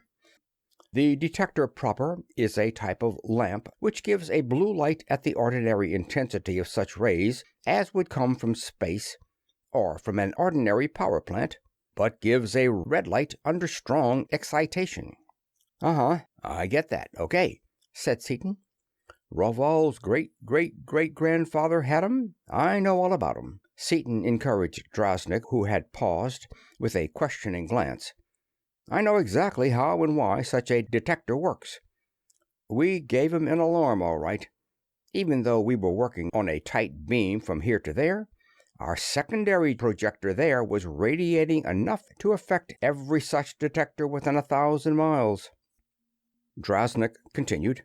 Another significant fact is that a great many persons, I learned of some 500, and there were probably many more, have disappeared without explanation and without leaving a trace, and it seems that they disappeared very shortly after our communication was delivered. One of these was Fëanor the Emperor. His family remain, however, and his son is not only ruling in his stead, but is carrying out his father's policies. The other disappearances are all alike and are peculiar in certain respects. First, every man who vanished belonged to the Party of Postponement, the minority party of the Fenachrone, who believe that the time for the conquest has not yet come. Second, every one of them was a leader in thought in some field of usefulness, and every such field is represented by at least one disappearance. Even the army, as General Fenimol, the commander-in-chief, and his whole family are among the absentees. Third, and most remarkable, each such disappearance included an entire family, clear down to children and grandchildren, however young. Another fact is that the Fenachrone Department of Navigation keeps a very close check upon all vessels, particularly vessels capable of navigating outer space. Every vessel built must be registered, and its location is always known from its individual tracer ray. No Fenachrone vessel is missing. I also sifted a mass of gossip and conjecture, some of which may bear upon the subject. One belief is that all the persons were put to death by Fëanor's secret service, and that the Emperor was assassinated in revenge. The most widespread belief, however, is that they have fled. Some hold that they are in hiding in some remote shelter in the jungle, arguing that the rigid registration of all vessels renders a journey of any great length impossible, and that the detector screens would have given warning of any vessel leaving the planet.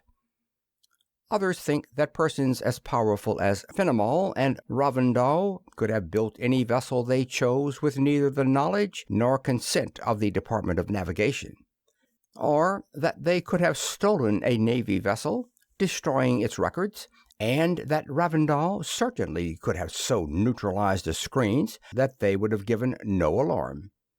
These believe that the absent ones have migrated to some other solar system or to some other planet of the same sun. One old general loudly gave it as his opinion that the cowardly traitors had probably fled clear out of the galaxy, and that it would be a good thing to send the rest of the Party of Postponement after them. There, in brief, are the salient points of my investigation in so far as it concerns your immediate problem. A good many straws pointing this way and that, commented Seaton. However, we know that the postponers are just as rabid on the idea of conquering the universe as the others are, only they're a lot more cautious and won't take even a gambler's chance of a defeat. But you formed a theory. What is it, Drasnik? From my analysis of these facts and conjectures in conjunction with certain purely psychological indices which we need not take time to go into now, I am certain that they have left their solar system, probably in an immense vessel built a long time ago and held in readiness for just such an emergency. I am not certain of their destination, but it is my opinion that they have left this galaxy and are planning upon starting anew upon some suitable planet in some galaxy from which at some future date the conquest of the universe shall proceed as it was originally planned." "Great balls of fire!" blurted Seaton. "They couldn't. Not in a million years." He thought a moment, then continued more slowly. "But they could. And with their dispositions, they probably would. You're 100% right, Drosnik. We've got a real job of hunting on our hands now. So long, and thanks a lot." Back in the projector, Seaton prowled about in brown abstraction, his villainous pipe poisoning the circumambient air, while Crane sat, quiet and self-possessed as always, waiting for the nimble brain of his friend to find a way over, around, or through the obstacle confronting them. "Got it, Mort!" Seaton yelled, darting to the board and setting up one integral after another. "If they did leave the planet in a ship, we'll be able to watch them go, and we'll see what they did, anyway, no matter what it was." "How? They've been gone almost a month already," protested Crane. "We know within half an hour the exact time of their departure. We'll simply go out to the distance light has traveled since that time, gather in the rays given off, amplify them a few billion times, and take a look at whatever went on." "But we have no idea what region of the planet to study, or whether it was night or day at the point of departure when they left." "We'll get the council room and trace events from there. Day or night makes no difference. We'll have to use infrared anyway, because of the fog, and that's almost as good at night as in the daytime. There's no such thing as absolute darkness upon any planet anyway, and we've got power enough to make anything visible that happened there, night or day, Mort. I've got power enough here to see and to photograph the actual construction of the pyramids of Egypt in that same way, and they were built thousands of years ago." "Heavens, what astounding possibilities!" breathed Crane. "Why, you could—" "Yeah, I could do a lot of things," Seaton interrupted him rudely. "But right now we've got other fish to fry. I've just got the city we visited at about the same time we were there. General Fenimol, who disappeared, must be in the council room down here right now. I'll retard our projection so that time will apparently pass more quickly, and we'll duck down there and see what actually did happen. I can heterodyne, combine, and recombine, just as though we were watching the actual scene. It's more complicated, of course, since I have to follow it and amplify it too, but it works out all right. This is unbelievable, Dick. Think of actually seeing something that really happened in the past." "Yeah, it's kind of strong, all right. As Dot would say, it's just too perfectly darn outrageous. But we're doing it, ain't we? I know just how and why. When we get some time, I'll shoot the method into your brain. Well, here we are." Peering into the visiplates, the two men were poised above the immense central cone of the capital city of the Fenachrone. Viewing with infrared light as they were, the fog presented no obstacle, and the indescribable beauty of the city of concentric rings and the wonderfully luxuriant jungle growth were clearly visible.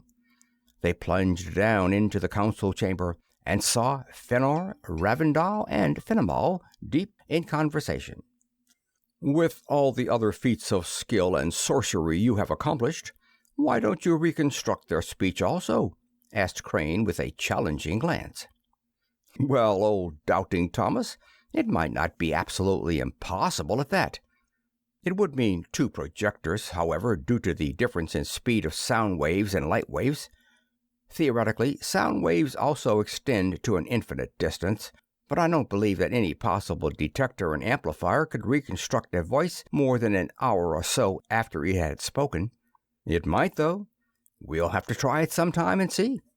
You're fairly good at lip reading, as I remember it. Get as much of it as you can, will you?" As though they were watching the scene itself as it happened, which in a sense they were, they saw everything that had occurred. They saw Fenor die, saw the general's family board the airboat, saw the orderly embarkation of Ravendal's organization. Finally, they saw the stupendous takeoff of the first intergalactic cruiser, and with that takeoff, Seaton went into action. Faster and faster he drove that fifth-order beam along the track of the fugitive, until a speed was attained beyond which his detecting converters could not hold the ether rays they were following. For many minutes Seaton stared intently into the visiplate, plotting lines and calculating forces. Then he swung around to Crane.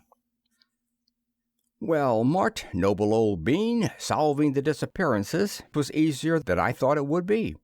But the situation, as regards wiping out the last of the Fenachrone, is getting no better fast.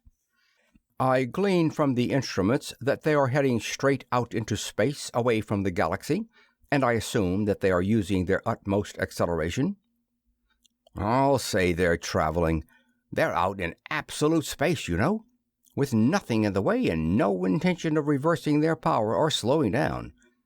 They must have had absolute top acceleration on every minute since they left. Anyway, they're so far out already that I couldn't hold even a detector on them, let alone a force that I can control. Well, let's snap into it, fellow. On our way." "Just a minute, Dick. Take it easy. What are your plans?" "Plans? Why worry about plans? Blow up that planet before any more of 'em get away, and then chase that boat clear to Andromeda if necessary. Let's go." "Calm down and be reasonable. You're getting hysterical again. They have a maximum acceleration of 5 times the velocity of light. So have we, exactly, since we adopted their own drive.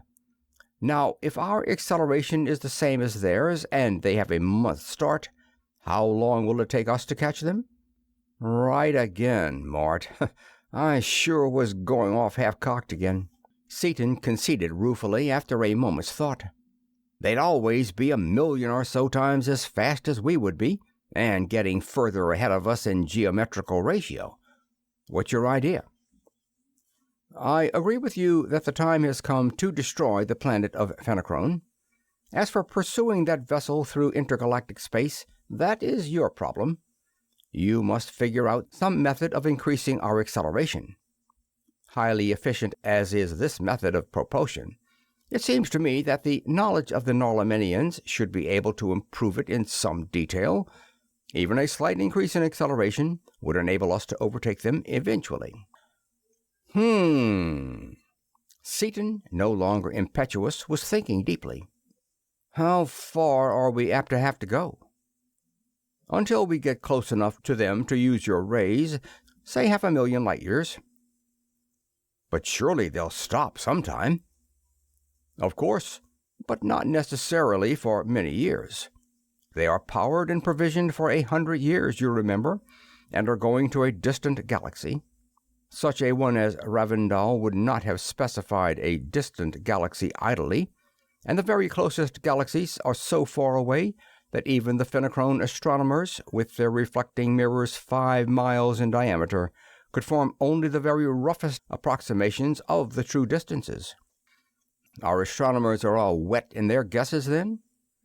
"Their estimates are, without exception, far below the true values. They are not even of the correct order of magnitude." "Well, then, let's mop up on that planet. Then we'll go places and do things." Seaton had already located the magazines in which the power bars of the Fenachrone war vessels were stored, and it was a short task to erect a secondary projector of force in the Fenachrone atmosphere. Working out of that projector, beams of force seized one of the immense cylinders of plated copper, and at Seaton's direction transported it rapidly to one of the poles of the planet, where electrodes of force were clamped upon it. In a similar fashion, 17 more of the frightful bombs were placed equidistant over the surface of the world of the Fenachrone, so that when they were simultaneously exploded, the downward forces would be certain to meet sufficient resistance to assure complete demolition of the entire globe. Everything in readiness, Seaton's hand went to the plunger switch and closed upon it. Then, his face white and wet, he dropped his hand. No use, Mort. I can't do it. It pulls my cork. I know darn well that you can't either. I'll yell for help." "Have you got it on the infrared?" asked Dunark calmly, as he shot up into the projector in reply to Seaton's call. "I want to see this, all of it." "It's on. You're welcome to it."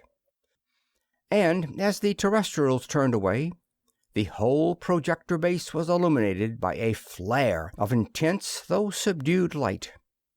For several minutes Dunark stared into the visiplate, savage satisfaction in every line of his fierce green face, as he surveyed the havoc wrought by those 18 enormous charges of incredible explosive. "A nice job of cleanup, Dick," the Osnomian prince reported, turning away from the visiplate. "It made a sun of it. The original sun is now quite a splendid double star. Everything was volatilized, clear out far beyond their outermost screen." "It had to be done, of course. It was either them or else all the rest of the universe," Seaton said jerkily. "However, even that fact doesn't make it go down easy. Well, we're done with this projector. From now on, it's strictly up to us and the Skylark Three. Let's beat it over there and see if they've got her done yet. They were due to finish up today, you know." It was a silent group who embarked in the little airboat. Halfway to their destination, however, Seaton came out of his blue mood with a yell. "Mart, I've got it! We can give the Lark a lot more acceleration than they are getting, and won't need the assistance of all the minds of Norlamin either." "How?" "By using one of the very heavy metals for fuel. The intensity of the power liberated is a function of atomic weight, or atomic number, and density, but the fact of liberation depends upon atomic configuration, a fact which you and I figured out long ago. However, our figuring didn't go far enough. It couldn't. We didn't know anything then. Copper happens to be the most efficient of the few metals which can be decomposed at all under ordinary excitation, that is, by using an ordinary coil, such as we and the phenochrome both use. But by using special exciters, sending out all the orders of rays necessary to initiate the disruptive processes, we can use any metal we want to. Osnome has unlimited quantities of the heaviest metals, including radium and uranium. Of course, we can't use radium and live, but we can and will use uranium, and that will give us something like 4 times the acceleration possible with copper. Dunark, what say you snap over there and smelt us a cubic mile of uranium? No, hold it. I'll put a flock of forces on the job. They'll do it quicker, and I'll make 'em deliver the goods. They'll deliver 'em fast, too, believe me. We'll see to that with a 10-ton bar. The uranium bars will be ready to load tomorrow, and we'll have enough power to chase those birds all the rest of our lives." Returning to the projector, Seaton actuated the complex system of forces required for the smelting and transportation of the enormous amount of metal necessary, and as the 3 men again boarded their aerial conveyance, the power bar in the projector behind them flared into violet incandescence under the load already put upon it by the new uranium mine in distant Osnome. The Skylark lay stretched out over 2 miles of country, exactly as they had last seen her, but now, instead of being water-white, the 10,000-foot cruiser of the void was one jointless, seamless structure of sparkling, transparent purple inoson. Entering one of the open doors, they stepped into an elevator and were whisked upward into the control room, in which a dozen of the aged, white-bearded students of Norlamin were grouped about a banked and tiered mass of keyboards, which Seaton knew must be the operating mechanism of the extraordinarily complete fifth-order projector he had been promised. "Ah, youngsters, you are just in time. Everything is complete, and we are just about to begin loading. Sorry, Rovol, but we'll have to make a couple of changes. Have to rebuild the exciter, or build another one." And Seaton rapidly related what they had learned and what they had decided to do. "Of course, uranium is a much more efficient source of power," agreed Rovol, "and you are to be congratulated for thinking of it. It perhaps would not have occurred to one of us, since the heavy metals of that highly efficient group are very rare here. Building a new exciter for uranium is a simple task, and the converters for the corona loss will, of course, require no change, since their action depends only upon the frequency of the emitted losses, not upon their magnitude. Hadn't you suspected that some of the phenochrone might be going to lead us a lifelong chase? Asked Dunark curiously. We have not given the matter a thought, my son, the chief of the five made answer. As your years increase, you will learn not to anticipate trouble and worry. Had we thought and worried over the matter before the time had arrived, you will note that it would have been pain wasted, for our young friend Seaton has avoided that difficulty in a truly scholarly fashion. All set then, Rovall? Asked Seaton, when the forces flying from the projector had built the compound exciter which would make possible the disruption of the atoms of uranium. The metal, enough of it to fill all the spare space in the hull, will be here tomorrow. You might give Crane and me the method of operating this projector, which I see is vastly more complex even than the one in the area of experiment. It is the most complete thing ever seen upon Norlamin, replied Rovall with a smile. Each of us installed everything in it that he could conceive of ever being of the slightest use, and since our combined knowledge covers a large field, the projector is accordingly quite comprehensive. Multiple headsets were donned, and from each of the Norlaminian brains there poured into the minds of the two terrestrials a complete and minute knowledge of every possible application of the stupendous force control banked in all its massive intricacy before them. Well, that's some outfit, exulted Seaton in pleased astonishment as the instructions were concluded. It can do anything but lay an egg, and I'm not a darn bit sure that we could make it do that. Well, let's call the girls and show them around this thing that's going to be their home for quite a while. While they were waiting, Dunark led Seaton aside. Dick, will you need me on this trip? He asked. Of course, I knew there was something on your mind when you didn't send me home when you let Orvon, Carfon, and the others go back. No, we're going it alone, unless you want to come along.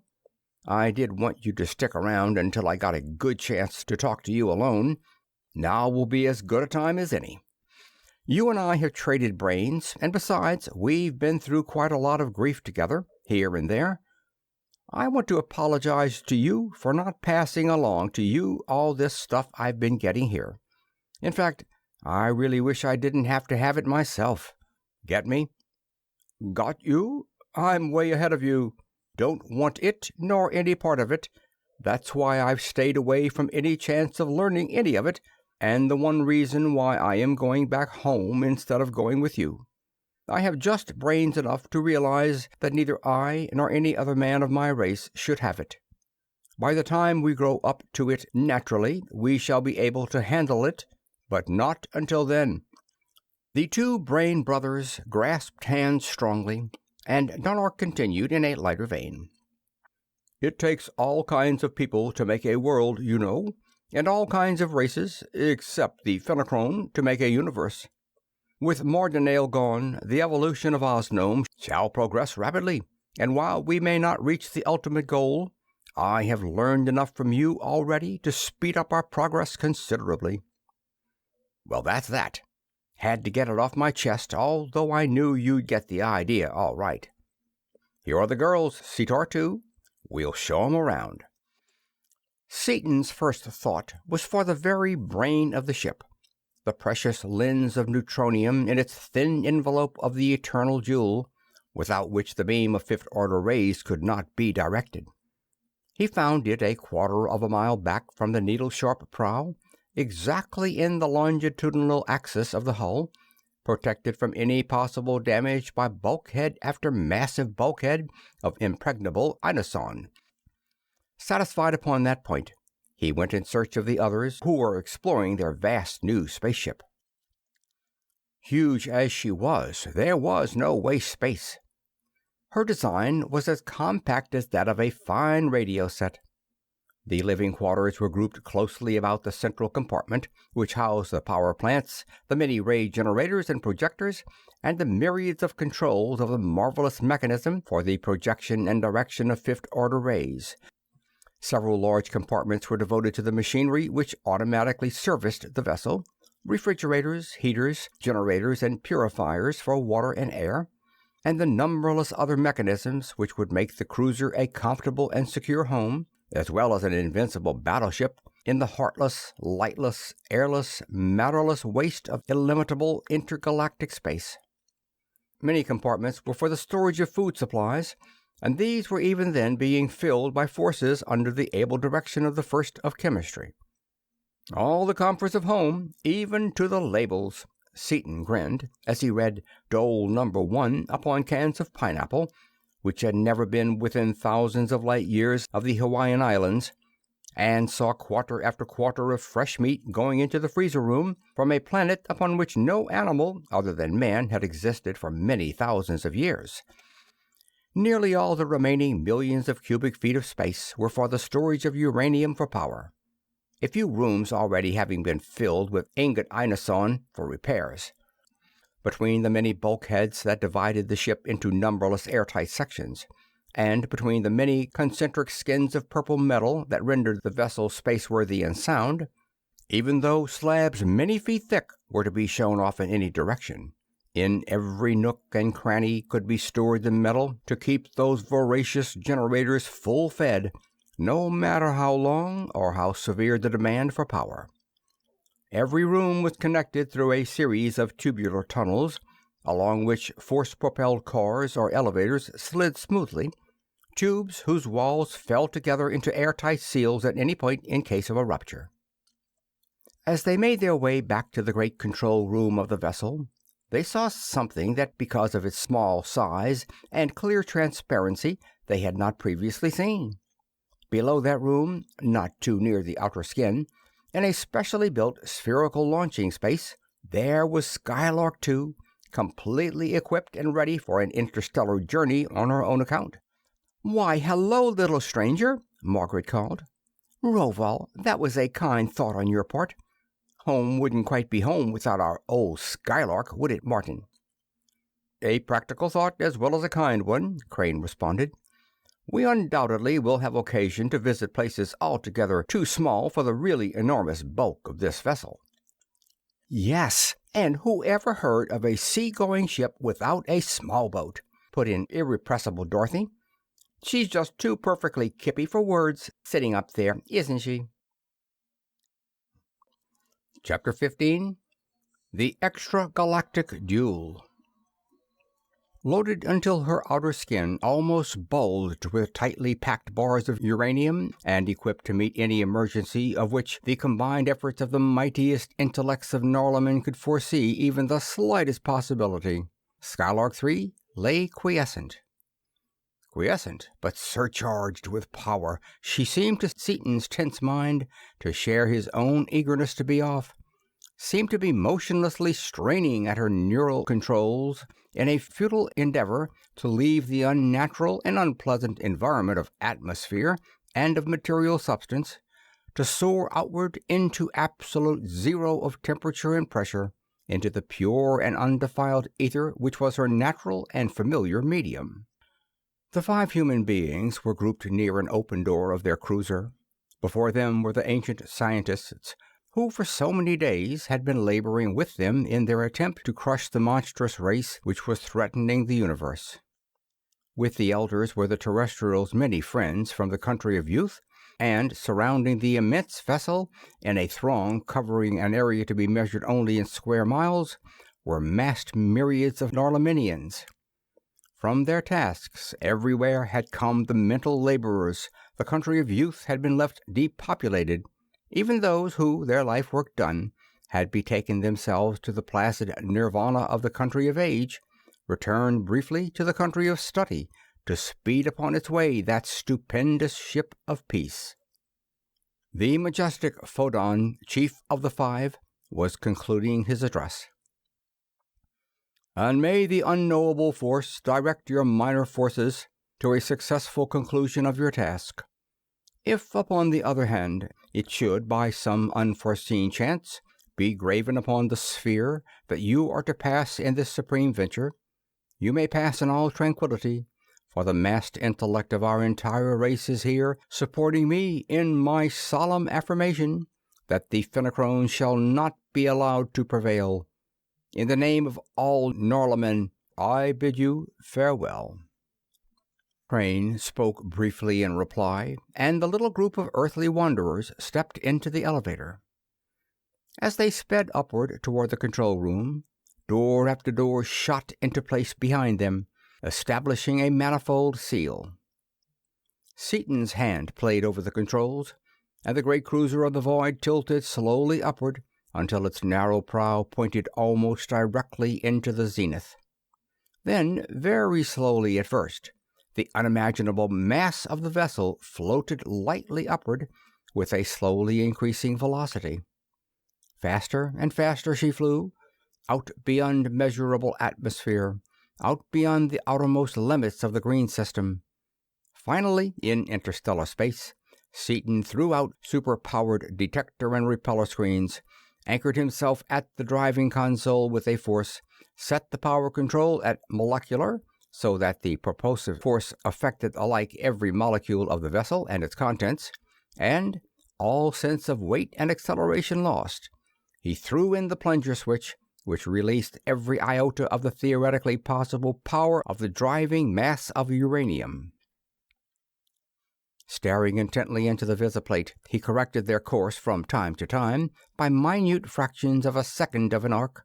Then, satisfied at last, he set the automatic forces which would guide them, temporarily out of their course, around any obstacles, such as the uncounted thousands of solar systems lying in or near their path. He then removed the restraining forces from his body and legs, and with a small pencil of force wafted himself over to Crane and the two women. "Well, Bunch," he stated matter-of-fact, "we're on our way. We'll be this way for some time, so we might as well get used to it. Any little thing you want to talk over?" "How long will it take us to catch 'em?" asked Dorothy. "Traveling this way isn't half as much fun as it is when you let us have some weight to hold us down." "Hard to tell exactly, Dottie.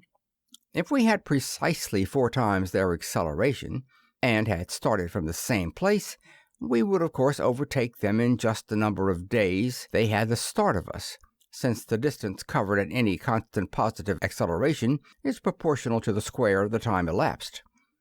However, there are several complicating factors in the actual situation. We started out not only 29 days behind them, but also a matter of 500,000 light-years of distance.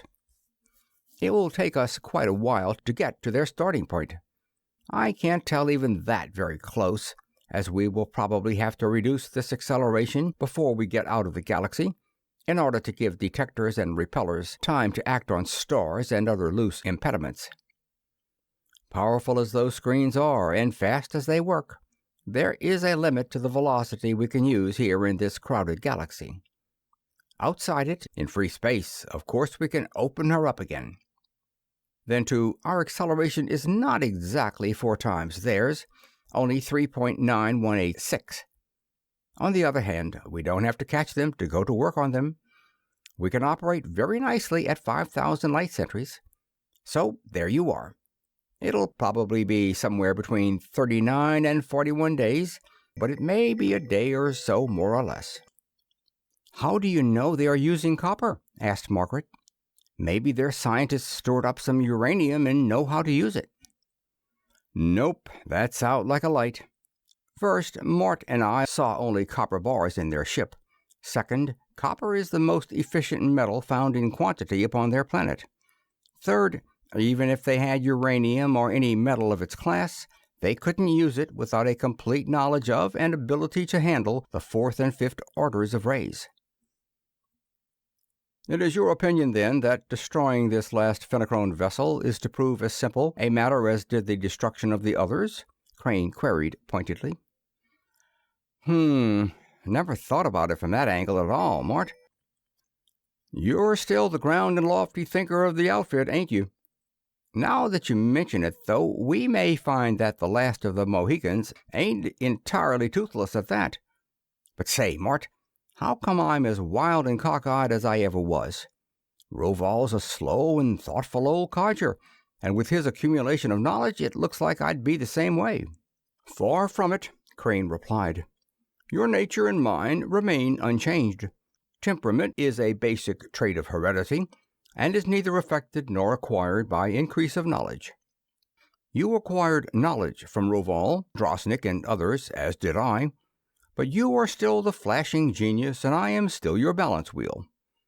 As for Fenachrone toothlessness, now that you have considered it, what is your opinion?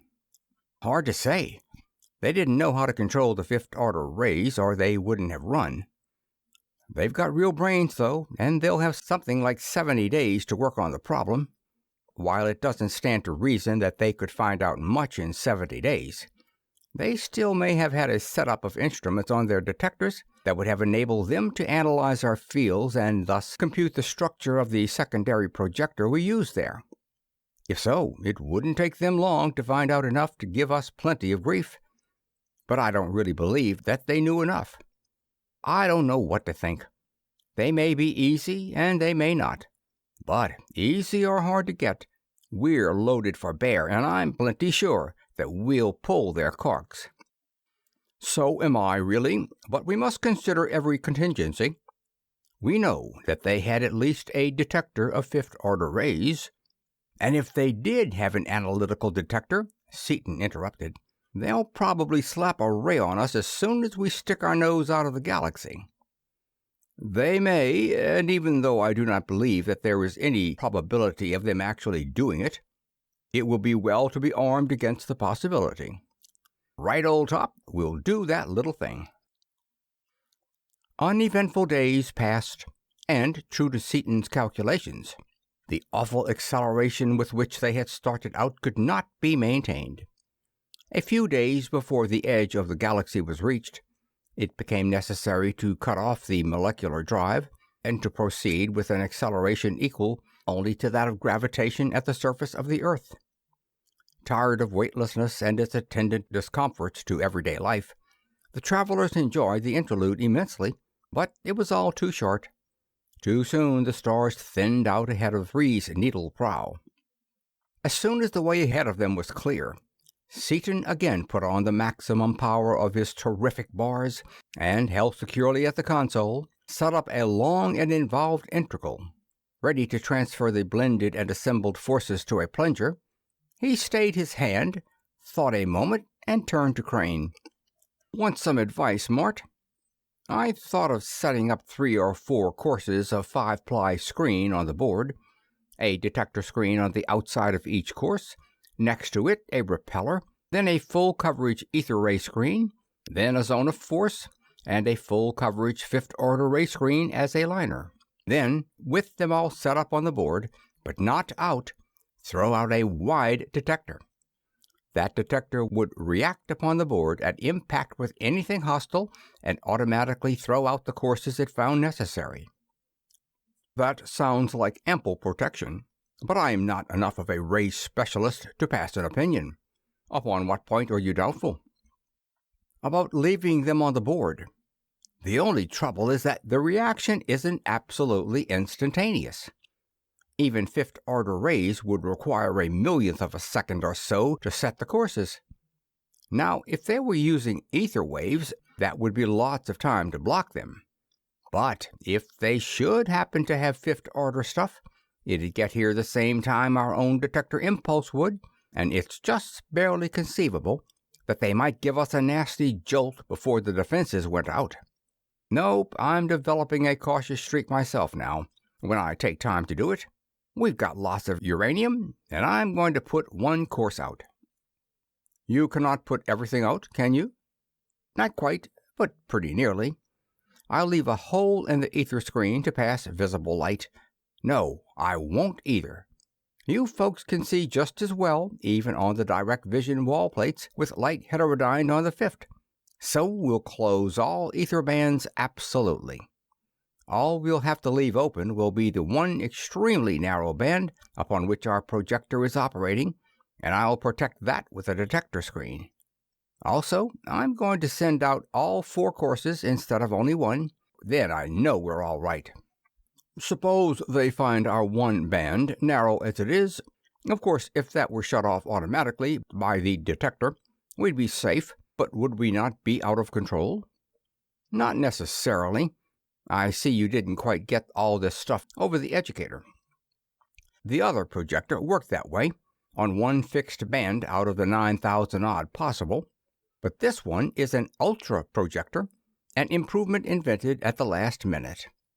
Its carrier wave can be shifted at will from 1 band of the 5th order to any other.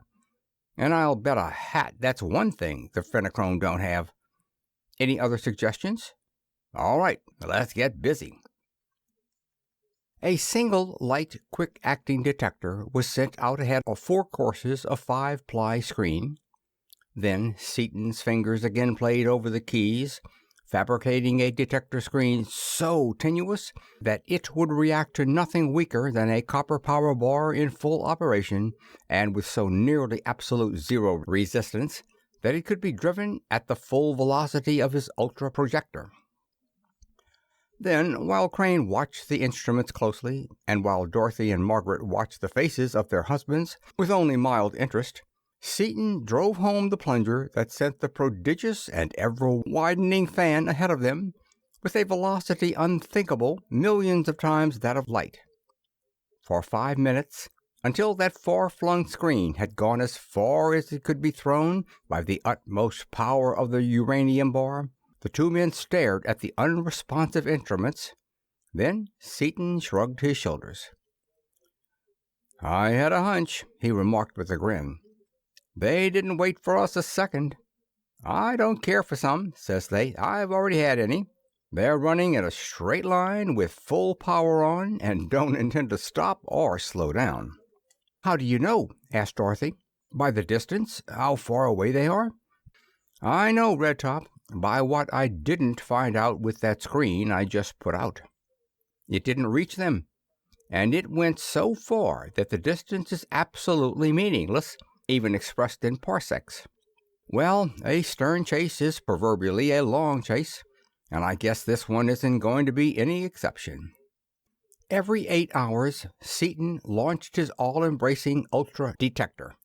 But day after day passed, and the instruments remained motionless after each cast of that gigantic net. For several days, the galaxy behind them had been dwindling from a mass of stars down to a huge bright lens, down to a small faint lens, down to a faintly luminous patch. At the previous cast of the detector, it had still been visible as a barely perceptible point of light in the highest telescopic power of the visiplate. Now, as Dorothy and Seaton, alone in the control room, stared into that visiplate, everything was blank and black, sheer, indescribable blackness, the utter and absolute absence of everything visible or tangible. "This is awful, Dick. It's just too darn horrible. It simply scares me pea-green," she shuddered as she drew herself to him, and he swept both his mighty arms around her in a soul-satisfying embrace. "It's all right, darling. That stuff out there'd scare anybody. I'm scared purple myself. It isn't in any finite mind to understand anything infinite or absolute. There's one redeeming feature, though, Cuddle Pup. We're together." "You chirped it, lover." Dorothy returned his caresses with all her old-time fervor and enthusiasm. "I feel lots better now. If it gets to you that way, too, I know it's perfectly normal. I was beginning to think maybe I was yellow or something. But maybe you're kidding me?" She held him off at arm's length, looking deep into his eyes, then, reassured, went back into his arms. "Nope, you feel it, too." And her glorious auburn head found its natural resting place in the curve of his mighty shoulder. "Yellow? You?" Seaton pressed his wife closer still, and laughed aloud. "Maybe. But so is picric acid, so is nitroglycerin, and so is pure gold." "Flatterer!" Her low, entrancing chuckle bubbled over. "But you know I just revel in it. I'll kiss you for that." "It is awfully lonesome out here without even a star to look at," she went on, after a time, then laughed again. "If the cranes and Shiro weren't along, we'd be really alone at last, wouldn't we?" "I'll say we would. But that reminds me of something. According to my figures, we might have been able to detect the phenochrone on the last test, but we didn't. Think I'll try him again before we turn in." Once more he flung out that tenuous net of force, and as it reached the extreme limit of its travel, the needle of the micro-ammeter flickered slightly, barely moving off its zero mark. "Whoopee!" he yelled. "Mart, we're on 'em!" "Close?" demanded Crane, hurrying into the control room upon his beam. "Anything but. Barely touched 'em. Current something less than a thousandth of a microampere on a 1,000,000 to 1 step-up. However, it proves our ideas are okay." The next day, Skylark 3 was running on Eastern Standard Time of the terrestrial United States of America. The two mathematicians covered sheet after sheet of paper with computations and curves. After checking and rechecking the figures, Seaton shut off the power, released the molecular drive, and applied acceleration of 29.602 feet per second, and 5 human beings breathed as one a profound sigh of relief as an almost normal force of gravitation was restored to them. "Why the let-up?" asked Dorothy. "They're an awfully long ways off yet, aren't they? Why not hurry up and catch them?" "Because we are going infinitely faster than they are now. If we keep up full acceleration, we'd pass them so fast we couldn't fight them at all. This way, we'll still be going a lot faster than they are when we get close to them, but not enough faster to keep us from maneuvering relatively to their vessel if things should go that far. Guess I'll take another reading on 'em." "I do not believe that I should," Crane suggested thoughtfully. "After all, they may have perfected their instruments, and yet may not have detected that extremely light touch of our ray last night. If so, why put them on guard?" "They're probably on guard all right without having to be put there. It's a sound idea, anyway. Along the same line, I'll release the fifth-order screens with the fastest possible detector on guard. We're just about within reach of a light copper-driven ray right now, but it's a cinch they can't send anything heavy this far, and if they think we're overconfident, so much the better. There," he continued after a few minutes at the keyboard. "All set. If they put a detector on us, I've got a force set to make a noise like a New York City fire siren." If pressed, I'd reluctantly admit that in my opinion we're carrying caution to a point 10,000 degrees below the absolute zero of sanity. I'll bet my shirt that we don't hear a yip out of them before we touch 'em off. Furthermore—" The rest of his sentence was lost in a crescendo bellow of sound. Seaton, still at the controls, shut off the noise, studied his meters carefully, and turned around to Crane with a grin. "You win the shirt, Mart. I'll give it to you next Wednesday when my other one comes back from the laundry. It's a fifth-order detector ray coming in beautifully on band 4750, right in the middle of the order." "Aren't you going to put a ray on 'em?" asked Dorothy in surprise. "Nope. What's the use? I can read theirs as well as I could one of my own. Maybe they know that, too. If they don't, we'll let 'em think we're coming along as innocent as Mary's little lamb. So I'll let their ray stay on us. It's too thin to carry anything, but if they thicken it up much, I've got an axe set to chop it off." Seaton whistled a merry, lilting refrain as his fingers played over the stops and keys. "Why, Dick, you seem actually pleased about it." Margaret was plainly ill at ease. "Sure am. I never did like to drown baby kittens, and it kind of goes against the grain to stab a guy in the back when he ain't even looking, even if he is a phenochrone. If they can fight back some, I'll get mad enough to blow 'em up happy." "But suppose they fight back too hard?" "They can't. The worst that can possibly happen is that we can't lick them. They certainly can't lick us, because we can outrun 'em. If we can't get 'em alone, we'll beat it back to Norlamin and bring up reinforcements." "I am not so sure," Crane spoke slowly. "There is, I believe, a theoretical possibility that sixth-order rays exist. Would an extension of the methods of detection of fifth-order rays reveal them?" "Sixth? Sweet spirits of niter! Nobody knows anything about them. However, I've had one surprise already, so maybe your suggestion isn't as crazy as it sounds. We've got 3 or 4 days yet before either side can send anything except on the sixth, so I'll find out what I can do." He flew at the task, and for the next 3 days could hardly be torn from it for rest. But, "Okay, Mort," he finally announced. "They exist all right, and I can detect 'em. Look here." And he pointed to a tiny receiver upon which a small lamp flared in brilliant scarlet light. "Are they sending them?" "No, fortunately. They're coming from our bar. See? It shines blue when I put a grounded shield between it and the bar, and stays blue when I attach it to their detector ray." "Can you direct them?" "Not a chance in the world. That means a lifetime, probably many lifetimes of research, unless somebody uses a fairly complete pattern of them close enough to this detector so that I can analyze it. It's a good deal like calculus in that respect. It took thousands of years to get it in the first place, but it's easy when somebody that already knows it shows you how it goes." "The Fenachrone learned to direct fifth-order rays so quickly, then, by an analysis of our fifth-order projector there?" "Our secondary projector, yes.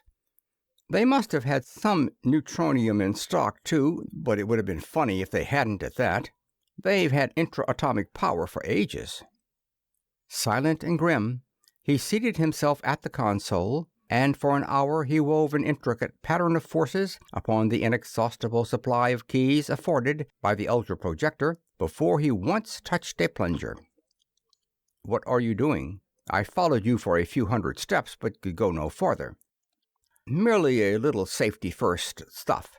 In case they should send any real patterns of sixth-order rays, this setup will analyze it, record the complete analysis, throw out a screen against every frequency of the pattern, throw on the molecular drive, and pull us back toward the galaxy at full acceleration, while switching the frequency of our carrier wave 1,000 times a second to keep them from shooting a hot one through our open band. It'll do it all in about a millionth of a second, too. I want to get us all back alive, if possible." They've shut off their ray. They know we've tapped onto it. Well, war's declared now. We'll see what we can see."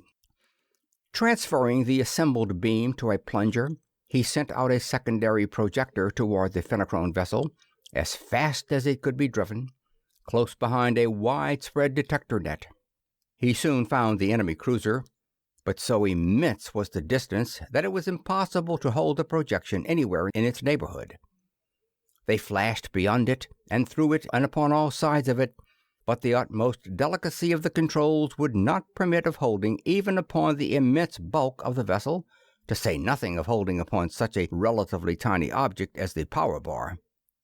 As they flashed repeatedly through the warship, they saw piecemeal and sketchily her formidable armament, and the hundreds of men of her crew, each man at battle station at the controls of some frightful engine of destruction. Suddenly they were cut off as a screen closed behind them. The Earthmen felt an instant of unreasoning terror, as it seemed that one half of their peculiar dual personalities vanished utterly. Seaton laughed. "That was a funny sensation, wasn't it? It just means that they've climbed a tree and pulled the tree up after them." "I do not like the odds, Dick." Crane's face was grave. "They have many hundreds of men, all trained, and we are only 2. Yes, only 1, for I count for nothing at those controls."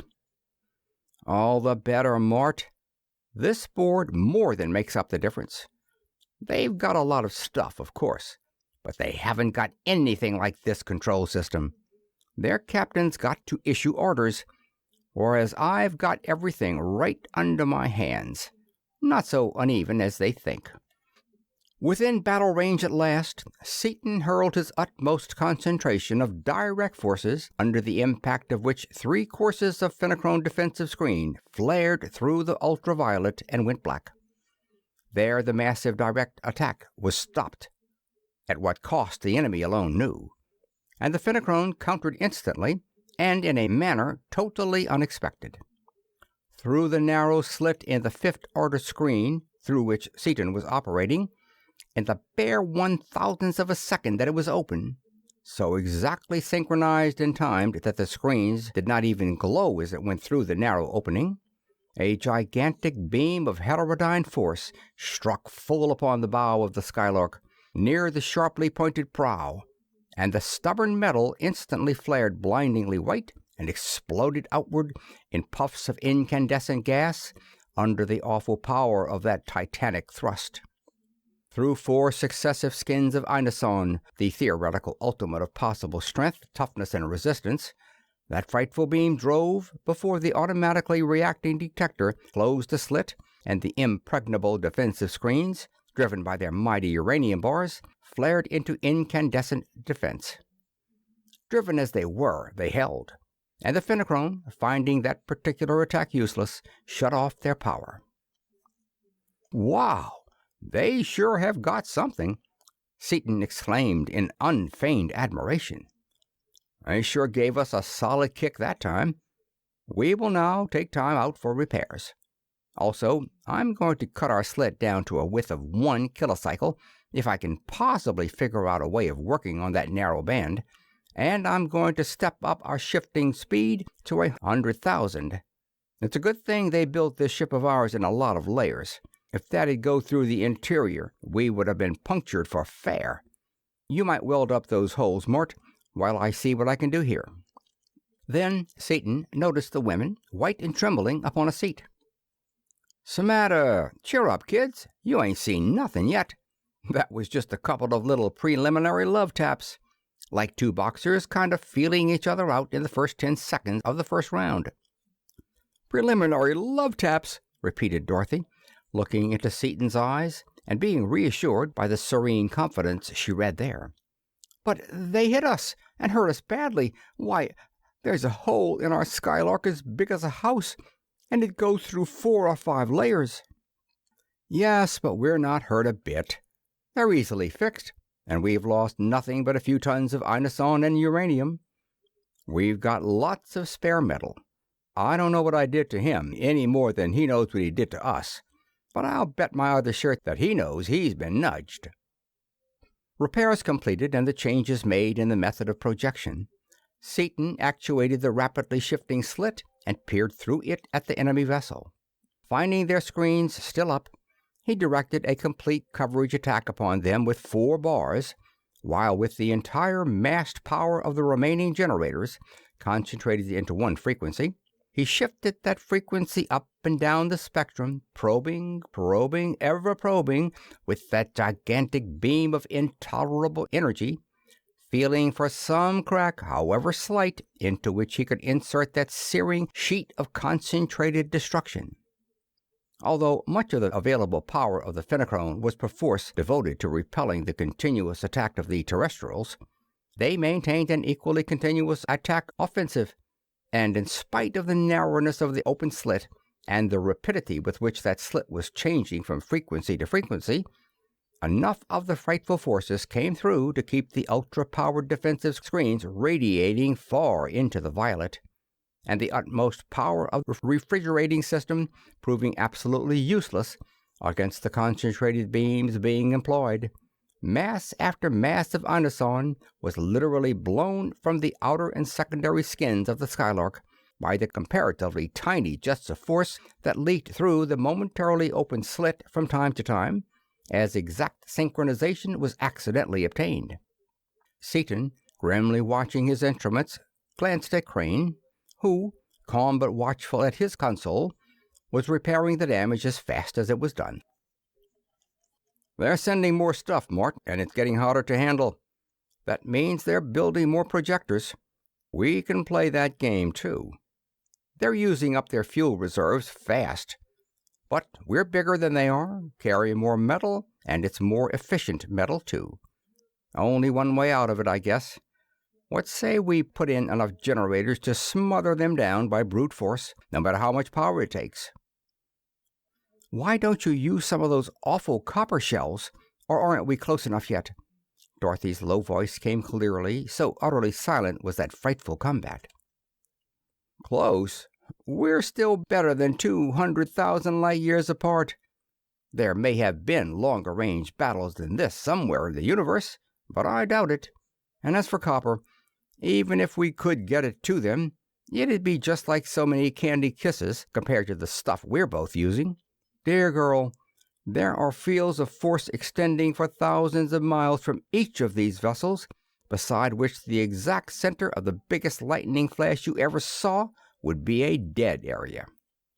He set up a series of integrals, and machine after machine, in a space left vacant by the rapidly vanishing store of uranium, there appeared inside the fourth skin of the Skylark a row of gigantic generators, each one adding its hellish output to the already inconceivable stream of energy being directed at the foe.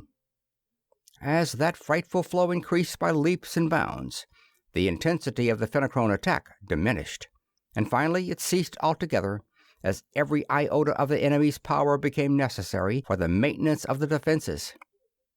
Still greater grew the stream of force from the Skylark, and now that the attack had ceased, Seaton opened the slit wider and stopped its shifting in order still to further increase the efficiency of his terrible weapon. Face set in a fighting mask and eyes hard as gray iron, deeper and deeper he drove his now irresistible forces. His flying fingers were upon the keys of his console. His keen and merciless eyes were in a secondary projector near the now doomed ship of the Fenachrone, directing masterfully his terrible attack. As the output of his generators still increased, Seaton began to compress a searing hollow sphere of seething energy upon the furiously straining defensive screens of the Fenachrone. Course after course of the heaviest possible screen was sent out, driven by massed batteries of copper, now disintegrating at the rate of tons in every second, only to flare through the ultraviolet and to go down before that dreadful, that irresistible onslaught. Finally, as the inexorable sphere still contracted, the utmost efforts of the defenders could not keep their screens away from their own vessel, and, simultaneously, the prow and the stern of the Fenachrone cruiser was bared to that awful field of force in which no possible substance could endure for even the most infinitesimal instant of time. There was a sudden cessation of all resistance, and those titanic forces, all directed inward, converged upon a point with a power behind which there was the inconceivable energy of 400,000 tons of uranium, being disintegrated at the highest possible rate short of instant disruption. In that same instant of collapse, the enormous mass of power copper in the Fenachrone cruiser and the vessel's every atom, alike of structure and contents, also exploded into pure energy at the touch of that unimaginable field of force. In that awful moment before Seaton could shut off his power, it seemed to him that space itself must be obliterated by the very concentration of the unknowable and incalculable forces there unleashed, must be swallowed up and lost in the utterly indescribable brilliance of the field of radiance driven to a distance of millions upon incandescent millions of miles from the place where the last representatives of the monstrous civilization of the Fenachrone had made their last stand against the forces of universal peace. End of Chapter 15. Epilog. The three-dimensional, moving, talking, almost living picture being shown simultaneously in all the viewing areas throughout the innumerable planets of the galaxy faded out, and the image of an aged, white-bearded Norlaminian appeared and spoke in the galactic language. As is customary, the showing of this picture has opened the celebration of our great galactic holiday, Civilization Day. As you know, it portrays the events leading up to and making possible the formation of the League of Civilization by a mere handful of planets. The League now embraces all of this, the first galaxy, and is spreading rapidly throughout the universe.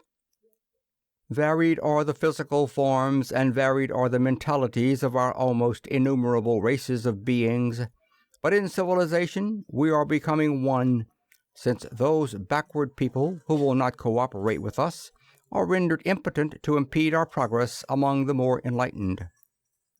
It is peculiarly fitting that the one who has just been chosen to head the Galactic Council, the first person of a race other than one of those of the Central System to prove himself able to wield justly the vast powers of that office, should be a direct descendant of two of the revered persons whose deeds of olden times we have just witnessed.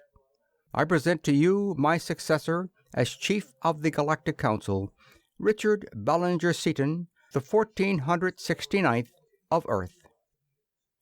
End of Skylark 3 by E. E. Smith.